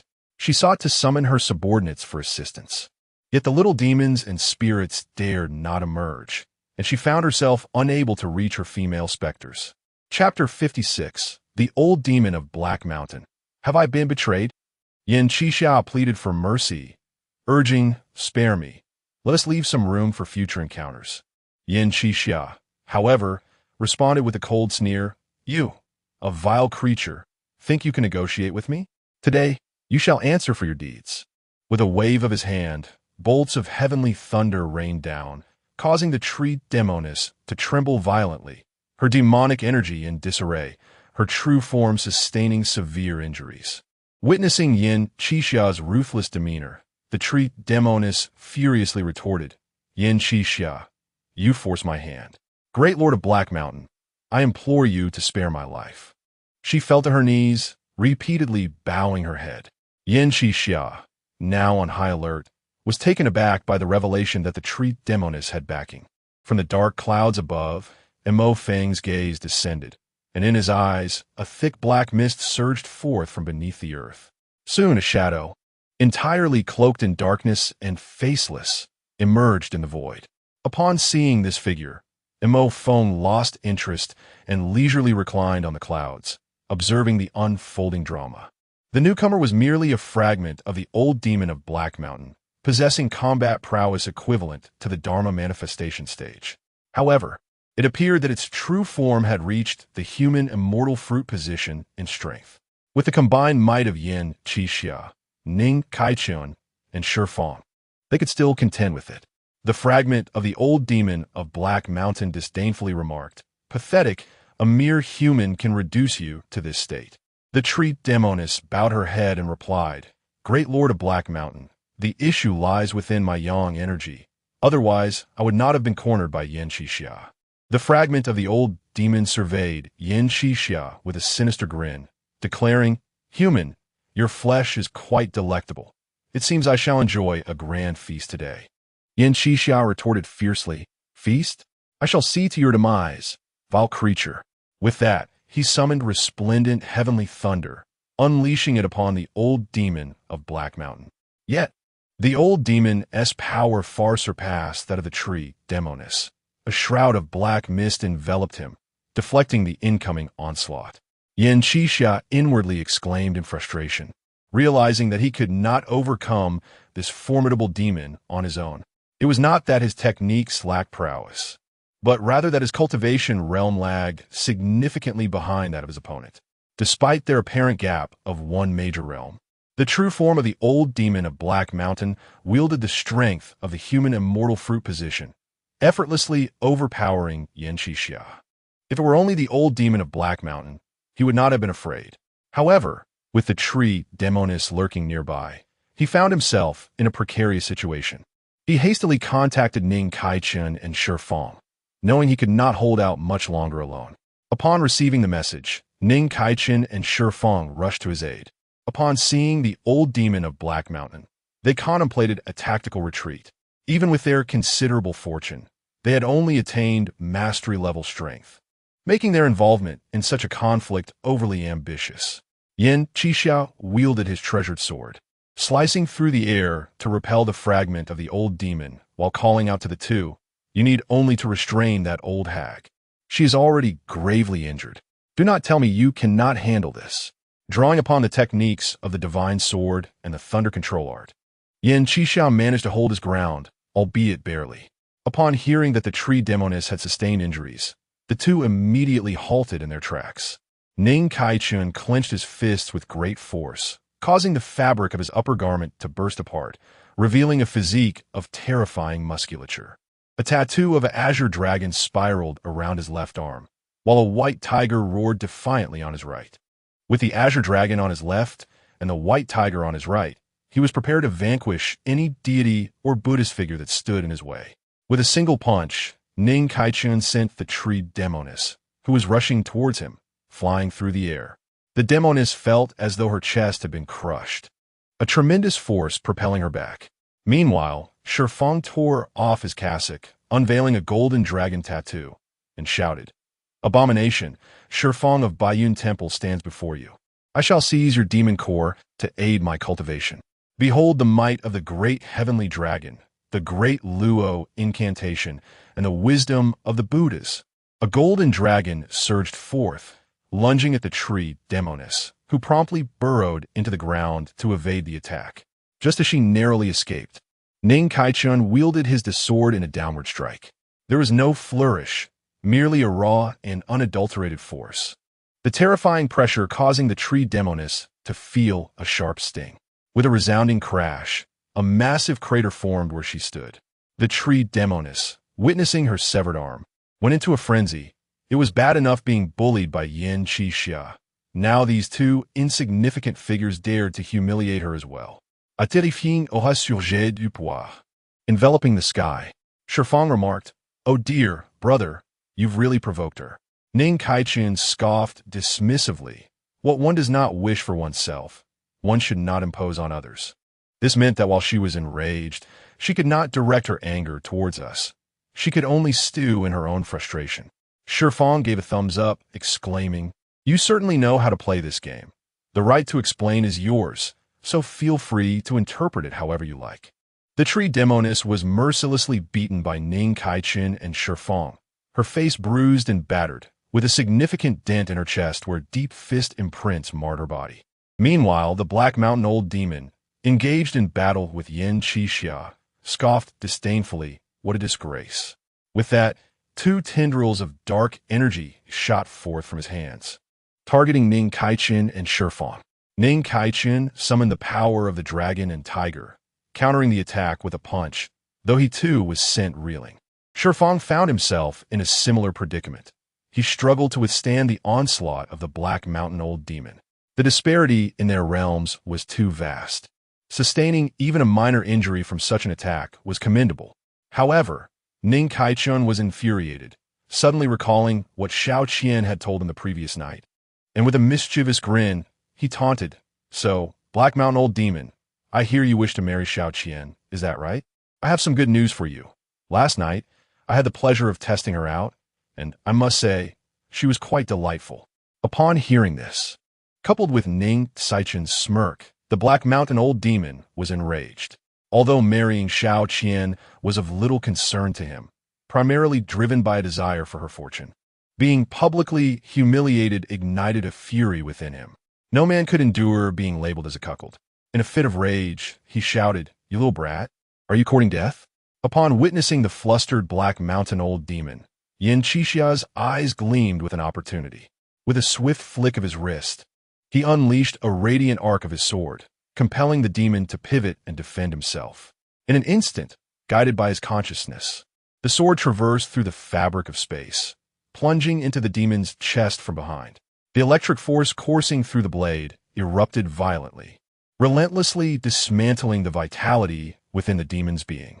The Black Mountain Old Demon turned rigidly to regard the group, etching their silhouettes into his memory as he vowed with fierce determination, "I shall return. The next encounter will herald your demise." Chapter 57. Return to the comprehensive martial world after delivering a stern warning. The Black Mountain Old Demon's avatar dissipated. Shifang, feeling drained, remarked, "Senior brother, you are finished. That creature known as the Black Mountain Old Demon has set its sights on you." Ning Kaichen relaxed, saying, "What is there to fear? At worst, I'll just hide for a while and deal with him once my strength has increased." Yin Qixia sheathed his treasured sword and reassured him, "Fear not. The Black Mountain Old Demon's true form resides in the netherworld, rendering him incapable of leaving. He can only dispatch another avatar at most." Hearing this from the bearded man, both Ning Kaichen and Shifang breathed a sigh of relief. It would be disingenuous to claim they were not anxious, for being targeted by such a formidable demon instilled a sense of trepidation. Reclining upon a cloud, Mo Feng resolved to personally oversee their endeavors, having previously encountered them only in dreams. This time, the trio had not shamed themselves, having passed his initial test. Just as they were preparing to depart, they suddenly beheld clouds gathering in the sky, heralding the arrival of the revered Lord Thunder, who strode through the void towards them. With each step, vibrant clouds blossomed beneath his hooves, his innate auspicious powers purifying the surrounding demonic energies. Once occupied by the tree demoness, Lanrua Temple had transformed into a domain of demons, suffused with the resentful spirits of countless departed souls. However, upon encountering Mo Feng's auspicious aura, it was as if pure snow met the sun, melting away the darkness.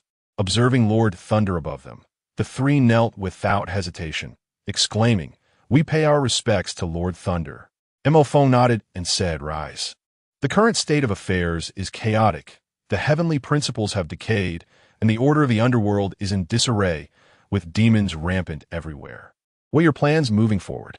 Yin Qixia clasped his fists and replied, "Having roamed the martial world for many years, I have encountered several skilled individuals. I intend to gather them together to eradicate the chaos afflicting the realm." Shifang joined his hands in prayer and said, "Amit Ba, Lord Thunder. I plan to return to the temple and lead my fellow disciples down the mountain to exterminate the demons." As a scholar, Ning Kaichun, influenced by their discourse, perceived that Mo Feng's lack of visible satisfaction indicated that his own conjecture was indeed correct. "Lord Thunder, my Confucian sect has amassed a considerable following. I have resolved to use this foundation to instigate a transformation, willing to sacrifice my own comfort to usher in a new era. For many days, I have contemplated that apart from these monsters, the truly malevolent source lies within the corrupt and greedy court. Shifeng and Yin Qixia were taken aback. They had never considered overthrowing the court. Yet, they could not deny the truth in Ning Saichen's words. The decaying court could no longer sustain itself. Without its overthrow, chaos would persist, and demons would remain unvanquished. As the saying goes, in the twilight of the dynasty, demons run rampant. Mo Feng nodded in satisfaction. At last, you have hit the nail on the head. A decaying court cannot suppress these demons through national fortune, and the suffering will inevitably fall upon the common folk. However, with your limited number of followers, it is insufficient to save the populace. One cannot expect every dynasty to experience a prolonged uprising. Only a sweeping reform can alleviate the suffering of the people to the greatest extent. Thus, my purpose in meeting you this time is to prepare you for what is to come. I shall employ my mystical powers to summon individuals from another realm to assist you. For now, take this opportunity to rest and recuperate in this place until the inhabitants of the other world arrive. The three of them silently marveled at the prowess of the divine beast Qilin, capable of directly summoning beings from another dimension. They knew they must seize this opportunity. Upon returning to the world of martial arts, Mo Feng was poised to summon the subordinates of the 10,000 Realms Alliance for a council. Unexpectedly, a significant event transpired in the Han dynasty. The long-slumbering Emperor Wu of Han, along with his retinue, awakened from his tomb. After his resurrection, Emperor Wu exhibited remarkable decisiveness. Upon witnessing the chaotic state of the Han, he swiftly acted to quell the turmoil, reasserting control over the court. With the reins of the court firmly in his grasp, Emperor Wu's eyes ignited with fervor upon learning of the path of fortune. However, upon discovering that Lei Zun had ventured to another world, he resolved to journey to Lei Zun City and await Mo Feng's return. Mo Feng contemplated and ultimately decided to meet with Emperor Wu. After all, this emperor was indeed an extraordinary figure, worthy of traversing the path of fortune. Moreover, the realm of a Chinese ghost story was vast enough to sustain the three dynasties. Soon, Emperor Wu strode in with an imposing presence. Emperor Wu of Han, Liu Che, mid-stage land immortal, with a fortune of 1,000 strands and merit points totaling 1,200. Liu Che of the Han dynasty pays homage to Lei Zun. Mo Feng nodded in acknowledgement and inquired, "I'm curious how your cultivation has reached such heights and how you have survived until now." Liu Che responded with a smile. "During the Han's campaign against the Xiongnu, I fortuitously obtained a celestial fruit, which I later refined into several longevity elixirs. However, the side effect is a prolonged slumber. Today, I seek your permission, Lei Zun, to allow the Han to pursue the path of fortune. Though the Qin dynasty under Ing Zheng and the Tang dynasty under Li Shimin are formidable, the Han is equally resilient. The citizens and soldiers of the Han can contend with the world." In light of Liu Che's request, Mo Feng considered it and nodded in agreement. The trials ahead would grow increasingly perilous, and the possibility of multiple paths of fortune could lead to a dynamic balance of powers, transforming rivalry into a tripartite equilibrium. Within the space of the 10,000 Realms Alliance, Wu Wudi, Zhang Sanfeng, Emperor Ing Zheng of the Qin, Emperor Li Shimin of the Tang, Dong Huang Tai, Wu Ming, Dugu Jian, Gainia, Wei Shuang, Wang Chongyang, Wang Yangming, and Emperor Wu of Han were seated in their respective positions. "Let us welcome our new member, Liu Che of the Han dynasty," Li Shimin exclaimed with a smile. "Brother Liu, I always knew you would join us. Congratulations." Ing Zheng added with calm composure, "Congratulations." Mo Feng continued, "Regarding this trial's gateway, it leads to a realm rife with various demons and spirits, where the netherworld still exists. Our mission is to quell the chaos of the world, restore order, and uphold the cycle of the netherworld. Although this world has opened a gateway to the netherworld and is currently in a state of decline, it remains home to many ancient beings, some of whom possess power surpassing that of celestial beings. Therefore, I urge you all to proceed with caution upon your arrival. Emperors Qin, Tang, and Han, your responsibilities are of great significance. You must eradicate the decayed courts and bring them under your governance. This time, your forces shall not exceed 100,000 troops. Furthermore, Once the dynasty is established, you are to appoint a prince to oversee the realm until it achieves complete stability. Only then may you consider returning, though you also have the option to remain in that world indefinitely. Remember, the prince must possess exceptional abilities. Otherwise, the repercussions of misfortune could be dire. Have you three reached a consensus? Chapter 58. Preparations before entry. Upon the thought of selecting a prince to take command, the three emperors chuckled, as this would effectively resolve the issue of having too many princes. From their knowledge of a parallel history in another world, they discovered that none of them could produce a rightful heir. Now, they were determined to prove their worth. The Qin emperor spoke. We ask Lord Lei to grant us 3 days for preparation. Li Shimin and Lu Che nodded in agreement, stating, we too require merely 3 days. Mo Feng acknowledged. Very well, for this is your inaugural endeavor in governing the realm. It is prudent to deliberate further. In the other world, I have also gathered 3 capable subordinates, each blessed with substantial fortune. You may wish to seek their assistance. The 3 emperors promptly departed from the space of the 10,000 Realms Alliance, returning to their respective dynasties to commence their preparations. Others also retreated to their abodes, engaging in various forms of readiness, harboring a flicker of excitement and curiosity about the monsters and demons they were soon to encounter. Yu Buchuan, Zhang Zhenren, Wang Yangming, please stay behind. Mo Feng instructed Yu Buchuan. You are to notify the martial artists outside that only those with the strength of a grandmaster should participate. The other world is fraught with demons and monsters. Only those of grandmaster caliber can hope to inflict any injury upon them. Yu Buchuan, taken aback, asked Lord Lei, is that world truly so formidable?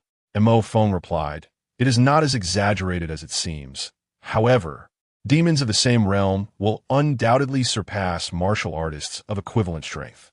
Moreover, those monsters possess various cunning abilities. Anyone below Grandmaster level would merely become their fodder. Nodding in understanding, Yu Buchuan set off to relay the message.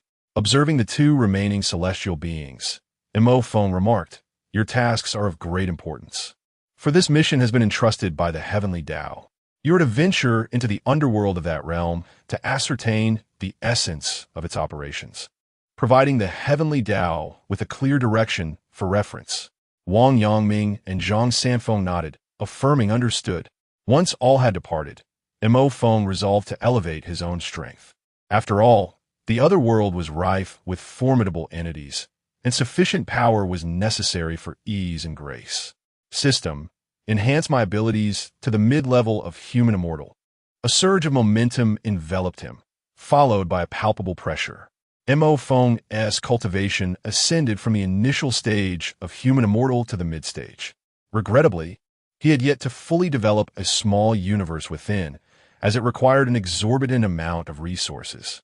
Within the palace of Xianying in the Qin dynasty, Qin Shi Huang scrutinized his sons, his gaze moving from Fusu to the youngest, Huhai. The latter had undergone a thorough education in love and discipline at the hands of his elder siblings, now rendered obedient. This time, our great Qin shall dispatch an army of 100,000 Golden Fire Cavalry, led by Meng Tian. I shall expand our territory significantly. Those among you who deem themselves capable may step forth and test their mettle, regardless of whether you are civil officials or military generals. I shall provide you with the necessary support. However, let me be clear, should you govern in a manner that leaves the populace in despair, the backlash of fate will render your existence worse than death. The choice is yours. Fu Su, having endured various tumultuous experiences, was no longer the person he once was. Father, unwilling to go. Behind him, several young nobles echoed his sentiment, eager to embark on the journey, yet a majority remained hesitant, particularly Huhai, whose eyes sparkled at the prospect of ruling as emperor, only to falter upon hearing that mismanaging the state would result in dire consequences. He was acutely aware of his own limitations. Qin Shi Huang proclaimed with great enthusiasm, "Excellent. You shall prepare your teams within the next 3 days. Ultimately, the choice to return lies with you, and I shall respect your decisions." In the Grand Su NW Hall of the Tang Dynasty, Li Shimin addressed his sons. You are likely aware of the situation. Those willing to govern in that realm, please step forward. Without a moment's hesitation, Li Changxian stepped forward. Following him were Wang Litai and Wang Liji. Even the lesser princes, such as Li Ku, Li Yu, and Li Zhun, could no longer restrain themselves. Who would not wish to become emperor in that world and showcase their talents? Li Shimin nodded in satisfaction. Regardless of the circumstances, his sons displayed commendable ambition. You possess that ambition, which is commendable, he continued, but should you lack the ability to govern the dynasty effectively in that world, you will face dire repercussions. Upon hearing this, Li Changxian, Li Tai, and Li Ji did not waver, while the remaining princes, save for Li Gu, remained steadfast. Observing the four princes who had ultimately made their decision, Li Shimin smiled contentedly. You are all my fine sons. Rest assured, I will have Li Jing lead an army of 100,000 Xuanjia guards for the campaign. Now, go and assemble your teams. You now have an alternative path before you. I hope you brothers can cultivate sincerity and camaraderie among yourselves, devoid of any ulterior motives. At these words, the court's officials bowed their heads in silence. The princes exchanged glances, feeling a twinge of awkwardness, yet they managed to smile at one another. The crown prince, Li Changxian, clenched his fists, rallying his spirits. Brothers, let us gather in my residence today, where I will impart some governance knowledge. Li Shimin felt a deep sense of relief. The tradition of the Xuanwu Gate was finally poised for transformation. Meanwhile, in the Han dynasty, Lu Che placed significant emphasis on cultivating his son Lu Ju, viewing this opportunity as a fortuitous blessing. He glanced at his other sons, stating, if any of you believe in your capabilities, you too may venture into that world to prove yourselves. The other princes shook their heads, possessing a clear understanding of their own strengths. They were content to indulge in pleasures, acknowledging that governance was often a matter of luck. Just as Lu Che's disappointment began to set in, Lu Fuling stepped forward, declaring, Father, I wish to give it a try. Although my brother excels in governance, I too aspire to demonstrate my capabilities. Lu Ju smiled gently, younger brother, then let us strive together. In this era of abundant choices, the relationships among the princes have become considerably less strained, for each possesses their own path to pursue. Should one not ascend to the status of crown prince, the potential to reign as an emperor in another realm remains. Or one might choose to indulge in the pleasures of being a prince, accompanying the dynasty in witnessing the wonders of various worlds. Lu Che laughed heartily, proclaiming, Indeed, indeed. Regardless of the choices you make, your father will always support you. This time, with Wei Qing and Hua Xubing leading an army of 100,000, you are all welcome to accompany them and broaden your horizons. Chapter 59, A Call to Arms? 3 days later, the central square of Leizun City was alive with fervent voices. Mo Feng was momentarily taken aback by the scene. Having previously set a rule that only those above the Grand Master level should attend, yet a considerable crowd had gathered. However, upon reflecting that many had gained significant fortunes in the realm of the undead, such a turnout seemed reasonable. Salutations to Leizun. The chorus of voices echoed. Mo Feng nodded in acknowledgement and began, I shall not reiterate the rules. You are all well aware. Remember, your purpose is to restore order, not to sow chaos. Naturally, any treasures you acquire along the way are yours to keep. The extent of your gains entirely depends on your own efforts. Having concluded, he gestured for Yu Buchuan to lift the restrictions on purchasing passes, prompting the Grandmasters and above to form a queue to procure their tickets. The Qin Emperor, Tang Emperor, and Han Emperor prepared to join the line. When the Fire Qilin interjected, you need not purchase individual passes. Those are suited for personal use. You may instead acquire group tickets. Envy glimmered in the eyes of the onlookers, astonished by the advantages that the dynastic path afforded. The iron-blooded God Marquis, Zhu Wushi, sighed. It is unfortunate that the Emperor lacks the audacity. Nevertheless, let's not dwell on that. This time, I must strive to break through to the earthly immortal realm and join the alliance of all realms. The benefits of the alliance are manifold. Not only will we receive first-hand intelligence, but we can also enter the trial worlds without the need for passes, purchase necessary items at preferential rates, and, most importantly, cultivate within the Alliance's sanctum a veritable paradise. Shall we join forces this time, God Marquis? Inquired Qinglong, the commander of the Imperial Guards, communicating with the East Factory's director, Chao Jingchun, and the West Factory's director, Yu Huatian. All were at the late stages of the Dharma aspect, with 2 realms perfected. Yet breaking through to the earthly immortal realm was no easy feat. The sheer volume of resources required could easily overwhelm them. Thus, collaboration in the realm of the ghostly women was their sole avenue to success. Without much hesitation, the iron-blooded God Marquis agreed. Their interests were aligned, and the prevailing circumstances had fostered a sense of unity, making collaboration a natural progression. In the current landscape, the human immortal masters constituted the first tier, the earthly immortal realm the second, the transition from earthly immortal to transcendence the third, and those below transcendence the fourth. As for Lei Zun, he existed beyond these tiers, an exalted entity not to be classified. Aside from the human immortal elites of the first tier, the remaining 3 tiers began to band together to traverse the realm of the ghostly women. They realized that the worlds Lei Zun had opened were increasingly sophisticated. Venturing forth alone to seize opportunities had become exceedingly difficult, whereas collaboration promised better prospects for development. Mo Feng paid little heed to these warriors, as his primary focus was leading the 3 great dynasties into the realm of the ghostly women, to restore order in the world of the ghostly women. The cooperation of these 3 dynasties was essential. Though the warriors possessed formidable strength, they lacked the aptitude for governance. The 3 emperors, accompanied by their princes and grand armies, along with Zhang Sanfeng and Wang Yangming, stood beside Mo Feng. In a flash of brilliance, they all vanished from their location. When the sun shone upon the multitude once more, they found themselves near the serene Mount Hua temple. The elite forces of the 3 great dynasties, Qin's Golden Fire Cavalry, Tang's Xuanjiao Army, and Han's Huban Army, stood as the pinnacle of martial prowess. The sudden transition had not evoked any discomfort. They maintained their military decorum, with not a single voice raised in utterance. Awaiting them at Lanhua Temple were Yin Qixia, Ning Kaichun, and Shi Fang, who immediately discerned the extraordinary situation. After all, the sudden emergence of 300,000 armored warriors was a sight too grand for the surrounding forest to encompass, and their eyesight was far from dull. From a distance, they beheld Mo Feng, and the sight of such a formidable army sent shivers down their spines. Moreover, from the luminous portal, warriors continued to emerge, each one no less formidable than the last.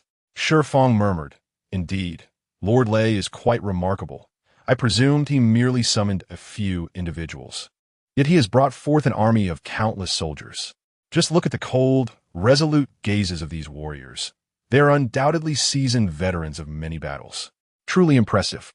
And Mo Feng, having overheard Shi Fang's musings, chuckled and said, "You 3, come forth. Allow me to introduce you." He then addressed the emperors of Qin, Tang, and Han, stating, "These are 3 individuals of significant fortune whom I have gathered here. They have all acquired the knowledge of their respective dynasties. As for who among them you wish to enlist for your forthcoming endeavor, that is for you to discuss." After the introductions, Mo Feng turned his attention to Zhang Sanfeng and Wang Yangming to discuss matters pertaining to the underworld. Their mission was to observe the operational rules of the underworld and devise feasible methods for its integration into the world of martial arts. Following an exchange between the 3 emperors and Ning Kaichun, Shi Fang, and Yin Qixia, expressions of peculiar intrigue adorned their faces. Ning Kaichun's demeanor was far removed from that of a typical scholar. Shi Fang resembled a lecherous monk, while Yin Qixia embodied the spirit of a rogue swordsman. Yet, the emperors held a profound admiration for them. True men ought to be thus. Emperor Qin Shi Huang chuckled, "Young friend Ning, I would like to invite you to assist me in guiding Fusu to spread your rhetoric." Though Fusu had undergone some transformation, he still bore the Confucian foundation that imposed certain limitations upon his actions. However, Ning Kaichun's virtue and persuasion were perfectly suited to aid Fusu in confronting these decaying dynasties. Fully aware of his mission, Ning Kaichun joined the ranks of the Qin without hesitation. Both Emperor Wu of Han and Emperor Li Shimin took their turns, with Shi Fang aligning himself with the Han, while Yin Qixia pledged allegiance to the Tang. The emperors glanced at the map. To the north lay the 10,000 Great Mountains, the stronghold of demons, and a route for other martial artists. The south, east, and west were dotted with various dynasties, aligning perfectly for each of them to choose their path. After some deliberation, they decided Qin Shi Huang would sweep eastward to conquer all dynasties. Li Shimin would venture south to subjugate the southern realms, and Lu Che would march westward to challenge all western dynasties. With their targets set, the three emperors exchanged hearty laughter, proclaiming, "Until we meet again."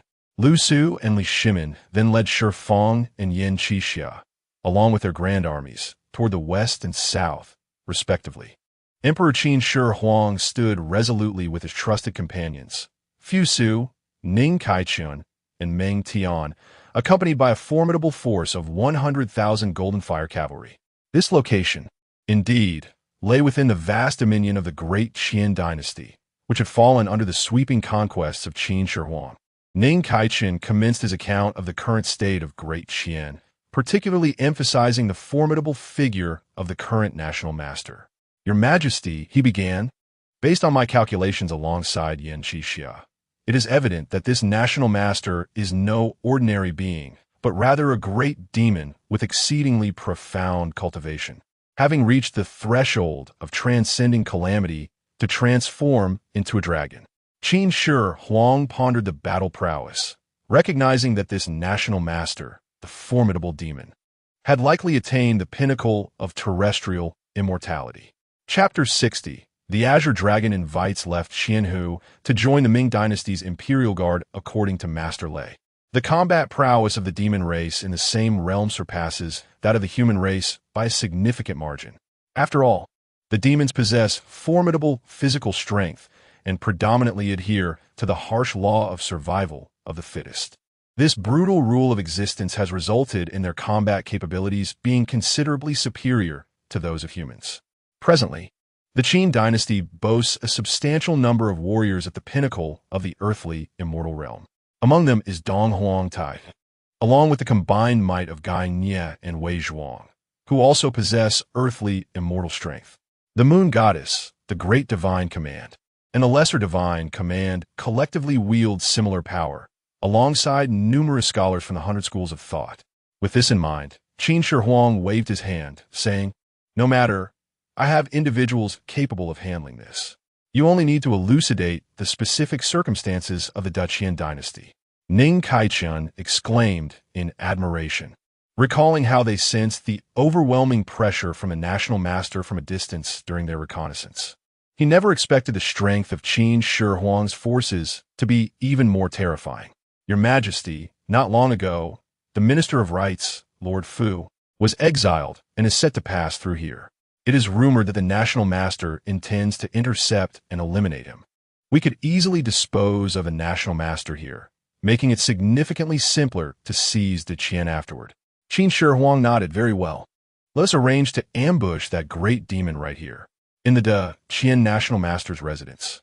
Pu Du Si Hang had just consumed a robust man when a small demon entered to report, "Ancestor. Recently there has been an influx of powerful martial artists in the Jianghu, continuously disturbing the 10,000 Great Mountains." Pu Du Si Hang opened his eyes in astonishment. "You say these human martial artists are troubling the 10,000 Great Mountains? That is the stronghold of their demons. These humans are truly courting death. The fortunes of the Qian are nearly devoured by themselves, and soon I shall transcend and transform into a dragon, achieving immortality." Thinking of the imminent opportunity to consume the Minister of Rights, he also intended to absorb more of these martial artists to provide energy for his ascension. A significant portion of the martial artists in the capital had already been devoured, had he not feared it would affect his absorption of national fortune. The remaining martial artists would have long been consumed. "Come forth." When left Xianhu escorts the Minister of Rights, prepare the carriage to follow. The small demon complied promptly and hurried off to make preparations. Before long, the court issued an order for the exile of the Minister of Rights. In the ambush location of the Qin dynasty, Ning Kaichun took this opportunity to diligently instruct Fu Su in eloquence. After some time of guidance, Fu Su began to resemble Ning Kaichun increasingly, often speaking of virtue, and adding, "If you do not listen, I too possess some knowledge of martial arts." This transformation left the court's civil officials in dismay. The gentle and refined crown prince had become almost unrecognizable. When they sought the Confucian scholars to correct him, they found themselves nearly swayed by Ning Kaichen instead. Confucius hailed from the land of Qi and Lu. Is it not normal for him to be 8 feet tall? Does the presence of 3,000 strong disciples not signify that governing with virtue is the path to success? Zhang Liang, who had come to offer counsel, found himself at a loss for words, for their leader had indeed encountered the sage Confucius, who was truly a tall and robust man. Just as Zhang Liang found himself in a predicament, news arrived from outside. 2 assassins claiming to be the daughters of the Minister of Rites had been captured nearby. Soon, the 2 young maidens were brought in, and Ning Kaichen was taken aback, for the elder sister bore an uncanny resemblance to his beloved Qian. Since the defeat of the tree demon, he and Shifeng had refrained from sending the female spirits to the underworld, as they had already incurred the wrath of the Black Mountain Old Demon. Moreover, the underworld was in a state of utter chaos. Dispatching these spirits, there would be akin to casting them into another inferno. Thus, he and Shifeng had chosen to shelter these spirits, requiring their assistance in cultivation each night. After a brief exchange, Ning Kaichen, leveraging his reputation as a scholarly warrior, grasped the situation. "Your Majesty, that esteemed Minister Fu will soon be escorted here, and it is likely that the old demon will follow suit. We can prepare accordingly." Qin Shi Huang nodded in agreement. "This matter shall be entrusted to you and Fu Su. I will ensure that Dong Huang, Tai Yi, Wei Shuang, and Gai Nye coordinate with you." Before long, a procession approached, led by the left Xianhu of the Jinyui. Wei Zhuang glanced at the uninvited Qing Long and remarked, "What is this? Has our Jinyui commander taken a liking to this left Xianhu?" Qing Long clasped his hands and smiled. "The top-tier experts of the Jinyui are few. This left Xianhu possesses remarkable talent, and it would be a waste for him to linger here. Moreover, he is a Jinyui of this realm's dynasty, and thus naturally has an affinity with us. I kindly ask for your cooperation." Fu Su nodded in acquiescence. Their objective was the old demon behind them, and given that they had no rivalry with the Ming, extending a courtesy to the opposing side would be advantageous. Soon, the left Xianhu noticed Fu Su and his group standing brazenly in the road, making it impossible not to be seen. The left Xianhu's expression grew grave. The opposition was surely no fool, for their audacity to stand there indicated they possessed considerable strength. Qing Long stepped forward, addressing the left Xianhu. "On behalf of the Ming's Jinyui, extend an invitation for you to join us." The left Xianhu was momentarily bewildered. Which dynasty was Ming? He had never heard of it before. Nonetheless, the strength of the person before him was formidable and inscrutable. Qing Long regarded the left Xianhu with admiration. Although his prowess was merely at the transcendent stage, with proper training, he would undoubtedly emerge as a top-tier expert within the Jinyui. "Apologies, but I am a Jinyui of the Deqian and owe my loyalty solely to Deqian." Qing Long's appreciation deepened upon hearing this. A loyal Jinyui expert would be even more valuable. Deqian is on the brink of collapse, and, as a Jinyui, you must be aware that the current state of Deqian is beyond repair. Moreover, your national master is a great demon, continuously devouring the fortunes of the nation and wreaking havoc among the ministers. Surely, Minister Fu is well aware of this. Fu Tianxiu, being a sagacious individual, understood Qing Long's implications. He sighed, "Left Xianhu, what this gentleman says holds truth. Deqian has now reached a point of no return. The court is rife with treachery, and even the emperor seeks only longevity. This dynasty is doomed." Zhua Qianhu stood as if struck by lightning, his lowly position obscuring him from the multitude of secrets that surrounded him. Qing Long seized the opportunity to speak. "You profess loyalty to Deqian. Yet the current Deqian is but a realm of demons and monsters. Are you truly certain you wish to remain loyal?" Zhua Qianhu closed his eyes and took a deep breath, declaring, "I am willing to join the Ming Jinyui. But I have one condition. I must witness the demise of that ancient fiend with my own eyes." Qing Long chuckled. "No problem. This time, that old monster is destined to perish." It is no jest, with the Eastern Emperor Tai of the Great Qin collaborating with the 2 sword gods. It would be a miracle if he were to survive. Chapter 61. The battle between Wei Zhuang and Gai Nye against the centipede demon as the team led by Captain Zhua prepared to depart. Lord Fu, trapped within the prison cart, grew anxious and called out, "I have yet to disembark. Please take me with you." Captain Zhua, feeling a moment of awkwardness, turned and cleaved the prison cart with a single stroke, saying, "Lord Fu, let us part ways here." Fu Tianxiu glanced at Qin Long, pleading, "Esteemed sir, might you allow me to stay? I too wish to witness the fate of the national master." Qin Long remained silent, casting a glance towards Fusu, for it was he who held authority in this situation. Fusu nodded in agreement. The Minister of Rights seemed to possess considerable influence among the populace. Utilizing his stature to encourage some to surrender swiftly would be advantageous, allowing them to grasp the hopelessness of their situation and the inevitable downfall of Deqian. The group lingered in the woods for an entire day, yet fortunately, as martial artists, they felt little fatigue, save for the obstinate Fu Tianxiu. As night fell and the air turned cool, Pu Du Zihong had yet to arrive, but a ghastly corpse caught the scent of the group and charged towards them, exuding a foul stench that could be detected from afar. Captain Zhua, unable to restrain himself, raised his blade and surged forward, but Qin Long intercepted him, cautioning, "Do not act rashly. The people of Deqin will intervene. If your aim is to slay demons, I will lead you to the 10,000 great mountains." Clearly, this was prey for Deqin, and slaying a demon would earn merit. He could not compete with them for the kill. Dong Huang Dai Gai Nye and Wei Zhuang refrained from engaging. A mere corpse did not warrant their involvement. Meng Tan, however, narrowed his eyes and charged forward on horseback, wielding his treasured sword.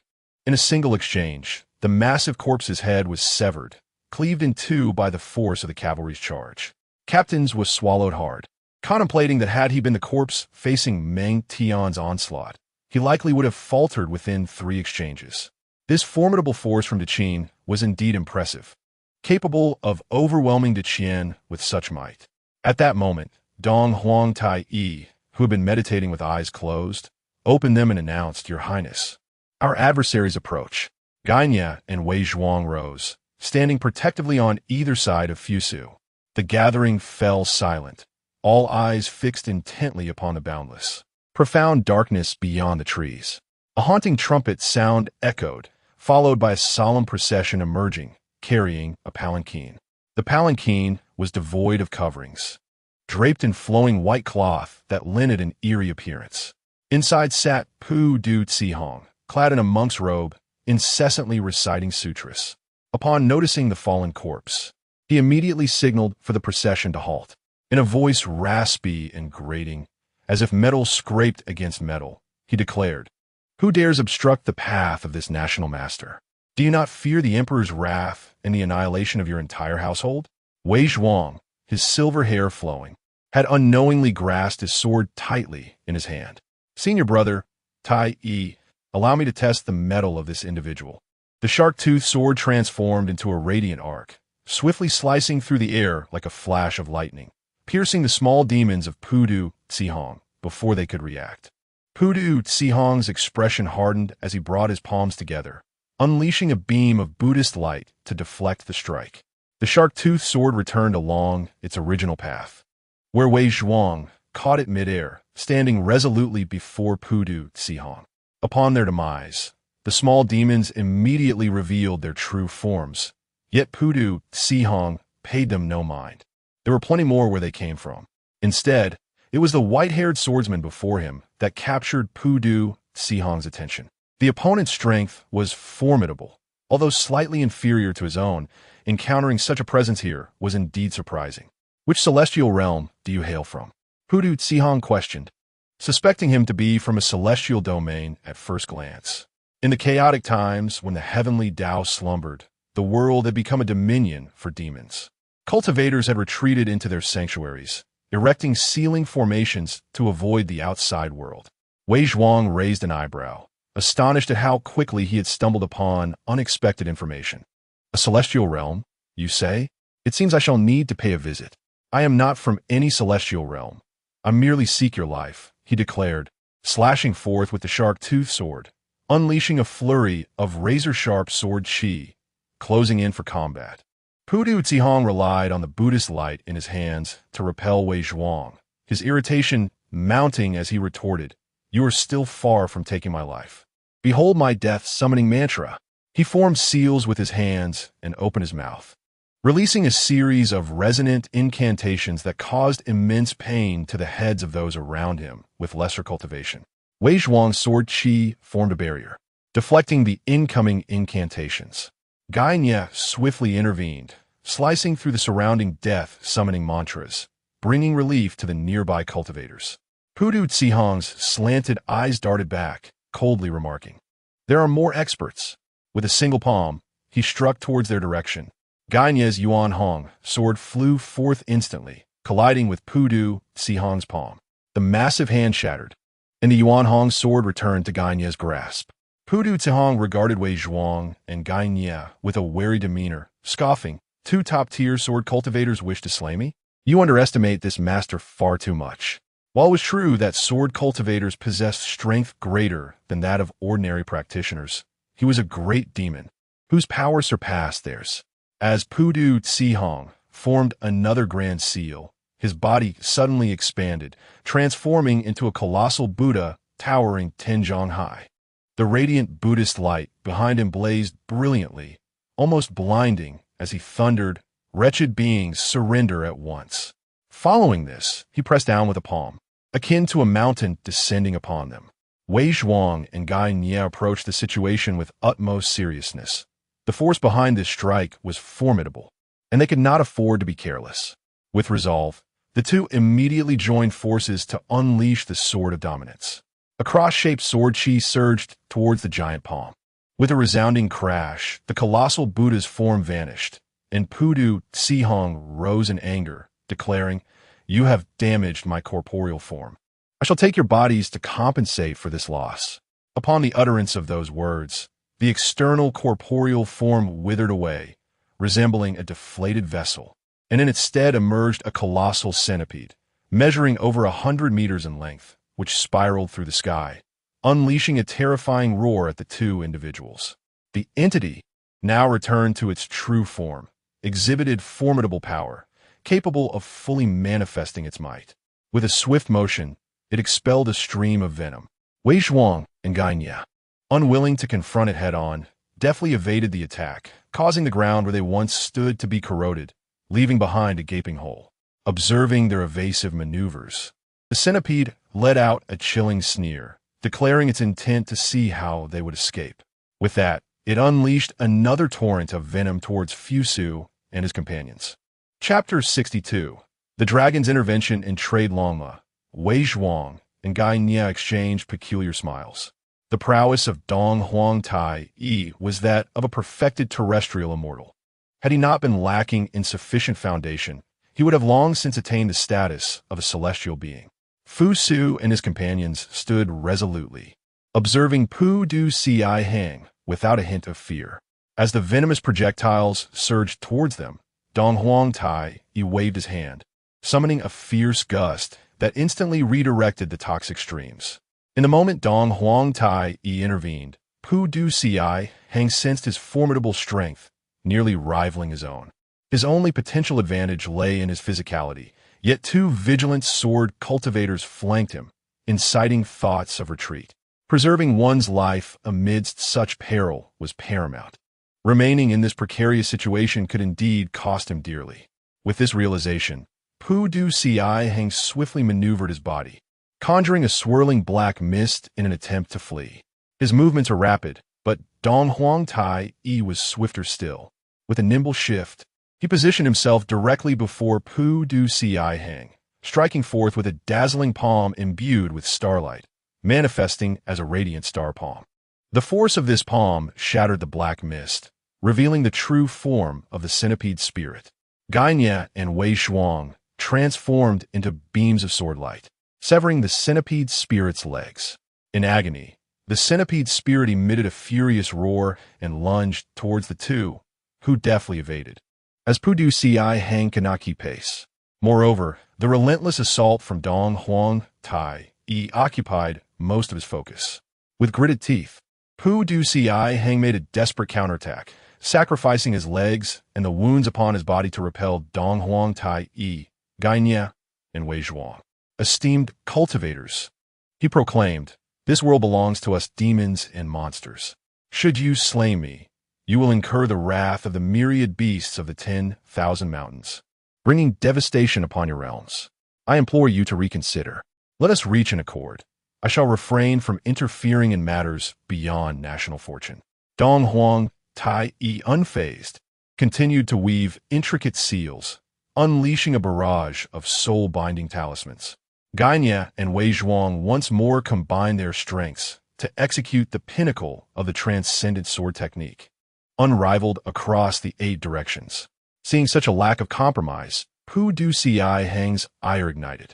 If they desire to fight to the death, he resolved to hold nothing back, for to do so would likely spell his doom. Raising his upper body, he unleashed a series of earth-shattering roars, reverberating for miles. Swiftly, he summoned a myriad of poisonous creatures from the surrounding area. These creatures unleashed their venom, coalescing into a realm of toxicity.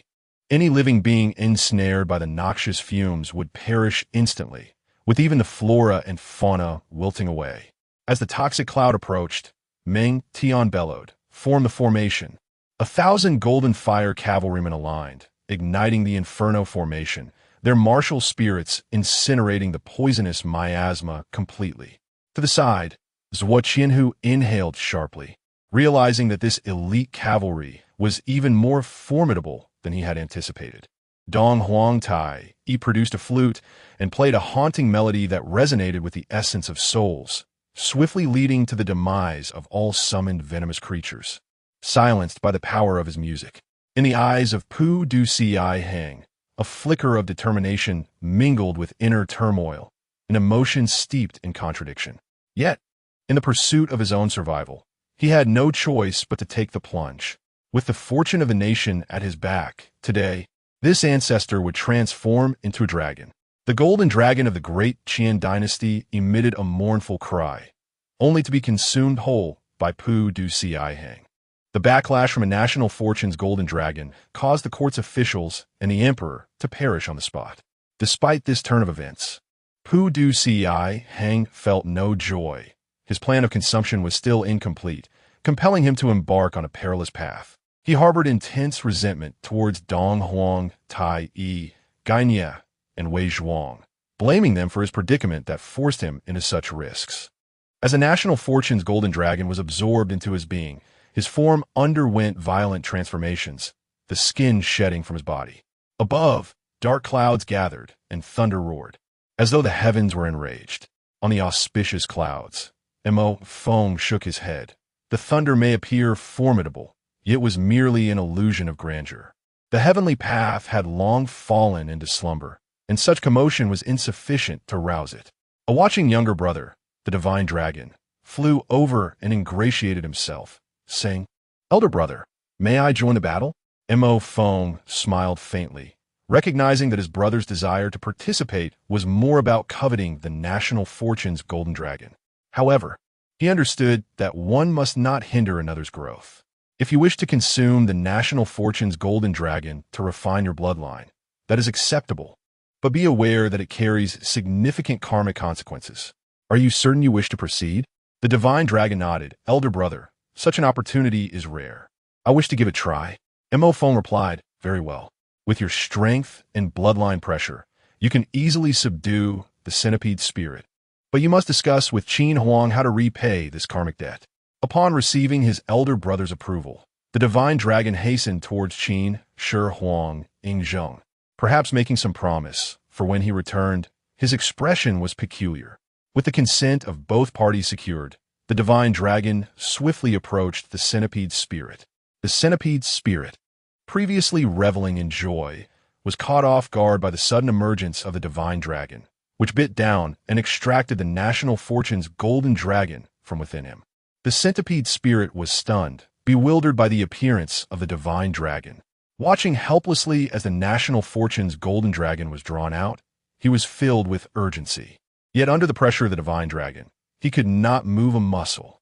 This newly appeared divine dragon was of similar strength, but its bloodline surpassed his own. Even after his transformation, he could not break free from the divine dragon's control. He could only watch in despair as the divine dragon consumed the national fortune's golden dragon.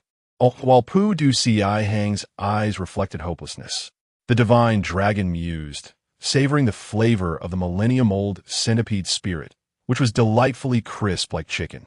Yet, the thought of his deal with Qin Shi Huang weighed heavily on his mind. He needed to leave enough of the dragon's essence for the great Qin, lest he deplete himself in the process. Upon contemplating this, the divine dragon exchanged greetings with Dong Huang, Tai, Yi, and swiftly departed from the scene. Fu Su was equally astounded by the news from his father. He had not anticipated the emperor's formidable ambition to harness the dragon yang power of the divine dragon in order to cultivate the most suitable dragon steeds for the great Qin. It is no wonder that the divine dragon did not linger for even a moment, fearing the embarrassment of facing his companions should they discover his intentions. However, Meng Tian remained unfazed by such matters. His mind was entirely consumed by the vision of his soldiers galloping across the world on dragon steeds, envisioning his very own dragon cavalry. Chapter 63. Lu Che. Nothing much. We are all passionate souls after vanquishing the formidable demon of Deqian. Meng Tian, astride his war steed, raised his sword high and bellowed wind. A mighty wind. The cavalry of the great Qin echoed his call, shouting in unison wind. A mighty wind. The fierce military aura surged toward the heavens, instantly piercing through the thick miasma of malevolent spirits, particularly the palpable energy of slaughter that radiated outward. The demons and monsters encountered along the way trembled in fear, unable to muster any resistance against this overwhelming bloodthirsty aura, hastily retreating from the Qian, unwilling to linger any longer. Standing atop a high vantage point, Qin Shi Huang observed, flanked by Zhang Han and the shadowy guardians of the Ying Secret Service. In the eyes of Ying Zheng, the fortunes of the Qian had crumbled. Such a nation was ripe for the taking. Above him, a black dragon coiled, roaring toward the Qian with a hint of longing. Brave old Qin, united in national peril. Blood shall not run dry, and we shall not cease our fight. At a rocky cliff in the west, Lu Che, engaged in intelligence analysis, felt a stirring within him. He glanced towards the direction of Ying Zheng and murmured, "Has the Qin Emperor begun his campaign? It seems I must hasten my own efforts." Just then, Wei Qing entered to report, "Your Majesty, Crown Prince Lu Ju and Shi Fang have returned with news." Lu Che's eyes brightened at the unexpected swift return of the two. The Crown Prince Lu Ju entered with an expression of peculiar intrigue, while Shi Fang followed with a broad smile. After exchanging pleasantries, Lu Ju spoke, "Father, I have gathered information about the surrounding situation. The city ahead is named Baicheng, the most crucial border fortress of Dali. Capturing Baicheng would grant us an unobstructed path to assault the capital of Dali." However, rather than expressing joy, Lu Che's countenance grew grave. What is the state of defense at Baicheng?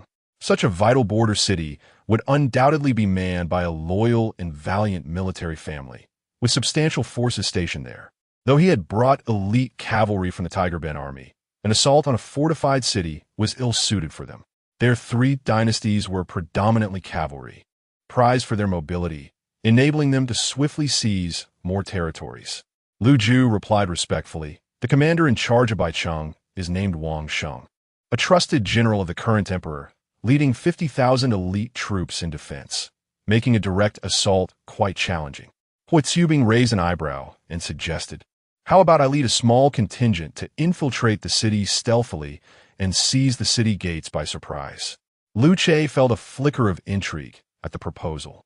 Yet the thought of this world being rife with demons and monsters made him wary of the simplicity of such a plan. Casting a glance at Shi Fang, who was indulging in a feast nearby, Lu Che inquired, "Do you, Shi Fang, have any insights?"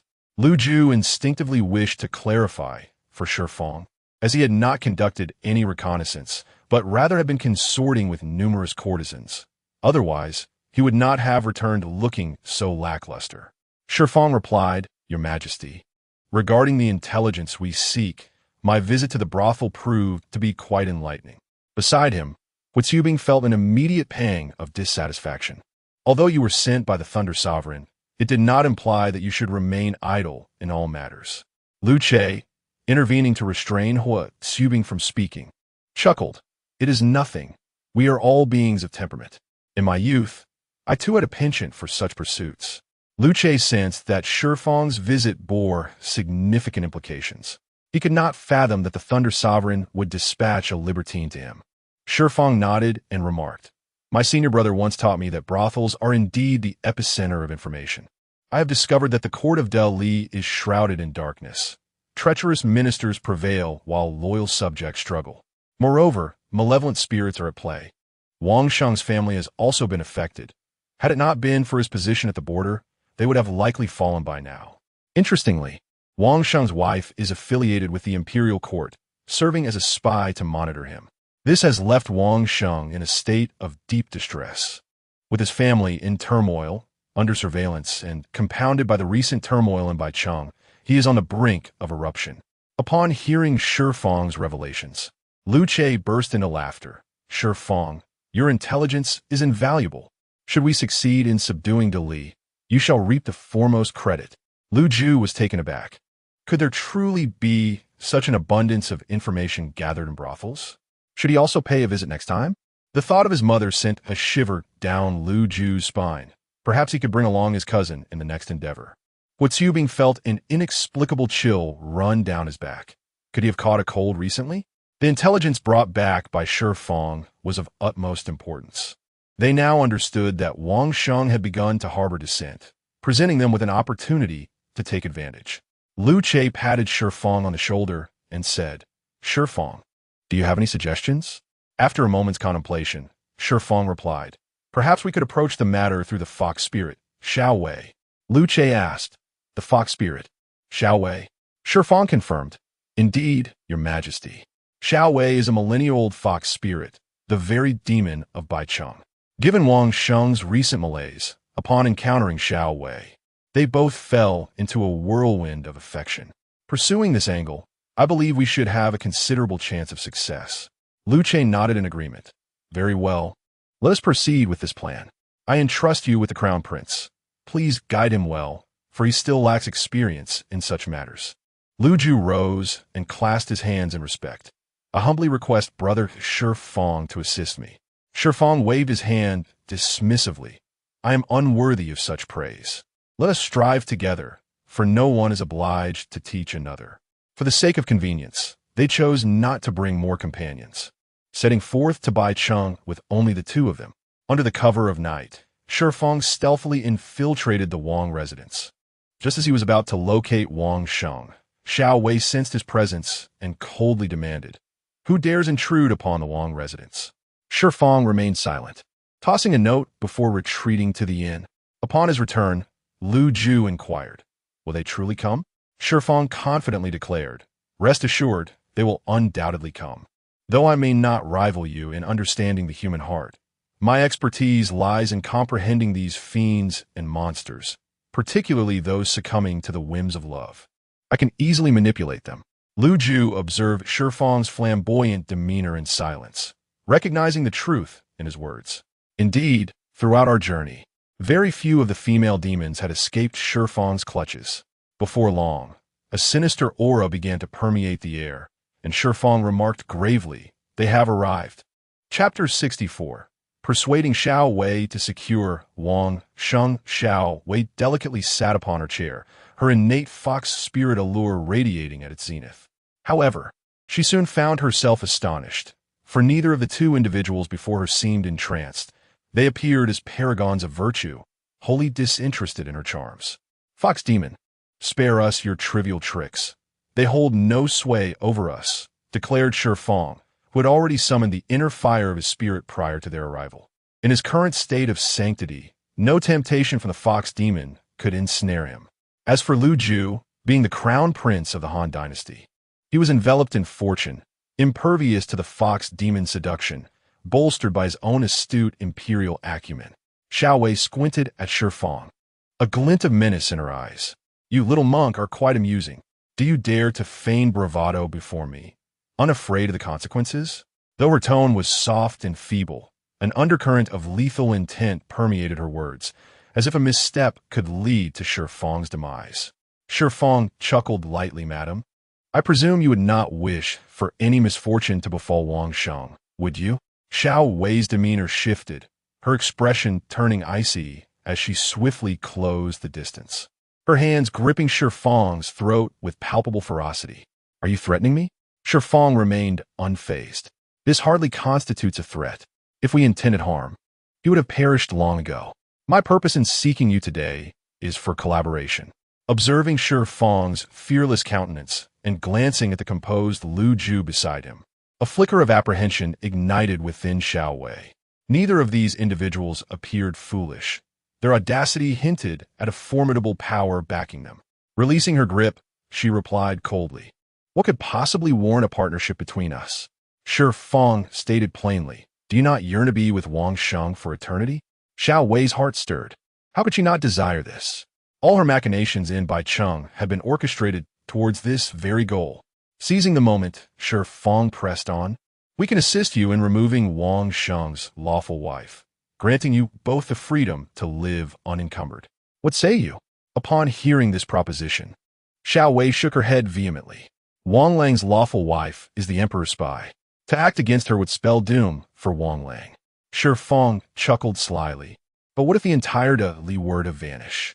Who then would trouble you and your beloved? Xiao Wei was taken aback, her seasoned experience failing to shield her from shock as she staggered backward. "Who are you?"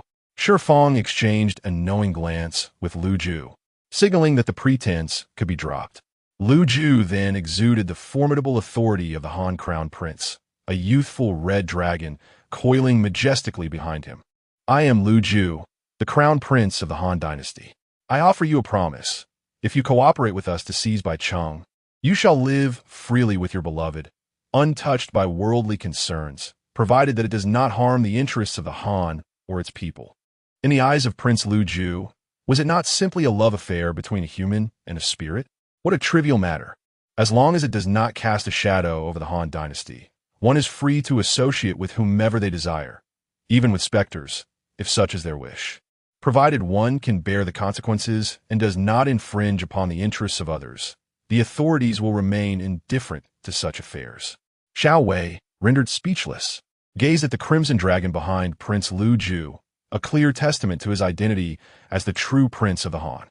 Her bewilderment stemmed from her ignorance of this dynasty, yet the prince's imposing presence indicated the Han's formidable strength. Her heart began to wrestle with uncertainty, recalling Wang Lang's aspirations. Xiao Wei declared, "I can acquiesce to your demands, but you must ensure that Wang Lang continues as a general."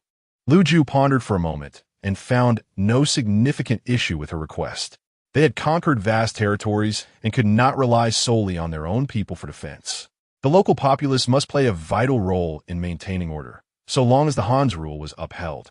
Furthermore, a mere general was easily accommodated within the Han's ranks. "Very well," he consented. "I agree to your request, but you must assist us promptly in capturing Bai City." Xiao Wei nodded eagerly. "No problem. I shall return and confer with Wang Lang." After Xiao Wei departed, Feng escorted Lu Ju back to the Han military encampment. Once arrangements were settled, Lu Che commanded, "This world is rife with dynasties. I have decided to divide our 100,000 cavalry into 2 factions to seize as many dynasties as possible.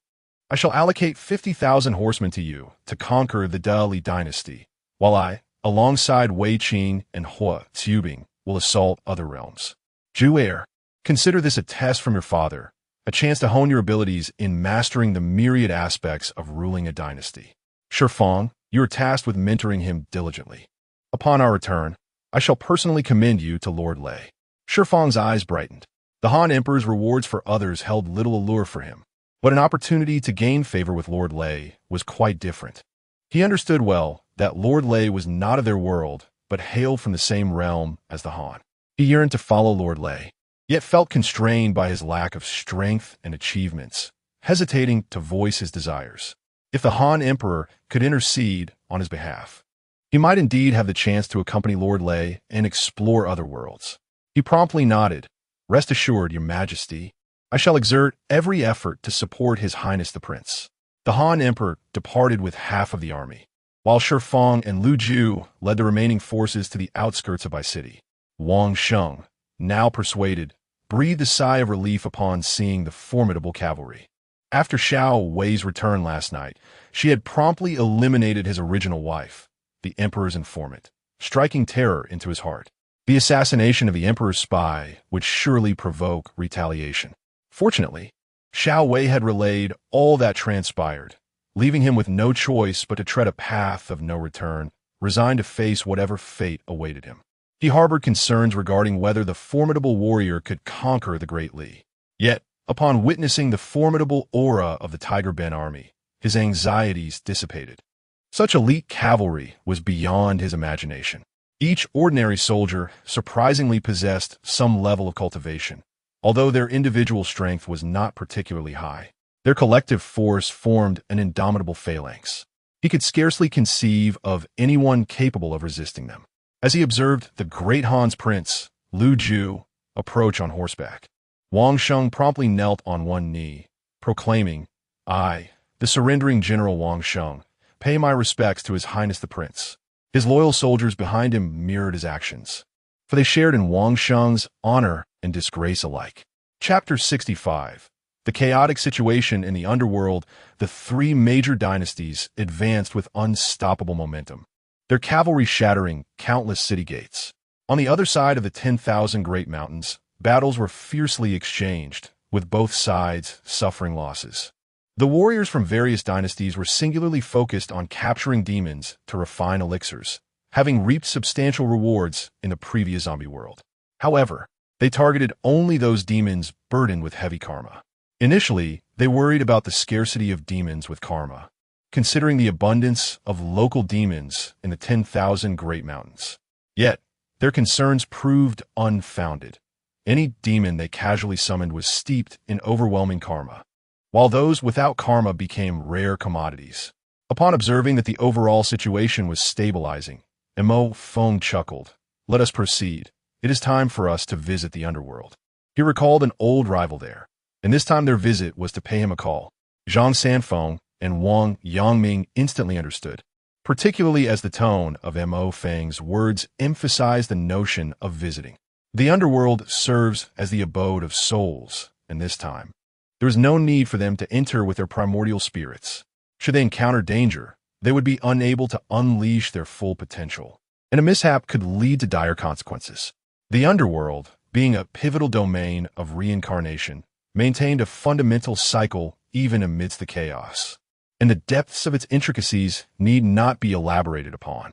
Mo Feng concealed his entire aura, simultaneously altering his appearance. To outsiders, he now appeared as a pure black dog, exuding a strong aura of Yin, unmistakably the spirit of a black canine. Noticing this transformation, Wang Yangming turned to Zhang Sanfeng and smiled. "My friend, I must ask for your assistance." As a practitioner of the literary path, a radiant literary light shone above Wang Yangming, yet his disguise would be readily discernible to those of equal standing, hence requiring Zhang Sanfeng's aid. With a sweeping gesture, Zhang Sanfeng conjured the Tai Chi diagram behind them, which ultimately settled in the state of Yin. In an instant, the aura surrounding the two transformed. The thick atmosphere of Yin would lead outsiders to believe that a ghostly king had emerged. Mo Feng extended a hoof, and a passageway to the underworld materialized before them. Leading the way, truth be told, Mo Feng wished to take on a human form, but his noble bloodline made transformation increasingly arduous. Especially now, with the evolution system at his disposal, the timeline for such a transformation remained uncertain. On the road to the Yellow Springs, the trio attracted considerable attention from various spirits and specters. Their peculiar assembly, a black dog leading the way, followed by an elderly man and a middle-aged individual, struck an odd chord. The three of them gazed curiously at the road, where time-worn stone slabs bore cracks, and the banks of the river were devoid of the ethereal blossoms of the other shore, leaving only a barren expanse. The sky above was shrouded in a gloomy haze, absent of sun or moon, with shades of gray and black defining the theme of the underworld. Previously, the underworld was adorned with the other shore flowers, lending it a touch of vibrancy. Their blood-red hue, planted along the Yellow Springs Road, had once added a unique charm to the desolate scenery. Mo Feng spoke up, declaring that once their world established the realm of the underworld, a rule must be set. The flowers along the path of Yellow Springs must not be destroyed. For preserving the environment is a responsibility for all spirits. Wang Yangming nodded in agreement, remarking that the absence of these flowers rendered the path of Yellow Springs rather dull. At that moment, a pallid ghost with an elongated tongue floated over, wearing a sinister grin. After glancing at the three individuals before him, he extended his emaciated hand and rasped, "Newcomers, have you paid the toll?" Mo Feng twitched his mouth, incredulous that even traversing the path of Yellow Springs required a toll. However, the Spectre's focus was not on him. It was fixed on Wang Yangming and Zhang Sanfeng. Wang Yangming smiled. "Friend, shall I pay? Or will you?" Zhang Sanfeng, stretching his limbs, remarked, "Allow me to handle this. It has been quite some time since I last exercised, and I feel somewhat unaccustomed." He approached the hanging ghost and extended his hand, demanding 3,000 yen coins, if you please. The hanging ghost, taken aback, retorted, "I came to collect protection money. Yet you dare to demand from me? This is utterly absurd." He immediately extended his claws, intent on extracting Zhang Sanfeng's heart as punishment. However, Zhang Sanfeng swiftly retaliated with a resounding slap, sending the hanging ghost spinning in a full circle.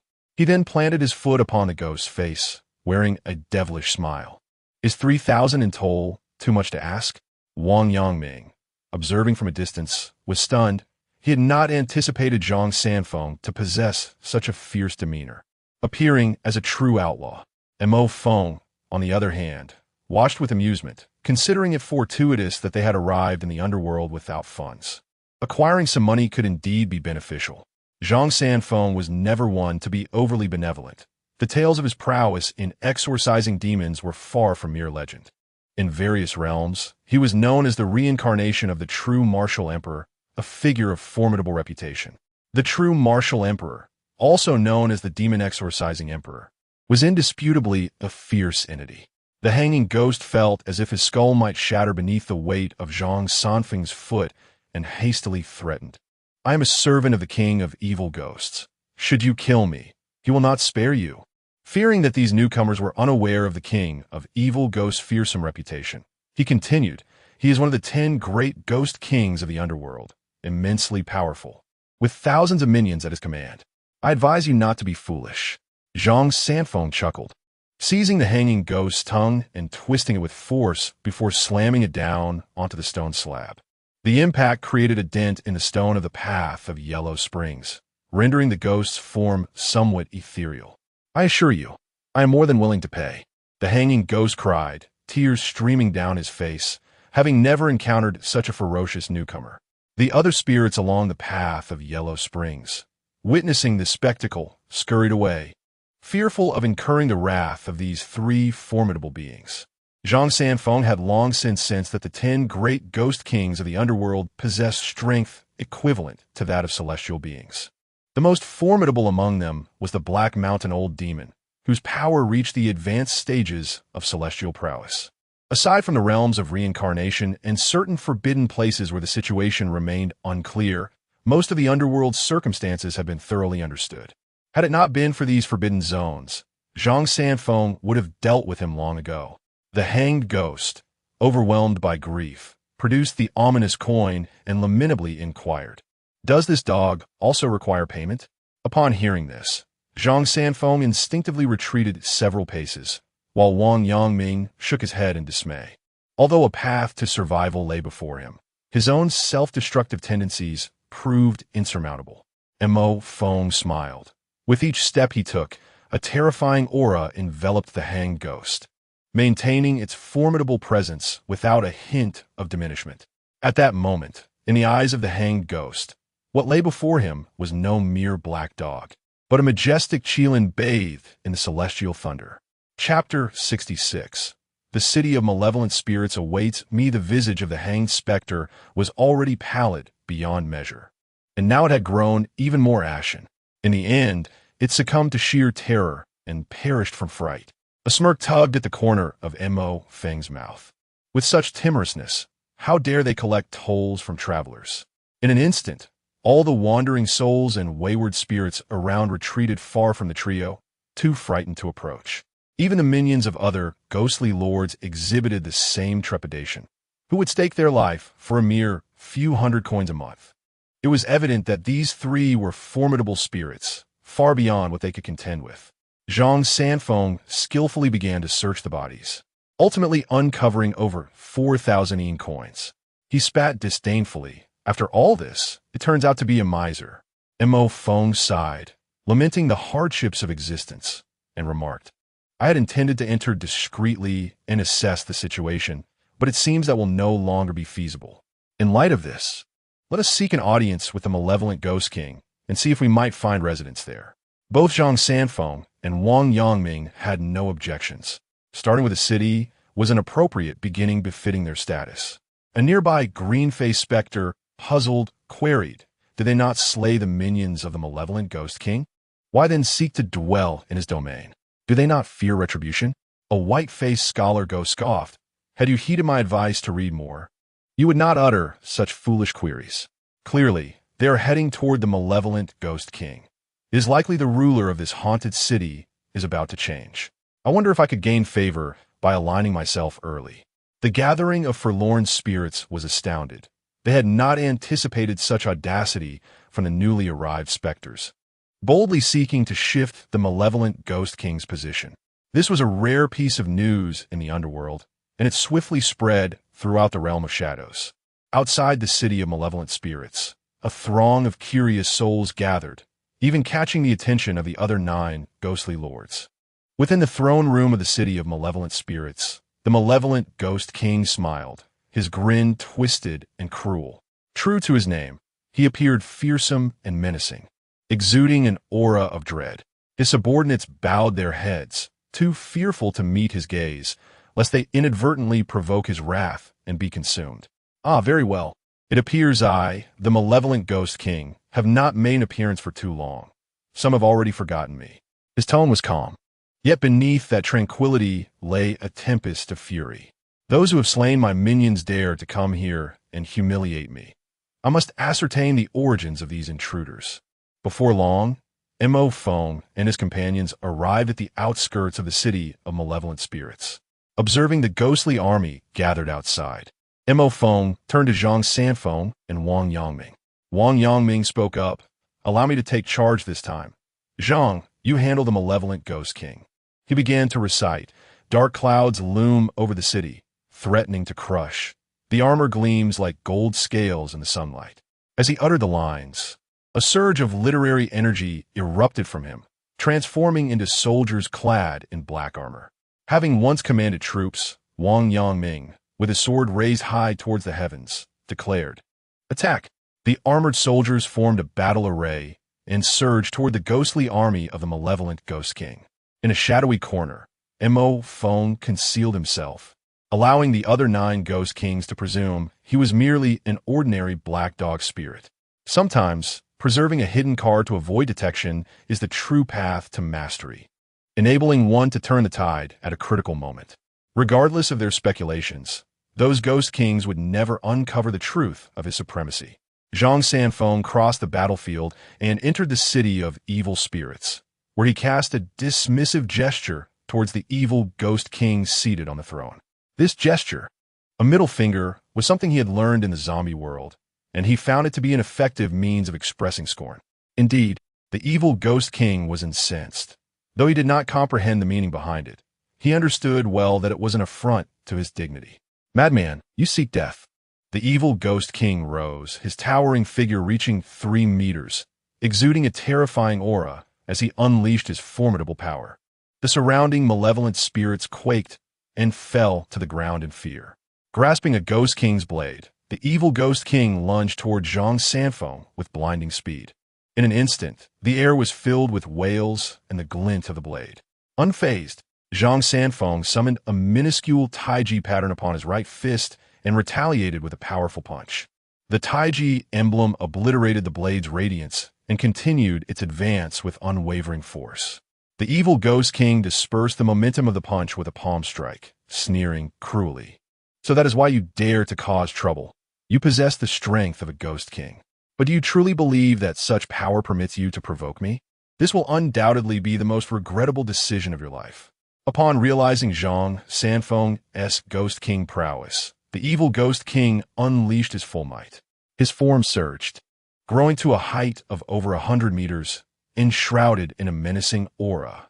Zhang Sanfeng, aware of the gravity of this battle as his first since attaining the status of a human immortal, did not take it lightly.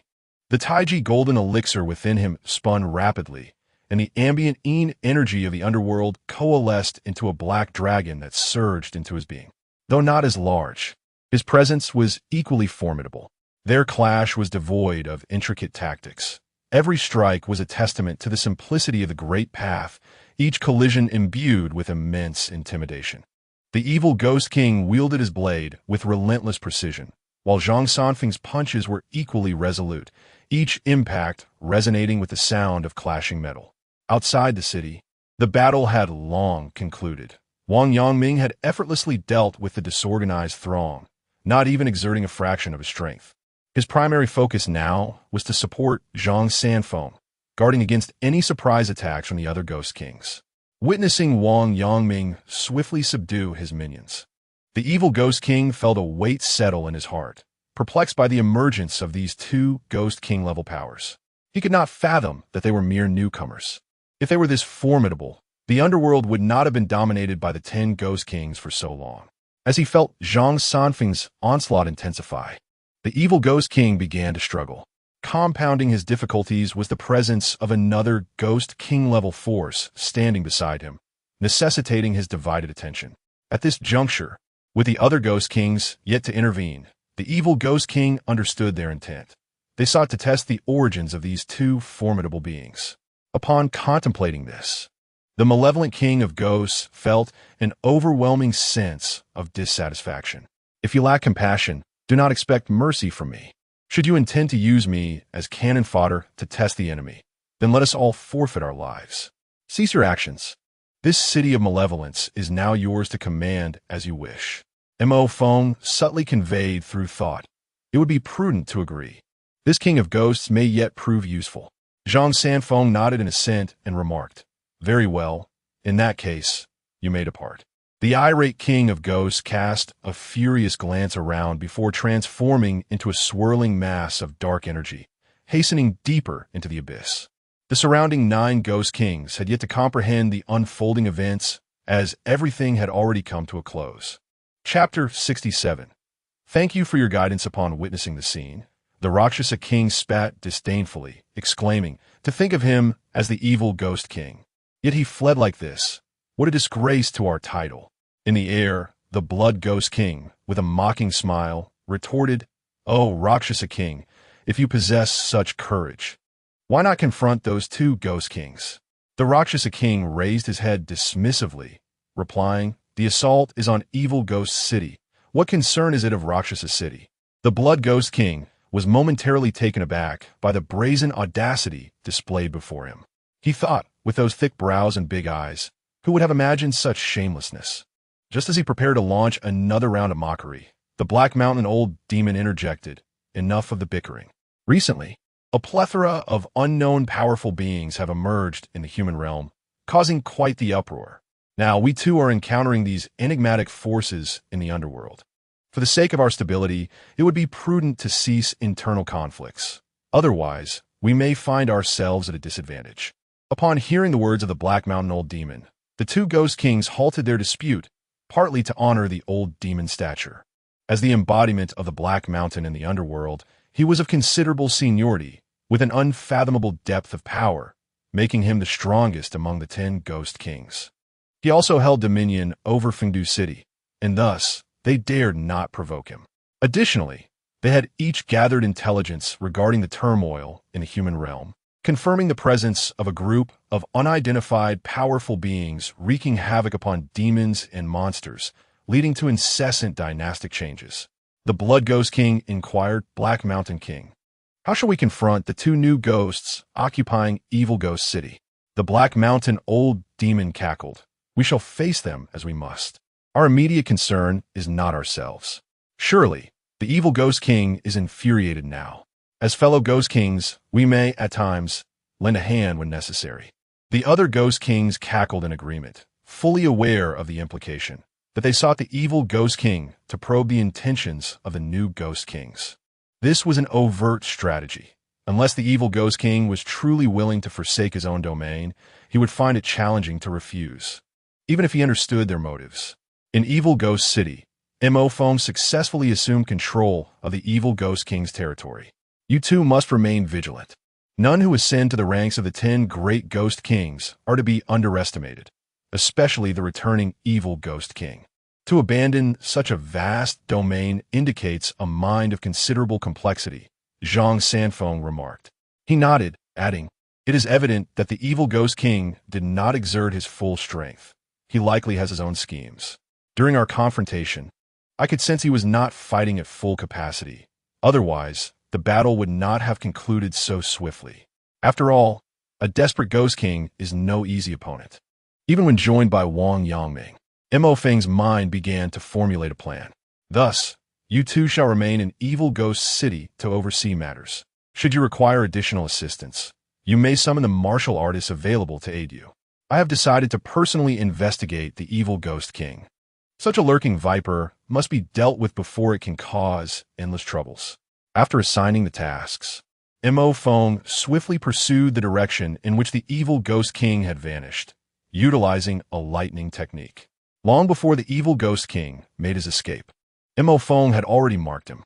Soon, he followed the mark into the depths of the 18th layer of hell. Observing the desolate expanse of this realm, Mo Feng pondered how the evil Ghost King had managed to flee here. With a single thought, his body gradually became translucent, and his aura completely subdued. The figure of the evil Ghost King soon came into view. At that moment, the evil Ghost King was maneuvering a small boat, vigorously wielding the oars as if he were a whirling electric motor. Mo Feng transformed into a gentle breeze and trailed behind him. Below lay the infamous Sea of Suffering, known as the Boundless Ocean of Anguish, a place where turning back means salvation. This treacherous sea poses a challenge for most. However, for Mo Feng, it held no peril. After all, in a world like that of a Chinese ghost story, the Sea of Suffering posed no threat to him, given his heritage as a Qilin. Yet, were he to encounter the Sea of Suffering in a more formidable world, such as that of Journey to the West, it would indeed be a different matter. As he surveyed the surroundings, he noticed a towering mountain adjacent to the sea, upon which stood a dilapidated temple. Mo Feng was taken aback. He had not anticipated that the evil Ghost King's ultimate objective was the sanctuary of the Earth Store Bodhisattva. Although the deities of this world had long since vanished, the sanctuaries of these eminent figures still held significant value. A smile crept across Mo Feng's lips as he realized that he had been grappling with a shortage of resources. And now they had seemingly presented themselves on a silver platter. This was the sanctuary of the Earth Store Bodhisattva.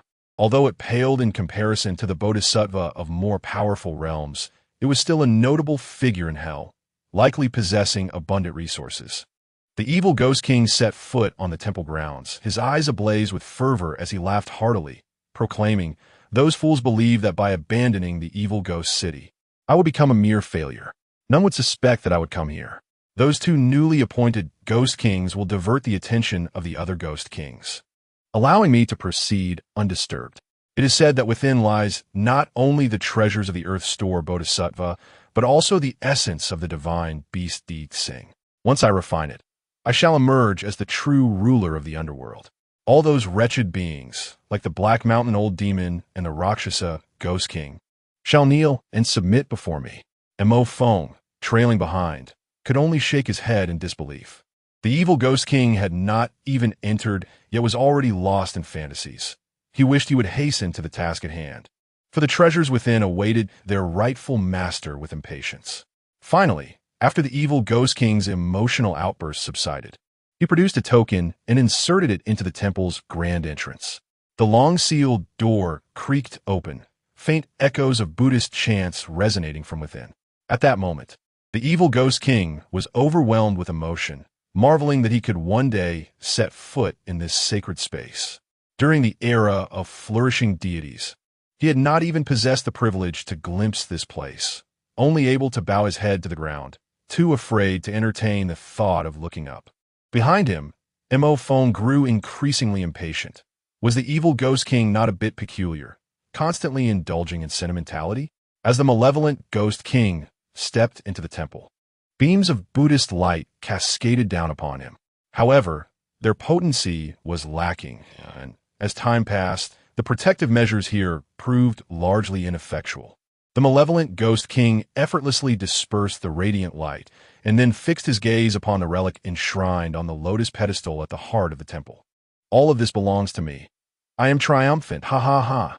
Upon realizing that there were no further defenses in this place, Mo Feng revealed himself and declared, "No, all of this is now mine. I thank you for your guidance." Chapter 68. The Schemes of the Old Enbi. The Ksitigarbha Bodhisattva, the king of evil ghosts, abruptly turned around and inquired, "Who are you?" And Mo Feng, remaining silent, retorted, "I stand before you. What do you suppose I am? A seeker of opportunity, or rather, a divine beast?" With a mere thought, the realm of the Qilin unfurled, enveloping the entire temple and effectively isolating this space. He then manifested his true form, surrounded by arcs of divine thunder, exuding the majestic aura of a divine beast. The king of evil ghosts widened his eyes in shock, exclaiming, "How is this possible? Why does a Qilin still exist in this world?"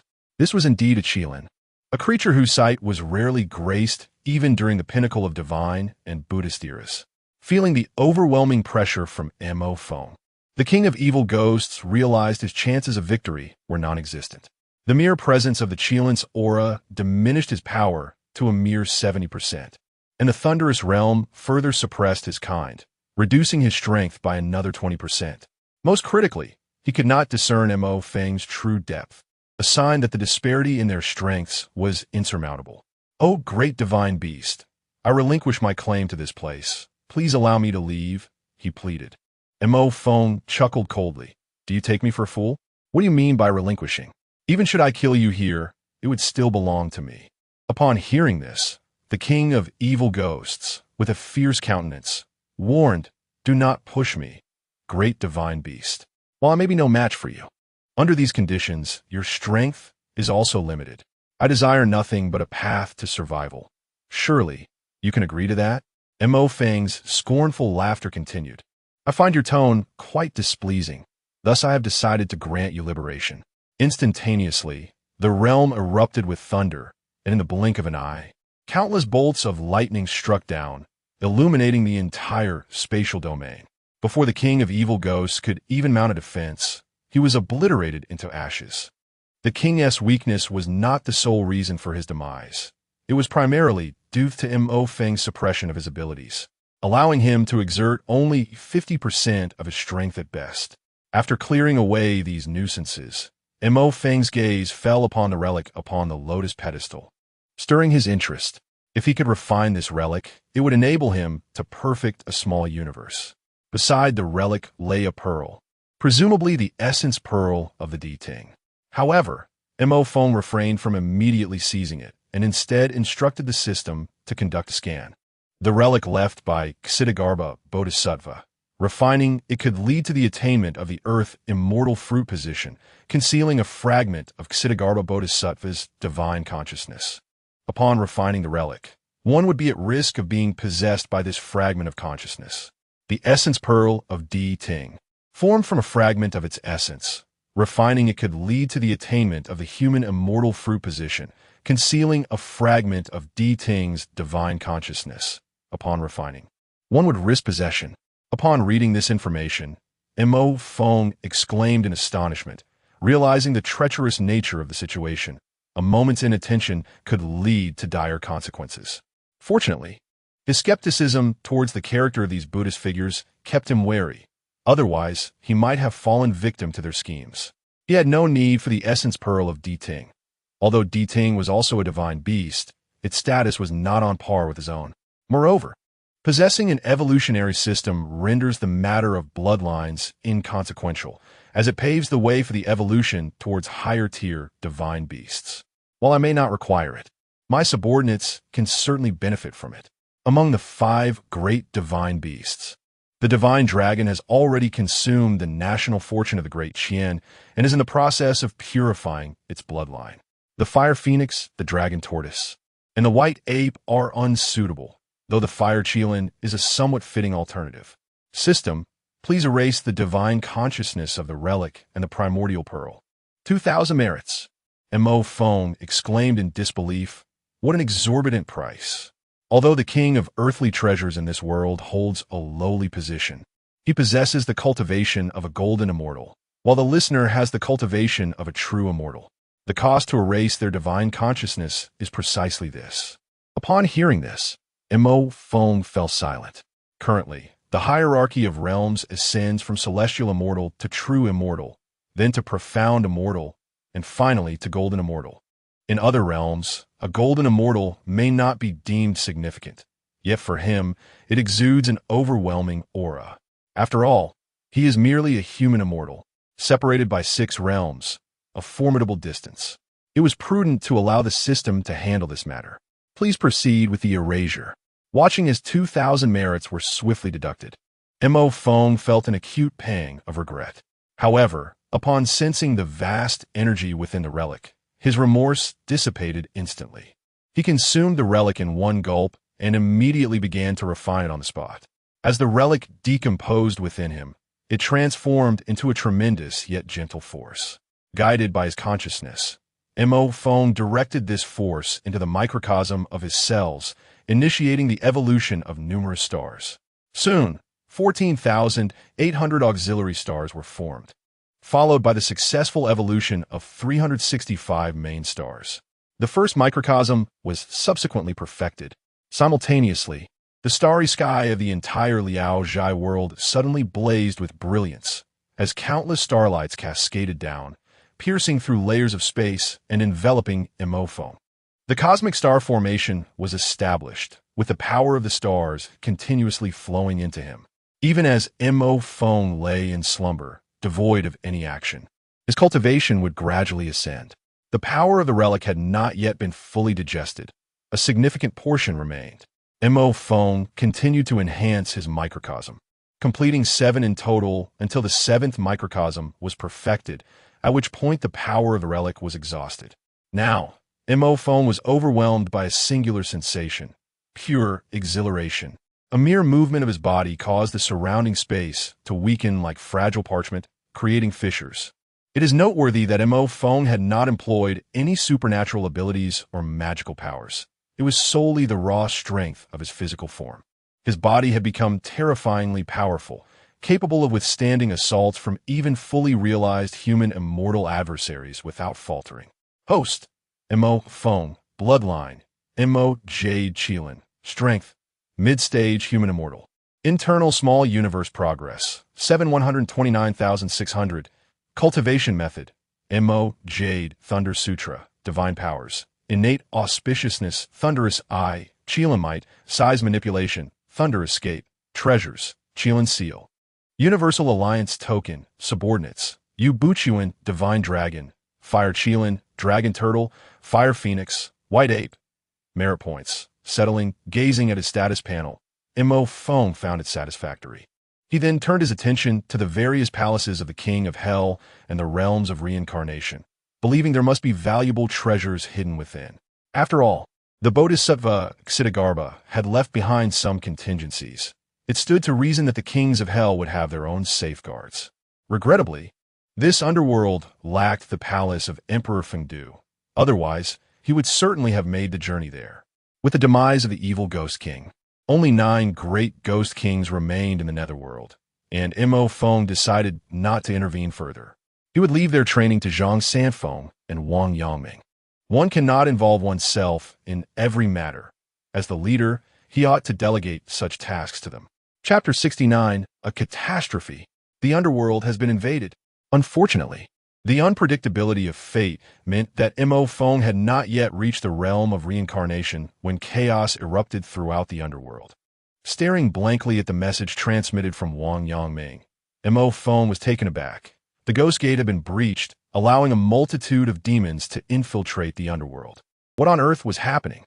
How had these demons suddenly stormed into the underworld? Upon hastily returning, Mo Feng took command in the city of evil spirits. Listening to a detailed report, Zhang Sanfeng chuckled helplessly, explaining that their forces had been excessively ruthless. The outer demons of the 10,000 Great Mountains were terrified and retreated en masse into the underworld, unable to be contained within the confines of their own territory. Mo Feng's consciousness instantly pierced through the underworld, revealing the situation in the mortal realm. To his astonishment, the alchemical frenzy had reignited, which explained the desperate flight of the demons, some even reaching the underworld. Upon further investigation, he discovered that the warriors from their side were largely concentrated near the 10,000 Great Mountains. The human dynasties had been entirely monopolized by the three great auspicious dynasties, rendering them too intimidated to provoke any conflict. On the other hand, with Mo Feng present in the underworld, the demons dared not intervene, leaving the 10,000 Great Mountains as their only option. Led by various terrestrial immortals, they launched an assault into the 10,000 Great Mountains to eradicate the demons burdened by karma.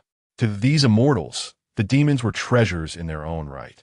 Demonic cores could enhance cultivation, demon blood could fortify the body, and demon bodies could be utilized for alchemy. No aspect of them was wasted. Particularly, the Supreme Alliance's Guan Yu Tian, the World Society's Xiongba, and the demonic sect from the Great Tang maximized the value of these demons to an extraordinary degree. However, the demons were not idle. Their initial setbacks stemmed from their solitary nature, unable to effectively respond to the onslaught of warriors. Once they regrouped, under the leadership of several formidable demons, they engaged in multiple confrontations. Yet, the warriors, lacking chivalry, set traps that ensnared the demons, resulting in significant losses to their strength. In desperation, the demons summoned several demon kings from the depths of the 10,000 Great Mountains, all possessing the power of human immortals. Recognizing the emergence of such formidable foes, the warriors promptly retreated, for they were not of this world, and the demons could not deduce their whereabouts to stir trouble with the three great auspicious dynasties. These dynasties had already secured dominance over various realms and were undergoing profound reforms. The demon kings, observing the three divine dragons circling above, fell silent. These dragons, manifestations of the auspicious energies from the three great dynasties, consisted of a solemn black dragon representing the Great Qin, a majestic golden dragon symbolizing the Great Tang, and a fierce red dragon embodying the Great Han. Although the heavenly Tao lay dormant, much of the auspicious energy still resided with humanity. Should they choose to engage, they would undoubtedly be met with a backlash from human fortune, especially with the three auspicious dynasties regulating the situation. Frustrated, the demon kings shattered several mountains before retreating to their territories. Nonetheless, the warriors on their side also tempered their aggression, refraining from launching overt attacks. As the overt actions transitioned into covert maneuvers, occasional strikes from hidden assailants commenced.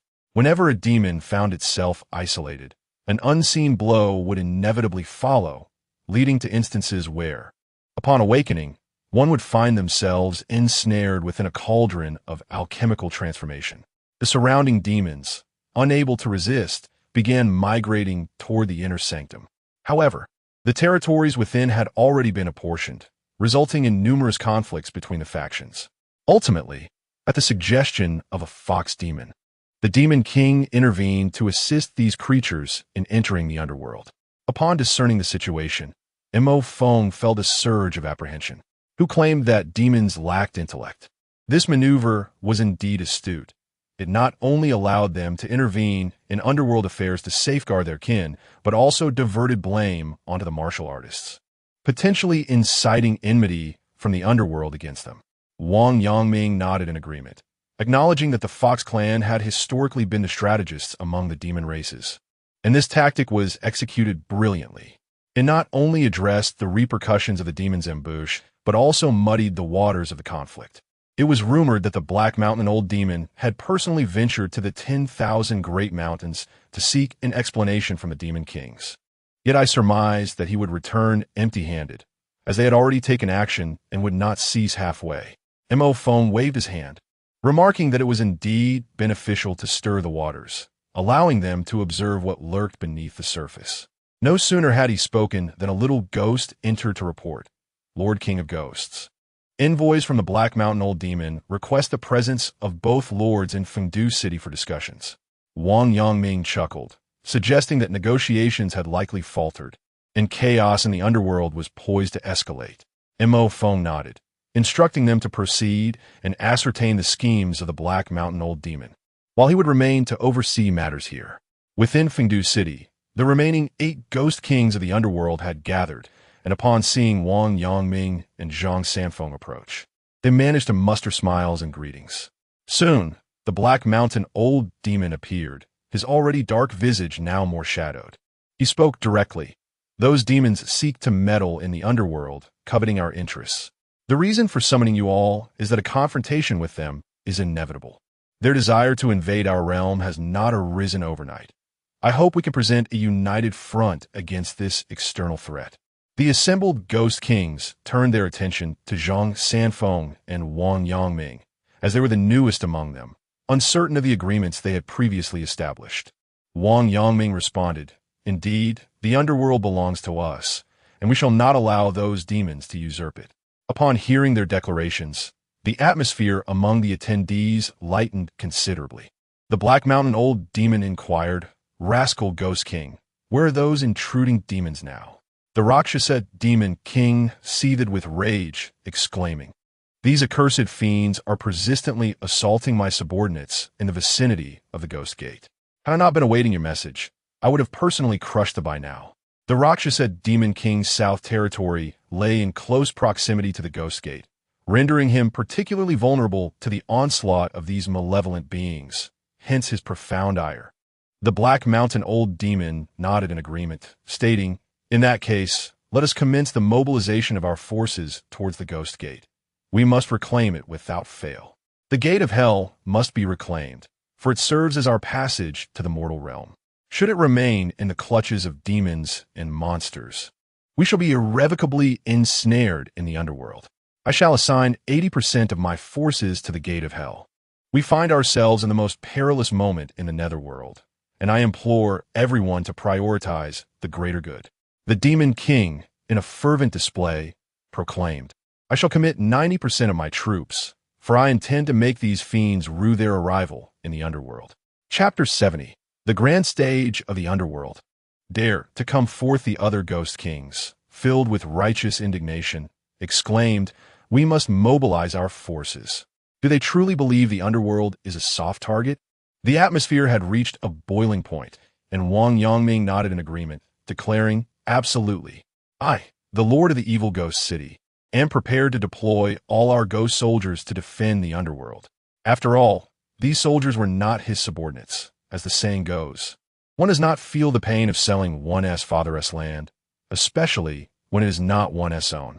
Upon hearing Wang Yangming's words, the Black Mountain Old Demon was momentarily taken aback, then responded with great joy. "Having such a wise and righteous ghost king among us is a blessing for our underworld. Come, let us raise a toast and wish for our triumph." With the conclusion of this meeting, the ghost kings of the underworld commenced extensive troop mobilizations. Countless ghost soldiers were dispatched to the vicinity of the Ghost Gate, prepared for war at a moment's notice. The demons occupying the Ghost Gate were struck by panic upon witnessing the seemingly endless array of ghost soldiers. The commanding Tiger Demon bellowed, "What are you afraid of? Hold your ground. I shall seek reinforcements at once." Transforming into a fierce wind, the Tiger Demon rushed deep into the 10,000 Great Mountains. Reporting to the Demon Kings, it declared, "The underworld has mobilized a vast army at the Ghost Gate, and we are under immense pressure. I implore the esteemed Demon Kings for assistance." A six-tailed celestial fox Demon King spoke up, "Return and do not fret. Reinforcements will arrive shortly. Guard the Ghost Gate at all costs." The Tiger Demon nodded and hurried back, its blood surging with anticipation. A grand battle loomed on the horizon, perhaps presenting its own opportunity. Once the Tiger Demon departed, the Demon Kings began to converse. The six-tailed celestial fox Demon King, with a grave demeanor, stated, "We have reached a crucial juncture in our plans. We can no longer afford to hesitate. A decision must be made." An elder Monkey King added, I concur. My lifespan is waning, and only by seizing control of the cycle of reincarnation can we secure our future. If the realm of reincarnation remains under the dominion of those ghost kings, we shall forever be shackled. This poses a lethal threat to our demon race. The other demon kings, upon hearing this, resolved to instigate a war that would engulf both the human realm and the underworld, determined to gain control over reincarnation. With their lifespans dwindling, they knew that further delay would rob them of any chance for survival. The humans' efforts to hunt demons were but a part of their scheme. Did they truly believe these demon kings were mere bystanders? However, they needed to use this pretext to draw demons into the underworld, while simultaneously pulling humans into the fray. As the surviving demon kings understood, the waters of the underworld ran deep, and the human realm was equally treacherous. Numerous secret realms and caves lay in human hands. Only by embroiling humanity in this vortex could the sects within those realms be affected and drawn in. With the demon king's furious roars echoing, all demons within the 10,000 great mountains responded with thunderous howls. United, the demon kings opened a passageway to the underworld, and the demons surged forth, entering the underworld en masse. The tumultuous activities of the underworld and the demon clan have undoubtedly captured the attention of various hidden forces.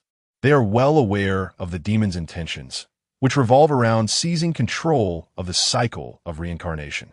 As the heavenly Tao slumbers, the spiritual energy of the world diminishes gradually, posing a significant challenge for those who practice cultivation. Thus, the authority over reincarnation in the underworld becomes exceedingly crucial. To possess it is to hold the key to the future. This is a strategic maneuver. Those who do not wish their destinies to be dictated by others must inevitably involve themselves. Ying Zeng, Li Ximin, and Lu Che convened once more to deliberate upon these developments. They remained unhurried, for they were not natives of this realm, and their fates were not tethered to it. Nevertheless, they had successfully conquered these dynasties, bringing them under their dominion. Should any issues arise concerning the reincarnation in the underworld, these dynasties would inevitably be impacted, thereby affecting their own fortunes. Lu Che inquired, "What do you propose? Shall we engage or not?" Li Shimin unsheathed his sword and declared, "How could we possibly miss such a grand stage? If a performance is to be held, we must take the stage ourselves." Ying Zheng nodded in agreement, stating, "One small thread can unravel the entire tapestry. Whether we acknowledge it or not, we are already ensnared in this game. I suggest we ally with the incoming warriors, and as for the rewards, let them be distributed according to effort." The three emperors reached a consensus, and soon they began to reach out to the arriving warriors. Gai Nye and Wei Zhuang arrived at the valley, and long before they approached, they could sense an array of sword intents and energies. The area was filled with sword cultivators, engaging with one another, each experiencing rapid advancement in their swordsmanship. Wei Zhuang addressed the assembly. "I extend an invitation to all to join the war in the underworld. Of course, participation is not compulsory. Those who share this sentiment may seek me out." Yin Shursen leaped forward, exclaiming, "Count me in." His sword technique was inherently one of lethal swiftness. Without sufficient pressure, he could not grasp the fateful 15 strikes. Yin Nantian laughed heartily. "If my cousin is participating, then I shall join as well." Duguki be remained silent. Yet the sword intent emanating from him spoke volumes in affirmation. All present sword cultivators chose to partake. Such a monumental battle, if missed, would surely lead to regret. However, several warriors, upon understanding the gravity of the situation, declined, fearing the level of combat involved. The leader of the money gang, Shangwan Jinhong, earnestly implored his son to reconsider. "My dear son, please exercise some caution. Do take note of the forces involved. With your current level of cultivation, you would hardly make a ripple." The Demon Clan, the underworld's ghost kings, the secret realms of humanity, and the three great dynasties. Who among them can we dare confront? Moreover, the true determinants of the battlefield's fate will be those ghost kings, demon lords, and powerful figures from the secret realms. They possess the strength of celestial beings. The land deities participating seek to attain their celestial fruits in this life and death struggle. So let us refrain from involvement, shall we? The son of Shangguan Jinhong shook his head and said, "Father, I can take advantage of this great battle. Surely, many formidable warriors will perish, and I can scavenge their remains to amass wealth." Shangguan Jinhong was momentarily taken aback by this rationale, and eventually found himself swayed by it. Indeed, what was the worst that could happen? He could simply remain at the rear of the battlefield and discreetly gather spoils. Otherwise, with their current cultivation levels, it would take an eternity to gradually develop. One cannot attain fortune without taking risks, and without bold endeavors, one cannot hope to grow strong swiftly. Chapter 71. The meat grinder at the gates of hell. At this moment, the gates of hell had transformed into a colossal powder keg, ready to explode at the slightest spark, unleashing an astonishing force. The king of hell had not anticipated the escalating chaos, which was spiraling increasingly out of control. While the arrival of the demon army was expected, the presence of the human dynasty's forces and those from secret realms was utterly unforeseen. Furthermore, various hidden factions had sent their representatives, turning the scene into utter turmoil. Everyone, muster your utmost strength for this battle. It will determine our fates. And we have no retreat left. The ancient Black Mountain demon had discerned the true intentions of the adversaries. Notions of revenge were mere facades. They were fixated on the realm of reincarnation. The underworld was their stronghold, and surrendering it was not an option. Only a battle lay ahead. The blood demon king spoke. "Deep within my blood, resides an elder. Though his power has waned significantly, crushing the king of hell is still within his capabilities." The Rakshasa demon king added, "Our Rakshasa clan also possesses an elder. I shall return shortly to inform him." The assembled demon kings revealed their hidden strengths. Some were backed by their elders, while others had inherited legacies from ancient deities of the underworld. The million-strong ghost army had converged at the gates of hell, facing a battle of life and death that none could evade. The demon race was equally resolute, dispatching hundreds of thousands of their elite warriors. This confrontation was a gamble for the very survival of both races. Failure meant annihilation. Yet, both sides exercised restraint, mindful of the human dynasty's forces and other factions present. Even if a decisive battle were to commence, they would endeavor to involve all factions. Mo Fong felt his blood surge with fervor. He had not anticipated the situation would escalate to this extent. Casting a glance at the equally fervent Zhang Sanfeng and Wang Yangming, he said, "You shall represent the underworld in this conflict. Discreetly coordinate with Ying Zheng and the others." Though his own blood was boiling, Mo Fong did not intend to engage directly. Since all were united for the realm of reincarnation, he could seize this opportunity to infiltrate and observe. Such opportunities were exceedingly rare. All eyes of the human and underworld factions were fixed on the gates of hell, leaving this place unnoticed. At the human dynasty's encampment, Ying Zheng, Li Shimin, Lu Che, and their generals were deliberating strategies. After assessing the situation, Lu Che broke into a hearty laugh. "What a thrill. This is my first encounter with a battle of such magnitude." Ying Zheng and Li Shimin were equally exhilarated. They too had never before witnessed a conflict of this scale. Such grand battles were seldom seen, and while they could muster a million-strong army, the quality of the forces before them was unparalleled. Moreover, the involvement of numerous races made the prospect of such a battle all the more electrifying. The three generals, stirred by fervent anticipation, were eager to lead their troops into the fray. Li Shimin spoke up. "Our three armies consist entirely of cavalry, so we must avoid becoming ensnared in the heart of the battle. Otherwise, if we are cornered, we cannot leverage the advantages of our cavalry, and the consequences would be dire." Ying Zheng replied calmly, "My suggestion is to allow the soldiers to seek opportunities independently. Our role is merely to maintain a stronghold in the rear." Li Shimin felt a pang of regret, as he had intended to lead his troops into battle personally. However, he understood that Qin Shi Huang was correct. The three emperors must stabilize the fortunes from behind the lines. Nearby, warriors from his own world were filled with a mix of fear and excitement.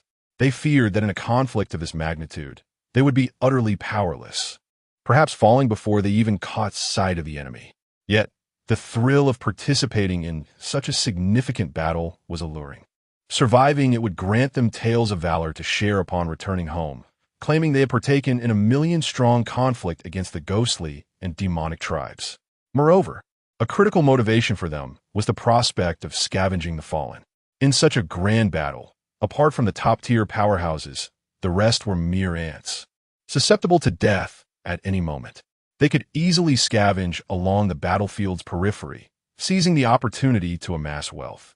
However, the battlefield was already rife with the presence of all the ghost kings from the underworld, while the demon tribe had also dispatched over a dozen demon kings to confront them.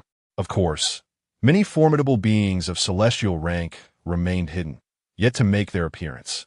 The Black Mountain Old Demon darkly proclaimed, "Gentlemen demon kings, should you withdraw from the Ghost Gate, I might consider refraining from battle."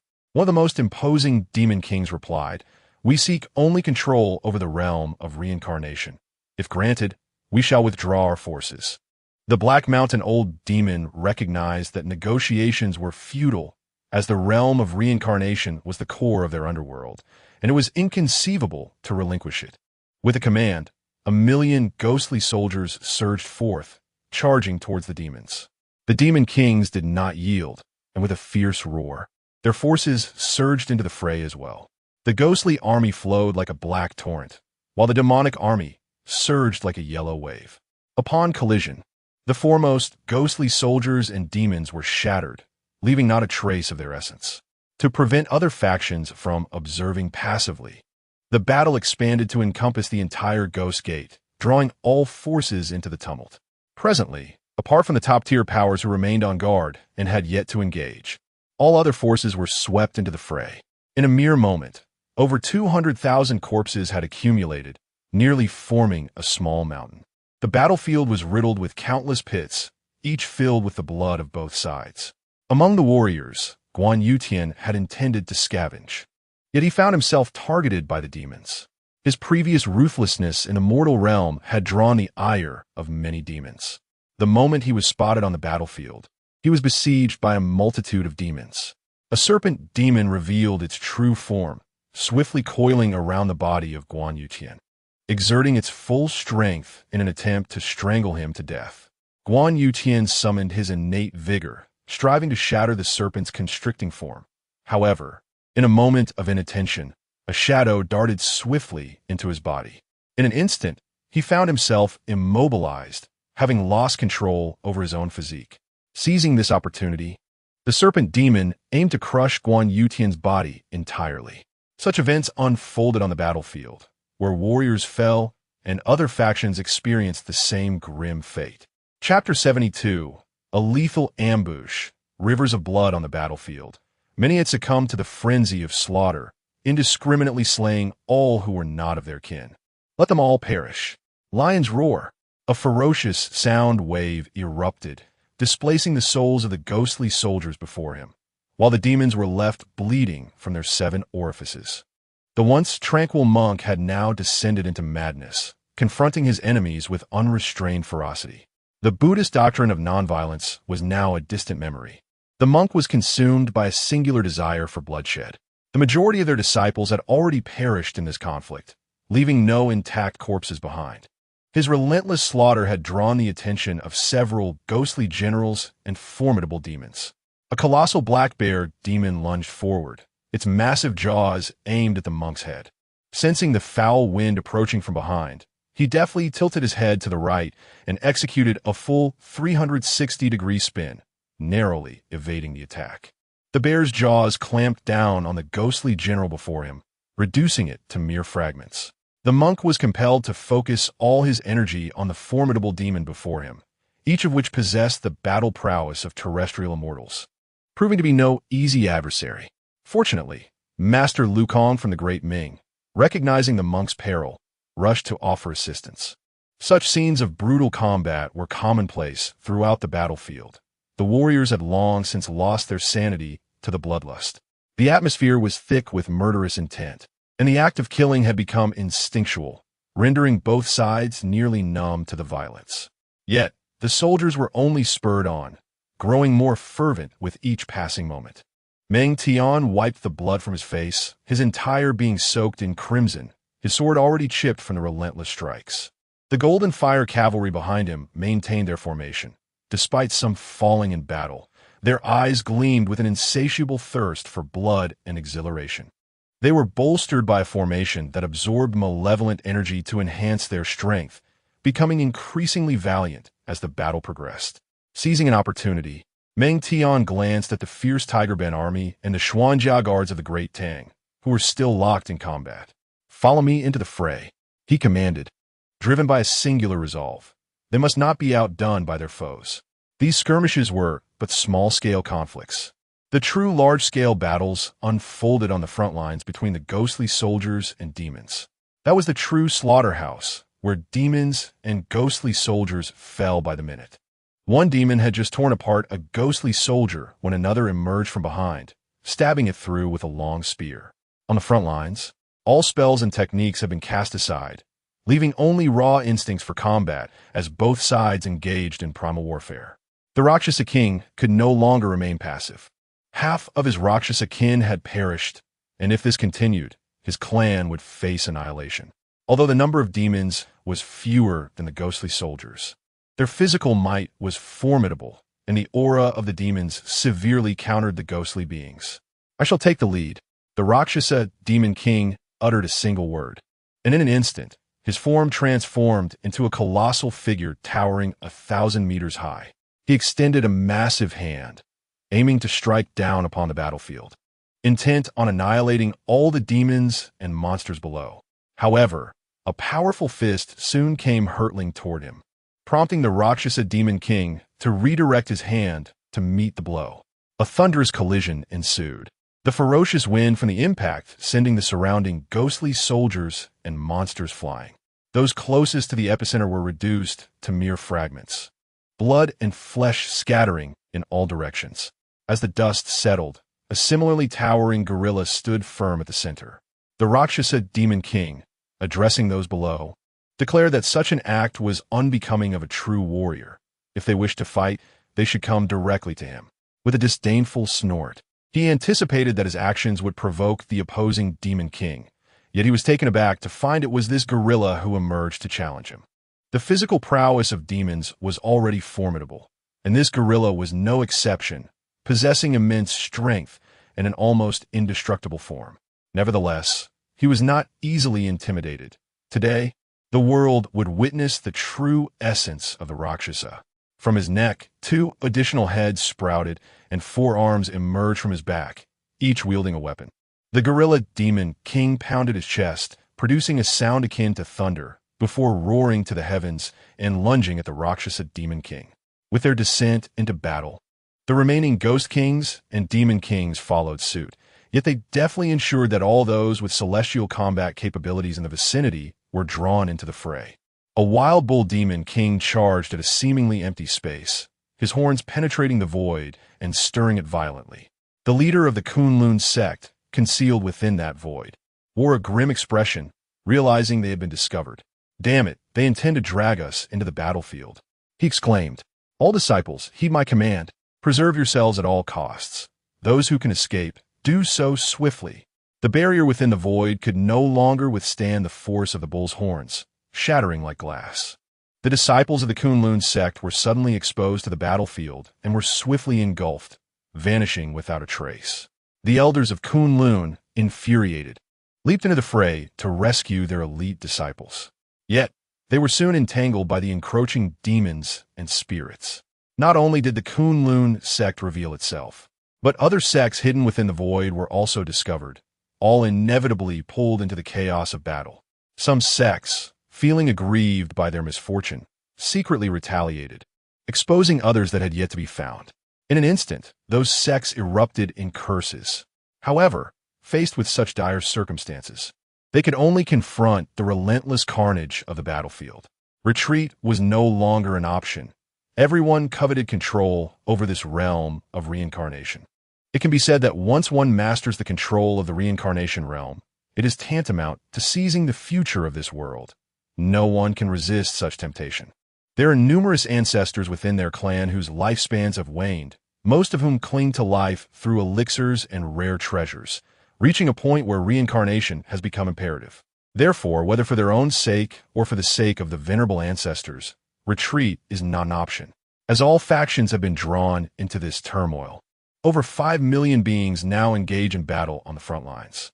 The extraordinary phenomena of this conflict have already begun to impact the mortal realm, painting the entire sky a deep crimson. Chapter 73. Infiltrating the Realm of Reincarnation. A conspiracy of deceitful elders. Mo Feng chose not to allow his subordinates to engage immediately, for their presence would render them targets amidst such chaos. This scale of warfare could only be deemed a global melee, and gaining a preliminary experience of such a grand conflict would be advantageous. In a few years, the martial world would collide with another realm, and possessing the experience of battle would prove invaluable. Additionally, there was the concern that should his subordinates appear, the frenzied demons and specters would turn their wrath upon them. After all, the dragon, Fire Qilin, and Fire Phoenix bore the bloodlines of divine beasts, which held immense significance among the demon clan. Only when the war reached its climax would they emerge to tilt the balance of power. Mo Feng stealthily approached the most pivotal location in the underworld, the realm of reincarnation. Upon his arrival, he immediately sensed a multitude of formidable auras. These potent energies exuded a sense of decay, unmistakably revealing the presence of the ancient ancestors.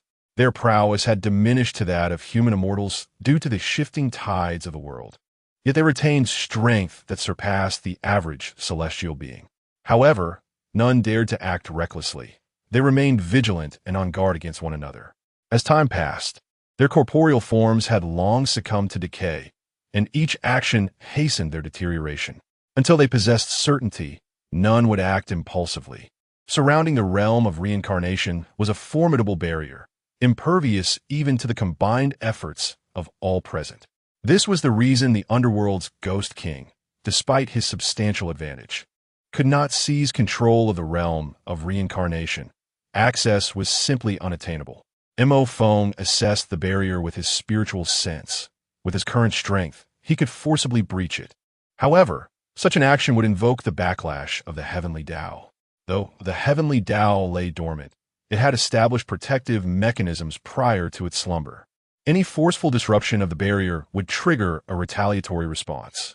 Mo Feng, confident in his supremacy among the ancient ancestors, understood that he could not withstand the repercussions of the heavenly Tao. Observing the surrounding elders, he noted their calm demeanor. They were not in haste, as they knew they could not overcome him, and he was patient enough to wait. Soon, Mo Feng discerned the intricacies of the situation. As the battle raged at the Ghost Gate, the barrier around the realm of reincarnation began to weaken. He drew a sharp breath. The ancient ancestors were indeed ruthless, compelling their descendants and kin to engage in slaughter at the Ghost Gate to destabilize the barrier set by the heavenly Tao. With over 1 million souls embroiled in chaos within the underworld, the impact was monumental. The barrier, closely tied to the underworld, was naturally affected by the malevolence of the ongoing conflict. The bloodshed flowed into the Blood Sea, expanding its expanse significantly. At this juncture, an elder from the demon clan could no longer restrain himself and declared, "Blood Demon Ancestor, the time has come for you to take action." The other elders, including those from the underworld, emerged, urging the Blood Demon Ancestor to proceed. The grand battle at the Ghost Gate was, in essence, a scheme orchestrated by these ancient ancestors. They first sought to shake the barriers established by the heavenly path through this conflict, ultimately allowing the blood of countless beings to flow into the Blood Sea, enabling the Blood Demon Ancestor to shatter the barriers with this amassed essence. The Blood Demon Ancestor appeared, visibly displeased, given a little more time. He could restore himself to his former glory through the power of the gathered blood.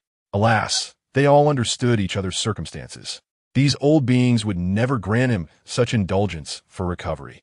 Yet, a flicker of a dark smile crossed his eyes. Although he had not regained much strength, he had nonetheless alleviated the degree of his decay. The ancestor was well aware. No need for reminders. As he observed the barrier trembling, the Blood Demon Ancestor bellowed, "The Blood Sea knows no bounds." The Blood Sea surged, forming colossal waves that crashed against the barrier. The blood of the living began to erode it, emitting a sizzling sound. An elder from a mortal sect witnessing this scene, laughed heartily. It works. It truly works. The other ancestors echoed his elation, unconcerned about the losses among their descendants. They had always believed that as long as they survived, their lineage would endure. The younger generations were merely fodder for sacrifice, easily replaceable should they perish. Mo Feng shook his head at this spectacle. Were the beings at the Ghost Gate to learn the truth, their psyche would surely shatter. They fought fiercely for the sake of their ancestors, who viewed them merely as chives to be harvested again and again. With a resounding crack, the barrier shattered completely, and the aura of reincarnation surged forth, enveloping the entire underworld in an instant before spilling into the mortal realm. A myriad of vibrant colors illuminated the previously murky underworld, and this supreme presence intoxicated all who beheld it. The battle at the Ghost Gate ceased, with all beings gazing up, entranced by the radiant hues. The ancestors at the fringes of the reincarnation ground regarded it with fervent eyes, their greed laid bare. They yearned to seize control of this domain. Seizing the opportunity, the blood demon ancestor launched a surprise attack on the elder of the demon clan. With a claw, he extracted the elder's heart and devoured it, wickedly proclaiming, "Let all of you become my sustenance. Once I master this realm of reincarnation, I shall offer you a chance to become my slaves." The elder of the mortal sect bellowed defiantly, arrogant. With a flourish, his treasured sword erupted, unleashing a tempest of sword energy that rained down upon the blood demon ancestor. While the conflict at the Ghost Gate came to a halt, a new battle ignited here. The ancestors forcibly summoned their internal vitality, briefly ascending to their peak states. Terrifying manifestations of power illuminated the underworld, accompanied by a cacophony of curses. Mo Feng also revealed himself, his auspicious aura reaching its zenith, causing a plethora of flowers and plants to bloom across the land. His strength was unmatched within the realm of the celestial beings, and he felt no need for stealth. The assembled ancestors, upon witnessing Mo Feng's true form, gasped in astonishment. The Qilin, in an era where gods and Buddhas roamed, the Qilin was an exceedingly rare divine beast. Sensing the aura emanating from Mo Feng, the blood demon ancestor could hardly believe his eyes. How is it possible that a Qilin still exists? Did you not abandon this world long ago? He could discern that Mo Feng was formidable under the pressure of divine beasts.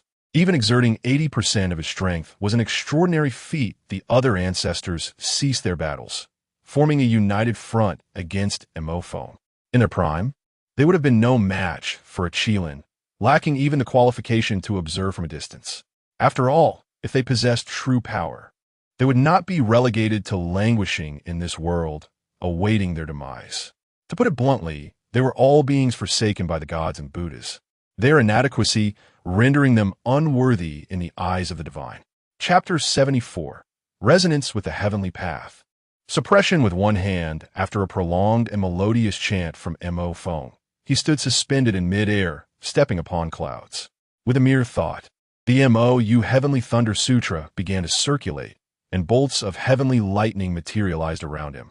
The once dim netherworld was illuminated by the vibrant six-colored light of reincarnation, only to be swiftly shrouded again by dense dark clouds. The nine heavens' divine thunder, which should have been impossible to manifest in the netherworld, now emerged, gestating within the storm clouds and locking onto all the ancestral beings present.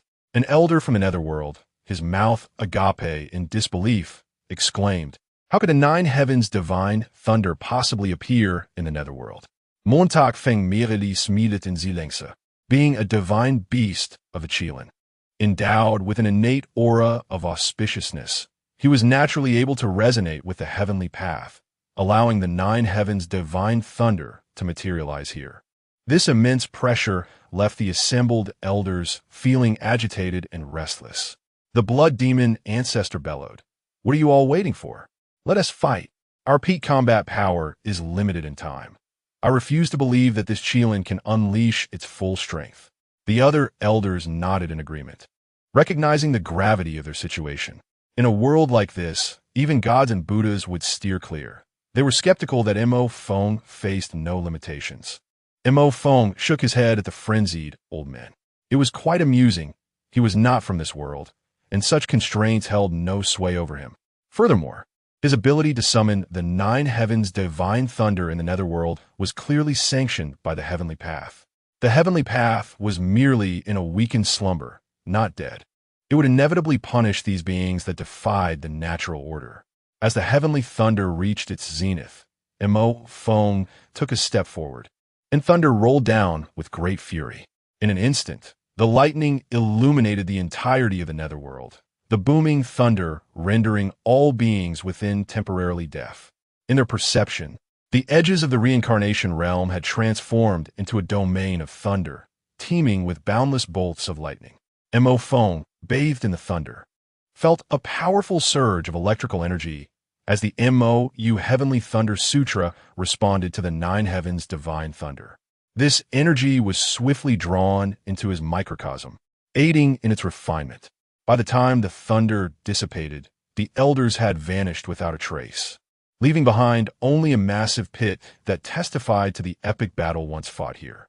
Within the pit, lightning occasionally flashed, posing a grave threat to the spirits of the netherworld. After some contemplation, Mo Feng chose not to smooth over the enormous pit. Instead, he added certain elements to it, intending for this place to become a site of punishment.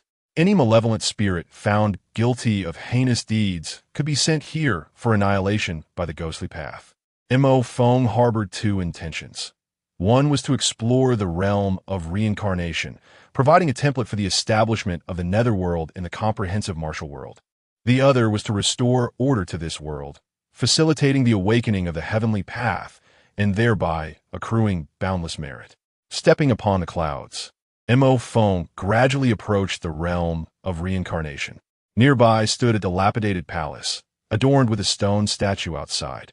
The statue depicted an elderly woman, her countenance serene as she gazed towards the direction of reincarnation. In that realm lies the wheel of reincarnation, one of the core elements of the universe, sustaining the cycle of existence for all living beings. Now that the order of the mortal realm has been restored, the re-establishment of the underworld's order necessitates the awakening of an elderly woman, known as Meng Hua. After perusing the system's marketplace, he finally discovered a fragment of Meng Hua's essence for sale. Alas, the price was exorbitantly steep, 10,000 merits for just a sliver of her origin. Mo Feng felt a pang of anguish. Ever since he had established a miniature cosmic system within himself, he had been in a state of impoverishment, and this hefty sum weighed heavily upon his heart. However, to restore the order of the underworld, it was imperative to awaken Meng Hua. Reluctantly, he purchased the fragment of her essence and infused it into the statue. The statue began to shatter, and Meng Hua successfully revived. Upon awakening, she instantly learned of Mo Feng's identity from the heavenly Tao.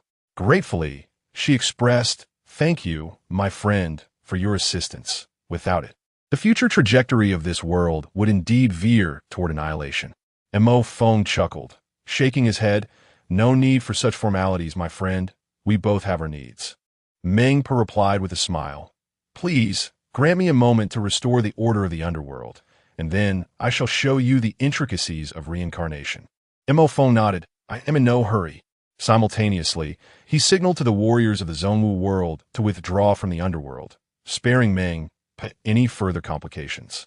With both hands raised, Meng Hua conjured a sphere of radiant light, which was unmistakably the essence of the underworld. She proclaimed with authority, "Order of Yin and Yang, distinction between humans and spirits, rise underworld." The essence in her hands erupted, transforming into countless luminous specks that dispersed into the palaces of the underworld. The once dormant palaces, having lost their divinity, were now rejuvenated, and various deities of the netherworld began to take form anew. At the Ghost Gate, all beings not belonging to the underworld were forcefully expelled, their presence banished by immense power. The shattered Ghost Gate was restored, towering once again. Meng Hua pointed with her finger, and the wheel of reincarnation began to spin rapidly, an invisible force emanating forth. All beings belonging to this world instinctively felt its pull. As their lifespans were redefined, The previously chaotic delineation of lifespans was meticulously rearranged. Those whose lifetimes had long ended were forcibly summoned by the laws of reincarnation and cast into the depths of hell to face their punishments. Mo Feng observed intently, his eyes unblinking, as the entire framework of reincarnation was laid bare before him. A rare opportunity indeed. Had he not aided in restoring order to this world and revitalizing its essence, he would never have been granted such clarity regarding the laws of reincarnation. As the order of the underworld was reinstated, the once dormant heavenly Tao awakened. With the cooperation of its power, the world's order rapidly returned to a state of completeness. In the sky, clouds formed from strands of merit obscured a portion of the underworld, a testament to the heavenly Tao's gratitude towards Mo Feng. Simultaneously, the warriors in the mortal realm and the three great dynasties also received a significant amount of merit, albeit far less than what Mo Feng had accrued. Upon receiving these merits, Mo Feng promptly converted them entirely into merit points.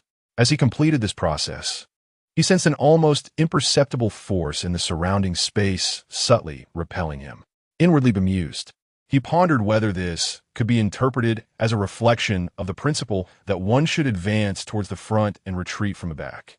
Nonetheless, he understood the rationale behind the heavenly Tao's actions. After all, it had recently awakened and was now utilizing its essence to transform into merits to reward them, leaving it in a rather weakened state. Being an outsider with considerable strength, the heavenly Tao harbored concerns about his potential malevolence, fearing that such thoughts might lead to the world's downfall. Fortunately, the three great dynasties could still adhere to their previous strategy, leaving a prince to safeguard the territory they had conquered. Chapter 75. Returning to the Zhongwu world indeed, Mo Feng harbored a modicum of ulterior motives, contemplating the recruitment of a few talented individuals from this realm. After all, the establishment of the underworld in the Zhongwu world would necessitate a substantial number of experienced hands. However, upon witnessing the stinginess of the heavenly Tao, Mo Feng could only chuckle softly. After exchanging pleasantries with Meng Pe, he stepped forward and returned to the human realm. The martial artists involved in this great battle suffered grievous losses, with nearly half of them eternally residing in the Ghost Gate due to the fierce conflict. In a bloodbath involving millions of beings, injuries were inevitable. Not only had the martial artists sustained losses, but the ghostly soldiers and demonic clans, the main forces, were also left severely weakened. This was precisely why the heavenly Tao sought to expel them and seal the underworld, as it could no longer endure such devastation. Fortunately, those who survived reaped enormous rewards, both in terms of resources and merits, leaving each of them beaming with joy. The three emperors also left behind a prince to stabilize the situation here, while their future willingness to return would be a matter of personal choice. Mo Feng turned to Ning Kaiqian, Shi Feng, and Yin Qixia, inquiring, "What about you? What are your thoughts?" The trio exchanged glances and, in unison, clasped their hands in reverence, declaring, "Wherever Lord Lei goes, we shall follow." It was no jest. To forsake such a substantial ally would lead to lifelong regret. Mo Feng nodded, satisfied with the character development of these three, having meticulously guided them. With a mere thought, the trial gate slowly swung open once more, allowing the denizens of the Zhongwu world to return. Upon their arrival back in the Zhongwu world, Mo Feng entrusted Yu Buqian with the task of organizing the group that had accompanied him. His journey to the world of a Chinese ghost story had been immensely fruitful, propelling his cultivation to the late stage of the human immortal realm, while his physical microcosm had been enhanced to perfection across 12 aspects. Regarding his true combat prowess, Mo Feng speculated that he could contend with those in the early stage of Earth Immortal, and while he might not prevail against those in the mid-stage, he could certainly evade them. At present, Mo Feng had completely delegated the affairs concerning the martial artist to Yu Buqian and his 5 divine beasts. There remained a singularly important task ahead, to assist the heavenly Tao in establishing the underworld and refining the ghost immortal system. As Mo Feng exchanged thoughts with the consciousness of the heavenly Tao, numerous Earth Immortals had already begun attempting to attain the human immortal fruit position. At the summit of a grand mountain, many Earth immortals gathered to witness Wu Wudi's endeavor to achieve the human immortal fruit. Di Shirtian watched with envy, pondering why, despite being equals in the Earth immortal realm, Wu Wudi excelled so remarkably. Not only was he outmatched in combat strength, but it appeared that in terms of fortune and talent, he was also significantly inferior. Xiao Sanxiao, equally envious, remarked, comparing oneself to others could be disheartening. However, I feel my own ascension is imminent. With a bit more solidification of my foundation, I too should be able to attempt it soon. Di Shirtian remained silent. While standing apart, Dong Huang Tai maintained a calm demeanor, for he had no need to envy, as he could initiate his own path to transcendence at any moment. He possesses his own ambitions, seeking to attain the mid-level of the immortal fruit with a profound foundation. Recently, the Thunder Sovereign has been preoccupied with matters pertaining to the development of the underworld, a task that seemingly requires the qualifications of an immortal. However, merely participating as a novice immortal may yield little benefit. Only those at the mid-level can expect to reap greater rewards. As Wu Wudi's aura intensified, dark clouds gathered overhead, interwoven with flashes of lightning, while the oppressive might of the heavens descended, enveloping the surrounding beings in overwhelming pressure. Today, I, Wu Wudi, shall attain the immortal fruit. He proclaimed, the immortal fruit shall be shattered. At this moment, the true essence within Wu Wudi surged to its pinnacle, and his vital energy erupted forth like a volcanic explosion, manifesting as a towering column of crimson wolf blood energy. Simultaneously, a majestic Dharma form, 100 meters tall and resembling Wu Wudi himself, materialized behind him, exhibiting 3 heads and 6 arms, each performing its own technique. With a thunderous roar, the sky erupted as heavenly lightning cascaded down like a celestial river, forming a terrifying domain of thunder. The surrounding warriors, struck by fear, retreated, some fleeing over 100 miles, yet still feeling the hair on their bodies stand on end. Witnessing this spectacle, even those Earth immortals confident in their path to enlightenment were left in awe. They recognized that Wu Wudi was not one to settle for mediocrity. He aspired to merge his Dharma form with his physical body amidst the tribulation of thunder. Such a bold endeavor had never crossed their minds, marking Wu Wudi as a pioneer in this pursuit. With their discerning eyes, they could foresee that if this endeavor were successful, his strength upon attaining the immortal fruit would be anything but ordinary. At that moment, Wu Wudi rose, his upper body bare, his hair dancing wildly in the wind. Heaven! Thunder! My cultivation! Wu Wudi exclaimed, exuding an air of confidence and defiance.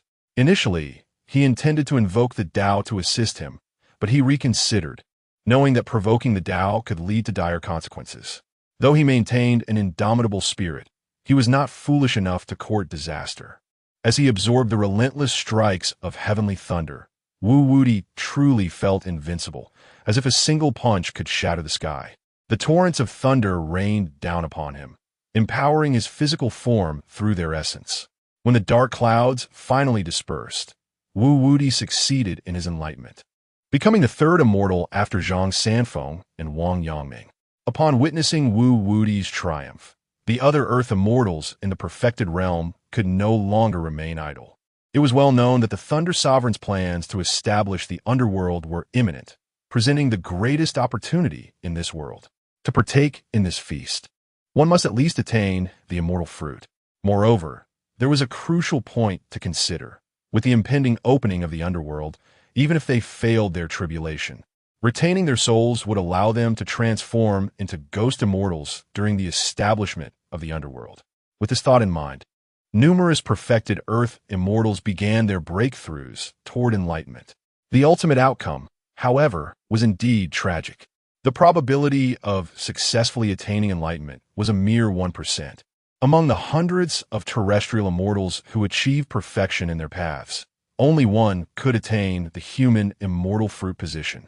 The majority faced failure in their quest for enlightenment, leaving behind only a wisp of their soul, while others fared even worse, leaving no trace of their spirit at all. Nevertheless, such grim prospects did not dampen their fervor. They believed that, at worst, they could transform into ghostly immortals and continue their cultivation. Mo Feng also took note of the scene, realizing from their demeanor that some among them would soon be in tears. Chapter 76.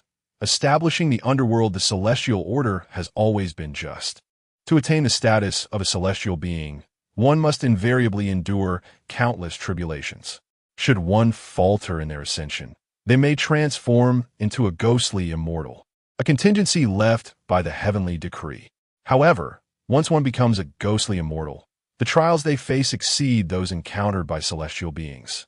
At the very least, the transition from mortal to celestial being presents no insurmountable obstacles. With diligent cultivation, one can reach that realm. Conversely, a ghostly immortal must navigate a myriad of challenges to ascend to the celestial realm.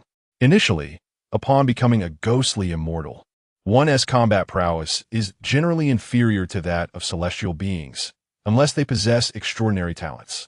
The subsequent stage is the shedding of the Yin essence, a transformation that corresponds to the earthly immortal status, which also demands the endurance of 3 sets of heavenly tribulations.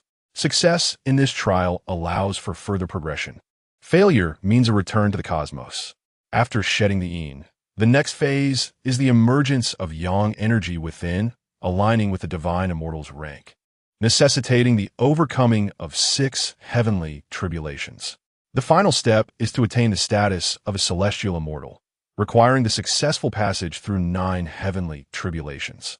Thus, those who believe their transformation into ghostly immortals grants them peace of mind may find themselves weeping upon discovering the truth. However, these considerations do not occupy Mo Feng's thoughts. His primary focus is on the responsibilities that must be arranged for the underworld after its establishment. Even if certain individuals from the martial world are willing to take up positions, they cannot be arbitrarily assigned. Firstly, one must possess the requisite fate. Without it, even a position cannot be upheld. Secondly, once appointed to the underworld, one will forfeit their freedom, as the underworld is tasked with overseeing the entire cycle of reincarnation, which may seem prestigious but comes at the cost of autonomy. From Mo Feng's understanding of these martial practitioners, they would much prefer to be ghostly immortals than to serve in the underworld. Lastly, there is the matter of experience. Only those with experience can ensure the smooth operation of the underworld. In the entirety of the martial world, there exists no one with such experience, which is a significant complication. Some may suggest assigning individuals from the dynasties to the underworld. However, this raises another issue. While individuals from the dynasties may be appointed, they cannot constitute the entirety of the workforce, as this could lead to corruption. Ultimately, the most crucial factor remains that they lack the necessary fate. Even if appointed, they would not be able to maintain their positions.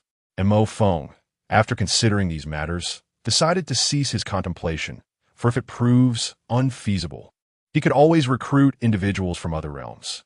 This brought to mind a saying from his past life: if you do not act, there are plenty who will. Taking a moment to assess the current number of individuals who have attained the status of celestial beings, he found it quite satisfactory. Those who joined the Alliance of All Realms had predominantly achieved the celestial fruit rank.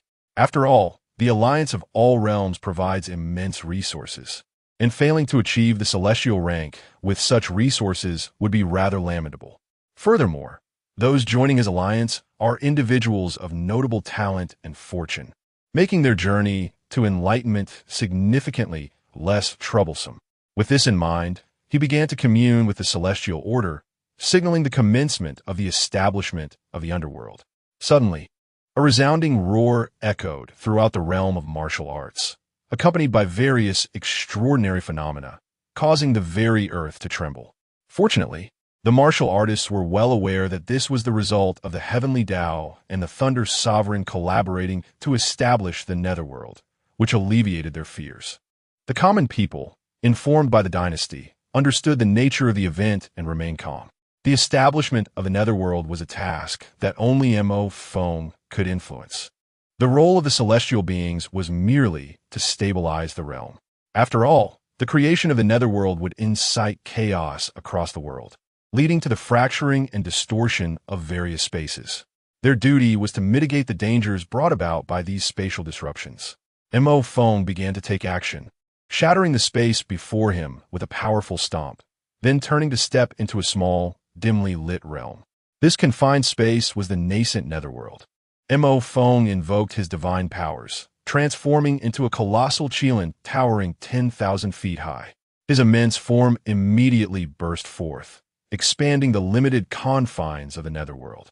With a forceful stomp, he solidified the ground beneath him and utilized the innate abilities of the qilin, converting various auspicious energies into pure nether energy to nourish the realm. The qilin, known as a divine beast of the earth, embodies both heaviness and the attribute of darkness. The heavenly Tao was equally industrious, continuously manifesting chains of the Tao to stabilize the netherworld.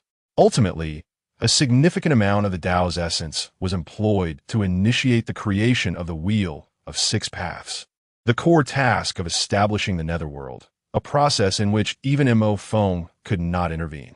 After all, this entailed the intricate rules of reincarnation. No matter how diminutive the world might be, its reincarnation rules remained profoundly complex. Although he had gained considerable insights from the realm of a Chinese ghost story, it was insufficient to facilitate the creation of the Wheel of Six Paths. Mo Feng watched intently, his eyes wide, as the heavenly Tao forged the Wheel of Six Paths. Whenever he encountered confusion, he promptly exchanged his merits for enlightenment fruits to deepen his understanding. The system's marketplace contained a complete set of reincarnation rules, but alas, they were beyond his financial means. His physical body, akin to a vast chasm, left him with insufficient merit to purchase the comprehensive rules, making the use of enlightenment fruits a more economical choice for his comprehension. Soon, with the investment of the heavenly Tao, the Wheel of Six Paths took shape. Though the heavenly Tao began to weaken, having expended an excessive amount of its essence. In short order, the heavenly Tao conveyed that the subsequent tasks would be left to Mo Feng.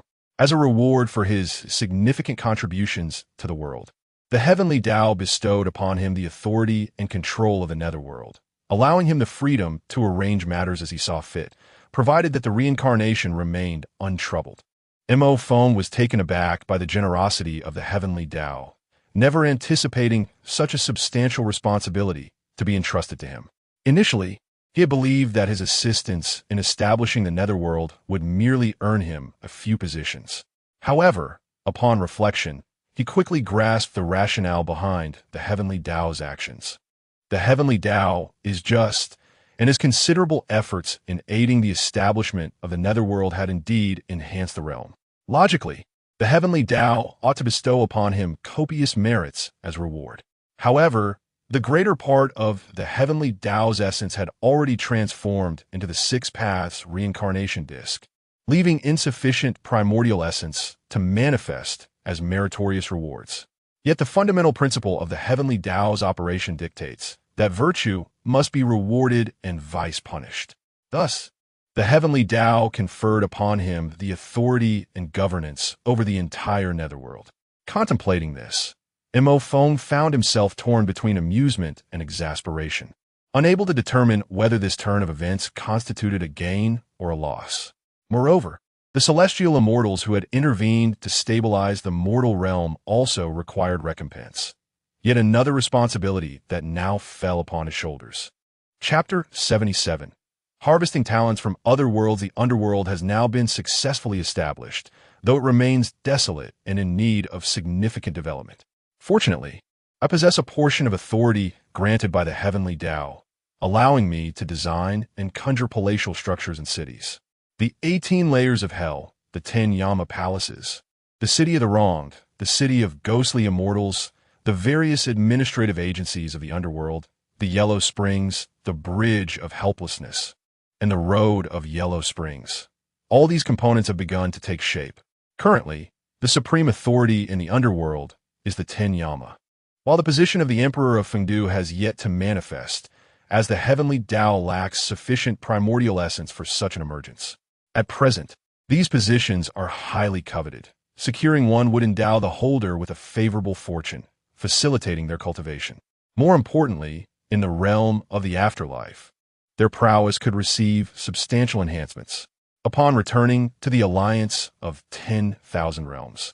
Yu Buchuan approached me to report that numerous individuals were eager to participate in the Underworld's assessments for official roles. The newly established Underworld boasts an abundance of positions. While they dare not aspire to the higher ranks, many are vying for the mid-tier administrative roles. I took the list from Yu Buchuan, and to my astonishment, the number of applicants exceeded 10,000, evoking a sense reminiscent of public service examinations from my previous life. Indeed, this is a veritable iron rice bowl. As long as one avoids committing severe transgressions, they shall never face unemployment. The applicants had detailed their respective skills and qualifications. Perusing a name, I was struck with incredulity. Wang Chaofeng, a gentleman from the Ming Dynasty, age 72, boasting over 50 years of governmental experience. Yet, through the lens of my thunderous heavenly eye, this Wang Chaofeng was quite the character, having embezzled 5 million taels of silver over the decades. Engaging in a myriad of nefarious deeds, he was burdened by his own karma. What audacity did he possess to apply for a position? Shaking my head in disbelief, I promptly struck his name from the list. Such a character would wreak havoc in the underworld. A glance at the list revealed that only 1 in 10,000 would be deemed qualified, and given their own destinies and fortunes, they would likely only qualify for some mid to low-tier positions. With a sigh, it became evident that I must seek talents from other worlds. As I contemplated how to attract capable individuals, those who had transformed into ghostly immortals after failing their tribulations arrived in the underworld. The city of ghostly immortals was designated for their habitation, and they now recognized the shortcomings of their new status, feeling a profound sense of despair. Had they known that becoming a ghostly immortal entailed such tribulations, they would have preferred to accumulate more foundation before attempting to break through. However, what is done is done. They must now accept their fate. Fortunately, they are among the first inhabitants of the city of ghostly immortals, allowing them to select a favorable location. In the City of Thunder, I rested upon a jade stone, observing as Yu Buchuan conducted the interviews on my behalf. At that moment, a stir arose within the crowd. The immortal Emperor of Cultivation fell into silence upon seeing the newcomer. Yu Buchuan, too, experienced a moment of speechless admiration. The visitor was none other than Hai Rui of the Ming Dynasty. Yu Buchuan, taken aback, inquired, "Did you not cultivate the literary path of Master Wang Yongming? How is it that you have come to participate in the assessments of the underworld?" Hai Rui replied, "After perusing all the literature from subsequent generations, I have reached a conclusion. To truly advocate for the common people, one must hold a certain position of authority. Thus, I wish to apply for the role of a judge. Only by becoming a judge can the nobles of this world learn to fear and restrain themselves." Upon hearing this, the surrounding nobles turned pale. Should Hai Rui become a judge, their lives would be in utter disarray. His standards of integrity were so stringent that they bordered on an obsessive dedication. While Hai Rui was indeed incorruptible and upright, being his family member was a tragic fate, as even the most basic sustenance became a challenge. Yu Buchuan sought counsel from Mo Feng on how to manage Hai Rui's ambitions.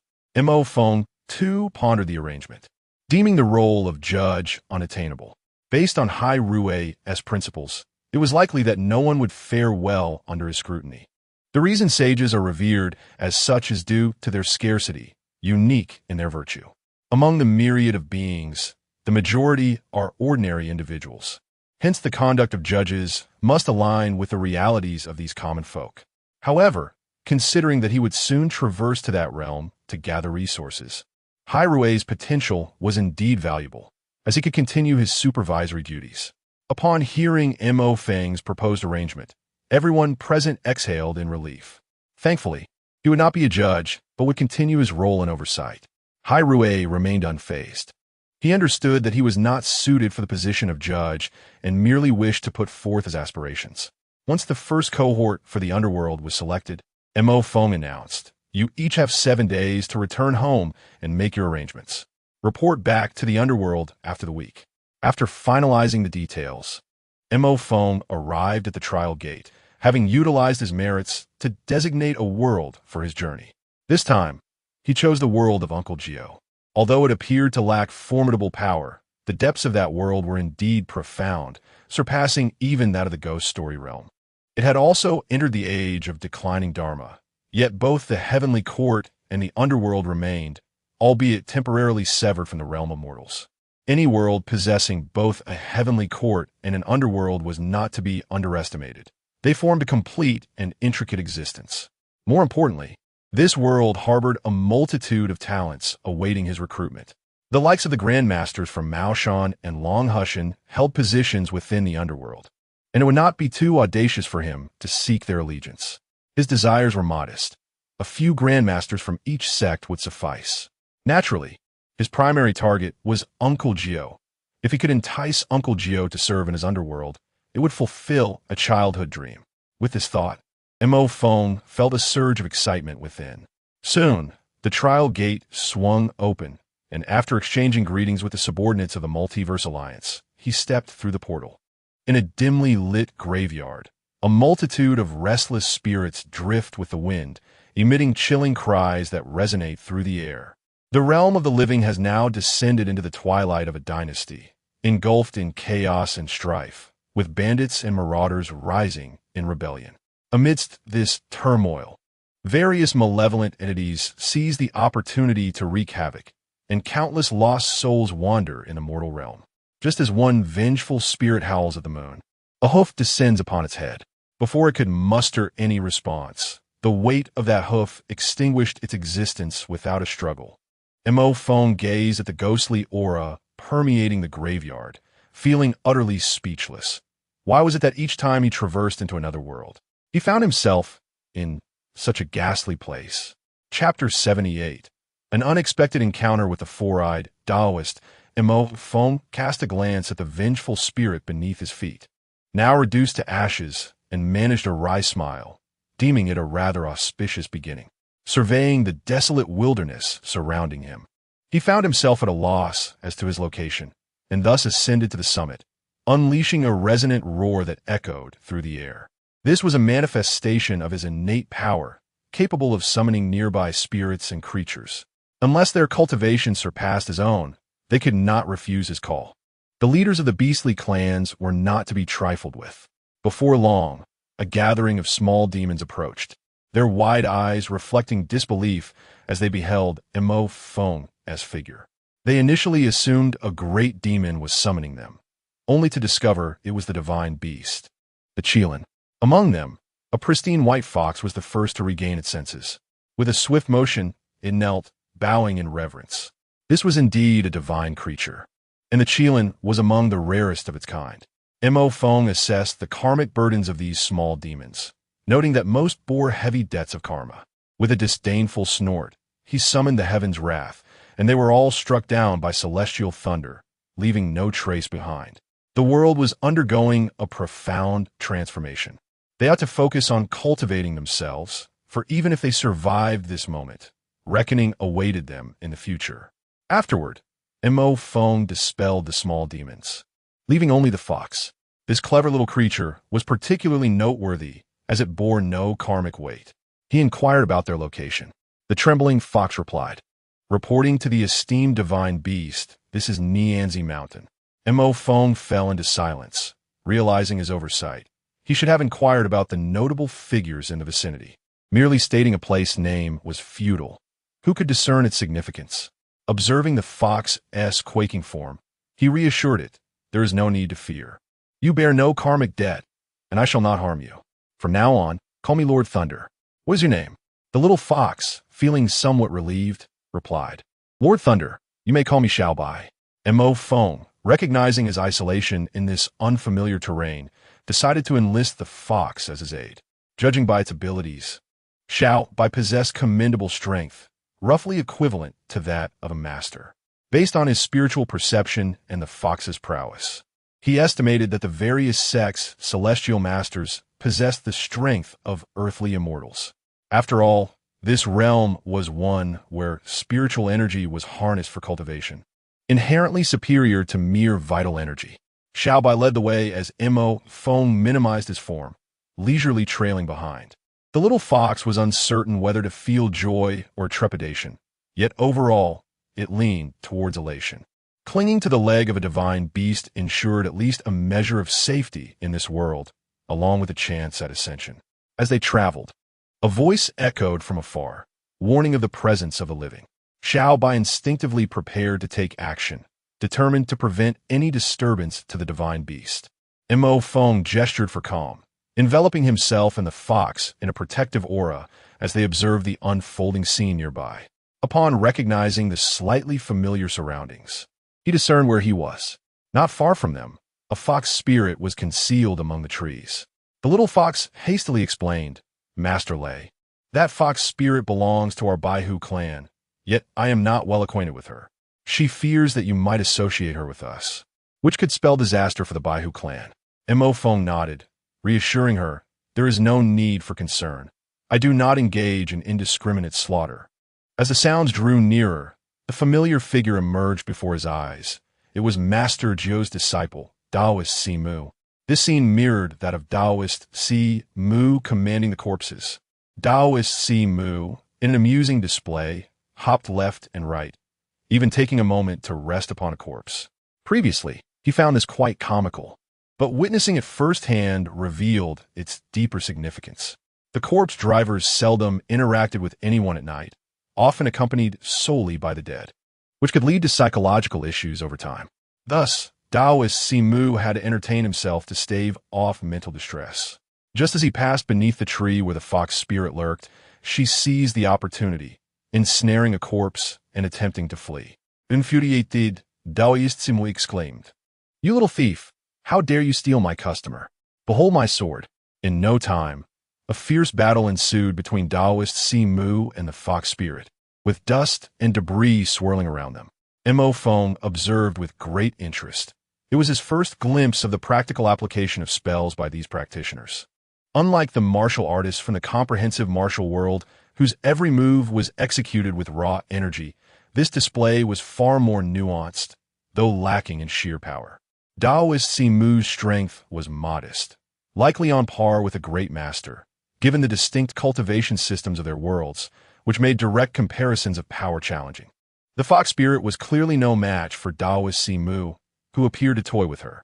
Soon, realizing the disparity in their abilities, the fox spirit abandoned the corpse and attempted to flee. Taoist Si Mu, unwilling to let go of such a rare diversion, swiped his finger along his peachwood sword and struck, injuring the fox spirit. Seeing herself outmatched, the fox spirit transformed, manifesting as an alluring woman clad in revealing attire. Exuding an enchanting aura, with slightly parted red lips, she blew forth a heart-shaped puff of air. Taoist Si Mu's face lit up with a lecherous grin as he chuckled. "I never expected to have such an enticing opportunity." With that, he lunged forward to embrace her, just as the fox spirit prepared to retaliate. Taoist Si Mu summoned his internal energy and dealt a powerful blow to her chest, mockingly declaring, "A mere trifle, attempting to seduce me. I am but indulging in your little game." The fox spirit was sent flying, landing right before Mo Feng. Mo Feng had initially wished to conceal his identity for a while longer, for this world was governed by the realms of heaven and hell.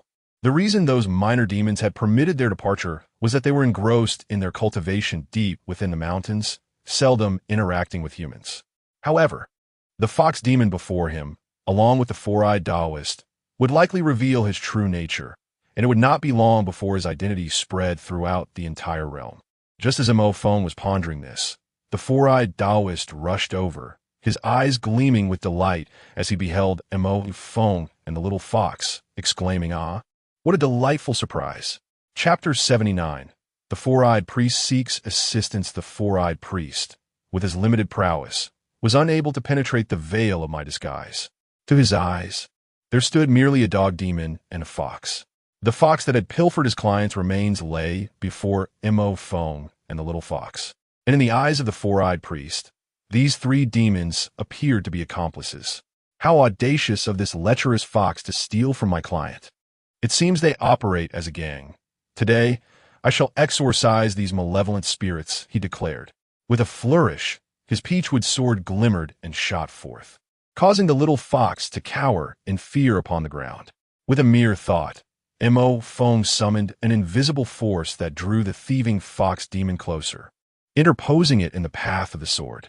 The already gravely injured fox emitted a piercing shriek as it collapsed, revealing its true form. The four-eyed priest sneered. "A demon is but a demon. Receive another blow from my sword." And Mo Feng, unwilling to squander time, unveiled his true form, controlling the majestic might of the Qilin within a radius of 50 meters. The dense aura of the Qilin froze the approaching Peachwood sword, which shattered under the immense pressure. The once confident four-eyed priest felt as though he bore the weight of a mountain upon his shoulders. His knees buckled, and he prostrated himself, unable to lift his head. The malevolent energies surrounding him were swept away by the auspicious aura, rejuvenating the area with vibrant life. Struggling to raise his gaze, the four-eyed priest beheld Mo Feng, his eyes wide with astonishment, mouth agape in disbelief. Before him stood a towering Qilin, a creature of ebony hue, measuring 10 feet in height and 30 feet in length. Lightning flickered at its majestic horns, enhancing its formidable presence. The little fox trembled beside it. Even though Mo Feng's Qilin aura was not directed at her, the overwhelming pressure stemming from the divine beast's lineage rendered her immobile. Having navigated the martial world for so long, the four-eyed priest quickly composed himself and proclaimed, "I, the disciple of Mao Shan, for eyes, pay my respects to the divine beast." Internally, he fervently hoped that the renown of Mao Shan would prove beneficial. Their venerable ancestors, Jinju and Maoying, Maogu, and Maozhong, served in the heavenly court. He prayed that this divine beast would spare his life out of respect for his ancestors. Simultaneously, he marveled, "Oh, my senior brother, I have truly achieved something. I dare to confront a divine beast." Mo Feng's great Qilin eyes locked onto the four-eyed priest in silence, instilling a cold sweat upon his brow and chills down his spine. "Rise. I recall that Mao Shan does not strike against those demons devoid of karma. When did this edict change in your generation?" The four-eyed priest knelt once more, overwhelmed by the weight of the situation, desperately clarifying, "Great divine beast. This rule of Mao Shan has remained unchanged. I merely mistook you for an ally of that fox demon. I beseech your discernment." Mo Feng dispelled his oppressive aura, resuming his disguise, and said, "Let this matter be forgotten. You may call me Lord Thunder." Upon hearing that the divine beast before him had spared his life, Taoist Simu let out a sigh of relief. He could discern that the Thunder Sovereign standing before him was undoubtedly a celestial Qilin, igniting a fervent desire within his heart. In this era of declining spiritual practices, the prospect of attaining immortality seemed nearly impossible for practitioners like him.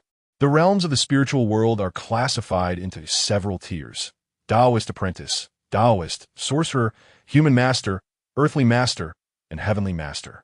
Despite his lengthy cultivation, he remained in the mid-tier of sorcerers. As far as he knew, among the disciples of Mao Shan, only his elder brother had reached the earthly master level, while his brother Jiushu stood at the pinnacle of human mastery. All the ancestors of Mao Shan had long since taken positions in the underworld, and he himself had already contemplated serving there a century hence. However, encountering the Thunder Sovereign sparked a new ambition within him. If he could serve the Thunder Sovereign well, perhaps he might be taken along upon the Sovereign's return to the heavenly realm, thereby granting him a chance at immortality. Instantly, a fervent smile graced his face as he inquired, "Might I ask, Thunder Sovereign, what brings you to the mortal realm?" He continued, "Thunder Sovereign, I possess favorable connections. Whatever tasks you require, I shall exert every effort to assist you in accomplishing them." Perceiving Taoist Simu's intentions, recognized his desire to cling to his coattails. Nonetheless, he understood that in a world devoid of hope for ascending to immortality, it was only natural for Simu to harbor such aspirations. Having encountered him, Simu was determined to seize this fleeting opportunity. After all, the pursuit of immortality is not to be scorned. Taoist Simu was indeed fitting, for the majority of Mao Shan's practitioners were already employed in the underworld, making them quite familiar with its operations. Thus, he proposed, "Please lead me to your residence. I wish to converse with your esteemed ancestors." Daoist Simu promptly nodded and replied with a smile, "Please wait a moment, Thunder Sovereign, while I attend to my customers." Chuckled, finding Daoist Simu more intriguing than he had recalled. Even in such trying times, he had not forsaken his responsibilities, ensuring his customers returned home. Within his heart, he silently marked Daoist Simu's name with a check, thus adding him to his list. Observing the satisfaction on the Thunder Sovereign's face, Daoist Simu knew that his efforts had been well received, and he became even more enthusiastic in his endeavors. With Daoist Simu's utmost dedication, their party swiftly arrived at his countryside cottage. "Thunder Sovereign, this is my humble abode. The adjacent building belongs to a monk named Master Ishio, who is a friend of mine. Additionally, I have a disciple named Jala, who resides with me." At this moment, Daoist Simu was devoid of any mischievous intentions. His sole focus was on how to firmly grasp the Thunder Sovereign's favor. As they reached the entrance, he called out loudly, "Jala, come forth and pay your respects to our esteemed guest." Upon hearing his master's voice, Jala, who had been lazily dozing, was instantly roused and came out to the door. Upon seeing the esteemed figure his master indicated, he couldn't help but question whether his master was jesting. Although the imposing black dog before him exuded an air of handsomeness and strength, the idea of bowing deeply in deference to it felt rather peculiar. However, noticing the grave demeanor of his master, Jala understood the gravity of the situation and promptly performed a respectful greeting toward Moffing. "You may rise. There is no need for such formality." Upon hearing the black dog speak, Jala was momentarily taken aback, yet he swiftly composed himself, standing behind his master with a more subdued expression. The Taoist priest, satisfied, nodded approvingly, recognizing that his disciple had finally experienced a moment of enlightenment. Chapter 80. Contacting the Grandmaster of Maoshan, the recruitment plan commences. Subsequently, Daoist Simu enthusiastically invited, "Revered Thunder, please allow me to enter and communicate with our Grandmaster."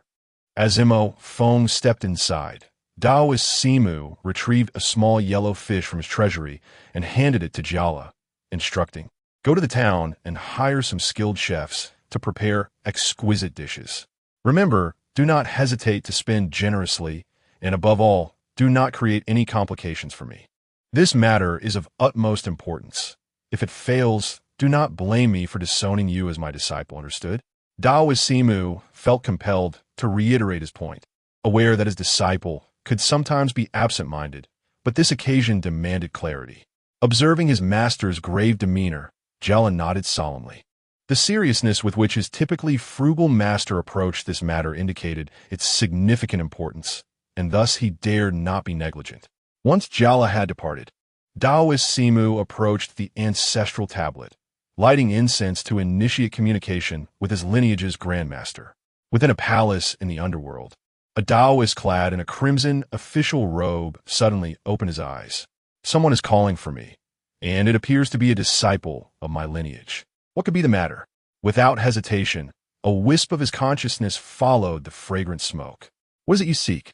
Upon hearing the Grandmaster's voice, Daoist Simu immediately performed a deep bow, saying, "Grandmaster, there is someone seeking your audience."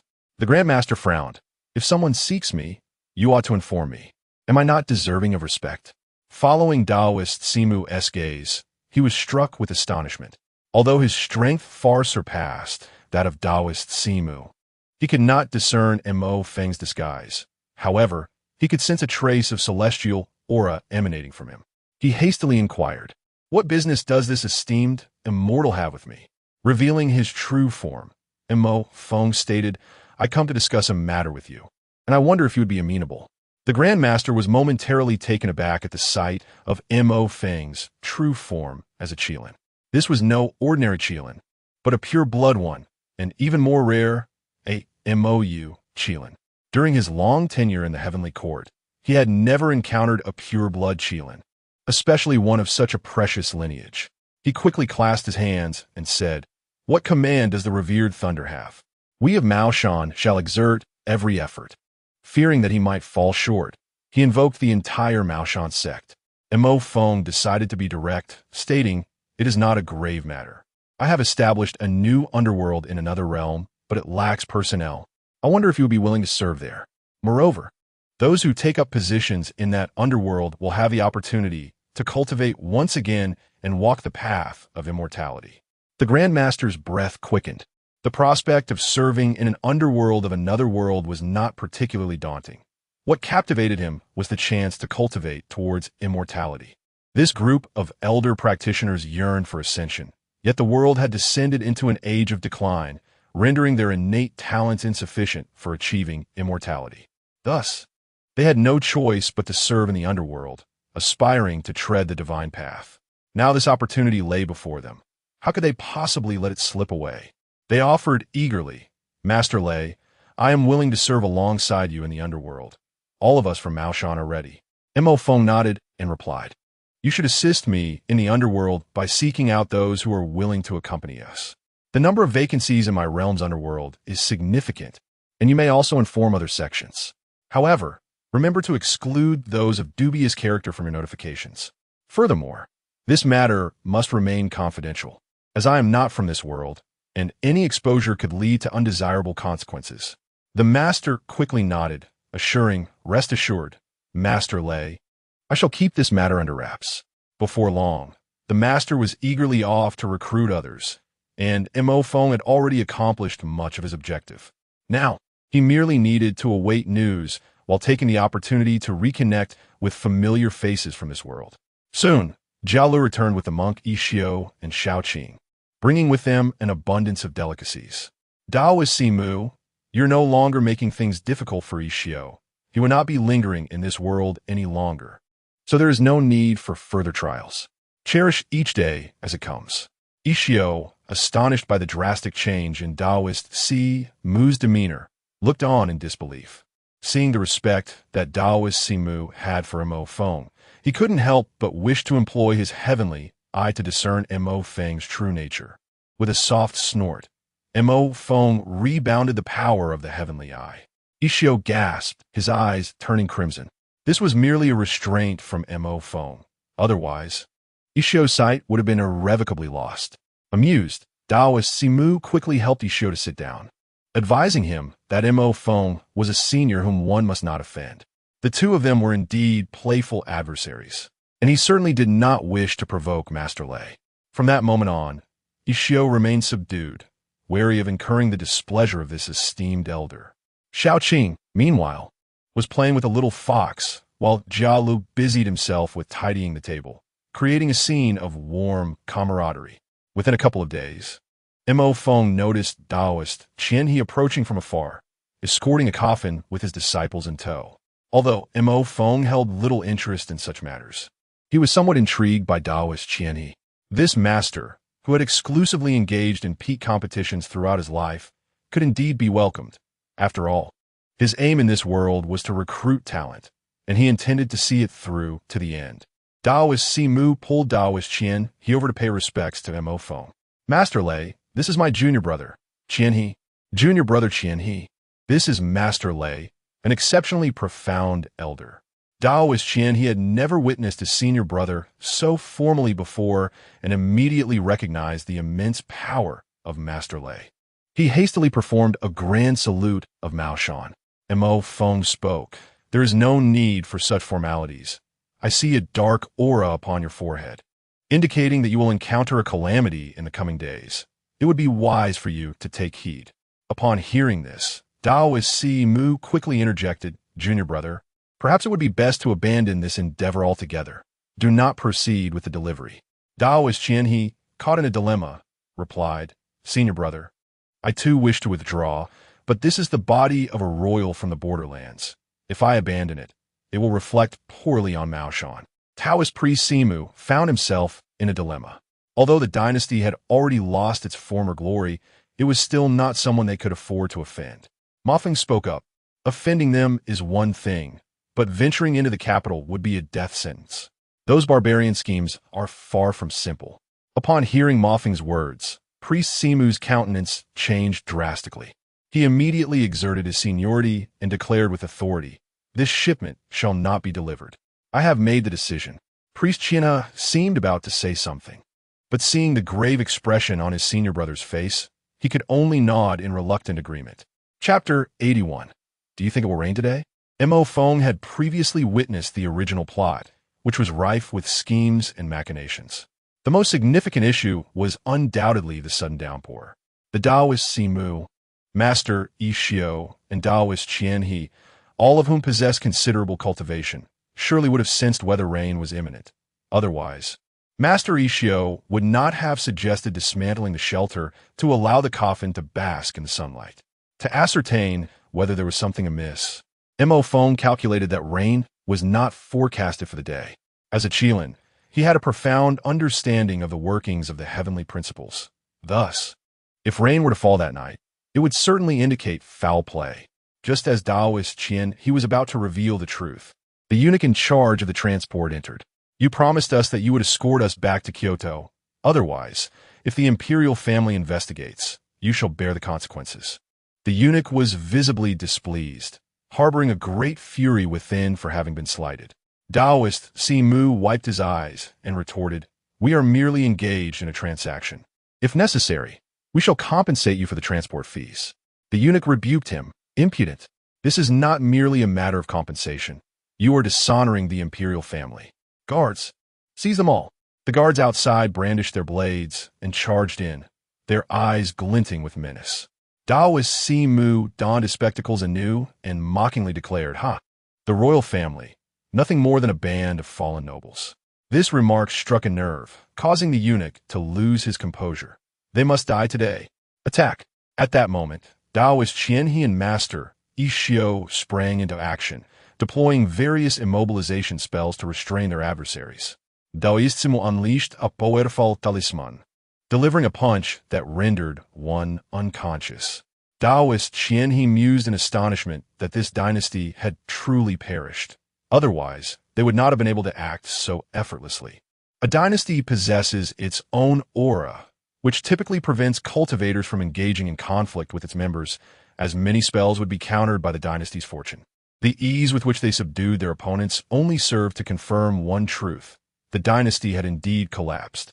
This realization brought Taoist Qianhe a measure of relief, for he had been concerned about the repercussions for Maoshan. Gazing at the coffin they had transported, he suggested, "Brother, since it has come to this, let us dispose of the zombie within." Taoist Simu and Master Ishio nodded in agreement, preparing to deal with the royal zombie. However, Mo Feng interjected, "Let us hold off for now. We may use this zombie to lure in larger prey." Taoist Simu, accustomed to dealing with various individuals, instantly comprehended Lei Zun's intention, his expression darkening as he remarked, "Lei Zun, do you imply that our disciple's transport was merely a pawn in someone else's scheme?" Mo Feng smiled enigmatically, remaining silent, for he too was uncertain of the orchestrator behind it all. After all, in the previous life, he merely observed the narrative, and the identity of the person behind it remains somewhat unclear. However, he has begun to form a tentative conjecture. This mission was designated by the royal family, and the rain washed away the ink line on the coffin, aiming for the emergence of a zombie. Surprisingly, the cargo being transported was merely a young prince of only a few years, accompanied by the Taoist priest Qianhe, which seemed exceedingly strange. Once the zombie emerges and consumes the blood of the young prince, followed by the blood of the Taoist priest Qianhe, it is likely to instantly transform into a golden-armored corpse king. The only entities capable of orchestrating such a grand scheme, apart from the royal family in the capital, are beyond Mo Feng's comprehension. Upon witnessing the smile on Lei Zun's face, Taoist Simu became certain and, filled with anger, exclaimed, "I must see who dares to scheme against us of Maoshan." A chill ran down Qianhe's spine as he reflected on the peculiarities encountered along the journey, realizing it was fraught with various irrational circumstances that he had failed to notice. "Master, should we not rally our allies?" The Taoist Master Qianhe felt a twinge of anxiety, so profound that he even shielded his own perception, revealing the intricate schemes and formidable cultivation of the person behind it all. Master Ishio nodded in agreement, stating, Taoist Simu, "It is indeed prudent to call for assistance. Otherwise, this evening may prove quite challenging." Taoist Simu replied with a smile, "There is no need for that. If the one behind this scheme dares to show up tonight, I shall ensure he accounts for his actions here." It is no jest. Lord Lei is present. And whoever is orchestrating this from the shadows can be boldly challenged. Come forth if you possess the courage. Observing his senior brother's confidence, Qianhe chose not to voice any objections. He understood his brother well. In matters of such gravity, he would never underestimate the situation. Since his brother deemed it unnecessary to summon aid, it was a testament to his capability in resolving the matter. Soon night fell, and the coffin of the royal zombie was positioned in the courtyard. Mo Feng, gazing at the heavily armed Taoist Simu, inquired with a grin, Simu, do you think it will rain tonight? The Taoist priest, taken aback, gazed at the resplendent starry sky and remarked, such splendid weather, how could it possibly rain? However, Master Simi, being a quick-witted individual, immediately grasped the implication. Thunder Sovereign, are you suggesting that there will be an unusual rain tonight? Soon one begins to ponder. Had it not been for the presence of Lord Lei, the consequences of his junior brother encountering this sudden downpour would have been unfathomable. Mo Feng cast his gaze upon the old man beside him, who was indeed an intriguing character. In the original narrative, it would not have posed such a significant issue to simply deliver the coffin into the tent. After all, he was well aware of the contents within that coffin. Yet, he steadfastly refused to hand it over. It was only when the royal zombie emerged from the coffin, intent on biting the young prince, that he finally scooped the prince up and fled. This indicates that he understood the zombie's thirst for the blood of Taoist Qianhe, recognizing him as a mobile source of sustenance, albeit he remained oblivious to the fact that the young prince was also a vessel of blood. The allure of the inked winds has become increasingly captivating. Initially, while immersing myself in the narrative, I could hardly fathom the multitude of intricacies woven within. Regrettably, I am hesitant to unleash my full potential, for should the celestial court and the underworld of this realm take notice, my existence would be rendered quite precarious. Although I fear not the earth immortals, the presence of both celestial court and underworld implies a plethora of formidable deities, against whom I stand little chance. Suddenly, a thunderous clap reverberated through the heavens. In the blink of an eye, dark clouds amassed, followed by a torrential downpour. The Taoist master Qianhe felt a chill envelop him. He was no fool, and thus discerned the profound implications lurking behind this tempest. Chapter 82. The remnants of the corpse refining sect with a resounding crack. A bolt of lightning illuminated the heavens, casting light upon the surroundings. A fierce gale swept away the tent that had covered the zombie, and a torrential downpour immediately washed the coffin clean. Another flash of lightning struck, directly hitting the coffin. The coffin exploded, and the royal zombie inside stood upright, letting out a furious roar. The face of Taoist Simu darkened. This scene was a blatant scheme. Who would unleash such a tempest of rain and thunder upon a coffin? Taoist Qianhe's expression mirrored his dismay. He was a pawn in this plot and had every reason to be troubled, not to mention the uncertainty of his own survival under such dire circumstances. His 4 disciples were surely doomed. With a great sword in hand, Taoist Simu furrowed his brow as he gazed at the zombie. The thunder has altered the coffin, and now we face a copper-armored jumping corpse. This is untenable. The various talismans and peachwood swords he wielded had little effect on this zombie.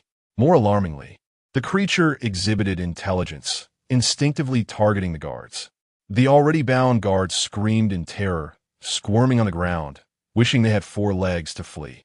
Taoist Qian, he leapt forward, delivering a kick to the zombie's throat and executing a split in midair. Taoist Simu shouted, "Old monk, hurry and move those guards away. If it feeds on their blood, it will become even more formidable." He swiftly drew a massive peachwood sword, striking with a resounding thud. Master Ishio, after relocating the guards, produced his prayer beads to strike. Another cacophony erupted as the royal zombie was sent flying, letting out a furious bellow, albeit in vain. Having just emerged from the coffin, the royal zombie had not yet had the chance to draw blood.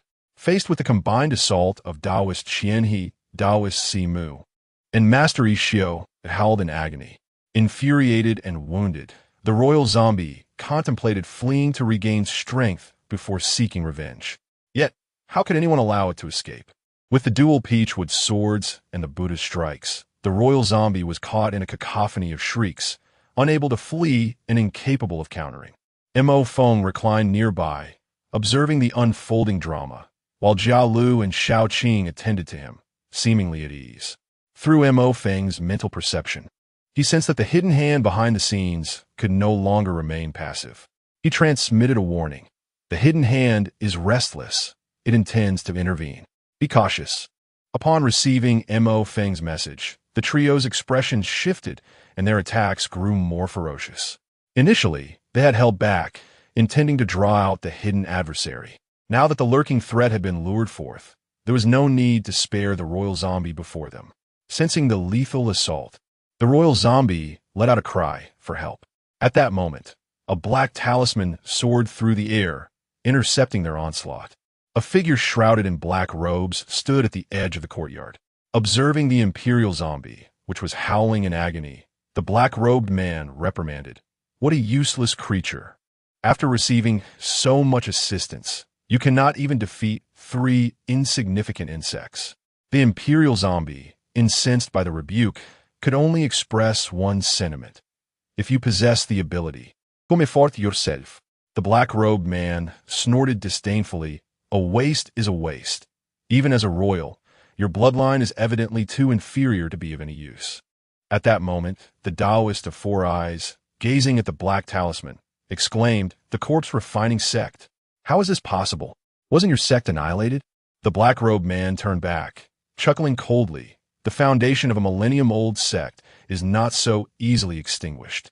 Realizing the connection between the remnants of the corpse refining sect and the imperial zombie, the Taoist of 4 eyes suddenly comprehended everything. "You have allied with the dynasty." The black-robed man laughed heartily. "Indeed, you are a disciple of Mao Shan. You grasped the situation swiftly. Those royal figures of the dynasty sought to utilize zombies to reverse their fortunes, crafting numerous undead to conceal within the royal tombs, unaware that all of it was merely a wedding dress for me." Enraged, the imperial zombie leaped forward to bite the black-robed man. With a mere flick of his hand, the black-robed man sent the approaching zombie flying. "I am a member of the corpse refining sect, inherently your nemesis. How dare you strike at me?" Truly oblivious to the consequences, drawing in a deep breath, he consumed the essence of the zombie's origin.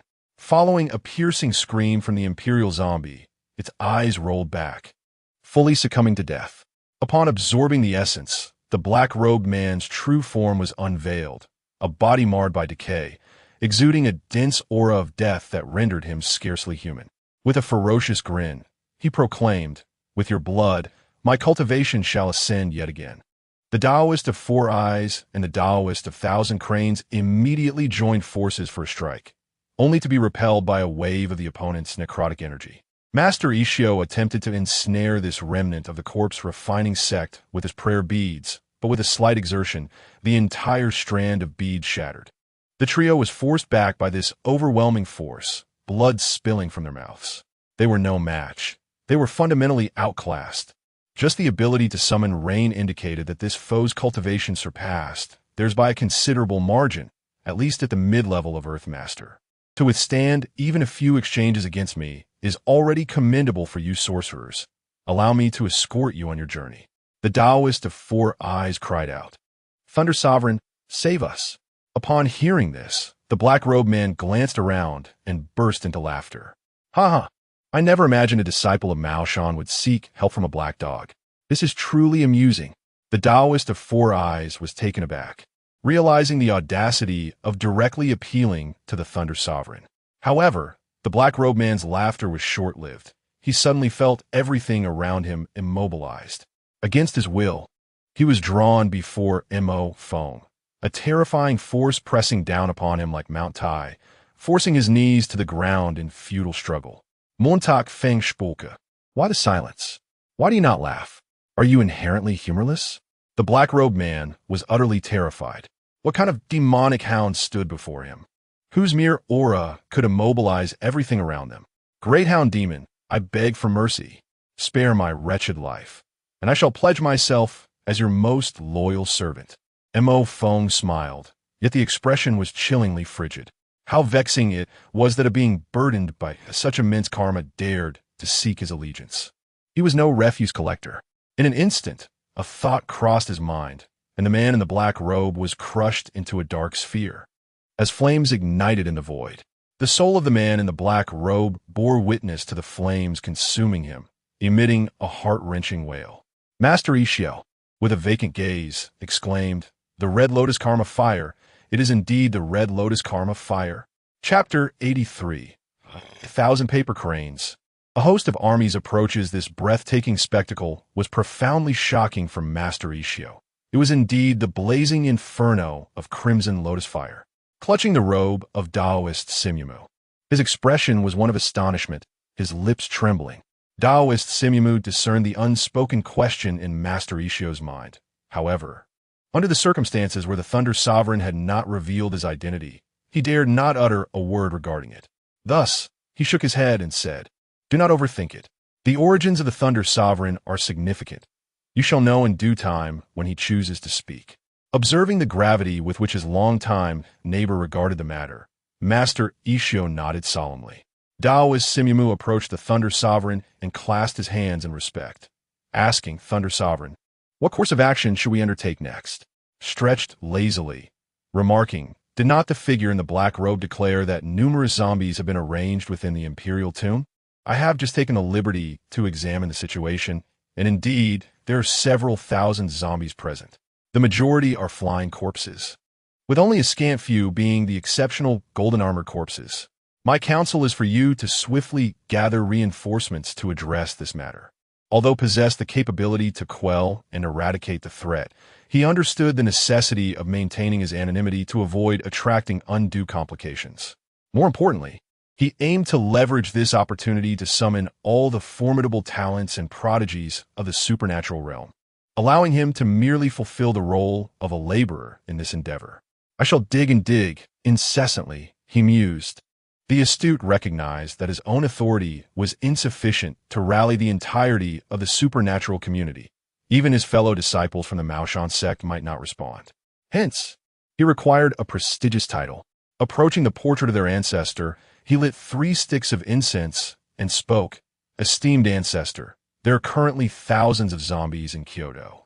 For the sake of humanity's safety, I must implore your name to summon the Maoshan Brethren. I hope you will not take offense." Meanwhile, the ancestor, engaged in his duties in the underworld, quickly surmised the nature of his request and granted permission. The diligent ancestor began reaching out to various sect leaders throughout the underworld.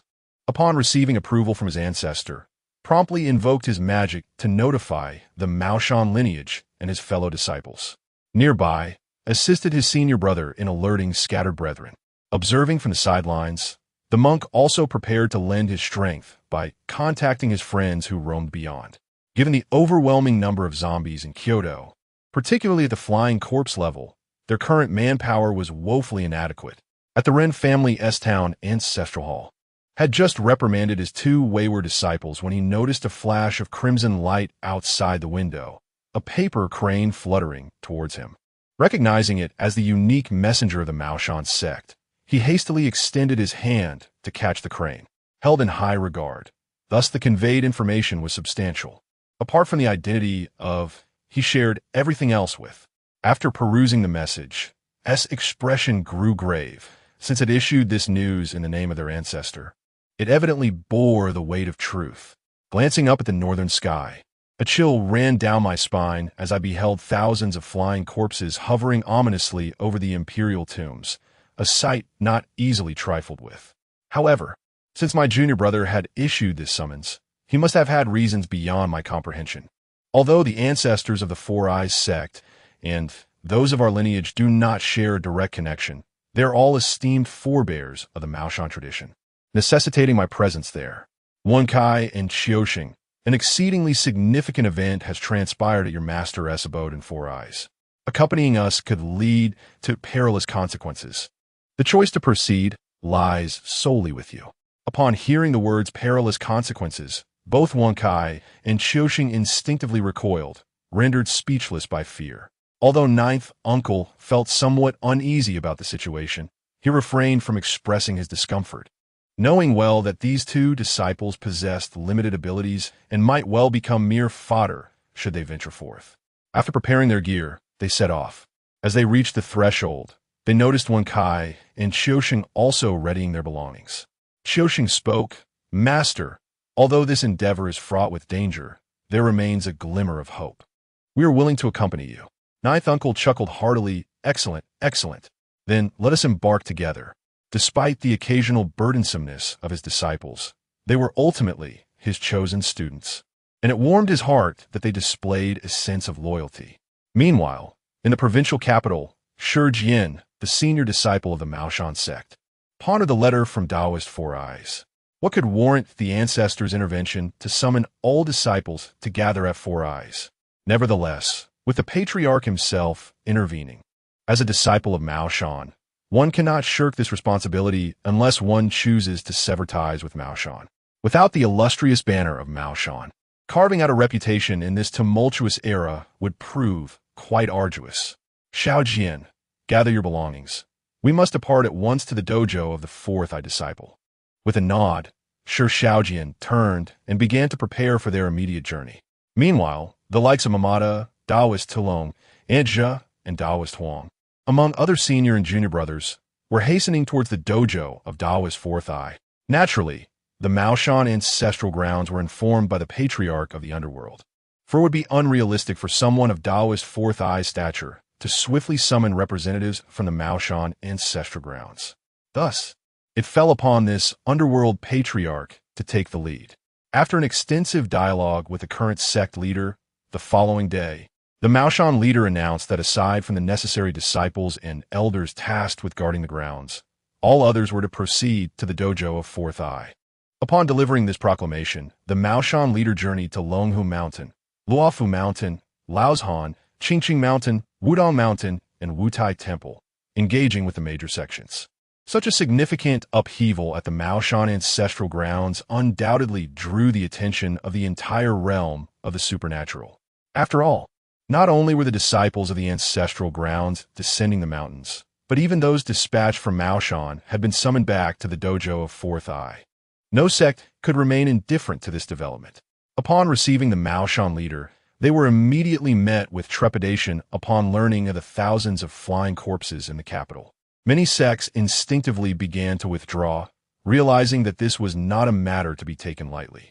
After all, these were flying corpses, formidable undead beings, and many among them were ill-equipped to contend with such adversaries, let alone the daunting number of thousands. It is of paramount significance that this location is a royal tomb, where the undead, nourished by the imperial aura, exude an even greater terror. However, they swiftly received word from their ancestral master in the underworld, summoning them to participate. Simultaneously, assurances were given that, should they meet their demise, the underworld would secure them positions, all of considerable stature. Although the leaders of these sects were perplexed by the abundance of available positions, they could hardly believe that their own master would deceive them. With a fallback plan in place, they felt no trepidation, boldly declaring that it was their noble aspiration to eradicate the malevolence plaguing the 9 provinces. Chapter 84. Run. There are Taoist priests here ever since sending out the messages. Taoist priests Simu and Qianhe, along with Master Ishio, had been tirelessly busy. They were well aware that their sect leader had practically alerted the entire supernatural community. Beyond just the orthodox sects, even neutral factions have been notified. With so many flying zombies appearing and remnants of the corpse refining sect stirring trouble, their full participation was imperative. Having played a role in the sect's eradication, they couldn't afford to ignore the threat of retaliation. Zhala, take your fellow apprentices Feng, Yu, Lei, and Jin into town to hire workers for the wooden cabins. Also, arrange with the local cooks to prepare meals. Spare no expense. This time, Simu had emptied his life savings, offering an entire small chest of gold. After all, he had received word from Thunder Sovereign that he would be taken along upon departure. With his imminent departure from this world, hoarding wealth no longer held meaning. The area around Simu's Taoist temple was now a bustling construction site, expanding in preparation for the arriving allies and esteemed figures. Soon, Uncle Nine arrived with his fellow disciples Tulong and Sister Jigu, whom they had encountered on the road.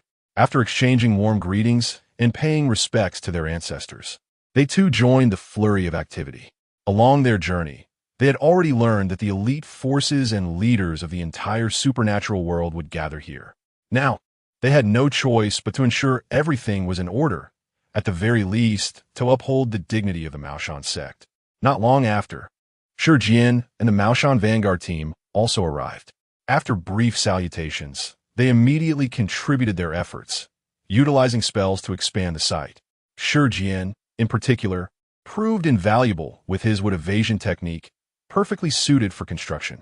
With a mere wave of his hand, wooden pillars soared into place, forming sturdy frameworks.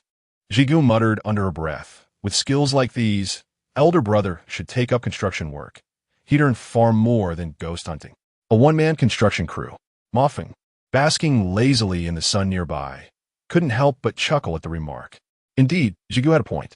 Shi Jian's abilities were wasted outside a construction site. Just as Jigu noticed Mofeng lounging and was about to speak, Simu swiftly covered her mouth. Don't speak carelessly. This is not to be discussed. Uncle Nine, observing the scene, nodded thoughtfully. It was clear that whether it was Simu, Qianhe, or even Master Ishio, all held deep reverence for Mofeng. Evidently, Mofeng was a figure of great significance. He quickly advised Jigu to hold her tongue. Mofeng himself remained indifferent to such matters. His sole interest lay in talent. Internally, he assessed each arriving individual, marking those who met his standards with a check, potential candidates to accompany him back to the martial world. Though he suspected he might soon find himself blacklisted by the heavenly Tao of Uncle Nine's world. But Mofeng was not one to leave without settling affairs. Otherwise, this grand gathering to eradicate the zombies would never have taken place. In the vicinity of the four-eyed Taoist temple, nestled among the towering mountains, a diminutive demon cowered behind a tree, trembling at the sight of the Taoists and monks who occasionally soared overhead. Particularly, the frequency of Taoist sightings was alarming, with 4 to 5 groups passing by in a single day. Hastily retreating to its lair, the little demon summoned its companions, exclaiming, "Esteemed friends, we must depart from this place post-haste. This area is rife with Taoists." Meanwhile, in a desolate graveyard, a gathering of forlorn spirits and wild ghosts deliberated among themselves. A leading spirit declared, "Let us relocate. Today, we shall vacate this frightening locale, for it teems with Taoists. I have counted no fewer than 6 groups of Taoists and 2 groups of monks that have passed today alone. Remaining here could jeopardize our very lives."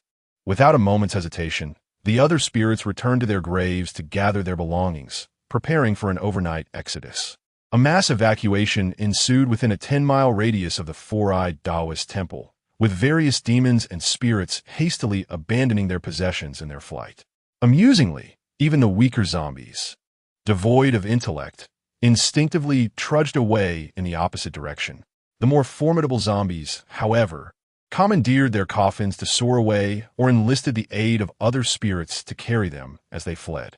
It could be said that this gathering prompted the complete departure of all demons and spirits within the vicinity.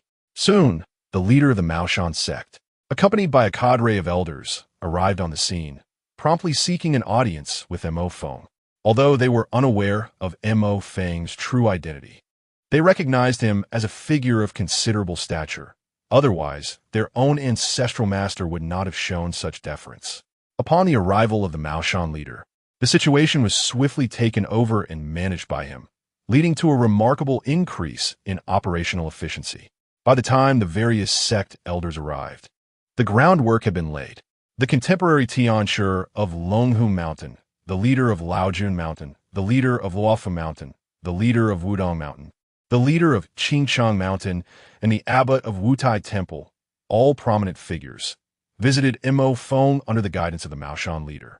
Mo Feng observed the cultivation levels of these sect leaders, noting that they were all quite adept, each having attained the Tianshi realm. Without such cultivation, one could not ascend to the leadership of a major sect. The Tianshi realm was akin to the combat prowess of terrestrial immortals. Though the realms themselves were not directly comparable, there has long existed a misconception that realm and strength are inherently linked. In truth, while there is a correlation between the two, strength is influenced by many factors beyond mere realm. The realm can be likened to a vessel capable of holding water. The capacity to contain depends on the size of the vessel. The larger the vessel, the more water it can hold. However, strength is distinct. It is shaped by both realm and numerous external factors, such as the cultivation techniques employed, the supernatural abilities cultivated, combat experience, the artifacts possessed, and innate talent, all of which contribute to one's overall power. Thus, whenever Mo Feng traverses a new realm, he refrains from using the realms as a point of reference. Instead, he compares the combat prowess exhibited by its inhabitants. In the world of Jiushu, the Celestial Masters undoubtedly do not possess the same level of cultivation as the terrestrial immortals. However, the combat capabilities they can muster are comparable to those of the terrestrial immortals. This observation further substantiates the notion that the essence and origin of the Jiushu world are inherently superior to those of the comprehensive martial world. One realm directly harnesses the spiritual energies of heaven and earth to cultivate magical powers, while the latter has only recently begun to refine true essence through spiritual energy, indicating a significant disparity between them. Nevertheless, as the worlds evolve, the future of the comprehensive martial world appears considerably more promising than that of the Jiushu world.